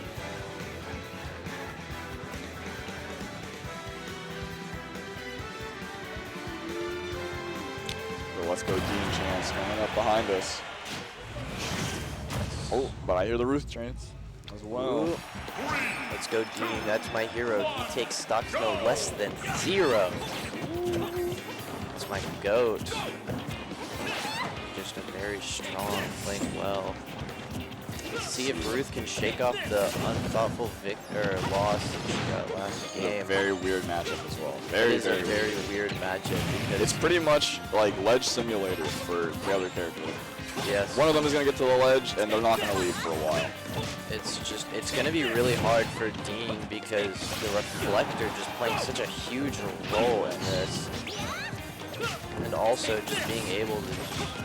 It can be really good to mix up your timing into that reflector by throwing the cross behind you, and then kind of following up on it before it even connects. But oh my gosh, the holy water up smash. Really nice stuff there. Yeah, that's that JK Sonic influence I'm talking about. That is something that Jonathan is known for. Finding those holy waters on the platform like this. You can see though, Dean just not letting a single thing get near him. Right. My goodness, I'm not sure if that was intentional, because I think he might have just been trying to set up the ledge trap, but it did look cool. I'll give it up. Set up the ledge trap. Unfortunately, Dean just collecting himself. Okay, no extra percentage. Yes. One of the things that's very important about that DI, that's that DI and that down throw that I was talking about. If the Zelda is ready to call out your DI, they can find up air off of it instead of going for a forward air or a back air. Dean just uses momentum. Unfortunately, Ruth might be able to just overpower this. The double parry, though. Just skilled item from such a strong player. He's been covering those platforms a lot with the holy water. I think it's maybe a habit read of his that he feels against no work against Ruth here. I'm not sure if these two have played before. I don't believe they have, but they're just going at it.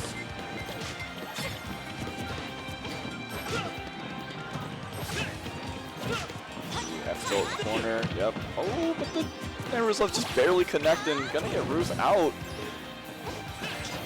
They're just taking their time. They're both at 70. No one has been hit just yet. Finally, Ruth's gonna take some damage from the projectile, but we're mostly resetting into the same situation we were before.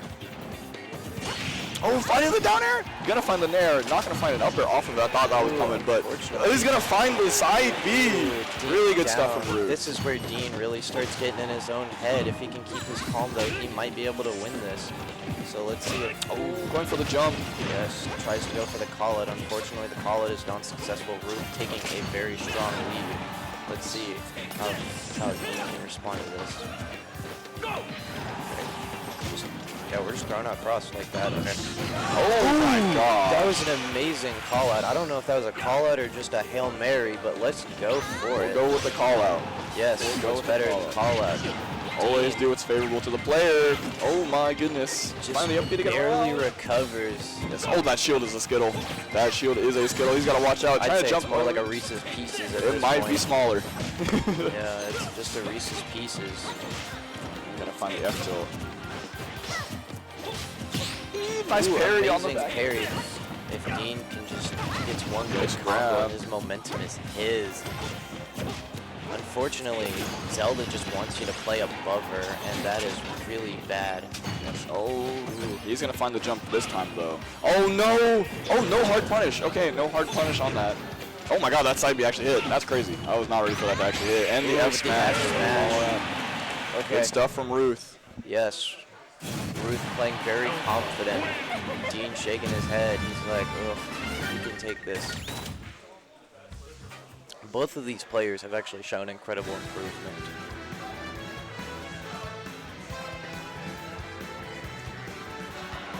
I'm kind of expecting another PS2. I think Smashville's usually a really good Zelda stage, so that might be in works for in talks of like avoiding that or the man. It looks like I'd imagine Hollow's also pretty good for her, I think. Okay, going to Going small small. battlefields. Okay. The only 3 stages I would not take Zelda to would be Battlefield, Smashville, and of course the all faithful Hollow Bastion. Hollow Bastion. Hollow Bastion, although a really good stage, is my comfort stage. It's just, it does not apply the advantages that most stages do. I got a message from Logan saying he might show up tomorrow. He's hype. Okay. The L wash. Dean's just hiding his shield. He's playing a little scared. Ooh, but he's playing really well now. Oh, there's, okay, that Holy Water is going to get called out by Ruth, landing with the Nairus, but it doesn't matter that they did get called out anyways. Now we're really stuck. Dean's really starting to feel himself again. So finding that grab on that extend, like on that parry, I'm honestly really surprised that reached out. I think it's just the extension of Richter's arm there that got caught.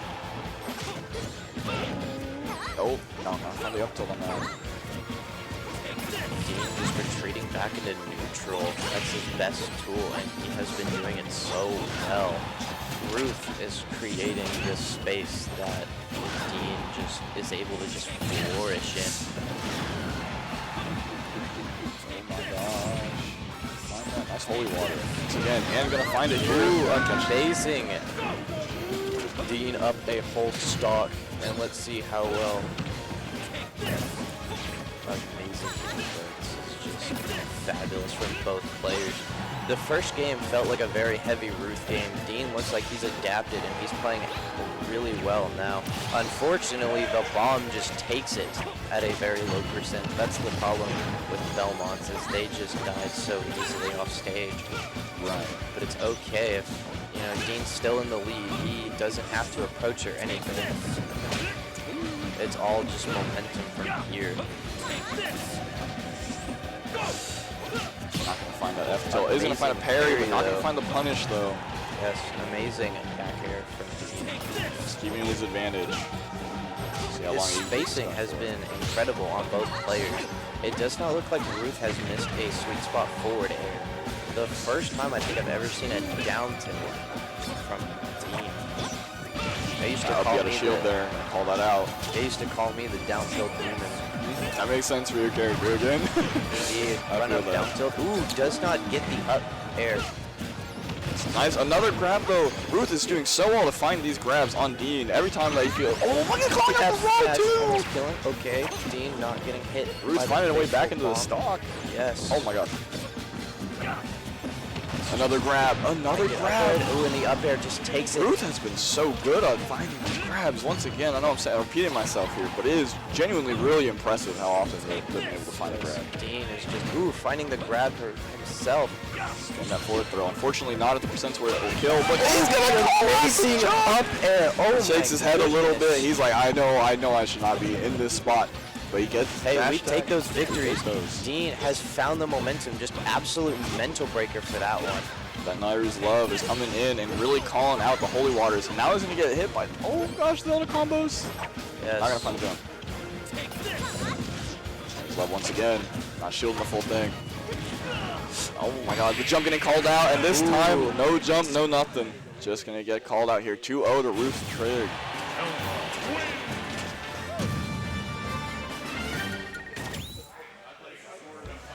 Time has been called. JK Sonic is working miracles. Oh, Dean. Dean is just, he's popping off. I think a little bit of frustrations, but Yeah, you got you to can keep see your the calm as much as you frustration. can. This is not a character that you can play frustrated. Well, I say that, but JK Loki got some of his best wins while wanting to punch the table. But nonetheless, you know. I mean, I've seen sometimes people that. like throw a chair in the air and then proceed to 3-stock their opponent. It's like, I hope to God that does not happen here, but I don't know. I've been known to. I think I saw someone fall out of a chair one time. It was really yes, that has happened. That's infamous.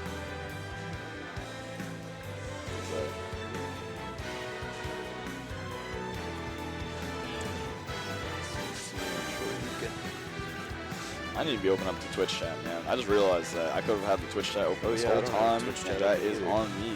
Hold on one moment. I thought we had a little Twitch chat on the stream, but I guess we don't. It's gonna be a little distracting. I'll keep it here on my phone, y'all. See y'all. Let's go, Dean. Good read. Amazing read from Dean. Bo. No, I didn't have it on, Logan. I didn't want to see you typing.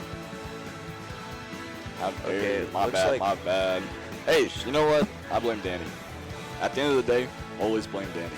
They're just taking a quick mental breather. I think that's see important. if Dean can reset his brain and just play out of his mind, or play inside his mind. Because playing outside your mind might not be the strategy here. Calm and collection is how you beat Zelda. Zelda is a very frustrating character to lose to. I mean, I said the same thing about Richter, but it's very true for Zelda as well. This, like I said, this is a very polarizing matchup. I believe my thought process is it's slightly Zelda favor, I think. I do believe it is. But I'm not too certain because Zelda does struggle to kind of chase down Richter sometimes. It's just that once she gets on Richter, like on top of Richter, she can do a lot of things. But getting there is hard, as you can see right now. But the Richter approaching a little bit does kind of do the Zelda's jobs for him. It does. I think we do have a. I do believe we have another timeout to be called. I think both of them have been. And Dean trying to parry it. Might be wrong, but.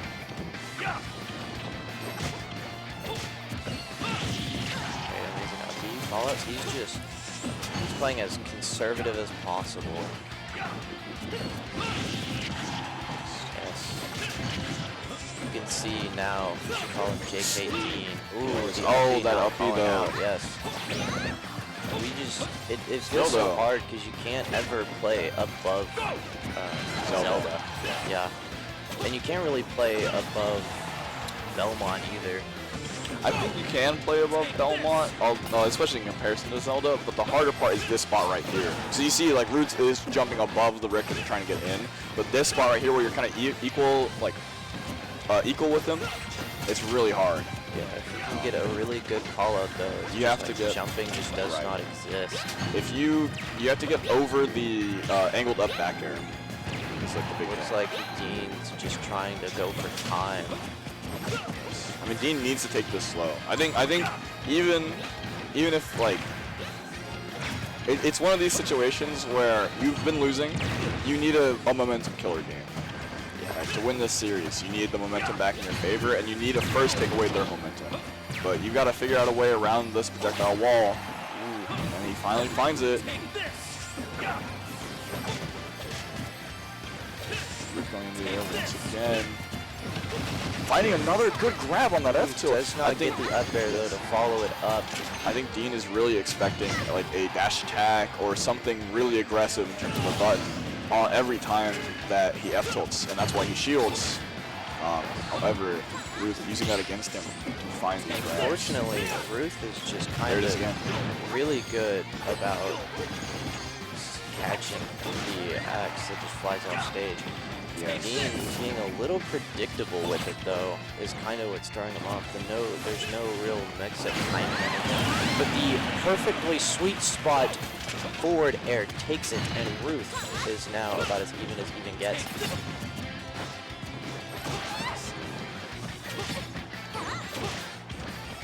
Ooh, they are on basically the exact same percentage, 0.2 lead. Okay, Dean has taken the lead. Ooh, going for an unsafe. Up air, not going to find the full hop. I think they need a full hop for that to be true, although it might have not been true. Ooh, the bounce off the shield, though, really does do wonders.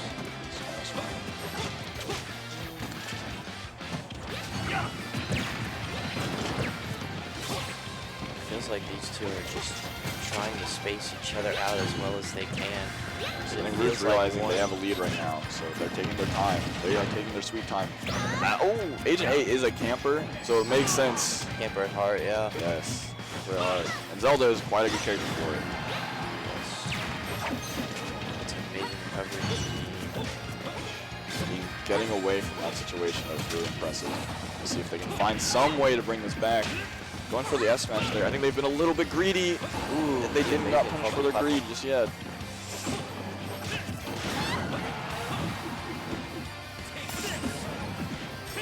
Oh no, finding them. A little preemptive there.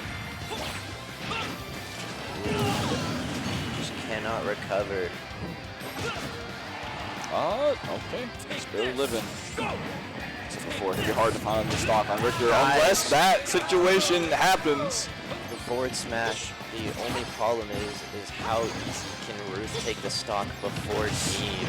That seems to be the issue here. Another grab. Zelda just able to, like, just... I think the space that Dean is providing them is causing them to lose a lot in this interaction. Okay. Okay. And combo off of that is crazy.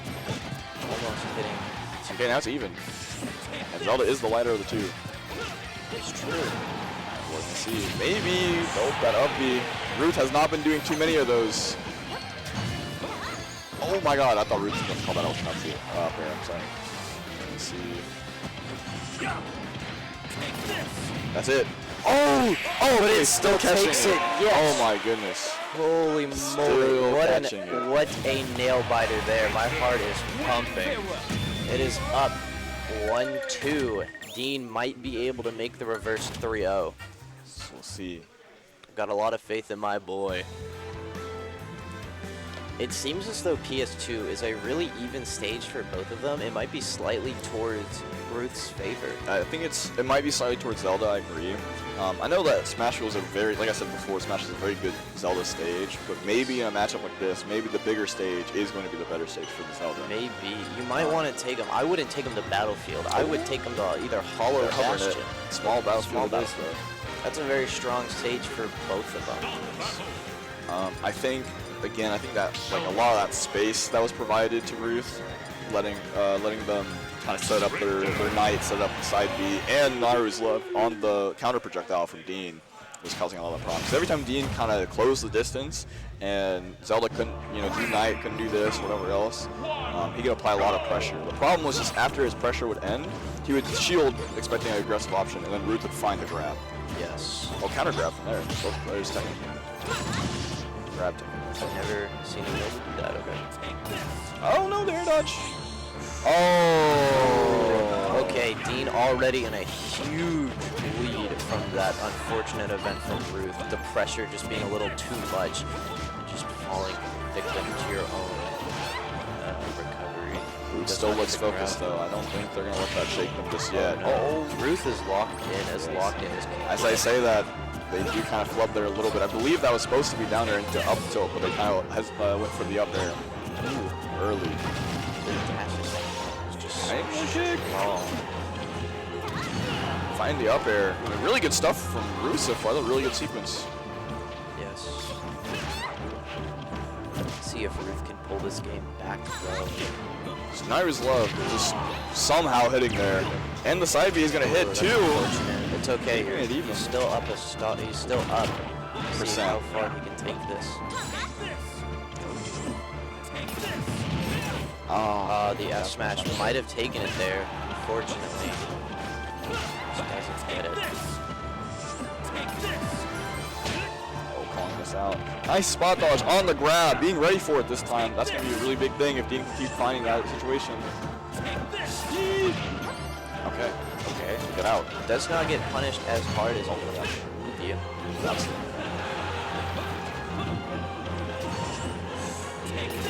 Oh, once again the neutral get up. Dean in a very commanding lead this game. He said, you might have beat up 2-0, but I am not out. I am punishing you for that SE. You are not allowed to have this game. Yes. Dean just, We are that going to momentum's game 5. his, and he is, I do expect this to go to a game 5, and a very close game 5 at It does that. seem that. Both of these players have a very equal chance of just taking this entire set. I didn't think it would be this hype. Holy moly! I thought one of the characters. Yes, Zelda Richter as well. It's like not a matchup you're like ready to be hyped for. Yes, but sometimes the energy's there. We're watching two players trying their best. They're trying their hardest to improve. Yes, and improve they have. I mean, just from overall. Jumping away from that up there. Yeah, okay. Oh my gosh. Just getting. Feels like getting straight up punished. Ooh, the nice parry. Yeah, a little getting bit a little greedy. overzealous. A little greedy again. Yes. They're just each other's getting a little in each other's heads, and it's not really working out for either of them. Because they're like, oh, I know you're gonna do this. I'm finding the forward air there. It's okay. It's breathing.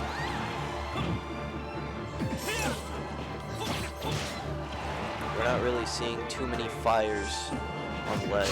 Oh my gosh! Trying Going to for the go jump read again. for a really hard call out and just doesn't get it. I think something that's really hard about Richter is that like when you get them at kill percent, you just want the game to be over because you know how your character can just die. And there it is, the accident to find it. But I'm a little bit scared for how Dean has been playing the kill percent range. It seems as though a timeout has been called, so this is anyone's game at this point. Game 5. The only thing I've noticed is that if a timeout is called, then both players are reset back into an equal advantage. Right. Because after the momentum kind of stops. The momentum stops, and each other are telling their coaches are telling them completely different things to do. So it's like you're just back in round 1. Yeah, you got to figure out what was explained. You know what's new. Yeah, and that's really the biggest stress haver of this entire tournament. Are you allowed to call timeouts on day 2? No. In the actual No, bracket? I believe unless it's changed from last Plummit, I don't believe so. Okay. Because I don't think we were allowed to in Plummit. Yes. It might be okay for Plummit. Again, unless it's changed, it shouldn't be the case. Okay. I'll have to speak to Mexidan or Because someone like you that. know, part of it is like in a regular bracket, right? You're not going to be able to mid-set coach them. That's true. Just That's generally speaking. So day 1 and the weeks before this are supposed to be your time to coach them and help them, and then in between games is supposed to be your time for them. During the set, they got it all on themselves.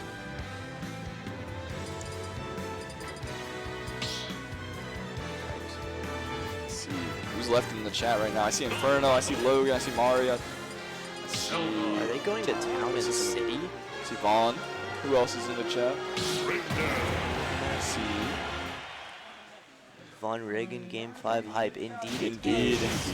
Vaughn, you better be voting for my boy over there. 3, 2, 1, go! Alright, going. Going Check the town game. and city. I saw The it. unfortunate part is this is it's a really hard stage for both of them because you can kill off the side so early. So I this think this is Root's pick for the space, right? We talked about it earlier. Space is good, but you also gotta remember that Dean is a space king. Yes, and he finds an early 0 to death on Dean's part, absolutely demolishing this first stock. Can Ruth keep their level head though? Let's find out. Okay, finding that's really big for them, but unfortunately jumping into the forward air there. Dude, Dean's just trying to touch Zelda's toes. Really just kind of swing at him. Yeah, and that's really bad because that can get punished so easily. Yes, I think it's like the momentum thing. He does not want to lose this momentum that he has, and he wants to try and find a way to get more momentum. And catching the neutral get up. Ooh, Ruth is just a little grim right now from Ruth, but this is still doable. Still winnable. If I've seen any character lose these situations, it's Belmont is a good bet. You know what I mean? Yes, Dean is just feeling himself though. He's feeling himself. He's like, okay, I'm making this reverse 3-0, and there is nothing that can stop me. Right. Okay, catch though. Catch. Only one more to even it out. the fortunate part is... Oh, the extension. Sorry, go ahead. The unfortunate part is Zelda can just take those stocks at 0 with a really good gimp off stage. Right. So it's up to Dean. There's F for that. Ruth being ready to catch the jump. Oh no! No! Oh, that's so rough too. I've been there and I've done that. I've pineappled against Bubba Bronze in bracket on Plummit and just, that was a huge breaker for me. That's a heartbreaker for sure. Yeah, such a rough I think the momentum set of it, too. you know. The momentum was just, that was good though. That was a really good to watch match. All right, we're going into it. I'm assuming they're probably going to give Ruth a second, so they're probably going to run Eli versus Dean. I think so. It makes kind of more sense to run the winner's set anyways. We're going to see how that goes on. I'm really excited for it. Of course. I'm so cold, I might steal that. Jonathan did play Cloud for a little while, so he does have experience playing Cloud, and I'm sure that probably helps Dean a lot in this case. But Lorenzo and Jonathan have played a lot of sets, right? So it's not like Lorenzo's going to be surprised about Richter Belmont. Looks like Dean is sitting down. Is it going to be Dean? I imagine, you just got to give Ruth some time, right? Yeah, shake that off. That was Hello. a very unfortunate reverse 3. It's Dean, though. Oh, Jess, do you mind moving your foot? Oh, sorry. No, you're good. I'm going to try and get this out of the way. I don't want to break anything. So it's more just pulling my head down. But yeah, today is just pure vigilance. So it looks like we're gonna have Dean and Eli fight against each other. Oh no, E-Rock and Ruth, it looks like. We're going to see.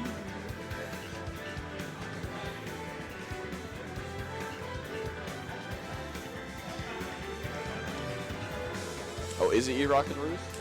It looks like it, yes. Okay. They're gonna save. Yeah, they got E-Rock, or sorry, Ruth on the left, excuse me, and E-Rock on the right. Yes. Looks like they're gonna save Dean and Eli. And no matter what though, those two are guaranteed winners. So I think this is to decide 3rd and 4th. yes. I'm gonna pull up the bracket here. So we're down to the last 2 sets. I know that last game is probably a heartbreaker for Ruth, but I do think they were playing really well into Dean. I mean, they showed a lot of promise. It is unfortunate how it ended up, but they just got to shake it off and keep that momentum they had during the Dean set. They're 2-0. They're up 2-0 for a reason, and sometimes it's just like that. Yeah. Got the bracket here. So next will be Dean and the real Eli. Those two just going head to head. I believe that decides who my player plays. I do believe so. Mari's supporting E-Rock. I'm really I don't know who to vote for in this match. They're both amazing players showing great improvements since day one. It's like... I've been impressed with Ruth's play so far, but I think E-Rock has had a lot of good adaptation. Indeed. From those Palu timeouts. We're going to see, because this, I think, is another, I don't think it's as bad as Belmont's per se, but it's probably not great for Diddy either, at least for the banana case. I would say, though, I mean, Pellicito has always been a you get game one and then I adapt kind of player. Right. So E-Rock might just be following the same thing of just pure adaptation. Right. Learning that from his coach, picking up that habit. Yes. And that's a good habit to have. Sometimes you just need game one to learn information. That's all it is. And in a game where every match is vital, it's just... Takes a lot of pressure out of that game one as well. Yeah, because game one's always like, oh, I lost, I might lose the set, you know? It might hurt you in a shorter format, but these are all best of 5s, so these are all long-term games. All gonna be long-term sets. I've always been someone who prefers best of 3 because it's short, sweet, and simple. I see. Yeah, you know, Run cheeser at heart. Absolutely, run in, jab, jab, power dunk, and get out. Ooh, but E-Rock is just playing. Throwing nuts and bananas at Zelda. I know who Logan's rooting for. That's for sure.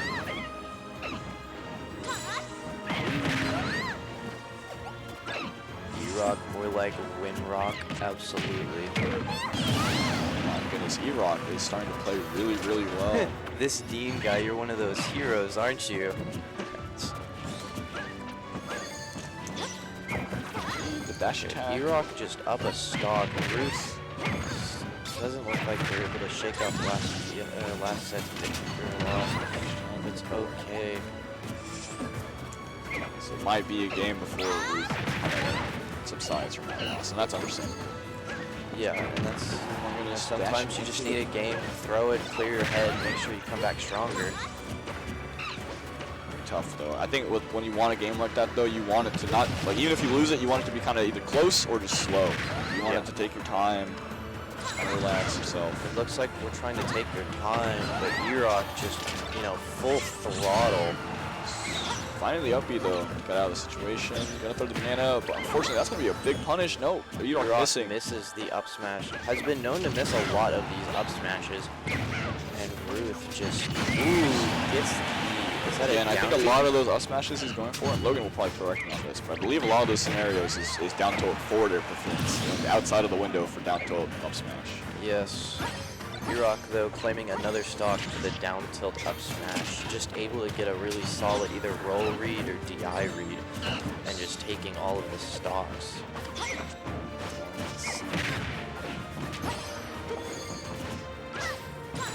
E-Rock playing really well this set, though. Yes. Has really had time to relax. We might have jinxed him a little bit. We might have jinxed him a little bit. Yes, the commentator's curse. Okay, but he is finding this combo. Hold on a minute. Getting the 50% there, but is going to get hit by the Nair. Not going to get hit by the F smash, but is going to find a punish on it. Just going to down tilt his way through that shield. Yes. Oh, got to get punished for the shield. Or sorry, the banana grab. I never realized how much damage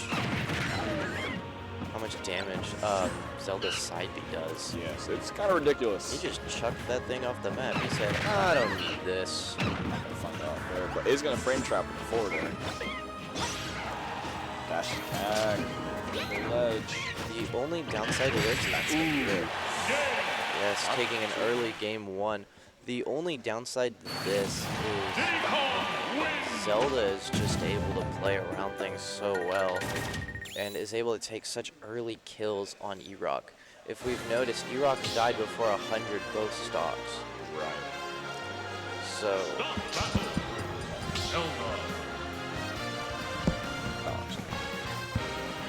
Oh, he's going to move the mic closer.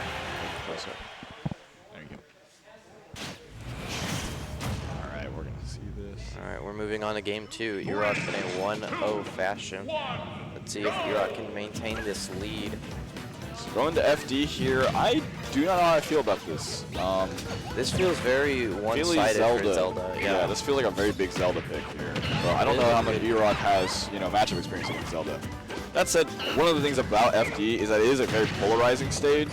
So, like, polarizing in the sense that if you're winning on FD, you can start snowballing really hard. Because there's just not a lot of places to land in disadvantage. But then again, if you're up, it's just, you're up.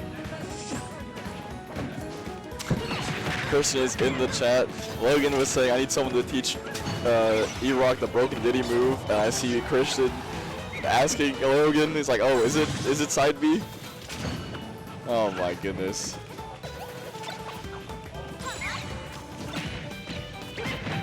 Ooh, amazing combo though. Down tilt into banana into up smash. Not taking the stock, but dealing a lot of percentage.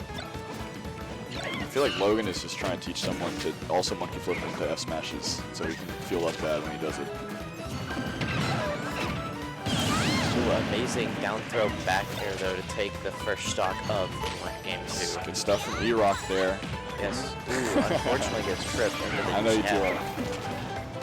We're going to find this ledge trap. We're going to see if Ruth can find the stock to kind of clean things up, but is it going to find it here?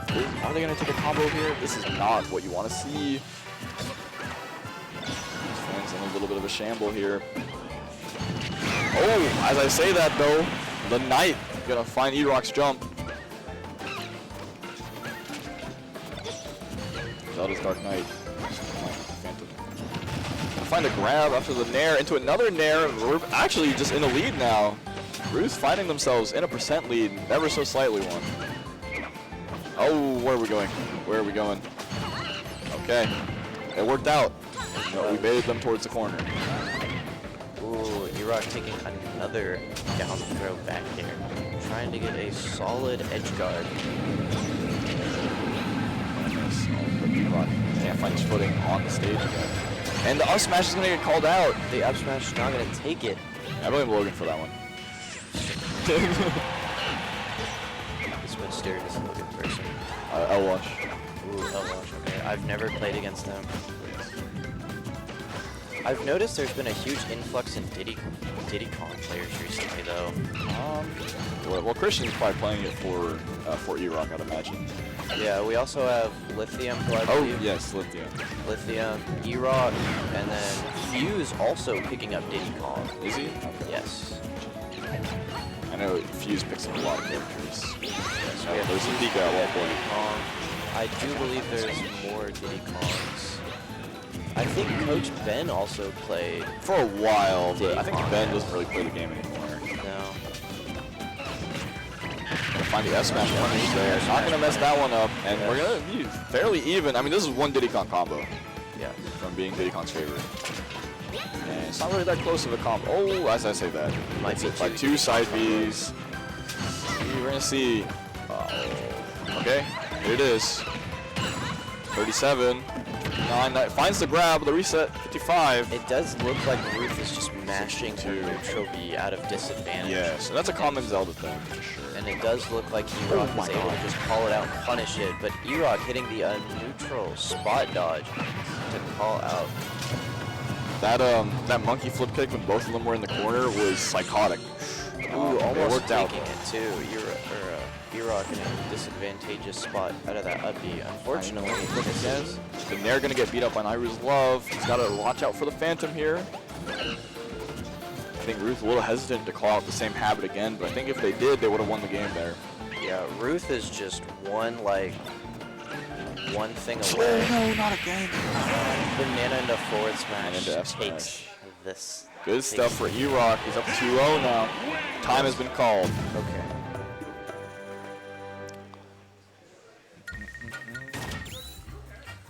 Which means we got our little chat session, fellas. Let's see it.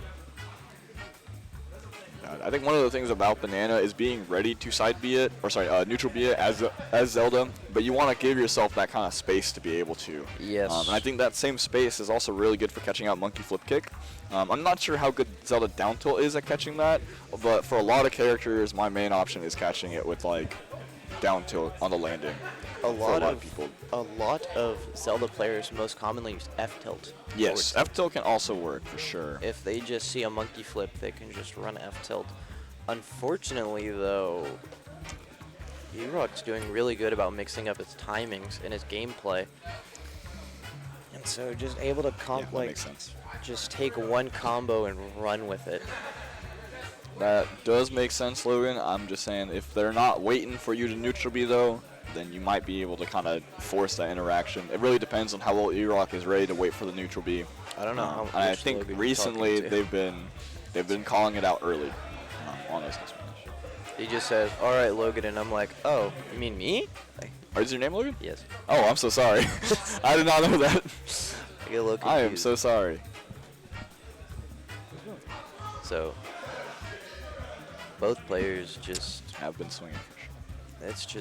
This might be a bloodbath. That is crazy.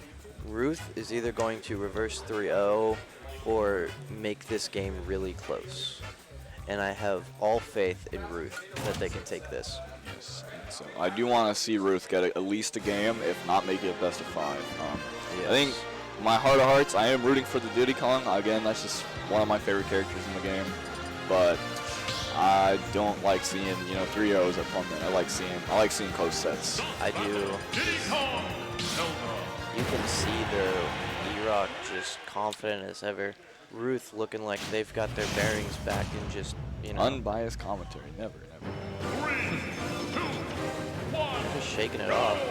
Pretty happy about that. it's so easy to get into your own head in times like this where it's like, oh, I'm down, and you know everyone's watching. This is one of the biggest events Oklahoma has every year. Right. And so the stress is just huge trying to make a good impression on stage. Looks like Ruth just trying to like camp them out. But I think one thing Ruth has to realize is while it may have happened to you, you can do it to E-Rock. Yes. It's like you might have gotten reverse 3-0 last set, but you can do the same thing for sure. You gotta have faith in yourself to be able to do it. Yes. Nothing is ever truly over until the last stock has been drawn. I think I've said that 3 times. But at the rate it's going, it's looking like a 3-0-4 E-Rock, but we're not gonna call it that early, but it is a lot of momentum on his side. He is taking this camping game and just chilling. Oh my gosh. Yes, E-Rock just looking to take at least the first game as he's 0 to death. I do believe Dean also opened game 3 with the 0 to death. The final game. Yes, I believe so, which I know can be a mental breaker for sure. It is. Okay, not getting the 0 to death, but is getting a very clean combo. Once again, that monkey flip kick, like the jump above the Phantom and the monkey flip kick. Ruth called it out in the last game, but I think hesitant to call it out more often. Yes. And I think it's fine to save things for kill percent, but sometimes you kind of just gotta punish people and take your damage. Oh wow, F-tilt's strong. I didn't notice that. Yes, F-tilt is a very strong move.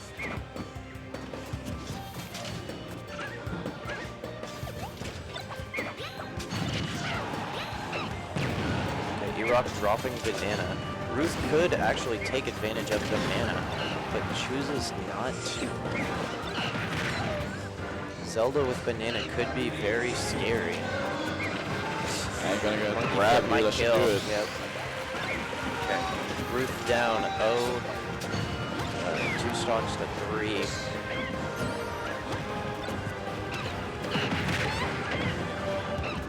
E-Rock just playing so confident here.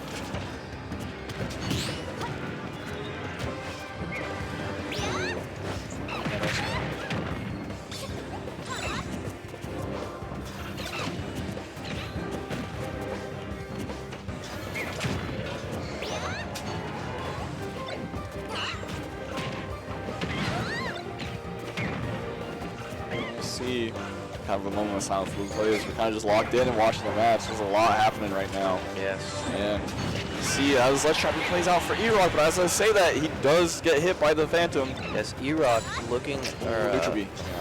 Yes. Ruth just looking for a big reversal. One reversal can take this whole stock. And if Ruth can take the stock, that might be the momentum Ruth needs just to win this game. Finally grabbing the banana doesn't do anything with it, but it's okay. It's unfortunate. Not the best spot for a banana catch, unfortunately, for them. Looking nice grab, up throw, getting the kill here. Up throw, okay, does kill. Maybe it kills earlier, my bad. The rage does matter a lot, though. Getting creative with a hold on.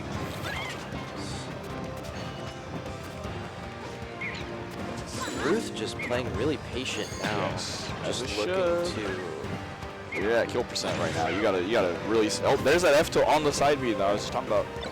F tilt or down tilt, either or. Unfortunately, banana, the imagination is just the go-to for E-Rock, man. That is the stock finder right there. Lot off of that banana F smash. Oh my gosh, going for the downer just Got a to end little it. overzealous there, just trying to go for the downer, end this game early, you know what they say.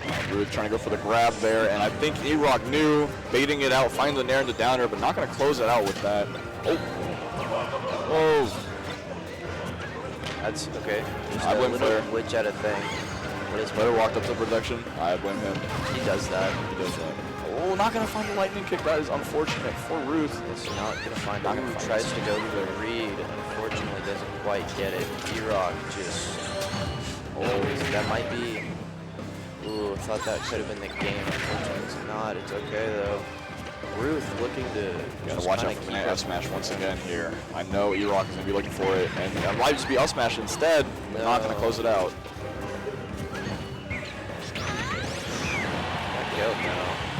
That might. It will. Okay, Ruth. That is very strong. On her, that on move their last is stock. so strong. Unfortunately, Ruth is on her final stock as well.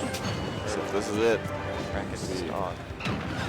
And they're not out of the tournament, but it is still starting in losers is rough sometimes. But all right, starting losers is already a mental breaker because you know that you don't have the advantage of playing Playing games. 2 sets.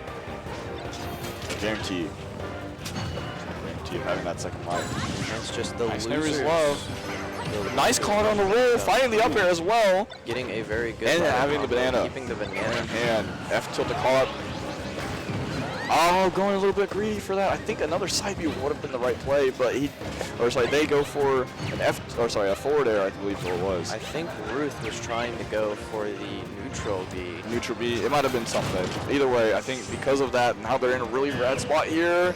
It's okay. Ruth just playing out of this corner extremely well, though. Yes, taking their time out of the corner, and Phantom going to block the banana and take it away once again. Oh my gosh. No, my god. Both players getting a little scary. It's getting a little scary here. E-Rock knowing he wants to close this out. He does not want to lose this. And Ruth, oh my god, the Phantom once again. Ooh, Phantom once again. Ruth saving Zelda. You know, everyone gets one. E-Rock's shaking it off. He's a little in his own mind, but it's okay. He's just getting really greedy. He wants to end this set as quickly as possible. He wants to end it, want to win. Yes.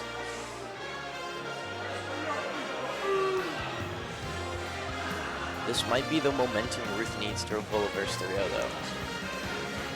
Because just because Ruth got reverse 3-0 doesn't mean that Ruth cannot reverse 3-0 someone else. Yeah. I won't lie, that Phantom was actually so good. Yeah, no, like, Phantom was so good, like, so crucial there. Twice now stopping the banana. Stopping the banana F smash that, you know, costed them the first 2 stocks. Yes, this is such an unfavorable matchup for Zelda too. This is just... Yes. Yeah. If Diddy Kong gets on to Zelda, it can be really good. Yeah, Ruth playing this so well though, just absolutely, you know, not crumbling under E-Rock's pressure. Has his hands in his head right now. He's got to calm down a little bit. It's okay. Yeah. Sometimes it's like that. Sometimes you don't get to close it out 3-0. But you still can get the set, right? It's still okay. in your hands. The more games you play, the more experience you can gain. It's also true. So every reverse 3-0 is just, every game 5 should be a blessing.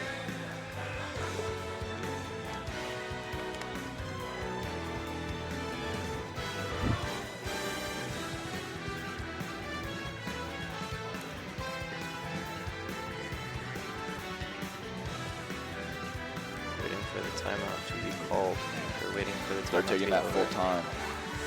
It's okay. Sometimes you just need a breather. Just take the breather.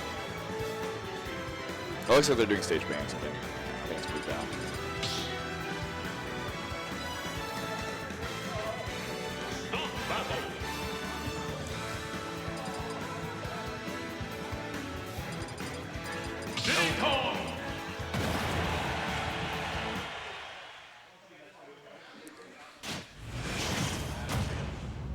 Okay. We are going into a game 4. Ruth against Trig. Is that right? Yeah, Trig won one game, right? Yeah, sorry? Oh yeah, okay, Trig won, Ruth won last game. Yes. But E-Rock just E-Rock was on so track to 3-0, and then Ruth brought it back in that very last game to win it. We're going to see if Ruth can keep that momentum, or if E-Rock is going to finally close out this set. We're going to see how this goes. Going to Battlefield here. E-Rock, once again, almost starting off with a 0 to death, just like the last game. Will they find it this time, though?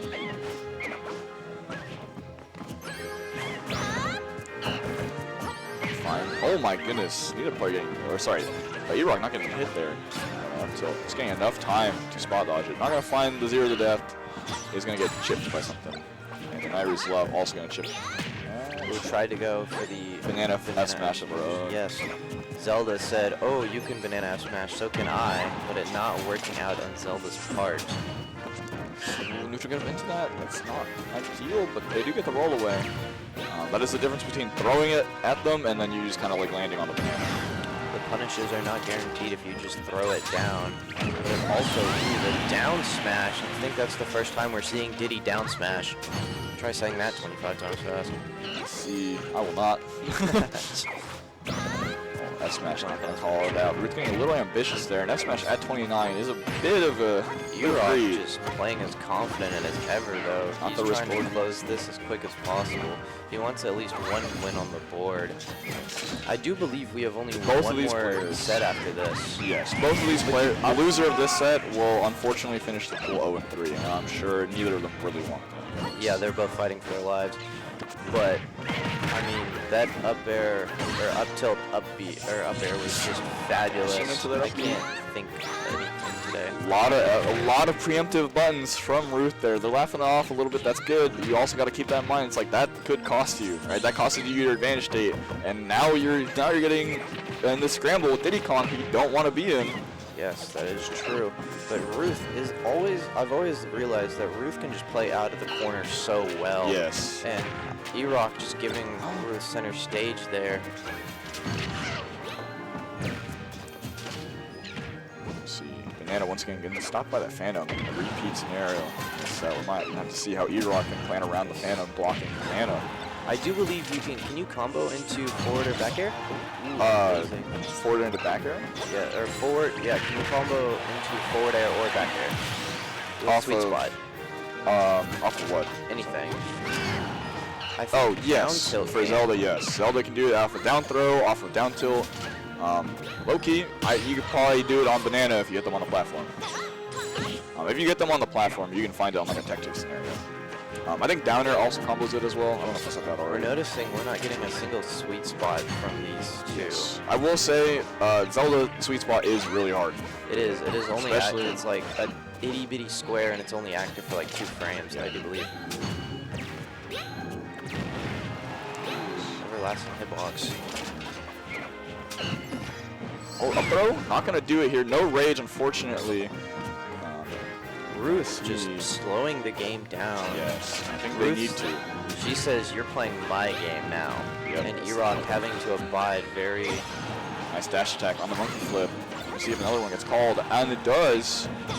I think Ruth is a little bit like they're throwing the banana and then kind of expecting it to hit too much. They're being a little preemptive here, yes. and that is just not what you want. Watch out for that. Not at the kill percent for banana F smash, but you still don't want to get just thrown banana at you. Take a combo. Let's see if we can take it to a game 5. Or sorry, up throw not gonna kill. Yet again. When does Zelda's up B was that, or up air was that big? Holy moly. Up air is crazy. That move is so stupid. Ooh, monkey flip. It does Very it. good at cutting. Okay. Oh my gosh.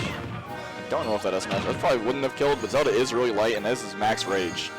We're at max rage. This will do That it. will kill, yes. Yeah. Erok taking the set. All right, in Erok taking 3-1. One more set to close out Plummit Day 1. Yes. We've been here for quite a while. Almost 12 hours, it feels like. So, everyone's ready to just go home and go to bed. Would that not just kill, Logan? Is that a DI thing? I feel like that, like max rage, Zelda's super light. I feel like that would just kill, no? I think so, being as amazing as it is. Yeah. Although, to be fair, Zelda has a very strong F smash. So if Zelda were to combo at ledge any higher than about 50%, that probably would have killed Diddy Kong, being I as see. how light he is. I see. I think Diddy weighs more than Zelda. That is correct. Does he? Hello, sword. I might be wrong on that, but I think so. I think Zelda is like really atrociously light. I could be very wrong on those though. The only percents I remember out of Spite are Ness's percent, because he's heavier than Palu and it makes me mad. I'm not sure. I don't really care to look it up. We'll look it up The later. real Eli! The Eli fans are coming out, and the Eli. bias and the commentary is coming. Wow. It's This okay. is- It's this is even where- Stevens, because you're biased for Dean, so it works out. Yes, this is about where the fan base gets.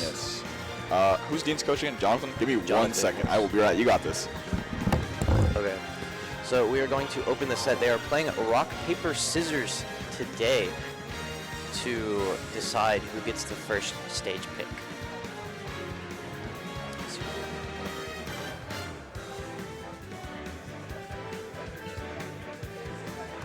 All right, we are moving into game 1.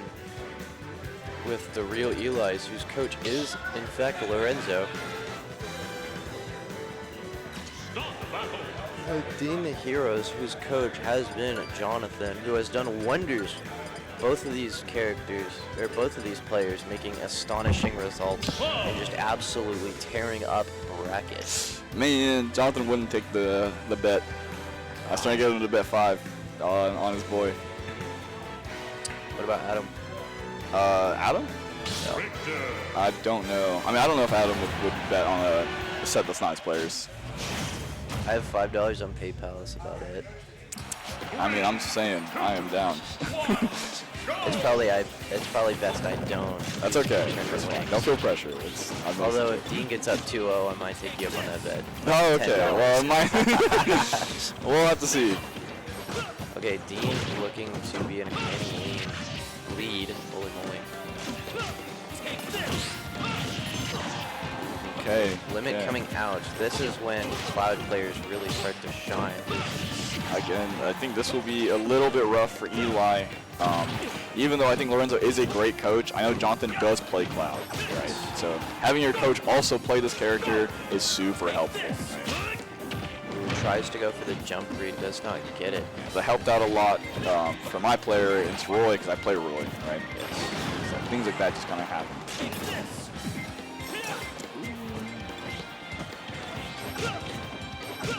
Dean just not giving Eli the space he needs. Let's see. Gonna get this up B again. Yes. Both characters having a really good up B out of shield, so the spacing needs to be immaculate. Ooh, the F fair barely missing. Ooh, first stock has not been claimed yet. We thought it would. Oh, gonna that find does the take there. it. Unfortunately, it does not. Actually, it might. Oh, gonna catch the jump, maybe? Not gonna catch the jump, unfortunately.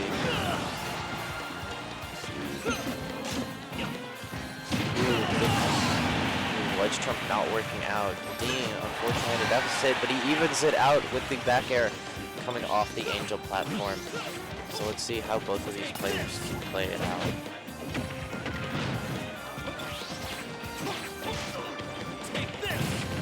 Ooh, amazing combos from Dean. Really, really good grab there. F tilt forward air, gonna also match his percent. That is crazy, that also does 40. Did I say F tilt? I'm sorry, forward air. Oh my god, looping these grabs. He could have gone another one. Probably. Yeah. Up B out of shield yet again.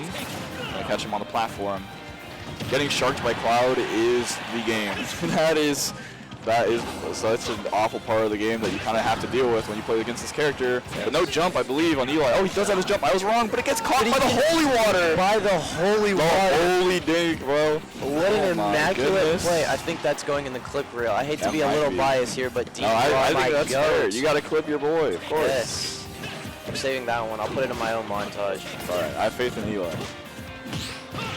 Back here, yeah, that spacing gonna get punished there, unfortunately. But once again, but better spacing this time. Yes. Better spacing this Dean time. getting a little overzealous there. I love saying that word. It's kind of fun. I noticed. It's all good. We all have our vices. All right. We're gonna see it here. I think that situation is a little bit unfortunate for Dean, and really good from Eli there, where he spaced the backer. Like he noticed how he got punished the first time around, and then spaced it better the second time around, just to call it out. But here we are. We're still pretty even. Sticking to their advantages. Yes, though. this is a good spot for Dean. Catching the jump. No jump on Eli. Nice. Good attack, gonna catch that. Just barely. I'm actually really amazed it did. F smash gonna call this out. Not gonna kill though. No, not kill. Oh my god, the trump in the nair. Oh, a little too preemptive. Both players being really preemptive on their ledge trapping. What an up air. Oh my god. That was a crazy up air, and an unfortunate misplace. Or sorry, misstep. With the back air. Eli. Up 1-0 against the real Eli.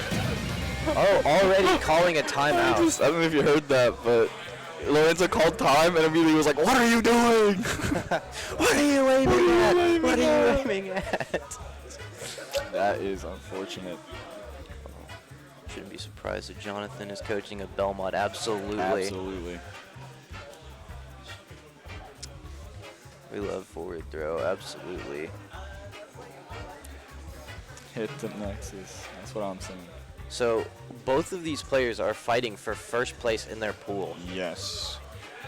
Which I need to be keeping track of this because, like I said, this determines who plays my player. Whoever gets second in this, or sorry, whoever loses this match will play my player tomorrow. Whoever gets second? Yes. Okay. Because he made it out first in his pool, so he'll play the second of this pool.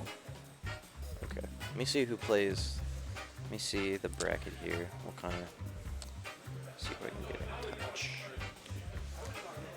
Because both these players are guaranteed to make it out winner's side. Yes. It's just a matter of first or second in the pool. I do believe either one of these people can take the bracket. Oh, absolutely. MLG Mongboy is seated first. I think so, yes. And then Lake as well, I think, is seated second. Yes. So the winner of this will fight Inferno, and the second loser of this set will fight Mainframe. Yes. So Pool D will play Pool C.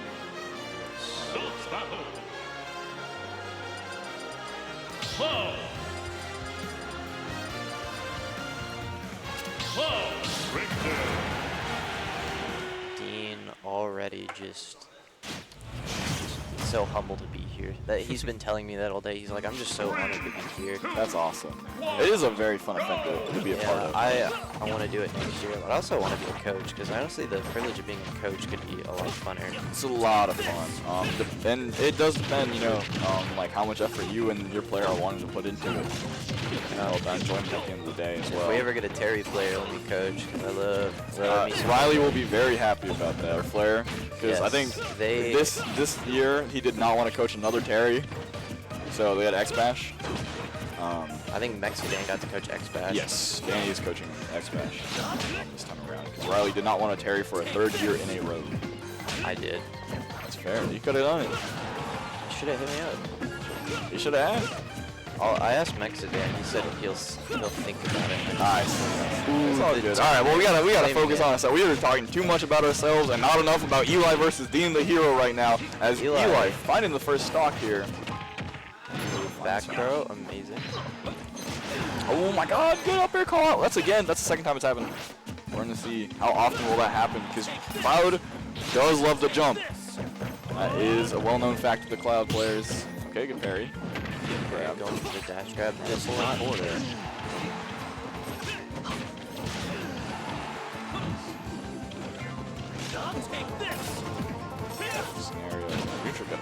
Does that hit below ledge? I don't believe so. No, I believe you can wait that out. I could be wrong. I know F smash can. I don't believe down smash can. Dean taking his first stock with a solid forward tilt. Not going to be upbeating the right way there, unfortunately for Eli. That was kind of a trickier scenario because sometimes there are certain moves in this game that kind of cover up when they cross up. Choose whether he crosses up or not. Ooh, not getting the up B, not getting the up smash. Both players are about right at even level. A little bit of flubbing on both ends, just showing the pressure of this bracket set, but the forward smash, Eli's really just kind of showing off his moves. Show me your moves. Ooh, destroys limit. Going through. At least we don't have a Joker player or something, dude. That could have been rough. A Joker player? Yeah. We got Flair, I guess. We used to have a lot more. I believe Elu played Joker for a while as well.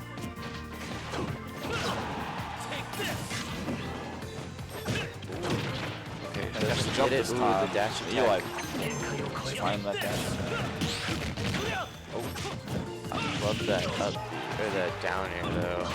I thought he was going to get hit by the axe, the little stall. Eli just jumping over him to try and take center away, but unfortunately going to get caught by the cross. And that grab, the grab does not kill though. Oh, sticking to his bear. Very good delay from Eli. Another good grab from Dean though, just kind of keeping him there. And another gimp from the holy water. Holy moly, this holy water has been holy to him. How many times can I say holy in this sentence? Holy guacamole. This is really bad for Eli. This is really bad for Eli fans right now. There's a little bit of panic setting in as well. You can see him picking up just a little bit faster. The ledge weight this time around going to get punished by the holy water.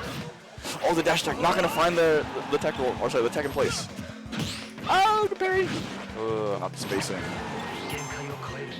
Oh my god, Eli banking it. Oh, they're gonna find the back air. No jump. Oh, he does have a jump, I lied. My bad. Oh my god. The pressure is setting into both players right now. I'm on the edge. Here. Oh my god, dude! I was like, someone is dying here on this edge guard, and it could be Eli. I'm on the edge of my seat here watching this set. Holy moly, both players are just so incredible to watch. This is so fun. Yeah, I'm so happy. This is the bracket closer, by the way. So after this set, the whole day one is done. Smashville being a really good stage for both of them, but maybe they might change it up a bit. We don't want to bring Cloud to Battlefield at all. FD. Okay, FD. This doesn't really give each other. This is kind of where Richter shines a bit. Yes, I think the no platforms really helps it, but again, like I said, FD is a very polarizing stage based on who's winning. Yeah, you're either up or you're down. You're either up a lot or you're down a lot, yeah. And one of the things about it that this removes is those moments where you get sharked by Cloud on the platform. And maybe that's what he wants. He wants to remove those, those little moments. Right, where you get sharked. But right now, Eli is saying this might as well be my counter pick right now. Oh, gonna find the down air, not gonna find the nair off of it. I think going for forward air on accident there, or maybe he had something in mind that I did not know. Holy water, up smash, not gonna do it. Smash, find it. Does not hit. The holy water just. I was expecting a grab back throw to just kind of try and get him off stage. Cloud's worst area is off stage because his recovery seems so linear. Yes, both these characters really struggle off stage.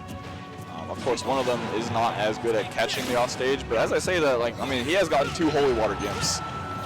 So, oh no. Oh, not gonna find the S smash, a little bit too high for that. He needed the dash underneath and an up smash. But that can be hard to know in a time like this. Yes, both players are just really going head to head for it. I don't think that kills. No, it shouldn't. Oh, okay, but it does go low enough. It does go low enough to not make it back. Ain't no platform high enough, ain't no death zone low enough, Good wave. He isn't going to get hard punished for it, and he resets his legend invincibility from the holy water. So unfortunately, Dean not able to call out the F smash. I low-key think he could have just done side B there. He might have caught Dean. Oh, that's probably not going to be the stock hit because he has limit, but he's going to burn limit here. Nice grab from Dean the hero. Ooh. Pulling back the stock.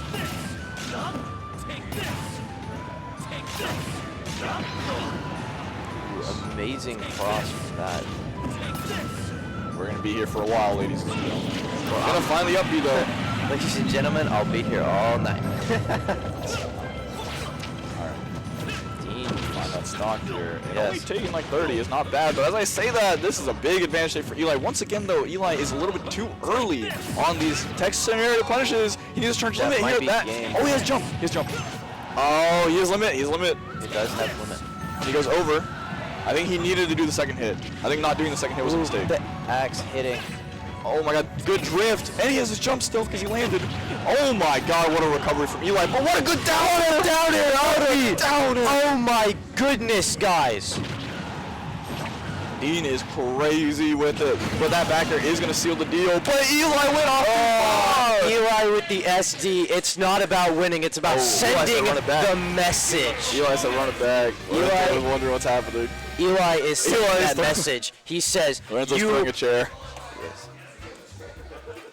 Do you wonder why I just hurled that chair at you, Neiman? I know, man. I just saw it. I could see it happening. You might have been right. You might be it. You might have predicted the future. Goodness. Dude, let's go Dean. That's my hero. He takes stocks no less than 0. I want that in the chat. I want y'all chanting it. Let me know. Let's go, Dean. Eli, you're great too. This is where you start slandering Dean, you know? It's It's like, all good. It's all good. I gotta respect it. I've played Jonathan for years, man. I just respect the Belmont grind. It is not an easy path. Dean is just, he is locked in. He is very locked in. It's just like, I think Dean may be able to take this turn. I'm not gonna lie. Just the way he's playing. confidence. I can see it. JK Sonic. I don't even think JK Sonic's even like, bro, I don't think I could do that. You can hear. Ooh. That's amazing. Oh my gosh. Does not get the up smash like he wanted. Yes, but this is bad for Eli right now. Gonna get fined the F tilt though. Dean kinda getting a little overzealous, trying to not lose his bearings. Eli is kind of stopping those grabs that are getting so much on the neutral get-ups. And Dean's kind of getting away with a lot of them. Yes, Dean is getting away with a lot. He's gonna throw axe here. He's not Some frustrations from Eli. He's just playing into Eli's mentality. Eli, you can see he's frustrated. He's He is mad. very frustrated. And that's just what Dean wants. That's the Belmont special. Yeah, that's why. Oh, what a good holy water, but he was a little late to react to it, but really good holy water nonetheless. Up, he's gonna save him.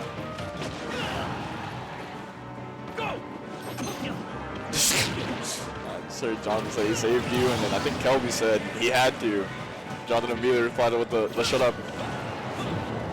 Come on, Eli, taking that first stock. I want to see my boy bring this to game 5. Come on, man. Yes, sir. Oh, not gonna find the spike. Oh, good grab. That's gonna be the stock. That's gonna be That's stock. gonna be the Yes, stock. Dean not really getting not a percent lead, and that is just okay. That means Dean just being able to play at a disadvantage, though. The Cloud matchup is so hard for both of these characters. Oh my god. I didn't realize that F Smash was that safe on shield, by the way. I'm just gonna Fully throw it out spaced, there. yeah. It's almost unpunishable unless you're me, and then you can just find your catch dash. They're both just spacing each other out so well. Yes. A lot of parries going back and forth as well. Yes, these two The players neutral get up again. are playing the best that Catching they the can. jump. Yeah. Once again, I don't know what he's going for there, and I don't know, but he is finding stuff. I mean, he's still fine. It just kind of defeats the purpose of edge guarding the Belmont. He said, I got that SD, but I'm, Oh, kill him?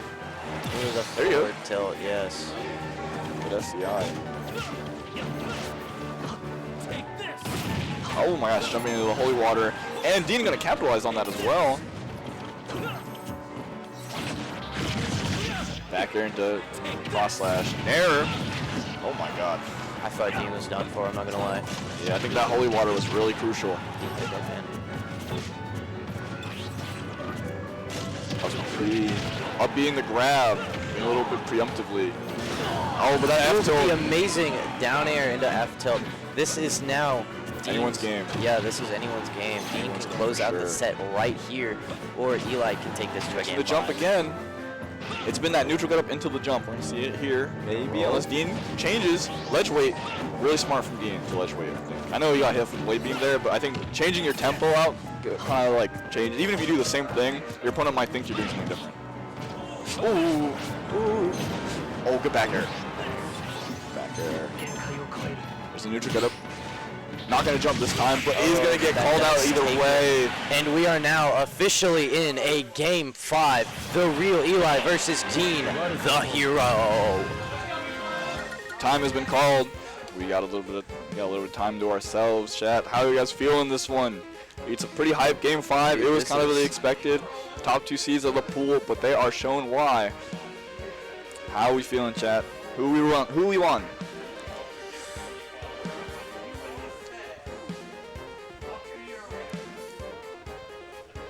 I see the chat flooding. Ouch. Command. My go Eli, let's go Eli. I see that coming in. Where's the Dean, bro? Where's my Dean, He's bro? being outnumbered.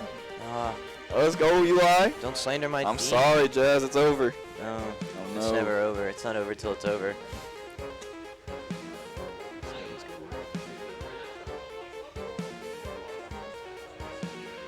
Flare. Flare. Riley Bring me a outside. water. Thanks, gang. He's gonna take his sweet time with it.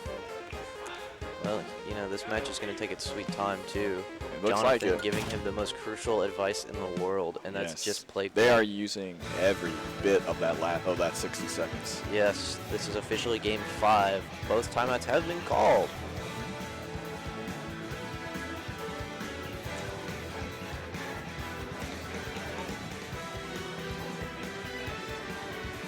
Who do you want to close?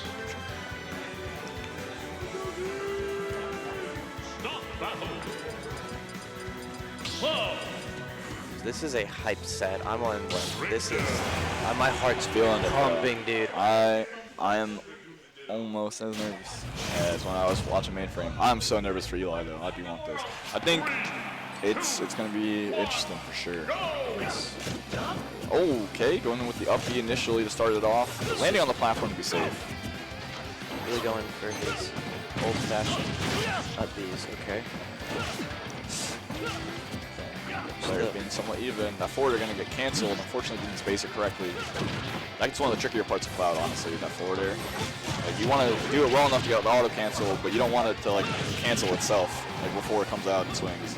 These two players just showing absolute like skill and just perfection. Who doesn't get the punish? I wasn't fully expecting someone to get. Okay. Okay, Dean not dying there though. That might. Oh, that up is going to be crucial. Yeah, reversing the situation, almost finding the F smash. Almost finding the F smash to kill. Yes. Yeah.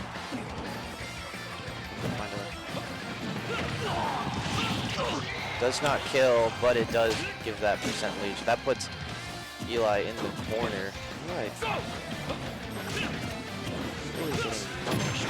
Dean switching up his game plan entirely. Oh! The unfortunate SD. That is the momentum breaker, though. And But I think if you're Dean, you can't be too upset about that. A, obviously you have to close out this game and focus, but you also are not in a bad spot at all. And let's see this. He's got his ledge trapping right now. This might be the stock. Nope, not going to find it just yet. We're going to see if Eli can get out of the corner. He does. Both players back to neutral right now. Backer, one backer's going to hit. Not going to find the up smash. Unfortunately, just a little too late to it. But again, it's good that he's finding those. It's good that he's finding those. It's just a recognition that needs to be a little bit faster. Oh, there's the platforms coming in right there, and that's why we kind of saw FD. Oh my goodness, what an edge guard. Dean needs a miracle right now. Dean is. He might need a hero for himself. Dean is the miracle. Yeah, everybody's still believing. Okay, he has taken the stock. It is now 2 stocks to 1.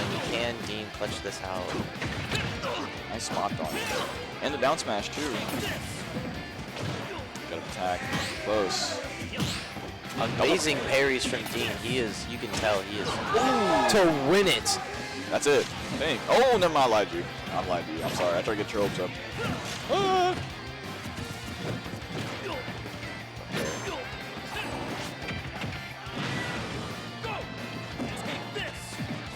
Oh, the neutral get up into that down smash.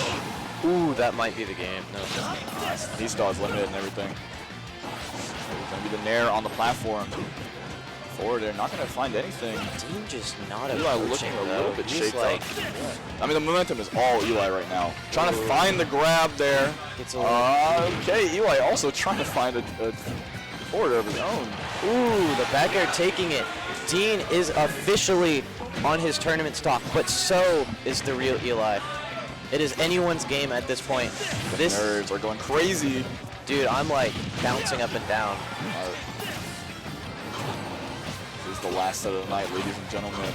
Who will end on a win? Let's see. Oh. No! Oh my God! Oh my goodness, Dean the hero! The hero! Let's go. Oh my. What a crazy and deserved pop-off right there from Dean. Oh my give me God, a Dean, get your butt back here, give me a hug. Oh my goodness, Dean. Tell Dean to get his butt in here and give me a hug. I need that. Come here. Riley, go get Dean. Go get Dean. Okay, we are. Go get Dean. Someone go get Dean for me. Dude.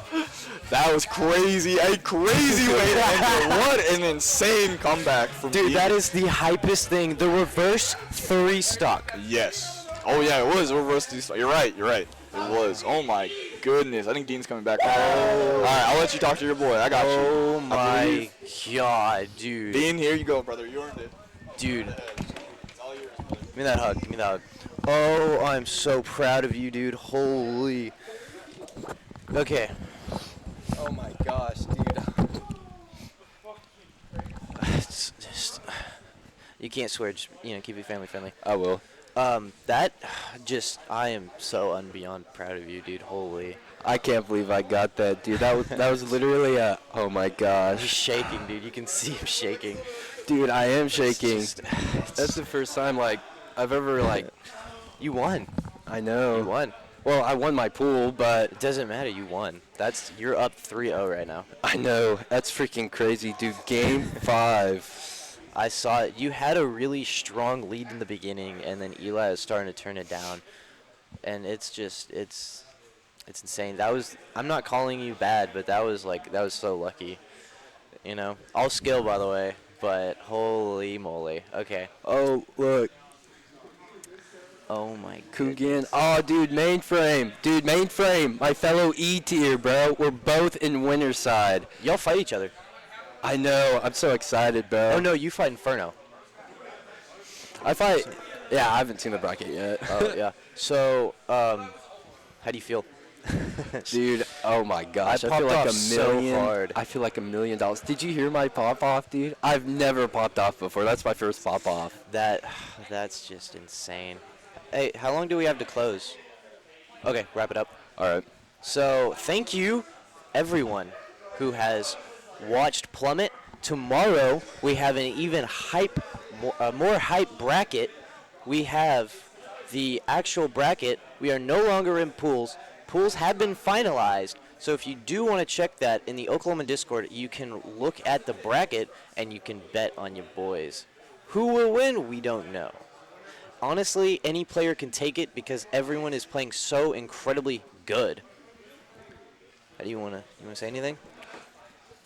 Thank y'all guys for watching. I'm very awkward when it comes to being on stream, but I do appreciate all the support I've gotten. I mean, just hearing people cheer for me, saying like, go Dean, go. I eat that up, man. It makes me play like way better for sure. But Yes. Thank y'all for watching for sure. Just a really big round of applause for everyone. Everyone's playing so well, and everyone is just so honored to be here. They really, yeah, for So, sure. let's Eli's just- gotten way, way better. So let's just give a round of applause to everyone before we close out. So good job, everyone, and we can end stream there.